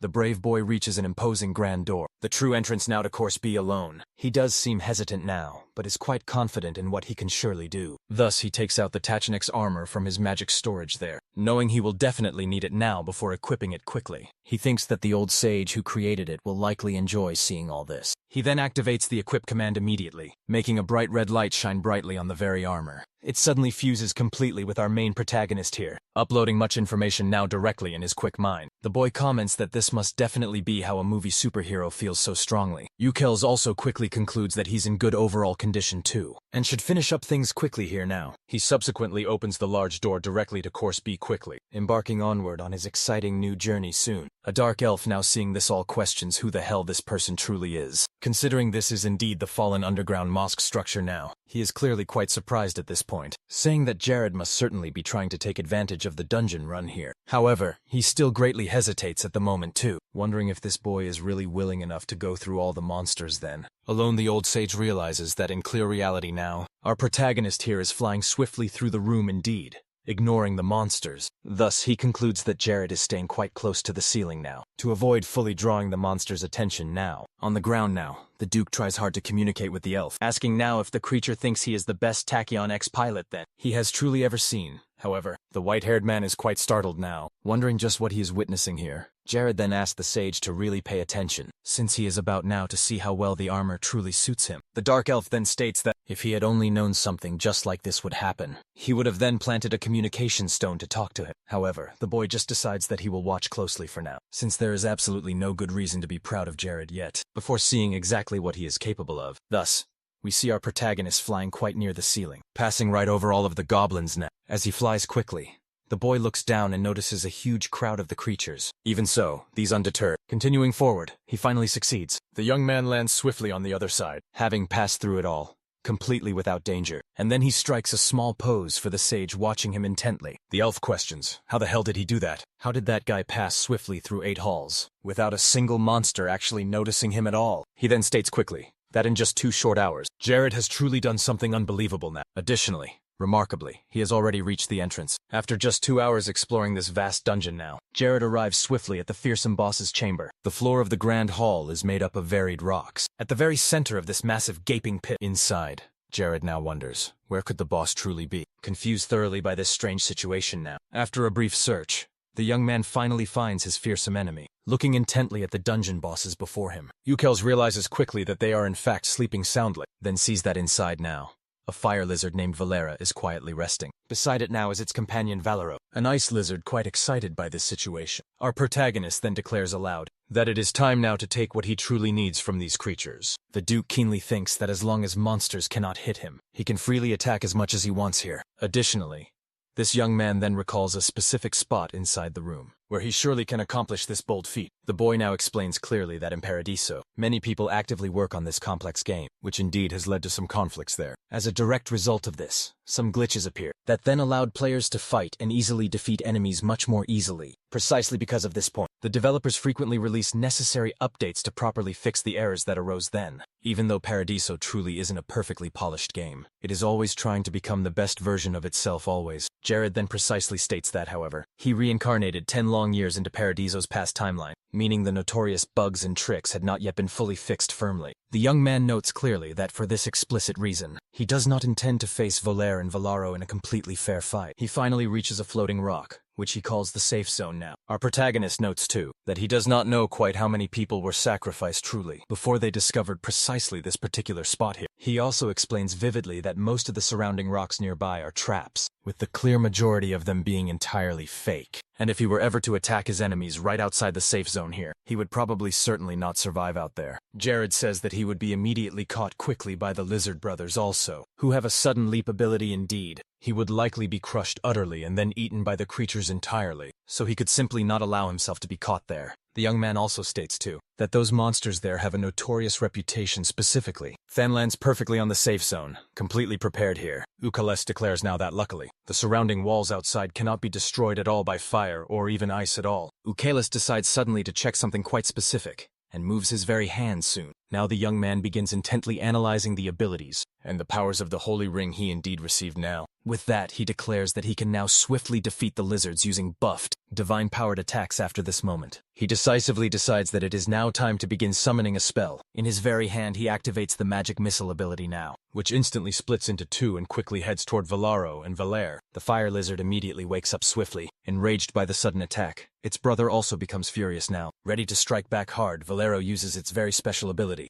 appearing right in front of Jared and lunging directly at him. The fierce creature swings its massive head in a brutal attack, as the blonde firmly declares that Valero and Valera share a common weakness. The ice lizard, thinking it has indeed eliminated its true enemy, starts viciously laughing, but upon opening both its eyes, it immediately notices something quite strange. looking utterly confused as he channels his magic attribute quickly into Valaro. Jared completes his potent sentence now, stating firmly that the lizards actually have degenerated vision. Because of all this, they use their other heightened senses to locate their targets. Just at that moment, Eucalyptus flies swiftly around his enemy now, unable completely to see its opponent at all. Valaro quickly begins getting hit by multiple attacks here. Unable to react at all, Valor also appears affected by Jared's ability, struggling indeed to properly locate him now. The monsters certainly end up quite disoriented here, and so Valor accidentally uses its own fierce ability now, colliding quite heavily into its brother, alas. Due to such impact, the fire lizard is sent flying meters away. Badly injured now, even so here, Jared clearly does not allow his enemies to rest easily, launching yet another fierce spell right at them. The creatures quickly feel the magical power now, but cannot see at all where this attack is coming from, mocking cruelly his enemies. Our protagonist tells them where he is, but sadly it's already too late for them. The two brothers are struck directly with this powerful attack. Both lizards cough up fresh blood and are severely injured now. From his safe zone where he cannot be hit now, Jared simply stares down at his enemies, who are looking furious. Valera summons its fierce fire breath magic and prepares now to launch it. Valorum also does not hesitate and uses its powerful ice breath power now. However, Jared easily handles both now using his strong shield magic, as both intense attacks collide directly with his shield now. A large cloud of thick smoke quickly forms from within it. A sudden fierce fireball violently emerges quickly, heading swiftly onward directly toward the monsters now. Valera and Valero unfortunately fail to react in good time, and are hit directly by the fiery, powerful blast now. The two creatures are indeed severely wounded greatly, now nearing their limits fully. They turn their gaze toward the blonde, extremely enraged indeed by their strong opponent here. At this very moment, our protagonist clearly realizes now that the fierce brothers truly will not hold anything back and will fight hard to the end. The ice lizard surely wastes absolutely no time leaping straight towards Jared, but sadly fails to fully reach him. Blair then does not hesitate, joining his strong brother fully right now, and also taking full advantage of its proximity to fiercely charge his firepower. Once again indeed, the two monsters launch together their combined fire and ice magic at Eucalyptus. Jared quickly activates his full flight ability now, managing to fully dodge the dangerous attack and explaining that despite all, his enemy's core abilities can absolutely still reach this far point. He clearly states that it would indeed be dangerous if someone didn't use flight in rapid time, which is basically why this clever trick was so difficult to fully discover. Finally then, the young man decides he is surely tired, and that it is now his turn to fully attack. Lucas powerfully uses his magic missile precise spell, effortlessly striking directly at the vicious creatures then. With this fierce attack, the monsters are now gravely injured badly, almost fully defeated. The blonde surely laughs now, saying clearly that fighting lizards is actually fun, since they are absolutely huge and hard to even miss. Additionally here, the young man suddenly appears right in the middle of his opponents too, fully intending to truly provoke them greatly. Plotting something, Jared bucks Valaro and Valere with potent magic, for some strange reason. The brothers begin glaring fiercely at each other with raw hatred, almost as if they seriously want to fight. Jared explains quite clearly that since the creatures can barely see, they rely greatly on the divine power of their targets to locate them. In what felt like the blink of an eye, 30 minutes of battle have already passed by. Our protagonist then thinks to himself now that being inside Tanix really improves his overall stability, since that way he could conjure flight magic indeed, and still rightly receive all the advantages that the suit provides in brutal combat. At that very moment, we see that the two lizards were practically lifeless now, and using their last bit of strength now. The blonde analyzes quickly and notices that Valere had 134 health points left, while Valero had only a mere 201 left too. In a final massive surge of strength now, Valero valiantly gets up and digs his sharp claws into the rough wall. He begins trying desperately to climb to reach the safe zone above, and Jared notices this crucial detail however. The wall cracks loudly, and the lizard ends up losing its firm grip. The tired creature plummets quickly, crashing onto the hard ground with a heavy thud. Our clever protagonist just laughs heartily at the whole situation, while the furious ice lizard snorts loudly in pure fury. He then stands up proudly beside his fallen brother. Still determined, he'll end this fight only when he truly dies. Once more, again the two begin charging their special awesome abilities, and almost as if it were true deja vu somehow, the flame breath and ice breath abilities once again fly toward Jared. However, the young man seems quite fed up indeed now, stating clearly that he was now going to end all this. The brave boy defends himself mightily with his shield then, while saying that he can repair the damaged suit with just 2 magic stones, and for that very reason, he would try something else now. Thus, he then begins channeling some serious energy through the gauntlet of his armor. A powerful attack is fully charged then, and all the concentration of pure magical energy gathers now in Jared's hand. The boy loudly declares he will use all the remaining energy in one final attack. as he prepares to fully launch it. It is then he now precisely aims at the two lizards, who were practically just too weak even to react or fully defend themselves. And so Yahello launches forth a blue energy blast outward. The brave young man nicknames this fierce attack the magic bullet. And at last, the massive attack finally hits the two brothers directly. That powerful attack simply eliminates any trace of life those creatures still have, totally wiping them out completely with that. Our brave protagonist receives various crucial buffs, including an important title called A Song of Fire and Ice, actually. The young man thoughtfully comments that he always thought that title could only be earned by first completing the formidable 10th floor of the Great Labyrinth of Nass. But quite apparently monsters could also directly grant the amazing title. Jared keenly also states that when it comes to pure fire and ice elements, it's generally quite rare for people to have resistance to both indeed. Furthermore though, he keenly notices that his own two elemental magics seem to have evolved quite well. Celebrating this,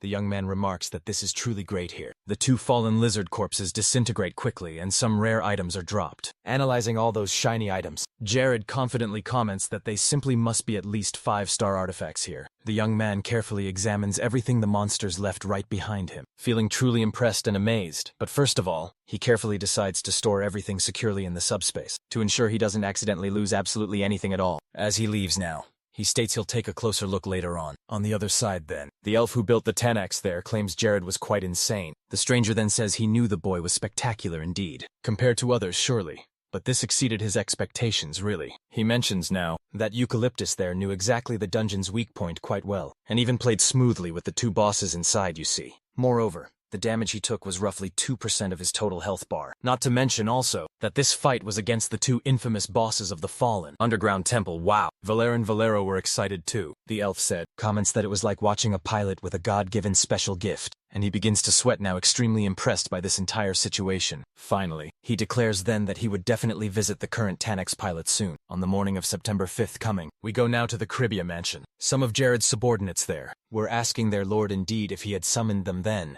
Jared apologizes now for calling them without clearly explaining the reason, but welcomes everyone present nonetheless. The blonde complains to Aki, however, saying that the boy was greatly overdoing it, but the young man simply responds now that it was the new fashion specifically for the nobility. Nonetheless, Jared now questions, what kind of man now wears a skirt, and on top of all that, puts stylish earrings in his ears then? But Aki replies quickly that not everyone has his old-fashioned sense of style there. Like his lord there then, the subordinate there remembers something now, and informs his lord directly that Asura sincerely thanked Jared for kindly providing him with a new life there. The local cook also mentions aloud that it seems like Asura's wife, Kerman, wanted to express her deepest gratitude, and decided to invite them specifically for a meal. The lord replies now to Mary that this is truly great news indeed, and gets greatly excited about the whole situation now. Julian steps forward just now and asks why his lord summoned them today, as he was truly starting to get so nervous. The man now even goes so far as to believe that Jared wanted to fire someone indeed, but the blonde promptly denies this assumption now, stating that he wanted to keep working with the very people he had chosen to take in before. Then the white-haired young man once again asks what the real reason was, as everyone there was feeling rather nervous. Valdez, Aki and Mary seem to agree too, finding the situation very strange now. Nicholas decides to be upfront and asks Julian to come to him now, and the young man does so now. The man then begins walking toward his lord now, trying to fully understand what was happening actually. Our protagonist simply extends his own hand now, handing a necklace to the young man there. Jared informs him that it is a lovely gift, and asks his subordinate to try it on now. The young man then does so, then says he feels a refreshing sense of total freedom in his mind now, making him feel quite like he could truly do anything at all. The Duke is so happy that it's clearly working now, and asks the young man there to wear the artifact always, while carrying out each of his important tasks. And Julian warmly thanks him for that grand gift. Huckless then calls the very next person now, Aki handing him Fortuna's personal diary, surely. The young man seemed incredibly impressed now, asks if it truly was the real diary of the great merchant Fortuna, as he had always deeply wanted to read it then, but knew it was an extremely rare artifact to see. He expresses that he is incredibly grateful, and our main protagonist reveals that he now indeed owns the original book itself and should take such good care. The next person he calls up is simply Valdez, extending a special ocarina out to the man there. Gerard reveals it's an artifact fully called the Ocarina of Truth, and he says he doesn't even really need to play it. Just possessing it will allow his use of all its abilities. The young man further explains that the more Valdez speaks the plain truth, the more the artifact will enhance his overall communication and negotiation skills too.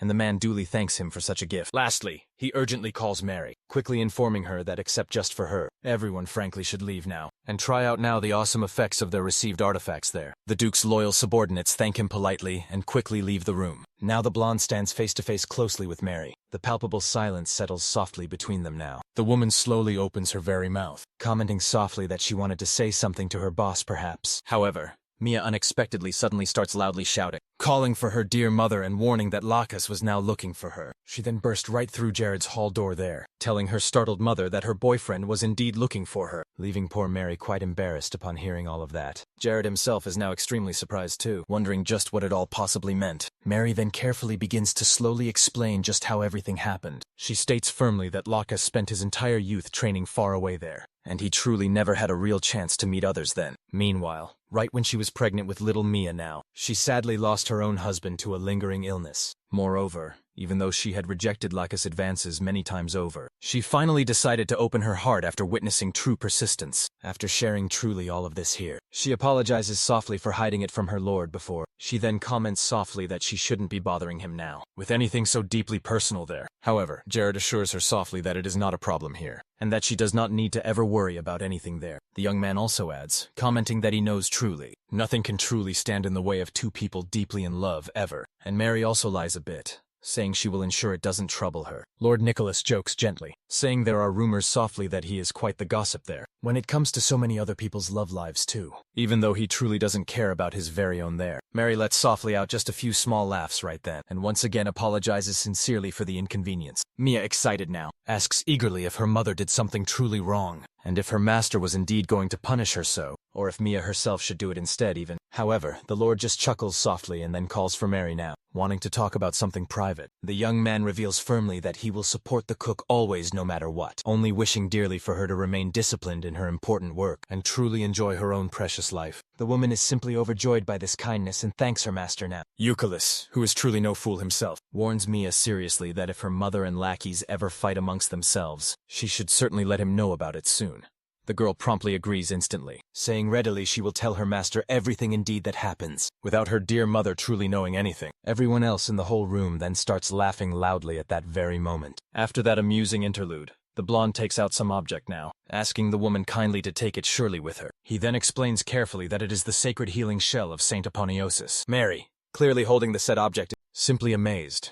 The Duke says he truly hopes she'll continue her great work, using it so that everyone in the mansion can enjoy her wonderful cooking. But one agrees, plainly saying she can feel warmth and deep comfort in her own body, just from holding the special object, which is absolutely incredible. But Jared wasn't finished just yet and calls Mary's close attention once again. He gently warns her that sooner or later now, the key moment will come when he will indeed need her skills. So she should be fully prepared then. Maya's mother readily acknowledges all this, and then says she will surely do her very best, no matter exactly what her master asks of her. Deep in his mind, the Duke thinks that if he can provide Mary's food in large quantities, it will be very useful in a war or almost any situation now, since unlike potions then, she can make food that buffs the healing and recovery key abilities of those who eat it sometime later indeed. We see Jared walking now alongside Mia around the beautiful palace. The young man thus asks the girl now if she has been putting real effort into her training yet. Mia promptly responds instantly that, aside from the brief moments she spends with her own mother or eating, she practices and improves all her magic skills whenever she possibly can. He also keenly asks if she has just been practicing only wind magic specifically, and she quickly confirms without hesitation that she truly has. She explains clearly that elements like mere ice and fire are quite boring really. Her fervent dream is to simply become better specifically at wind magic overall, so that she surely can be a true wind elemental indeed in the future. In his insightful mind, the blonde quickly thinks that even after fully learning magic, Mia only truly wants to eagerly practice exclusively wind magic itself. Carefully analyzing the young girl's abilities closely, he keenly realizes now that she is indeed truly very talented now. He now notices Mia quite easily has already reached the high rank as specifically in Song of the Wind, after just a year and mere half of dedicated training here, which is quite insane really.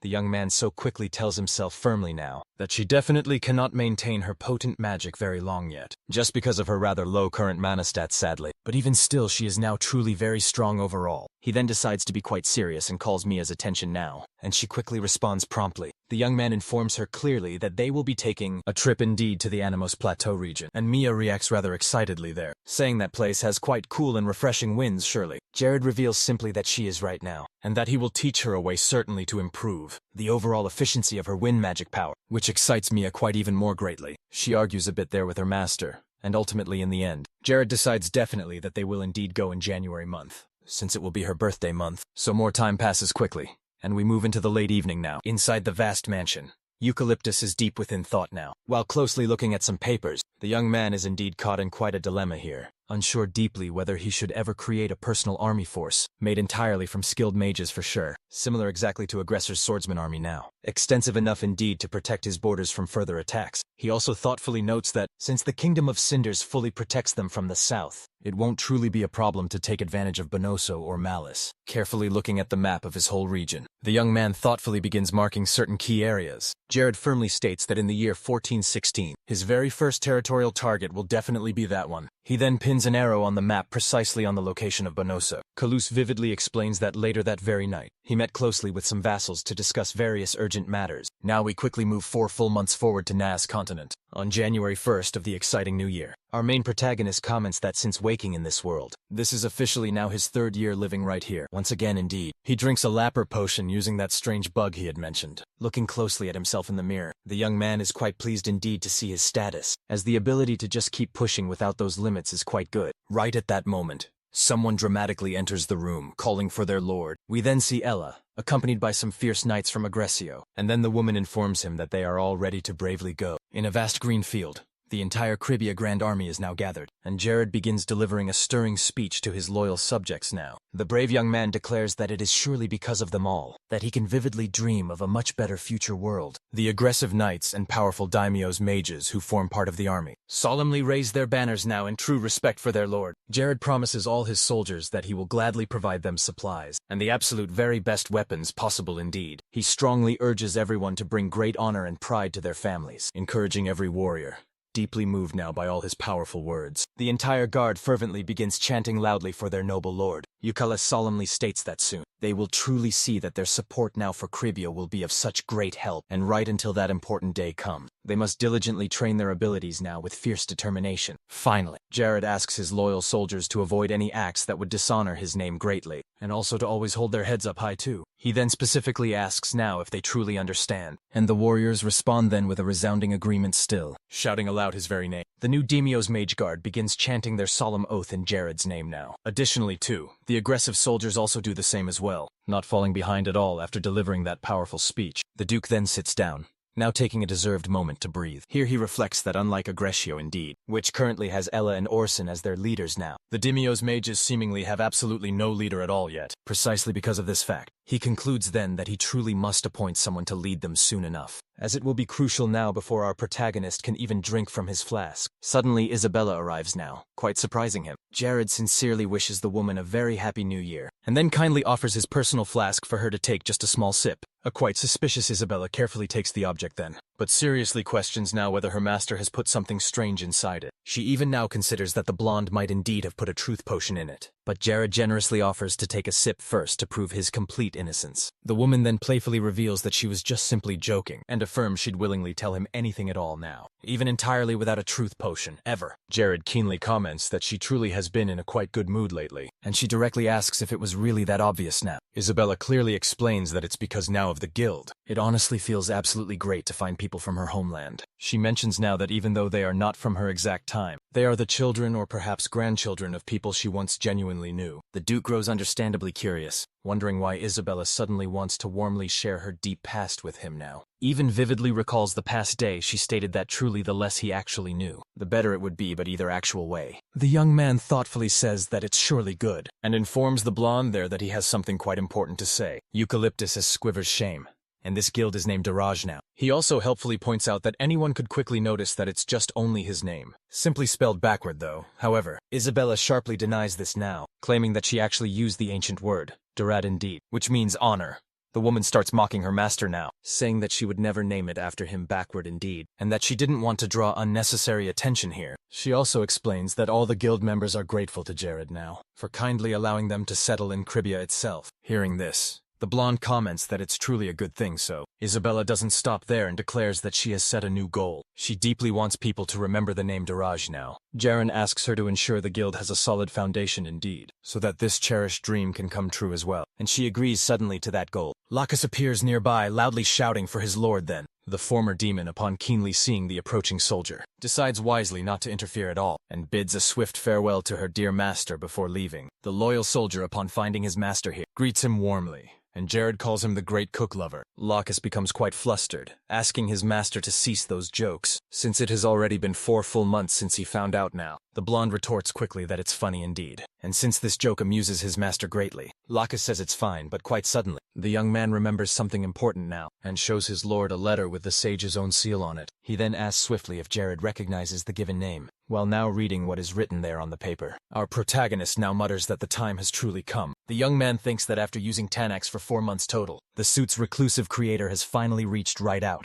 after carefully reading the letter's full contents, which requested his presence specifically at Mateport. Jared quite calls this so-called stage arrogant now. Our protagonist indeed thinks that he was aware fully of the unknown man's personality, but he didn't expect him to send such a pretentious letter really. Sometime later now we move smoothly to Mateport, walking onward now alongside his own master. Lacasse asks if it's truly okay for them to meet this unknown person, without perhaps making any solid preparations. Nicholas then replies that it's quite fine since this sage is a calm elf indeed. He then asks Lacus now to visit the citizens working near that beach, while he simply waits for the sage there now. The soldier agrees readily, and before quickly leaving, states firmly that it will be quite difficult to bring Admiral Genus over, a powerful leader of the great Bonduso's navy now, to their very side. Jared responds quickly that, as quite expected, Genus is not someone who can be easily bribed away. And the dutiful soldier then adds this, that it's simply because he has been a true military man since his childhood days. However, Jared keenly suggests that there must be some circumstance, though, that could perhaps make him betray his own beloved country. And Lacus quickly agrees completely. The wise Duke now concludes that avoiding any bloodshed is quite impossible now, and that they simply will need to clearly demonstrate now the great difference in pure power between these rival kingdoms. Lacus reveals keenly that over the past 2 long years now, they discovered quickly that the Bonuso and Malice naval budgets are in ruins, then whispers now to his lord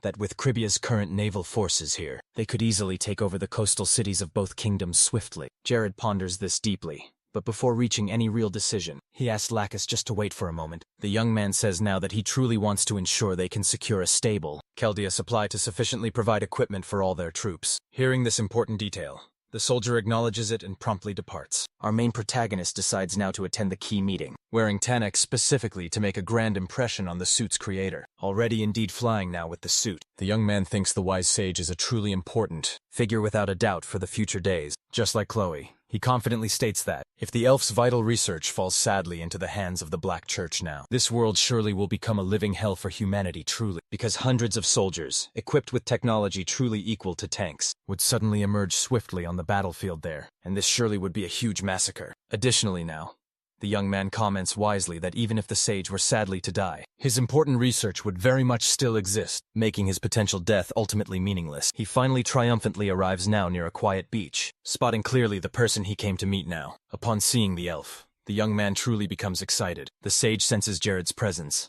then turns right toward him, seeing clearly the very person he was about to meet. The young man eagerly begins flying in his direction now. He gets truly closer and closer, eagerly to have a deep conversation with the wise sage. Jared finally and gracefully lands, standing now face to face with the creator of his very suit. Seeing this grand sight, the dark elf starts clapping now, impressed greatly with Eucalyptus. The man truly is simply amazed by the young man's presence there. Then he states clearly that it's a pleasure to meet Duke Jared. Moreover, the man politely introduces himself as the sage there, and clearly says that he is exactly 27 years old now. Our main protagonist reciprocates, introducing himself now, affirming clearly that he is also the same exact age, and stating the sage does not need to call him Duke, because the world he lives in, and the world the elf lives within, are truly completely different now. Hearing this, the keen elf agrees, commenting that he's been closely observing Jared himself. He also noticed how differently Jared uses that amazing suit. However, Now he wants to fully understand how the Duke knew he was being watched. Jared then simply points to the small hole at the suit's very top. That's where the magical device was specifically located. He states that he realized it was a device sending vivid images to the sage himself. The elf quickly confirms this fact now. He admits that he genuinely tried to install the said device in a hidden location, and that Jared was very clever indeed to have actually found it. Furthermore, the skilled elf states that the young Duke is truly different now. He realized it when Jared actually obtained Patron X itself. It was almost as if the young man already knew how to use its great abilities. From the very beginning, truly confident, yes. Jared then asks directly if he has indeed passed the pilot test now. Amazed, the stern sage declares that in all these passing years, he has genuinely never seen a human, or even an expert elf, pilot taxi around. Next, quite the way the Duke notably does now. It almost seems like the blonde youth knew everything the high-tech suit was actually capable of, even before it was even built. Somewhat embarrassed, the young lord asks if these compliments are indeed true, and the elf then confirms definitively that they are. He further explains that it has been full 8 years since he started this research, and he indeed spent quite a lot of time steadily developing it. However, the mere fact that he wasn't completely sure if he was on the right path left him quite anxious and rather curious now. The sage keenly comments that he tried to use Tanix countless separate times, but quite unlike Jared there, he was unfortunately never able to fully utilize Tatra and its potential. And that, truly, is why Eucalis gave him proper confirmation he was not wrong, and certainly that his 8 full years of effort were not entirely in vain. Our main protagonist seems somewhat genuinely shocked by those kind words. Quite unsure now of what exactly to say, Jared politely asks if the sage wants the armor back, but the wise man firmly refuses, and if the blonde is quite fine with it all. He strongly wants him to keep regularly using Tetronic's suit. In his mind, Jared realizes clearly that the elf genuinely enjoys keenly seeing him use this suit. But really, that was quite obvious, since keenly watching his own creation actually being used in such a spectacular way would surely bring a lot of joy to any true inventor. Eucalyptus then firmly makes a solid decision, and tells the old sage that he now has a bold proposal. He then mentions that Taxinex now has 2 magical seals, and pointedly asks if the wise elf can remove them both. The sage is truly shocked and questions how the young man even knew that. However, strangely, Jared simply does not answer back, and simply states now that he truly wants to be able to use all the suit's special abilities, and wield it fully in a specific way that satisfies the skilled elf now. Despite hearing this plea, the wise man is not pleased now and responds that he won't do it for free. He then starts thoughtfully thinking of something he could negotiate with the Lord. The blonde simply decides to be direct now, and asks what he precisely wants. Finally, the powerful elf makes his final decision and says that if Jared passes his test, he truly will remove the seals. The Duke is quite confused now, and then the old sage orders him to slay the guardian of House Island swiftly. Jared immediately clearly shows that he already knows about it now, and boldly asks if the wise sage is referring to the dreaded Nemesis. This once again greatly shocks the ancient elf, as Eucalyptus already clearly knows about the terrible monster. He comments now that Haas Island is quite far compared to Tatar Island, and he asks just how Jared knows about it so well. Once more now, Jared ignores the query and simply states that it's good. He is already aware of the full island situation. Then, without hesitation, the young man accepts this test, and questions whether the wise elf will truly remove the seal if he passes it. The old sage asks if Jared feels that very confident indeed, and the determined young man replies strongly that he is, suggesting then that they create a binding contract as extra precaution. Thus, he declares firmly that if he defeats Nemesis soon, the elf will absolutely have to recognize him as Takronix's official pilot then, and if he fails it, he will return this suit quickly, and pay any requested fee the sage demands of him. To which the ancient sage agrees readily.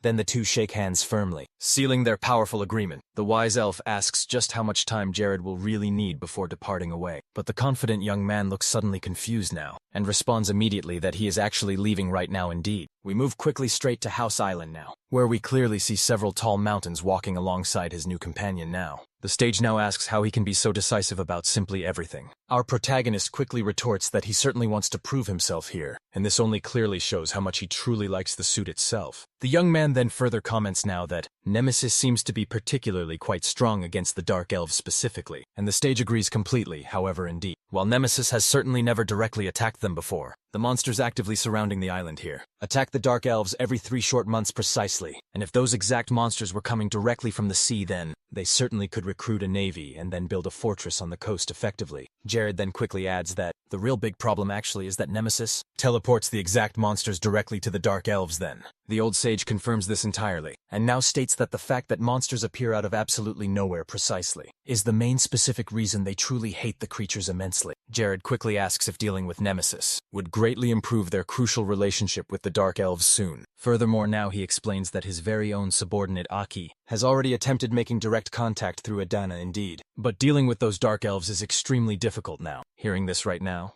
the sage replies that if Jared succeeds there, the Lord would likely take an interest in him, it seems, but there can be no guarantees given here. With that thought, Eucalyptus thinks that the monsters of House Island would be quite easy for him. Indeed, since there are truly no monsters, then they're capable of reaching him when he attacks from above. The elf interrupts Jared quickly and comments that, even though they have tried attacking Mimosa multiple times already, all of their attempts simply have failed completely. Laughing gently, the Lord asked if even after knowing this, the elf still wants him now to attack that monster. And the wise sage replies that he could offer one more test, if the young man doesn't quite think he is capable enough. However, the blonde is truly resolute though, and states plainly that he is thinking about how to eliminate Nemesis. The narrator explains that Nemesis is one fearsome monster, covered intensely in red entirely from head to toe now, and greatly resembles a bipedal rhinoceros form. Furthermore, to kill the monster now, a single powerful attack only is required here. Multiple weak attacks simply won't work at all. This is truly due to its innate ability to reduce damage, the base damage of absolutely any attack it receives, nullifying a number of them.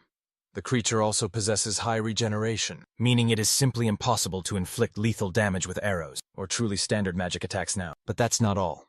Due to its rather thick skin indeed, continuous magical attacks are also ineffective now, so its only true weakness is one massive damage attack then. At this very moment, we see Jared is lost deeply in thought until the sage calls out clearly to him. He asks if the blonde young man wants the seals removed entirely before facing Nemesis. However, the young man immediately shakes his head, flatly refusing here. Jared firmly asserts that doing so would make the agreement meaningless indeed, and the elf should surely only fulfill his part of the deal itself. Once Nemesis is fully eliminated itself, the elf grows quite nervous and asks what precisely would happen if Jared were to die right here. Even considering that sheer possibility now, the blonde here remains truly unfazed, laughing aloud and stating that it simply won't happen. However, he mentions there's something the elf should certainly do. Hearing all this now, the sage is truly confused, and Eucalyptus too requests he increase the capacity of 10x quickly, to better concentrate magic bullets now, so that he can focus energy into a single point of the suit. The elf looks quite confused and asks about man of bullets here, and the blonde confirms even so now. The sage calmly says that he can surely do it, but questions now whether this won't hinder Jared, as he won't then be able to use other canon abilities.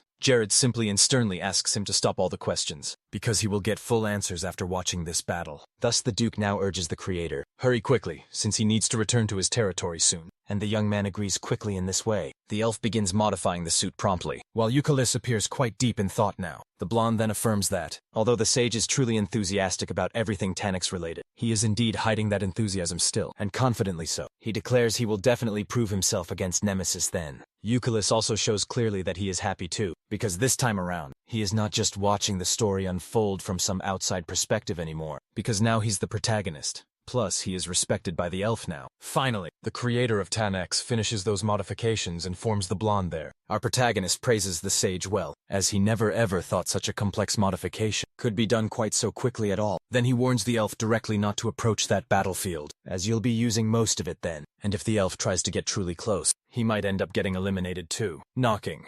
Jared the elf tells him not to worry much, and pointedly reminds him that he isn't the only one here who knows how to fly. Using his strange shoes, the man jumps incredibly high indeed and begins to fly now. Eucalyptus curiously thinks that although those shoes look quite ordinary, they're actually made of powerful magic stones, it seems. The young man shouts out that this is a relief surely, and now prepares himself to begin the grand battle. Once more the small elf asks if he will truly be okay here, and the young man confidently responds that he will flee instead, if he truly thinks he cannot defeat Great Nemesis now. Sometime later, we distinctly see the far north of House Island clearly. Amidst the sharp rocks there, the mighty guardian of the island looms. Nemesis is roaring loudly. Jared quickly approaches the creature while flying swiftly, and thoughtfully comments that despite distinctly looking like a total imbecile, Nemesis clearly knows how to skillfully use decent magic at this level. In different words, if he takes too very long to deal with this fierce monster, the daunting creature will easily summon all of the other monsters on the island soon. And surely if that actually happens, he most definitely will be defeated here.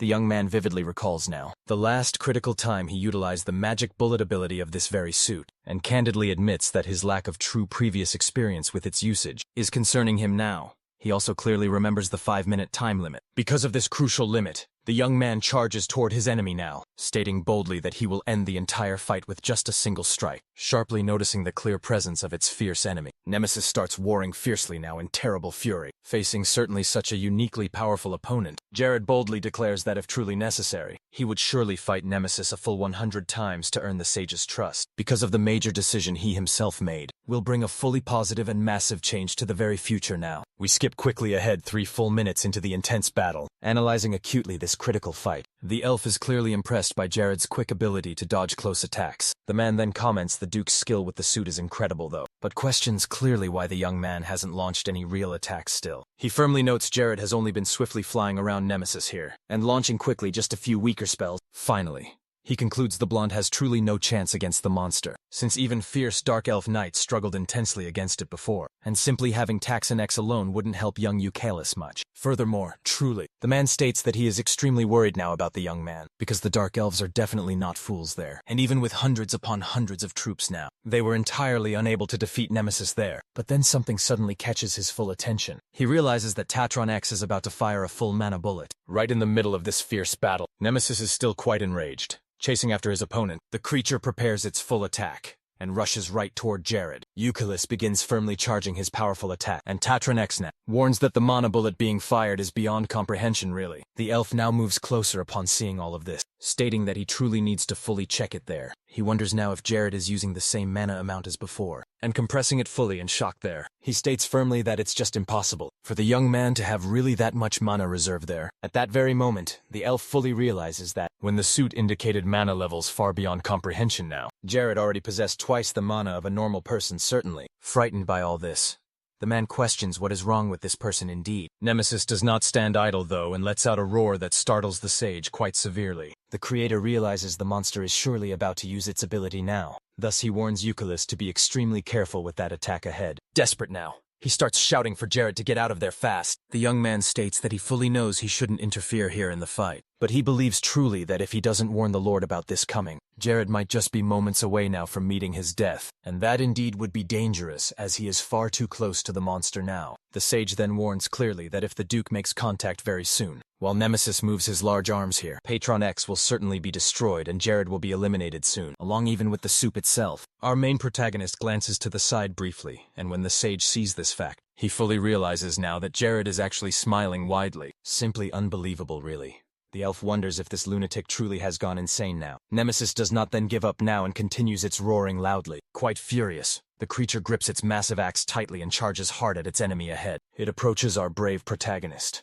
raising its weapon high to strike hard. Finally, the monstrous creature executes its fierce attack now, but the human before it manages deftly to dodge. Nemesis relentlessly continues unleashing multiple strikes here, but Jared evades each single one with such ease. Seeing this unfold, the elf states it's as if the blonde is fully memorizing Nemesis's attacks. While fiercely fighting, the monster once again roars aloud, clearly irritated by the way the intense battle is unfolding now. Jared realizes that Nemesis has indeed finally activated its fury ability now. The creature drops his weapon, bedding it deep in the solid ground. Then it clasps both powerful hands tightly together, preparing to fiercely attack Jared while using the Madness of Rage ability. But our brave protagonist was surely ready now, and finally fires the magical bullet he had been carefully charging up. The launched attack is unbelievably truly powerful now, and we see nothing but Nemesis's dark blood flying through the tense air. After keenly witnessing this, the only word the sage can utter is wow. Eucalyptus remains steadily standing before his fallen enemy here, simply staring intently at it closely. And we clearly see that the swift attack opened a gigantic gaping hole in Nemesis. The monster begins coughing up quite a bit of blood before collapsing hard to the ground, already lifeless. Our protagonist deeply thinks that, if he hadn't precisely anticipated that last attack pattern there, he surely would have died right then and there. He keenly turns around and asks the sage if he fully saw that feat, and if that impressive feat was enough to earn his deep respect and complete trust. The elf, still clearly in shock from everything witnessed, flatly calls the brave young man crazy right now. Immediately after, he rushes headlong toward the blonde-haired youth, shouting loudly that it was indeed dangerous, and urgently demanding to know precisely why he was on the defensive posture. The sage clearly states that he was quite worried that the young man might perish here, and the Duke then reveals plainly that he did all of it to cleverly make Nemesis expose its deep arrogance openly. Eucalyptus further explains it, that he skillfully manipulated Nemesis into foolishly becoming quite greedy in its actions, so that the huge monster would finally use its incredible fury ability when he needed it. Hearing every bit of this, the white-haired man earnestly apologizes now for underestimating all his abilities. Shortly after,